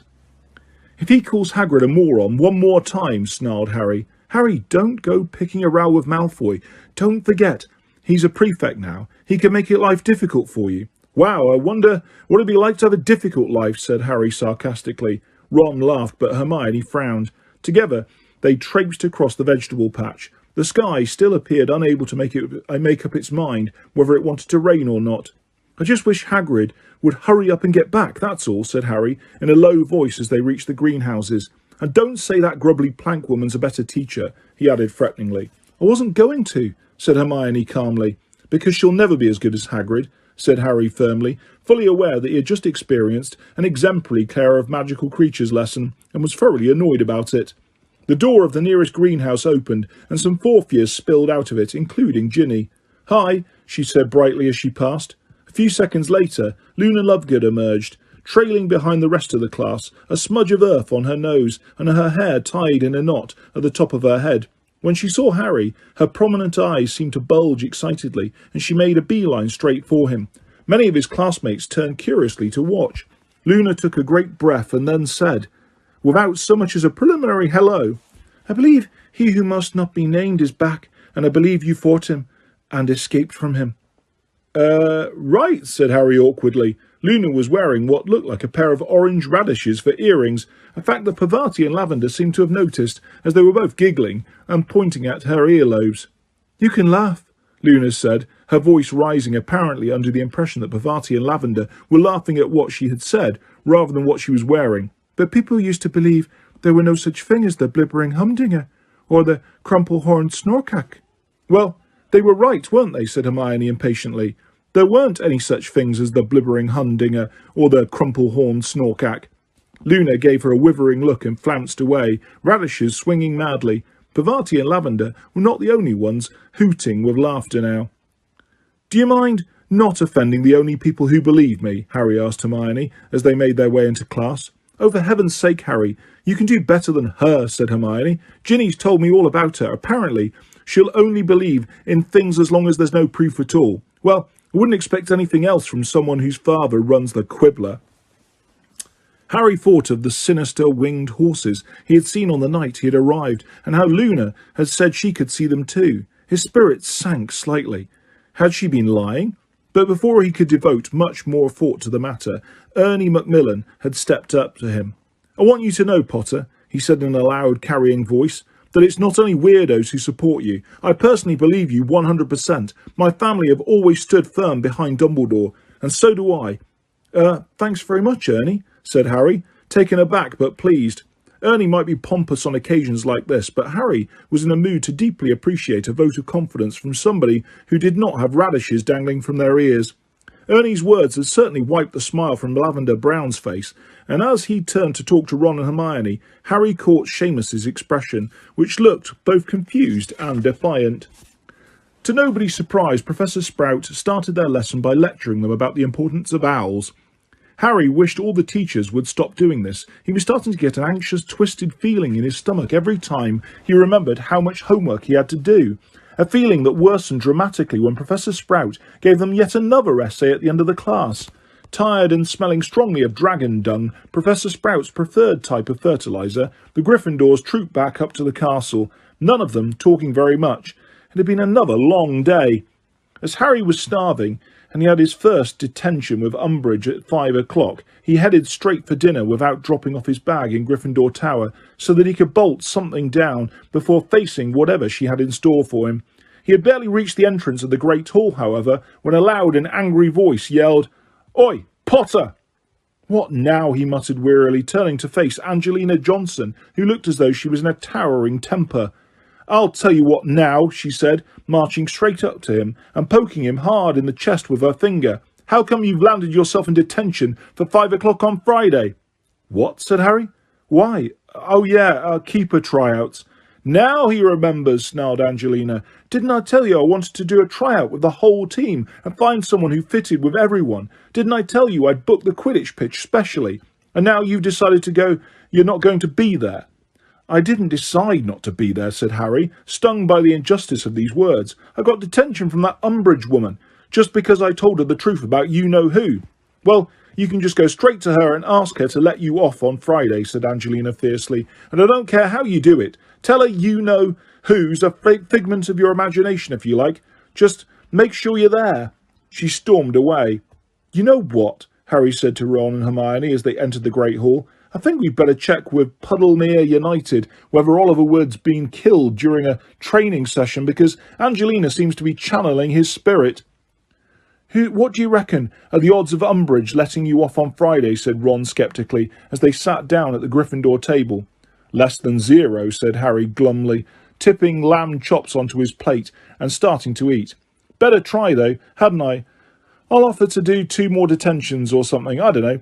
He swallowed a mouthful of potato and added, "Hope she doesn't keep me too long this evening. You realise you've got to write these essays. 3 essays. Practice vanishing spells for McGonagall. Work out a counter charm for Flitwick. Finish the Bowtruckle drawing and start that stupid dream diary for Trelawney."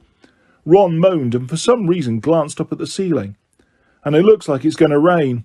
"What's that got to do with our homework?" said Hermione, her eyebrows raised. "Nothing," said Ron at once, his ears reddening. At 5 to 5, Harry bade the other two goodbye and set off for Umbridge's office on the 3rd floor. When he knocked on the door, she called, "Come in a sugary voice. He entered cautiously, looking around. He had known this office under 3 of its previous occupants. In the days when Gilderoy Lockhart had lived there, it had been plastered in beaming portraits of himself. When Lupin had occupied it, it was likely you would meet some fascinating dark creature in a cage or tank if you came to call. In the imposter Moody's days, it had been packed with various instruments and artefacts for the detection of wrongdoing and concealment. Now, however, it looked totally unrecognisable. The surfaces had all been draped in lacy covers and cloths. There were several vases full of dried flowers, each one residing on its own doily, and on one of the walls was a collection of ornamental plates, each decorated with a large technicoloured kitten wearing a different bow around its neck. These were so foul that Harry stared at them transfixed until Professor Umbridge spoke again. "Good evening, Mr. Potter." Harry started and looked around. He had not noticed her at first because she was wearing a luridly flowered set of robes that blended only too well with the tablecloth on the desk behind her. "Evening, Professor Umbridge," Harry said stiffly. "Well, sit down," she said, pointing towards a small table draped in lace, beside which she had drawn up a straight-backed chair. A piece of blank parchment lay on the table, apparently waiting for him. Said Harry, without moving. Professor Umbridge, before we start, I wanted to ask you a favour. Her bulging eyes narrowed. Oh, yes? Well, I'm in the Gryffindor Quidditch team, and I was supposed to be at the tryouts for the new keeper at 5 o'clock on Friday, and I was wondering whether I could skip detention that night and do it another night instead. He knew long before he reached the end of this sentence that it was no good. Oh, no, said Umbridge, smiling so widely that she looked as though she had just swallowed a particularly juicy fly. Oh, no. This is your punishment for spreading evil, nasty, attention-seeking stories, Mr. Potter, and punishments certainly cannot be adjusted to suit the guilty one's convenience. No, you will come here at 5 o'clock tomorrow, and the next day, and on Friday too, and you will do your detentions as planned. I think it rather a good thing that you are missing something you really want to do. It ought to reinforce the lesson I am trying to teach you. Harry felt the blood surge to his head and heard a thumping noise in his ears. So he told evil, nasty, attention-seeking stories, did he? She was watching him with her head slightly to one side, still smiling widely, as though she knew exactly what he was thinking, was waiting to see whether he would start shouting again. What a massive effort! Harry looked away from her, dropped his schoolbag beside the straight-back chair and sat down. There, said Umbridge sweetly. We're getting better at controlling our temper already, aren't we? Now, if you're going to do some lines for me, Mr. Potter— No, not with your quill, she added as Harry bent down to open his bag. You're going to be using a rather special one of mine. Here you are. She handed him a long, thin black quill with unusually sharp point.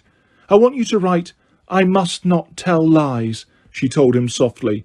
How many times? Harry asked, with a creditable imitation of politeness. Oh, as long as it takes for the message to sink in, said Umbridge sweetly. Off you go. She moved over to her desk, sat down, and bent over a stack of parchment that looked like essays for marking. Harry raised the sharp black quill and then realised what was missing. You haven't given me any ink, he said. Oh, you won't need ink, said Professor Umbridge, and with the merest suggestion of a laugh in her voice. Harry placed the point of the quill on the paper and wrote, I must not tell lies. He let out a gasp of pain. The words had appeared on the parchment in what appeared to be shining red ink. At the same time, the words had appeared on the back of Harry's right hand, cut into his skin, as though traced there by a scalpel. Yet, even as he stared at the shining cut, the skin healed over again, leaving the place where it had been slightly redder than before, but quite smooth. Harry looked around at Umbridge. She was watching him, her wide, toad-like mouth stretched in a smile. Yes? Nothing, said Harry quietly. He looked back at the parchment, placed the quill on it once more, wrote, I must not tell lies, and felt the searing pain on the back of his hand for a second time. Once again the words had been cut into his skin. Once again they healed over seconds later.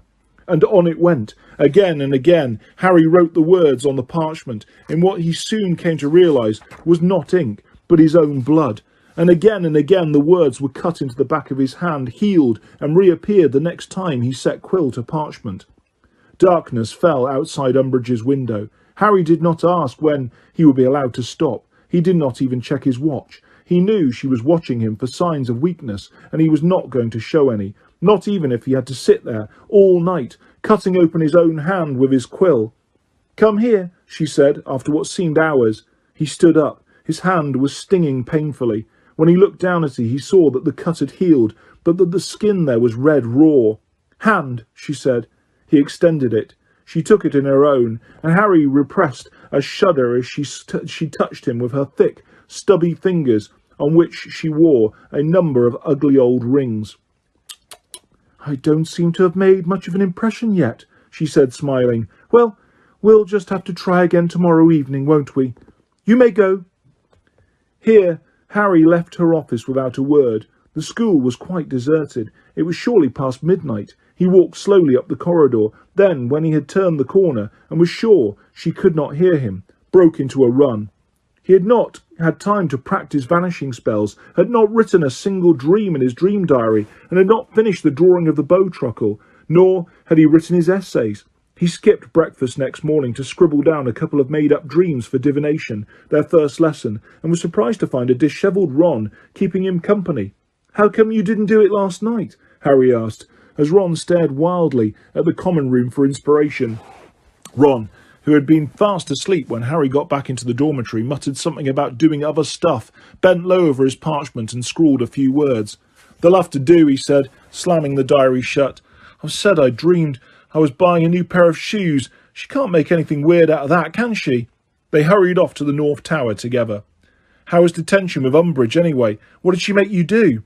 Harry hesitated for a fraction of a second and then said, "Lines." "That's not too bad then, eh?" said Ron. "Nope," said Harry. "Hey, I forgot. Did she let you off for Friday?" "No," said Harry. Ron groaned sympathetically.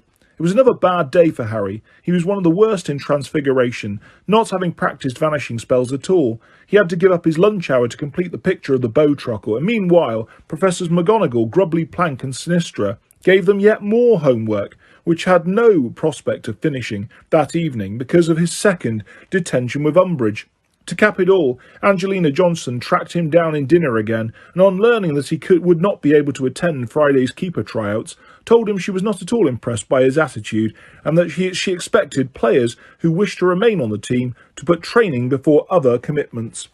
"I'm in detention," Harry yelled after her as she stalked away. "Do you think I'd rather be stuck in a room with that old toad or playing Quidditch?" "At least it's only lines," said Hermione consolingly, as Harry sank back onto his bench and looked down at his steak and kidney pie, which he no longer fancied very much. "It's not as if it's a dreadful punishment, really." Harry opened his mouth, closed it again, and nodded. He was not really sure why he was not telling Ron and Hermione exactly what had happened in Umbridge's room. He only knew that he did not want to see their looks of horror. That would make the whole thing seem worse and therefore more difficult to face. He also felt dimly that this was between himself and Umbridge, a private battle of wills, and he was not going to give her the satisfaction of hearing that he had complained about it. "I can't believe how much homework we've got," said Ron miserably.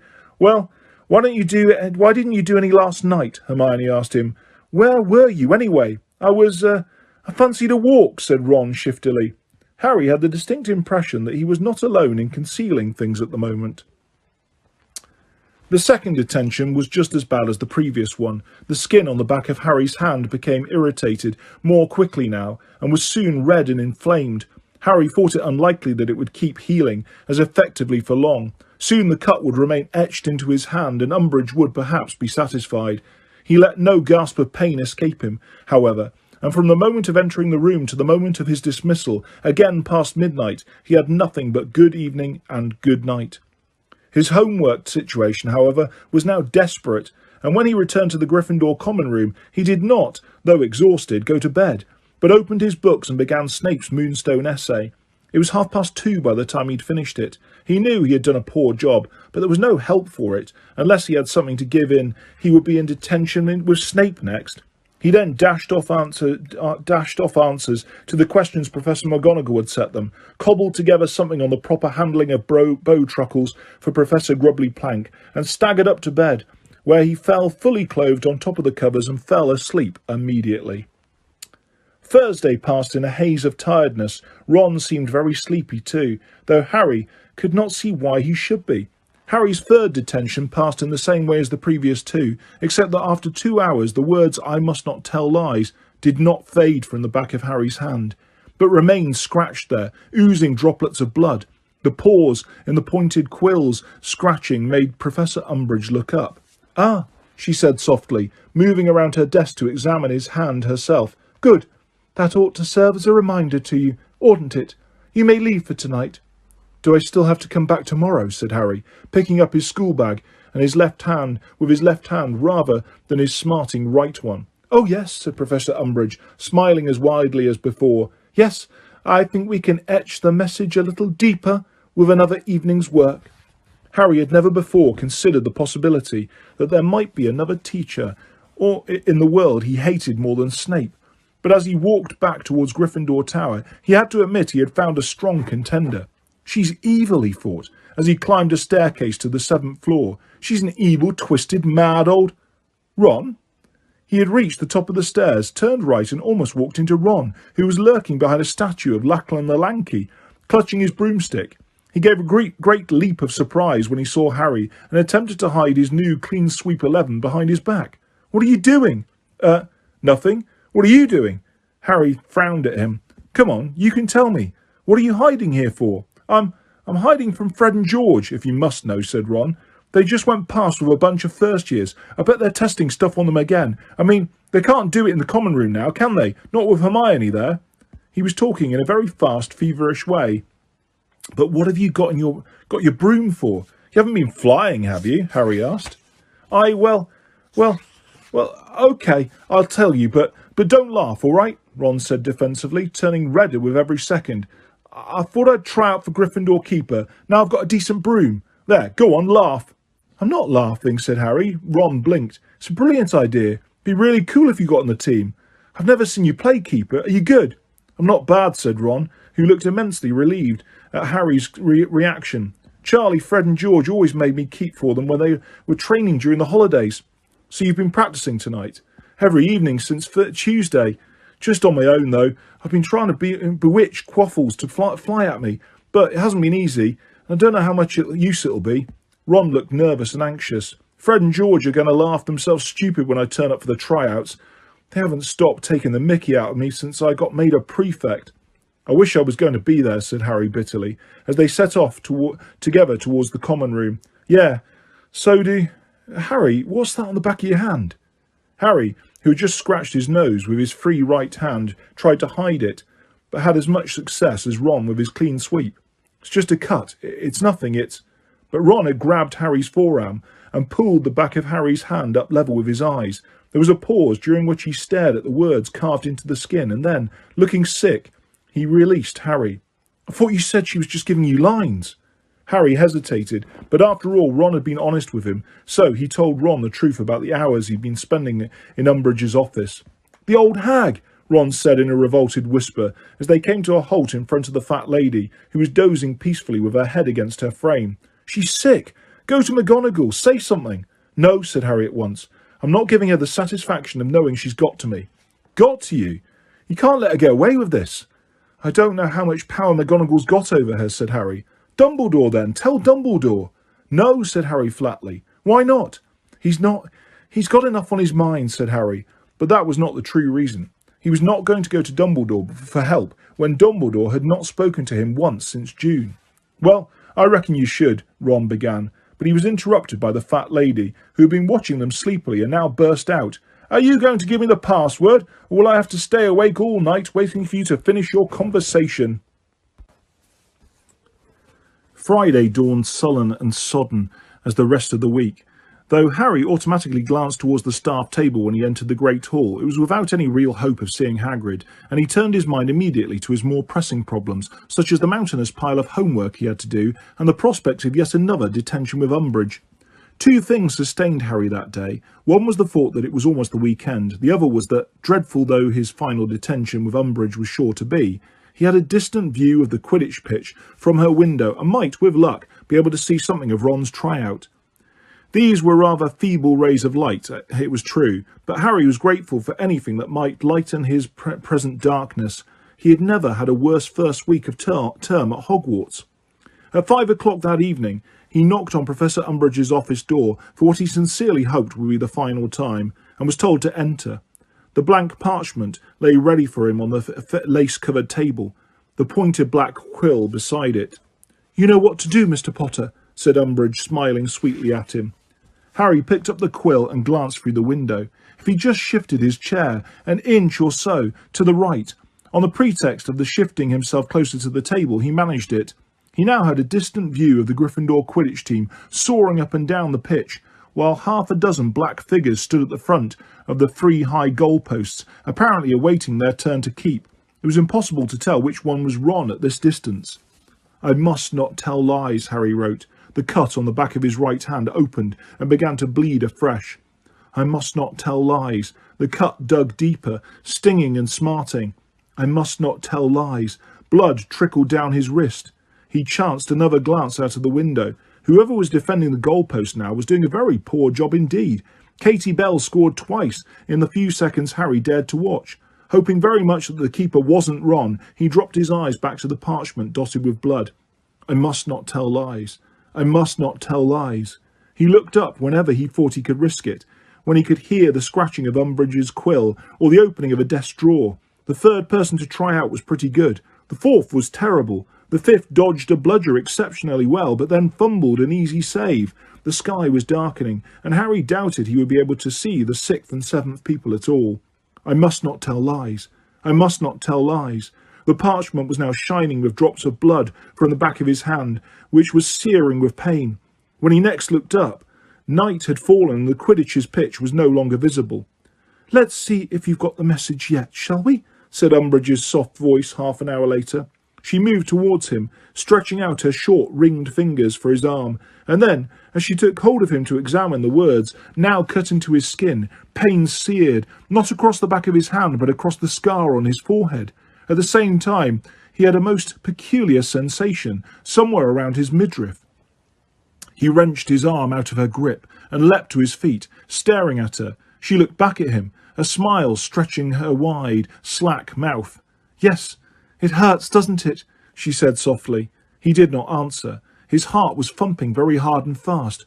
Was she talking about his hand, or did she know what he had just felt in his forehead? Well, I think I've made my point, Mr. Potter. You may go. He caught up his school bag and left the room as quickly as he could. Stay calm, he told himself, as he sprinted up the stairs. Stay calm. It doesn't necessarily mean what you think it means. Mimbulus Mimbletonia, he gasped at the fat lady, who swung forwards once more. A roar of sound greeted him. Ron came running towards him, beaming all over his face and slopping butterbeer down his front from the goblet he was clutching. Harry, I did it! I'm in! I'm keeper! What? Oh, brilliant, said Harry, trying to smile naturally, while his heart continued to race and his hand throbbed and bled. Have a butterbeer. Ron pressed a bottle on him. I can't believe it. Where's Hermione gone? She's there, said Fred, who was also swinging butterbeer, and pointed to an armchair by the fire. Hermione was dozing in it, her drink tipping precariously in her hand. Well, she said she was pleased when I told her, said Ron, looking slightly put out. Let her sleep, said George hastily. It was a few moments before Harry noticed that several of the first years gathered around them bore unmistakable signs of recent nosebleeds. Come here, Ron, and see if Oliver's old robes fit you, called Katie Bell. We can take off his name and put yours on instead. As Ron moved away, Angelina came striding up to Harry. Sorry I was a bit short with you earlier, Potter, she said abruptly. It's stressful, this managing lark, you know. I'm starting to think I was a bit hard on Wood sometimes. She was watching Ron over the rim of her goblet with a slight frown on her face. Look, I know he's your best mate, but he's not fabulous, she said bluntly. I think with a bit of training he'll be all right, though. He comes from a family of good Quidditch players. I'm banking on him turning out to have a bit more talent than he showed today, to be honest. Vicky Frobisher and Geoffrey Hooper both flew better this evening, but Hooper's a real whiner. He's always moaning about something or other, and Vicky's involved in all sorts of societies. She's admitted herself that if training clashed with her charms club, she'd put charms first. Anyway, we're having a practice session at 2 o'clock tomorrow, so just make sure you're there at this time. And do me a favour and help Ron as much as you can, okay? He nodded, and Angelina strolled back to Alicia Spinnet. Harry moved over to sit next to Hermione, who awoke with a jerk as he put down his bag. Oh, Harry, it's you. Good about Ron, isn't it? She said blearily. I'm just so tired, she yawned. I was up until 1 o'clock making more hats. They're disappearing like mad. And sure enough, now that he looked, Harry saw that there were woolly hats concealed all around the room, where unwary elves might accidentally pick them up. Great, said Harry distractedly.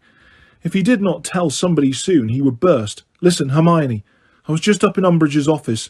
She touched my arm. Hermione listened closely. When Harry had finished, she said slowly, You're worried you know who's controlling her, like he controlled Quirrell? Well, said Harry, dropping his voice, it's a possibility, isn't it? I suppose so, said Hermione, though she sounded unconvinced.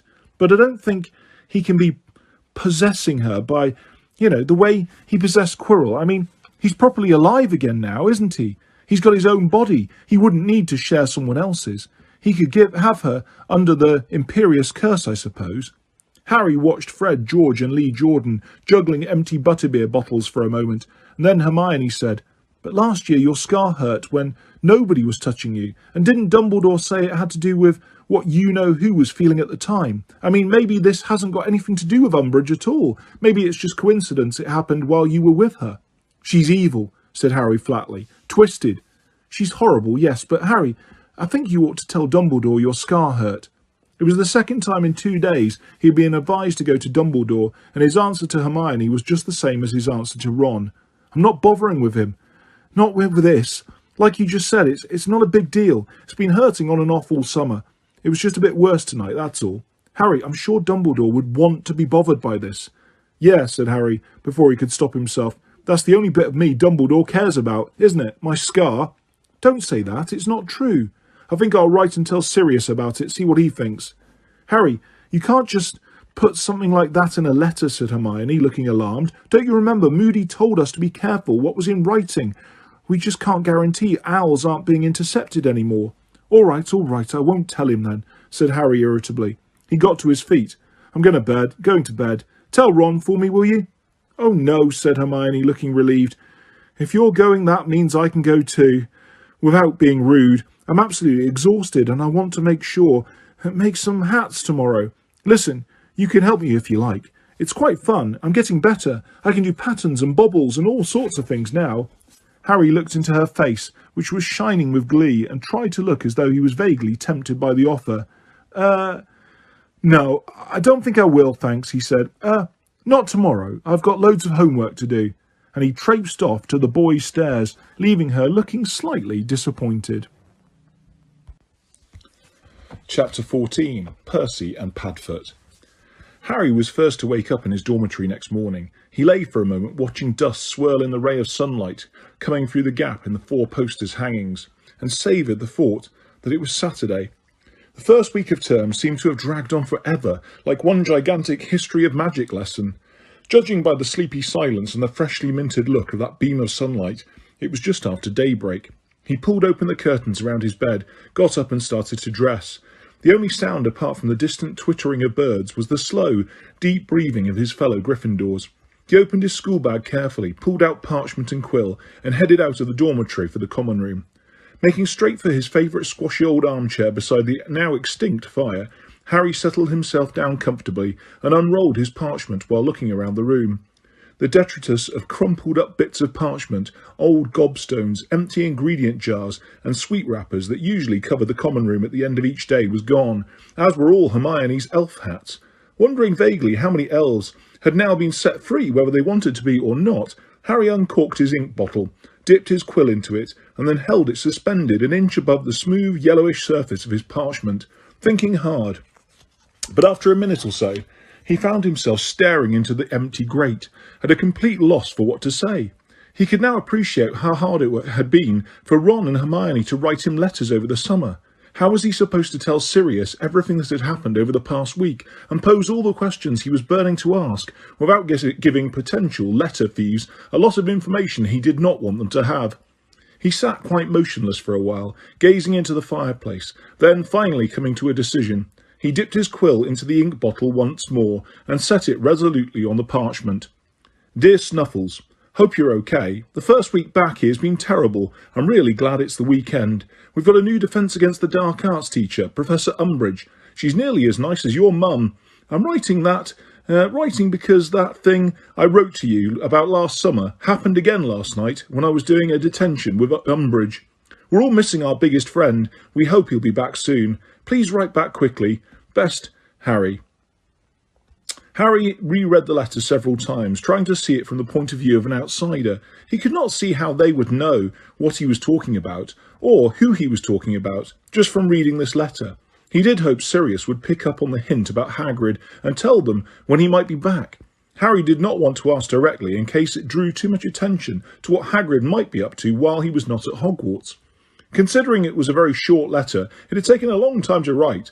Sunlight had crept halfway across the room while he had been working on it, and he could now hear distant sounds of movement from the dormitories above. Sealing the parchment carefully, he climbed through the portrait hole and headed off for the owlery. "I would not go that way if I were you," said nearly headless Nick, drifting disconcertingly through a wall just ahead of Harry as he walked down the passage. "Peeves is planning an amusing joke on the next person to pass the bust of Parcellus halfway down the hallway." "Does it involve Parcellus falling on top of the person's head?" asked Harry. "Funnily enough, it does," said nearly headless Nick in a bored voice. Subtlety has never been Peeves' strong point. I'm off to try and find the bloody Baron. He might be able to put a stop to it. See you, Harry." "Yeah, bye," said Harry, and instead of turning right, he turned left, taking a longer but safer route up to the owlery. His spirits rose as he walked past window after window showing brilliantly blue sky. He had training later. He would be back on the Quidditch pitch at last. Something brushed his ankles. He looked down and saw the caretaker's skeletal grey cat, Mrs. Norris, slinking past him. She turned lamp-like yellow eyes on him for a moment before disappearing behind a statue of Wilfred the Wistful. "I'm not doing anything wrong," Harry called after her. She had the most unmistakable air of a cat that was off to report to her boss, yet Harry could not see why. He was perfectly entitled to walk up to the owlery on a Saturday morning. The sun was high in the sky now, and when Harry entered the owlery, the glassless windows dazzled his eyes. Thick, silvery beams of sunlight crisscrossed the circular room, in which hundreds of owls nestled on rafters, a little restless in the early morning light, some clearly just returning from hunting. The straw-covered floor crunched a little as he stepped across tiny animal bones, craning his neck for a sight of Hedwig. "There you are," he said, spotting her somewhere near the very top of the vaulted ceiling. "Get down here, I've got a letter for you." With a low hoot, she stretched her great white wings and soared down onto his shoulder. "Right, I know this says Snuffles on the outside," he told her, giving her the letter to clasp in her beak, and without knowing exactly why, whispering, "But it's for Sirius, okay?" She blinked her amber eyes once, and he took that to mean that she understood. "Safe flight, then," said Harry, and he carried her to one of the windows. With a moment's pressure on his arm, Hedwig took off into the blindingly bright sky. He watched her until she became a tiny black speck and vanished, then switched his gaze to Hagrid's hut, clearly visible from this window, and just as clearly uninhabited, the chimney smokeless, the curtains drawn. The treetops of the forbidden forest swayed in a light breeze. Harry watched them, savouring the fresh air on his face, thinking about Quidditch later. Then he saw it. A great reptilian winged horse, just like the ones pulling the Hogwarts carriages, with leathery black wings spread like pterodactyls, rose up out of the trees like a grotesque giant bird. It soared in a great circle, then plunged back into the trees. The whole thing had happened so quickly, Harry could hardly believe what he had seen, except that his heart was hammering madly. The owlery door opened behind him. He leapt in shock and, turning quickly, saw Cho Chang holding a letter and a parcel in her hands. "Hi," said Harry automatically. "Oh, hi," she said breathlessly. "I didn't think anyone would be up here this early. I only remembered 5 minutes ago it's my mum's birthday." She held up the parcel. "Right," said Harry. His brain seemed to have jammed. He wanted to say something funny and interesting, but the memory of that terrible winged horse was fresh in his mind. "Nice day," he said, gesturing to the windows. His insides seemed to shrivel with embarrassment. The weather. He was talking about the weather. "Yeah," said Cho, looking around for a suitable owl. "Good Quidditch conditions. I haven't been out all week, have you?" "No," said Harry. Cho had selected one of the school barn owls. She coaxed it down onto her arm, where it held out an obliging leg so that she could attach the parcel. "Hey, has Gryffindor got a new keeper yet?" she asked. "Yeah," said Harry. "It's my friend Ron Weasley. Do you know him?" "The Tornadoes hater," said Cho rather coolly. "Is he any good?" "Yeah," said Harry. "I think so. I didn't see his tryout, though. I was in detention." Cho looked up, the parcel only half attached to the owl's legs. "That Umbridge woman's foul," she said in a low voice, "putting you in detention just because you told the truth about how he died. Everyone heard about it. It was all over the school. You were really brave standing up to her like that." Harry's insides reinflated so rapidly he felt as though he might actually float a few inches off the dropping, strewn floor. Who cared about a stupid flying horse? Cho thought he had been really brave. For a moment he considered, accidentally on purpose, showing her his cut hand as he helped her tie her parcel onto the owl. But the very instant this thrilling thought occurred, the owlery door opened again. Filch, the caretaker, came wheezing into the room. There were purple patches on his sunken, veined cheeks, his jowls were a-quiver, and his thin grey hair dishevelled. He had obviously run here, Mrs. Norris came trotting at his heels, gazing up at the owls overhead and mewing hungrily. There was a restless shifting of wings from above, and a large brown owl snapped his beak in a menacing fashion. "Aha!" said Filch, taking a flat-footed step towards Harry, his pouchy cheeks trembling with anger. "I've had a tip-off that you are intending to place a massive order for dung bombs." Harry folded his arms and stared at the caretaker. "Who told you? I was ordering dung bombs." Cho was looking from Harry to Filch, also frowning. The barn owl on her arm, tired of standing on one leg, gave an admonitory hoot, but she ignored it. "I have my sources," said Filch, in a self-satisfied hiss. "Now, hand over whatever it is you're sending." Feeling immensely thankful that he had not dawdled in posting off the letter, Harry said, "I can't. It's gone." "Gone?" said Filch, his face contorting with rage. "Gone," said Harry calmly. Filch opened his mouth furiously, mouthed for a few seconds, and then raked Harry's robes with his eyes. "How do I know you haven't got it in your pocket?" "Because I saw him send it," said Cho angrily. Filch rounded on her. "You saw him?" "That's right, I saw him," she said fiercely. There was a moment's pause, in which Filch glared at Cho, and Cho glared right back. But then the caretaker turned and shuffled back towards the door. He stopped with his hand on the handle and looked back at Harry. "If I get so much of a whiff of a dung bomb." He stumped off down the stairs. Mrs. Norris cast a last longing look at the owls and followed him. Harry and Cho looked at each other. "Thanks," Harry said. "No problem," said Cho, finally fixing the parcel to the barn owl's other leg, her face slightly pink. "You weren't ordering dung bombs, were you?" "No," said Harry. "I wonder why he thought you were then," she said as she carried the owl to the window. Harry shrugged. He was quite as mystified by that as she was, though oddly it was not bothering him very much at the moment. They left the owlery together. At the entrance of a corridor that led towards the west wing of the castle, Cho said, "I'm going this way. Well, I'll see you around, Harry." "Yeah, see you." She smiled at him and departed. Harry walked on, feeling quietly elated. He had managed to have an entire conversation with her and not embarrassed himself once. You were really brave standing up to her like that. Cho had called him brave. She did not hate him for being alive. Of course, she had preferred Cedric. He knew that. Though, if he'd only asked her to the ball before Cedric had, things might have turned out differently. She had seemed sincerely sorry that she'd had to refuse when Harry asked her. "Morning," Harry said brightly to Ron and Hermione as he joined them at the Gryffindor table in the Great Hall. "What are you looking so pleased about?" said Ron, eyeing Harry in surprise. Quidditch later," said Harry happily, pulling a large platter of bacon and eggs towards him. "Oh yeah," said Ron. He put down the piece of toast he was eating and took a large swig of pumpkin juice. Then he said, "Listen, you don't fancy going out a bit earlier with me, do you? Just to give me some practice before training so I can, get my eye in a bit." "Yeah, okay," said Harry. "Look, I don't think you should," said Hermione seriously. "You're both really behind on homework, as it—" But she broke off. The morning post was arriving, and as usual the Daily Prophet was soaring towards her in the beak of a screech owl, which landed perilously close to the sugar bowl and held out a leg.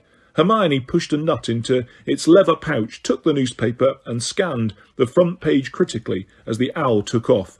"Anything interesting?" said Ron. Harry grinned, knowing Ron was keen to keep her off the subject of homework. "No," she sighed, "just some guff about the bass player and the weird sisters getting married." Hermione opened the paper and disappeared behind it. Harry devoted himself to another helping of eggs and bacon. Ron was staring up at high windows, looking slightly preoccupied.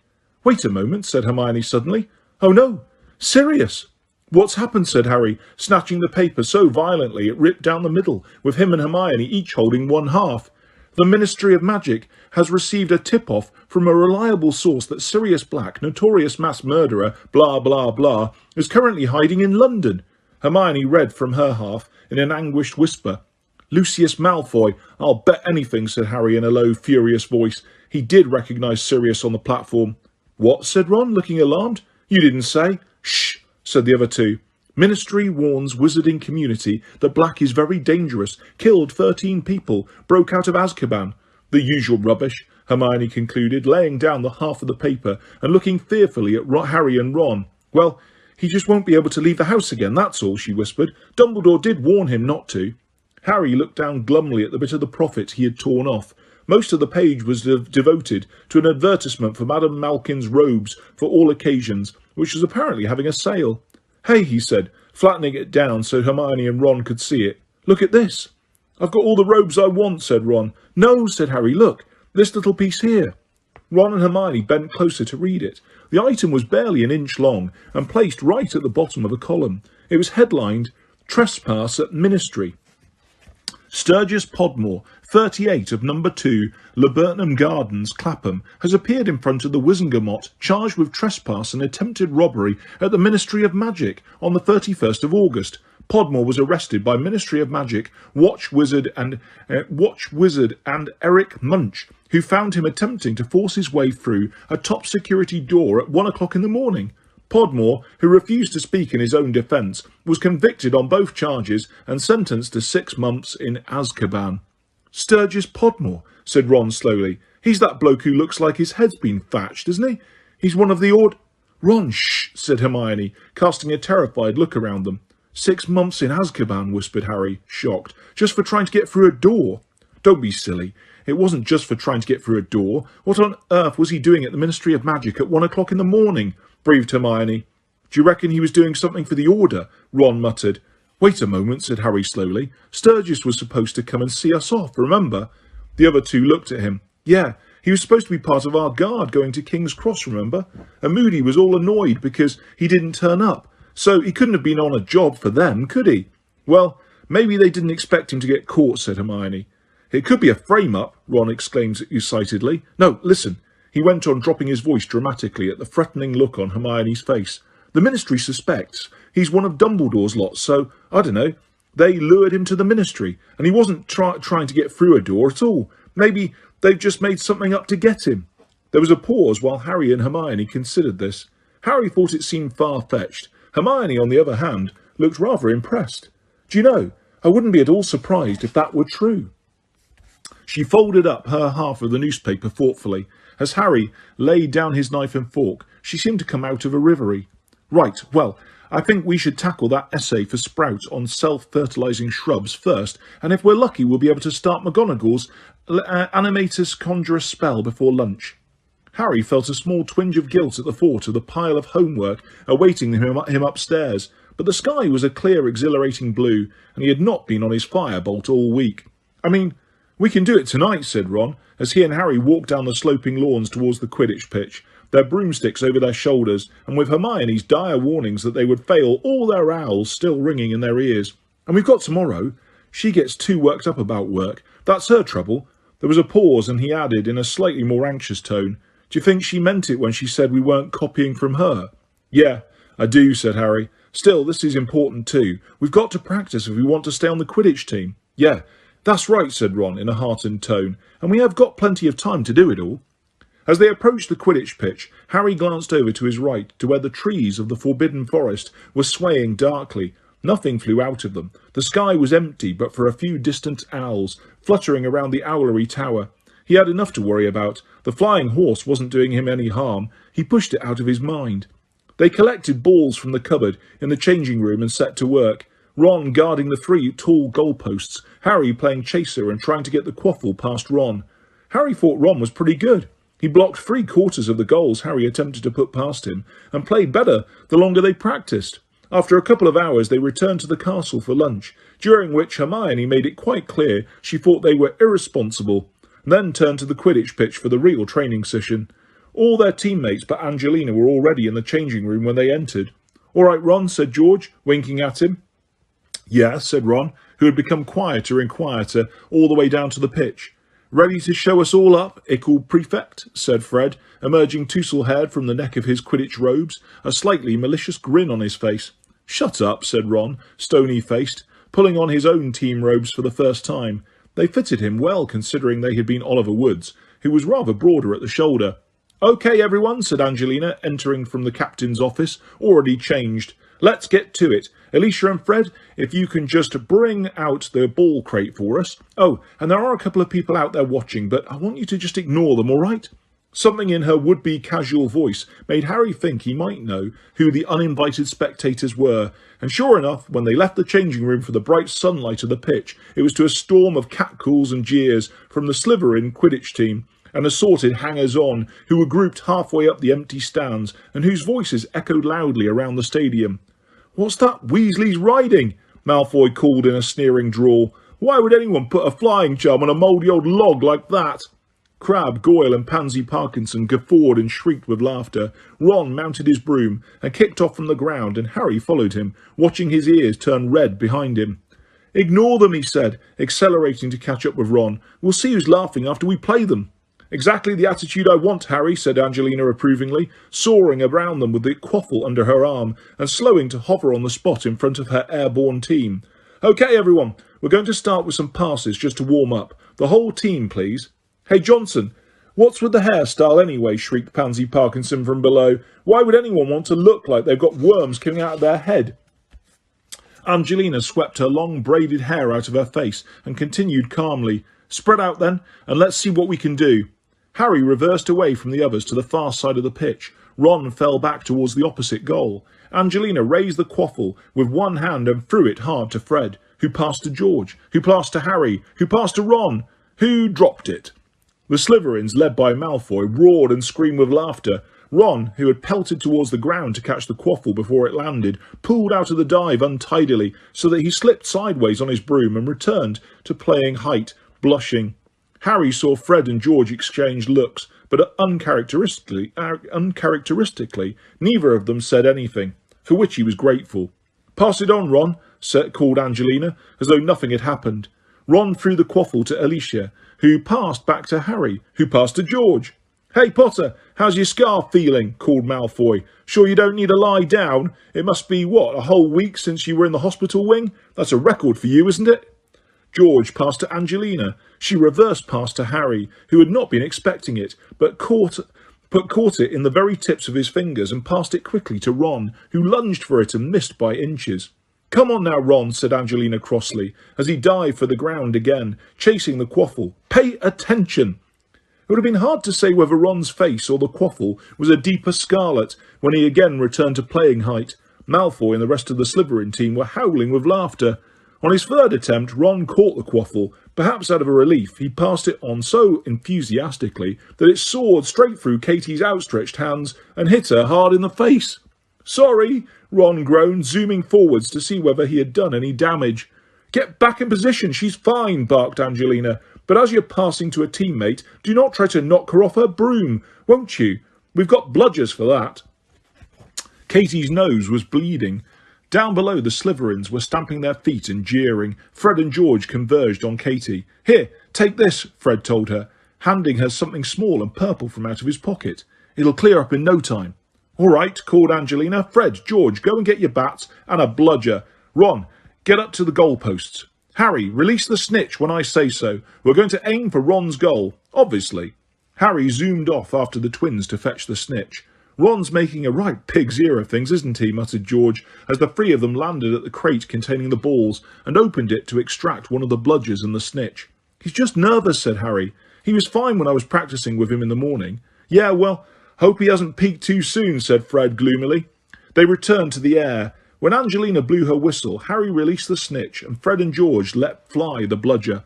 From that moment on, Harry was barely aware of what the others were doing. It was his job to recapture the tiny fluttering golden ball that was worth 150 points to the Seekers team, and doing so required enormous speed and skill. He accelerated, rolling and swerving in and out of the chasers, the warm autumn air whipping his face, and the distant yells of the Slytherins, so much meaningless roaring in his ears. But too soon the whistle brought him to a halt again. "Stop! Stop! Stop!" screamed Angelina. "Ron, you're not covering your middle post." Harry looked around at Ron, who was hovering in front of the left-hand hoop, leaving the other two completely unprotected. "Oh, sorry. You keep shifting around while you're watching the chasers," said Angelina. "Either stay in centre position until you have to move to defend a hoop, or else circle the hoops, but don't drift vaguely off to one side. That's how you let in the last 3 goals." "Sorry," Ron repeated, his red face shining like a beacon against the bright blue sky. "And Katie, can't you do something about that nosebleed?" "It's just getting worse," said Katie thickly, attempting to stem the flow with her sleeve. Harry glanced around at Fred, who was looking anxious and checking his pockets. He saw Fred pull out something purple, examine it for a second, and then look around at Katie, evidently horror-struck. "Well, let's try again," said Angelina. She was ignoring the Slytherins, who had now set up a chant of "Gryffindor are losers, Gryffindor are losers." but there was a certain rigidity about her seat on the broom nevertheless. This time they had been flying for barely 3 minutes when Angelina's whistle sounded. Harry, who had just sighted the snitch, circled the opposite goalpost, pulled up feeling distinctly aggrieved. "What now?" he said impatiently to Alicia, who was nearest. "Katie," she said shortly. Harry turned and saw Angelina, Fred and George all flying as fast as they could towards Katie.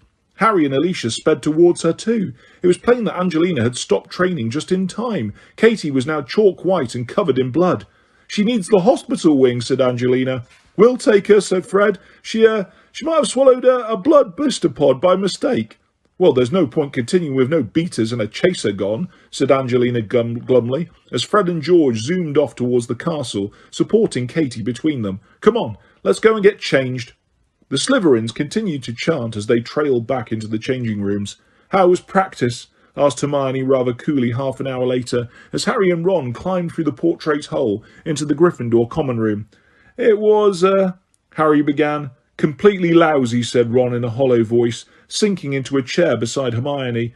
She looked up at Ron and her frostiness seemed to melt. "Well, it was only your first one," she said consolingly. "It's bound to take time to—" "Who said it was me who made it lousy?" snapped Ron.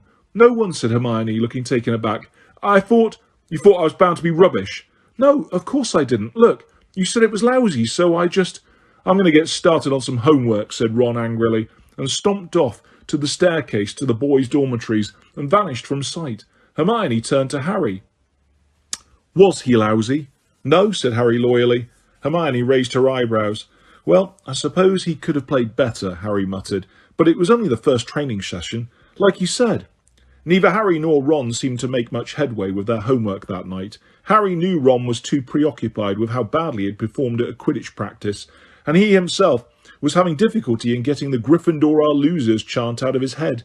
They spent the whole of Sunday in the common room, buried in their books, while the room around them filled up, and then emptied. It was another clear, fine day, and most of their fellow Gryffindors spent the day out in the grounds, enjoying what might well be some of the last sunshine that year. By the evening, Harry felt as though somebody had been beating his brain against the inside of his skull.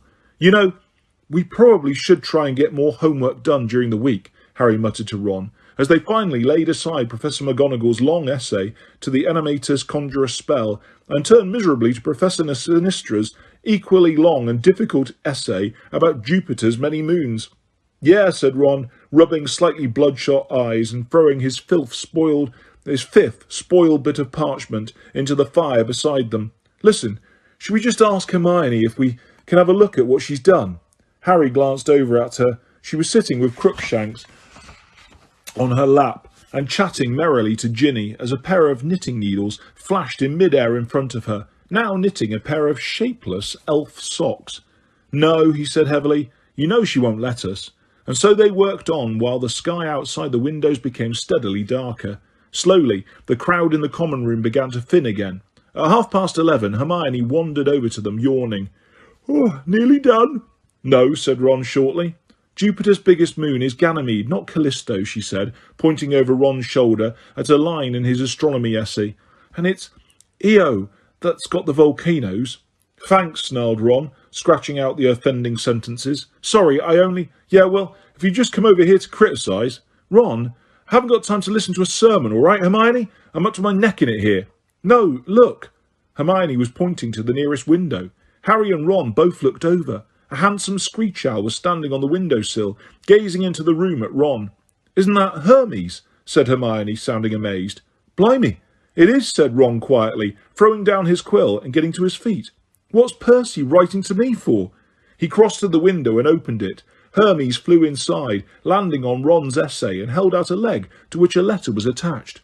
Ron took the letter off it, and the owl departed at once, leaving inky footprints across Ron's drawing of the moon Io. "That's definitely Percy's handwriting," said Ron, sinking back into his chair and staring at the words on the outside of the scroll. "Ronald Weasley, Gryffindor House, Hogwarts." He looked up at the other two. "What do you reckon?" "Open it," said Hermione eagerly, and Harry nodded. Ron unrolled the scroll and began to read. The further down the parchment his eyes travelled, the more pronounced became his scowl. When he had finished reading, he looked disgusted. He thrust the letter at Harry and Hermione, who leaned towards each other to read it together.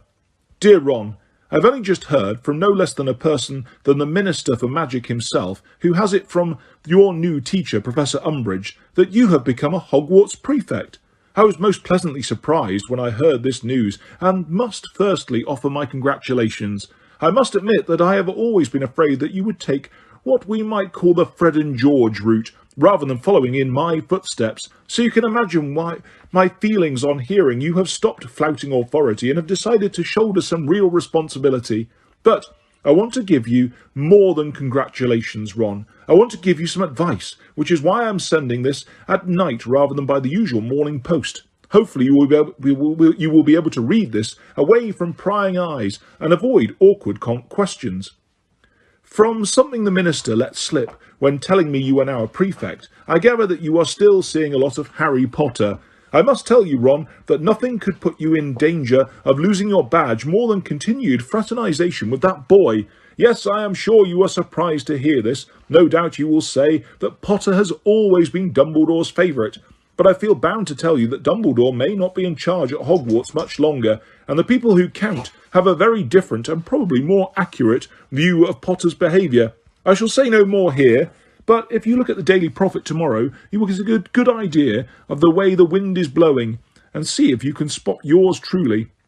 Seriously, Ron, you do not want to be tarred with the same brush as Potter. It could be very damaging to your future prospects, and I am talking here about life after school too.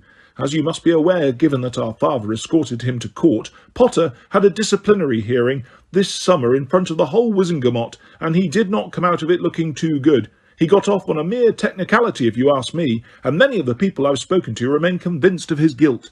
It may be that you are afraid to sever ties with Potter. I know that he can be unbalanced, and for all I know, violent. But if you have any worries about this, or have spotted anything else in Potter's behaviour that is troubling you, I urge you to speak to Dolores Umbridge, a truly delightful woman, who I know will be only too happy to advise you. This leads me to my other bit of advice. As I have hinted above, Dumbledore's regime at Hogwarts may soon be over. Your loyalty, Ron, should not be to him, but to the school and the ministry. I am very sorry to hear that so far Professor Umbridge is encountering very little cooperation from staff as she strives to make those necessary changes within Hogwarts that the ministry so ardently desires, although she should find this easier from next week. Again, see the Daily Prophet tomorrow. I shall say only this. A student who shows himself willing to help Professor Umbridge now may be very well placed for head boyship in a couple of years. I am sorry that I was unable to see more of you over the summer. It pains me to criticise our parents, but I'm afraid I can no longer live under their roof while they remain mixed up with the dangerous crowd around Dumbledore. If you are writing to Mother at any point, you might tell her that a certain Sturgis Podmore, who is a great friend of Dumbledore's, has recently been sent to Azkaban for trespass at the ministry. Perhaps that will open their eyes to the kind of petty criminals with whom they are currently rubbing shoulders. I count myself very lucky to have escaped the stigma of association with such people. The minister really could not be more gracious to me, and I do hope, Ron, that you will not allow family ties to blind you to the misguided nature of our parents' beliefs and actions either. I sincerely hope that in time they will realise how mistaken they were, and I shall of course be ready to accept a full apology when that day comes. Please think over what I have said most carefully, particularly the bit about Harry Potter, and congratulations again on becoming prefect. Your brother, Percy. Harry looked up at Ron. Well, he said, trying to sound as though he found the whole thing a joke. If you want to, what is it? He checked Percy's letter. Oh yeah, sever ties with me. I swear I won't get violent. Give it back, said Ron, holding out his hand. He is, Ron said jerkily, tearing Percy's letter in half. The world's, he tore it into quarters. Biggest, he tore it into apes. Git. He threw the pieces into the fire. Come on, we've got to get this finished. Sometime before dawn, he said briskly to Harry, pulling Professor Sinistra's essay back towards him. Hermione was looking at Ron with an odd expression on her face. Oh, give them here, she said abruptly. What? Said Ron. Give them to me. I'll look through them and correct them, she said. Are you serious? Oh, Hermione, you're a lifesaver, said Ron. What you can say is, we promise we'll never leave our homework this late again, she said, holding out both hands for their essays, but she looked slightly amused all the same. Thanks a million, Hermione, said Harry weakly, passing over his essay and sinking back into his armchair, rubbing his eyes. It was now past midnight and the common room was deserted but for the three of them and Crookshanks. The only sound was that of Hermione's quill, scratching out sentences here and there on their essays, and the ruffle of pages as she checked various facts in the reference book strewn across the table. Harry was exhausted. He also felt an odd, sick, empty feeling in his stomach that had nothing to do with tiredness and everything to do with the letter now curling blackly in the heart of the fire. He knew that half the people inside Hogwarts thought him strange, even mad. He knew that the Daily Prophet had been making snide allusions to him for months, but there was something about seeing it in writing down like that in Percy's writing, about knowing that Percy was advising Ron to stop him and even tell tales about him to Umbridge that made his situation real to him as nothing else had. He had known Percy for 4 years, had stayed in his house during the summer holidays, shared a tent with him during the Quidditch World Cup, had even been awarded full marks by him in the second task of the Triwizard Tournament last year, yet now Percy thought him unbalanced and possibly violent. And with a surge of sympathy for his godfather, Harry thought Sirius was probably the only person he knew he could really understand how he felt at the moment, because Sirius was in the same situation. Nearly everyone in the wizarding world thought Sirius a dangerous murderer and a great Voldemort supporter, and he had had to live with that knowledge for 14 years. Harry blinked. He had just seen something in the fire that could not have been there. It had flashed into sight and vanished immediately. No, it could not have been. He had imagined it because he'd been thinking about Sirius. "Okay, write that down," Hermione said to Ron, pushing his essay and a sheet covered in her own writing back to Ron. "Then add this conclusion I've written for you." "Hermione, you are honestly the most wonderful person I've ever met," said Ron weakly. "And if I'm ever rude to you again, I'll know you're back to normal," said Hermione. "Harry, yours is okay except for this bit at the end. I think you must have misheard Professor Sinistra. Europa's covered in ice, not mice, Harry." Harry had slid off his chair onto his knees and was now crouching on the singed and threadbare hearthrug, gazing into the flames. Harry," said Ron uncertainly, "why are you down there?" "Because I've just seen Sirius's head in the fire," said Harry. He spoke quite calmly. After all, he had seen Sirius's head in this very fire the previous year, and talked to it. Nevertheless, he could not be sure that he had really seen it this time. It had vanished so quickly. "Sirius's head," Hermione repeated. "You mean like when he wanted to talk to you during the Triwizard Tournament? But he wouldn't do that now. It would be too serious." She gasped, gazing at the fire. Ron dropped his quill. There in the middle of the dancing flames sat Sirius's head, long dark hair falling around his grinning face. "I was starting to think you'd go to bed before everyone else had disappeared," he said. "I've been checking every hour." "You've been popping into the fire every hour," Harry said, half laughing. "Just for a few seconds to check if the coast was clear." "But what have you been seen?" said Hermione anxiously. "Well, I think a girl, first year by the look of her, might have got a glimpse of me earlier, but don't worry," Sirius said hastily, as Hermione clapped a hand to her mouth. "I was gone the moment she looked back at me, and I'll bet she just thought I was an oddly shaped log or something." "But Sirius, this is taking an awful risk," Hermione began. "You sound like Molly," said Sirius. "This was the only way I could come up with of answering Harry's letter without resorting to a code, and codes are breakable." At the mention of Harry's letter, Hermione and Ron both turned to stare at him. "You didn't say you'd written to Sirius," said Hermione accusingly. I forgot," said Harry, which was perfectly true. His meeting with Cho in the owlery had driven everything before it out of his mind. "Don't look at me like that, Hermione. There was no way anyone would have got a secret information out of it. Was there, Sirius?" "No, it was very good," said Sirius, smiling. "Anyway, we'd better be quick, just in case we're disturbed. Your scar." "What about?" Ron began, but Hermione interrupted him. "We'll tell you afterwards. Go on, Sirius." "Well, I know it can't be fun when it hurts, but we don't think it's anything to really worry about. It kept aching all last year, didn't it?" "Yeah, and Dumbledore said it happened whenever Voldemort was feeling a powerful emotion," said Harry, ignoring, as usual, Ron and Hermione's winces. "So maybe he was just, I don't know, really angry or something, the night I had that detention." "Well, now he's back, it's bound to hurt more often," said Sirius. "So you don't think it had anything to do with Umbridge touching me when I was in detention with her?" Harry asked. "I doubt it," said Sirius. "I know her by reputation. I'm sure she's no Death Eater." "She's foul enough to be one," said Harry darkly, and Ron and Hermione nodded vigorously in agreement. "Yes, but the world isn't split into good people and Death Eaters." And Sirius, said Sirius with a wry smile, "I know she's a nasty piece of work, though. She should. You should hear Remus talk about her. Does Lupin know her? Asked Harry quickly, remembering Umbridge's comments about dangerous half-breeds during her first lesson. No, said Sirius, but she drafted a bit of anti-werewolf legislation 2 years ago that makes it almost impossible for him to get a job. Harry remembered how much shabbier Lupin looked these days, and his dislike of Umbridge deepened even further. What's she got against werewolves? Said Hermione angrily. Scared of them, I expect, said Sirius, smiling at her indignation. Apparently she loathes part humans. She campaigned to have mer people rounded up and tagged last year, too. Imagine wasting your time and energy persecuting mer people when there are little toe rags like Creature on the loose. Ron laughed, but Hermione looked upset.